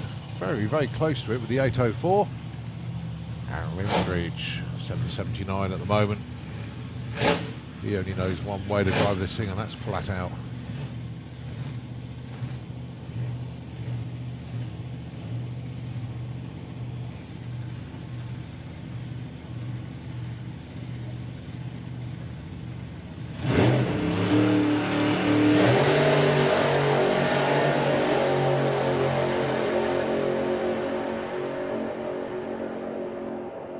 .776 at 172 for Aaron.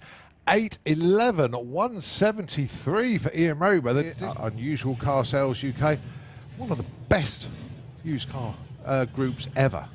Very well run, some cracking cars on there, and the way it is run is just absolutely brilliant. Well done, Nige, and thanks for getting in touch. And I know you'll be watching Paul Dale with the acute angle, getting ever so close to the 7s. But I'll tell you what, he's got a car that's working really well at the moment.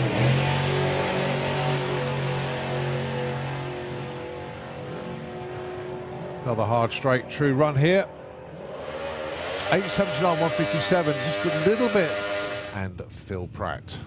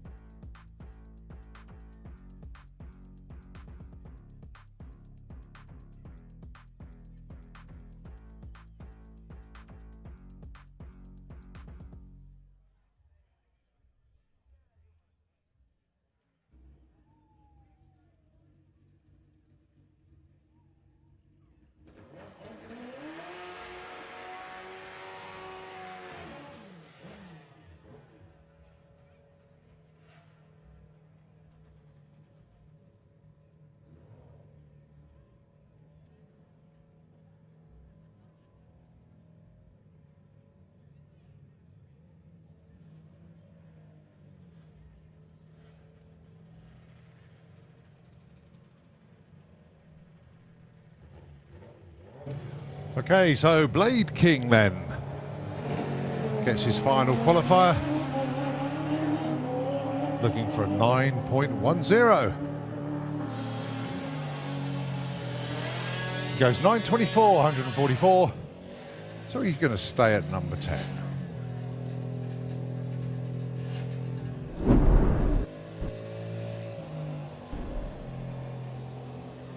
Right, we move on to junior drag bike then. Declan Butt looking for 10.2. Richard Wilcox, 9.27.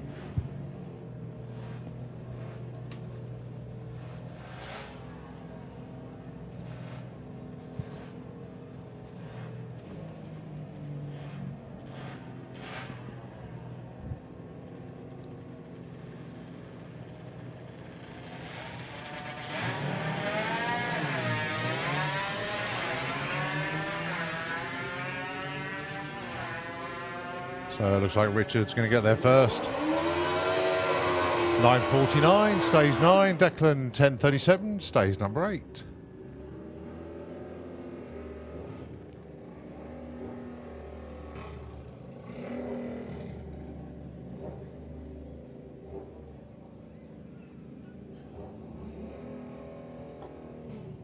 Right, next up, Holly King. Currently number 3. And Harry Isaacs, number 10. The dial-ins then. Holly, 8.36.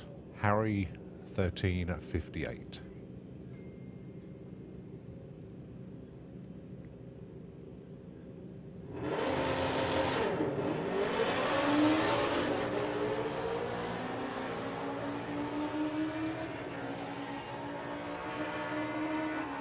$9.13 for Holly. No help for her. She'd already been better on a dial-in than that. And 13.79. Harry Isaacs moves up 1 spot from 10 to 9 with that one.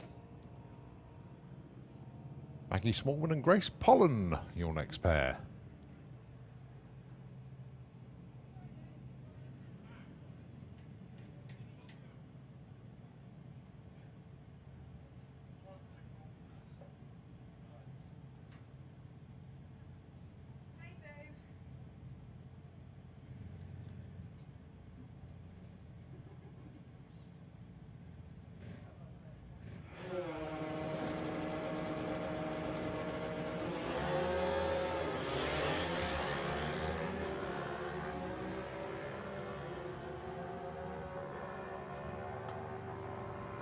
$8.91 for Grace, but Maggie Smallman, 9.54 with a 7 on a 9.54 dial, and she takes number 1 qualifying position. Very well done indeed, Maggie. Drops John McLean to number 2. But John's still to run in this session.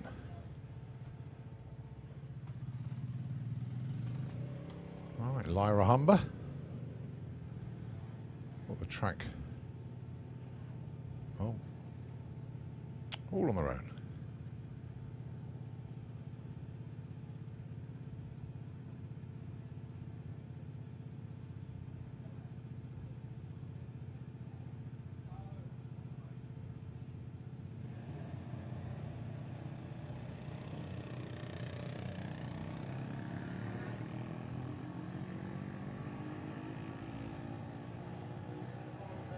So looking for a 15.12 is Lyra.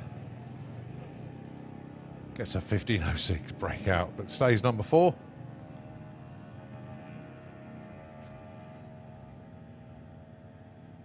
Right, Faith Morrison, dialed in 12.45. And little Spud McLean there, looking for 11.60.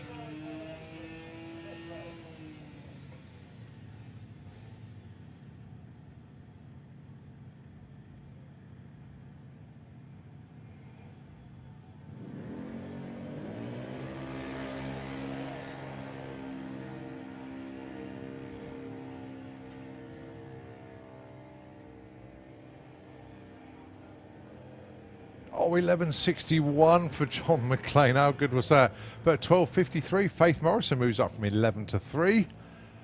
John tried so hard to get that number 1 spot back, but 100th off. But tell you what, very, very good consistent runs. Right, here comes the Morrisons. It's Leah Morrison and Brad Morrison. Leah in the Kestrel lane looking for 1160, and Brad in the Slick Tricks lane looking for 1520.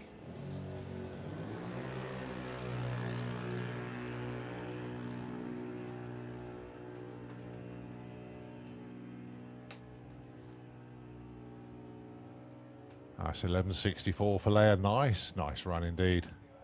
She goes up to number 3 with that one. Brad goes 1564, stays number 8.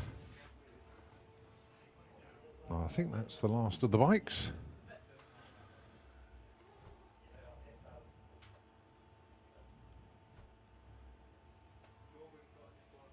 So we look over into lanes just to see that we have 760 heads up and Fire Force in the lanes as well. Just to repeat that message that I read out earlier from Jeff and Belinda Bull. Can we put a shout out, please, if anybody's got an HVC2 MSD coil? Could they please let them know in the pits? So it's an HVC2 MSD coil that Jeff and Belinda Bull would rather like to get hold of.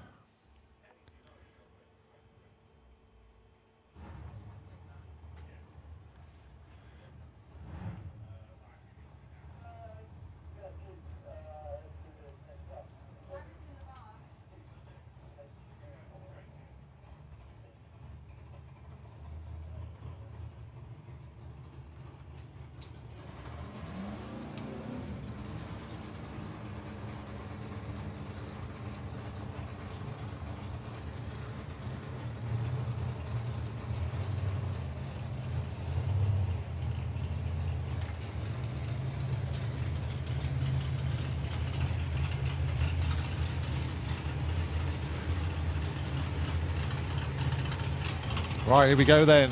It is 760 heads up.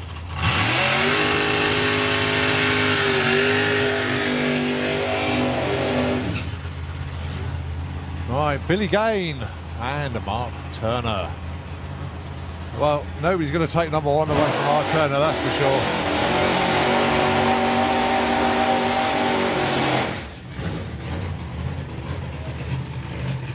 I wonder if we could do it again. No, we naturally, I know we can't, but if you can get close, that'd be good. But yeah, 7-6 and all the zeros. Cracking run.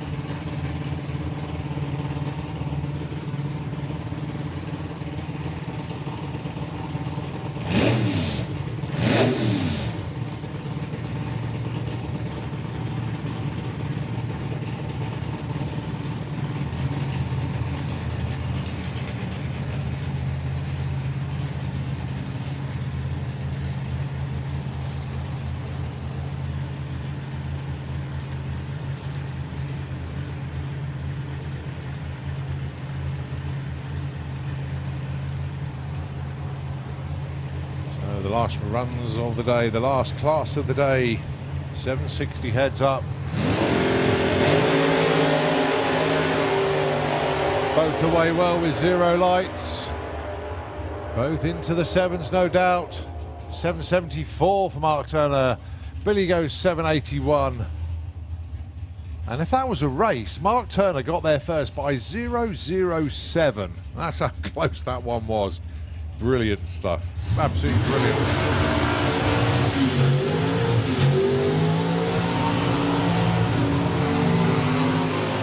Darren Pert and Paul Marston, your next pair. The Wildcat Cortina and, of course, the PT Bruiser.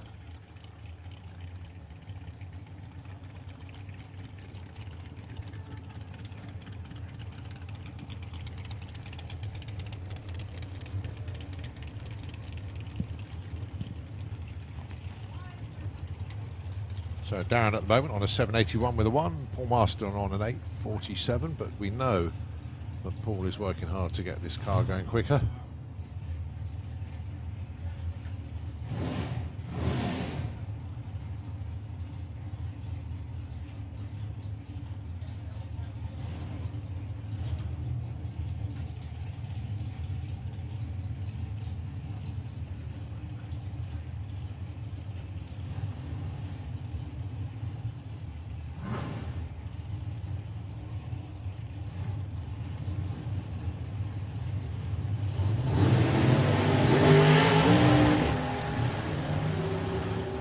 much harder launch this time for Paul Marston.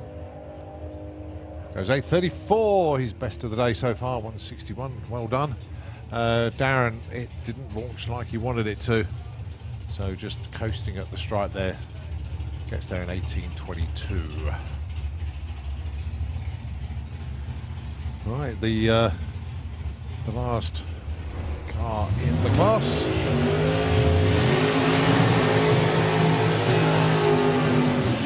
Or cars in the class, I should say. Ron Bartlett and Brendan Clancy. Brendan so far on a 795. Ron Bartlett, oh so close to his first ever 7. He's on 803. Oh, what Ron would give for a 7-second pass here now. Still got a little bit of a tailwind. The air's got better. He hasn't got much burnout smoke inside the car either. So we can see where he's going.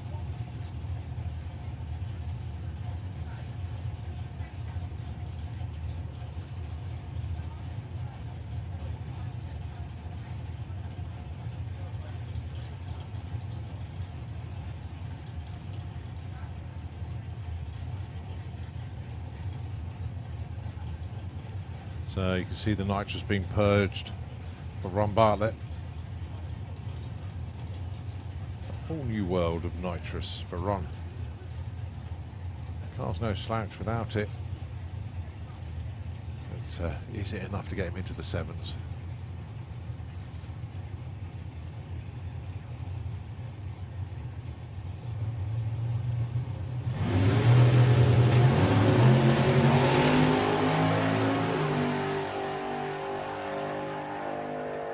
Well, Rocket's on a pass here.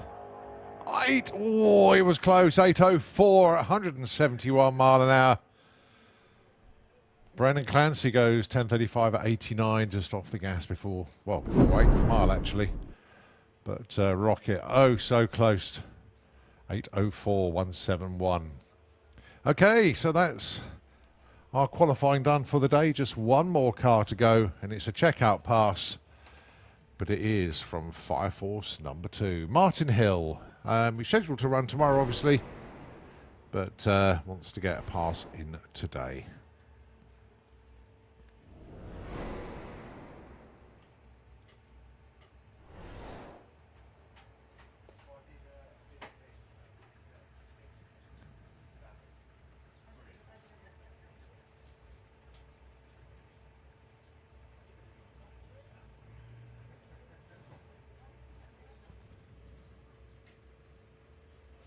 Right, whilst they're getting ready to go, I can give you some updates from TIAB. In Pro Mod, final qualifying, Andreas Arthurson ended up number 1 with a 585, Jan Eriksson 588, Jimmy Uland 589, Dave Vector 591 with a 0, Bruno Barder 591 with a 4, Mark Hartfeld 593, Mickey Gilquist 593, and Ake Pearson 594, Andre Arnover 597. So the top 9 in the 5-second zone. Michel Turenne was a 6 flat, and you make your way down, and the number 16 car was Marcus Perman on a 6:58. Top fuel. Number 1 qualifier in the end was Ida Zetterstrom. She pulled one out in the last run, went 3:93. Antti Horto ended up number 2 with a 3:94. Suzanne Kalin was a 4:01. Stig Neergaard 4:08. And Timo Letamaki was a 4:14. Very good session, actually. All of the cars running great.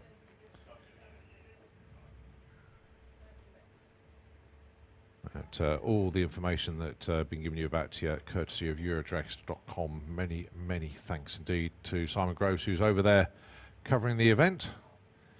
And, you know, without Simon and the Eurodragster team, we wouldn't have half the information that we've got. Probably a quarter, actually, or even less than that.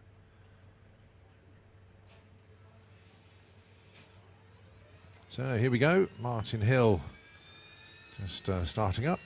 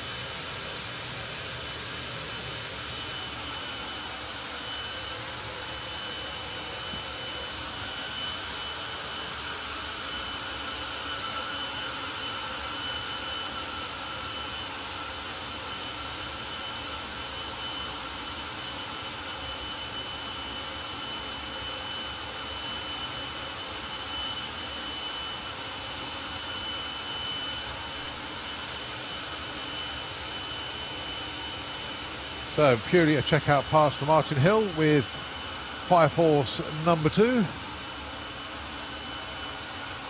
I think, memory serves me right, I think it's the first time Fire Force number 2's run this year. Normally they run Fire Force 3, but ready for the retro show tomorrow. Fire Force number 2 is going to be putting a run in.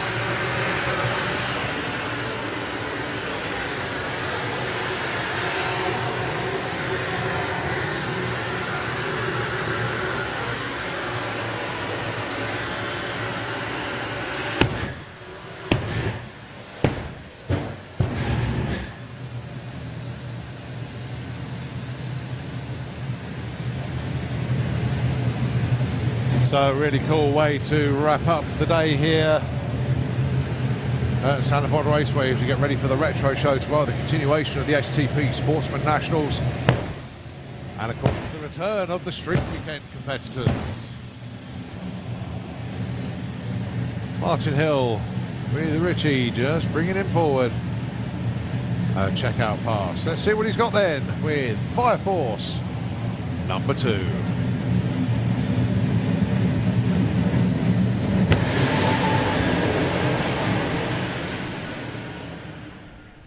Clicks at 1,000 foot, still goes 637 at 170. A nice pass indeed. And ladies and gentlemen, that is a wrap for today. As Bob gives Richie a little nipple tweak there. Okay, folks, have a very, very good evening indeed. Enjoy some on-site catering, some entertainment, Fueler's Bar, of course. And have a wander around the pits to see some of the races and check in with them. We're going to sign off from the tower. Thanks ever so much indeed. Show your appreciation for Richie and the gang as they go and get Martin from the top end. They'll be back here tomorrow. We'll be back here tomorrow. And we certainly hope you are as well. We're going to sign off from the tower. We'll wish you good night. And we'll hand over to Nitro FM. We'll see you tomorrow.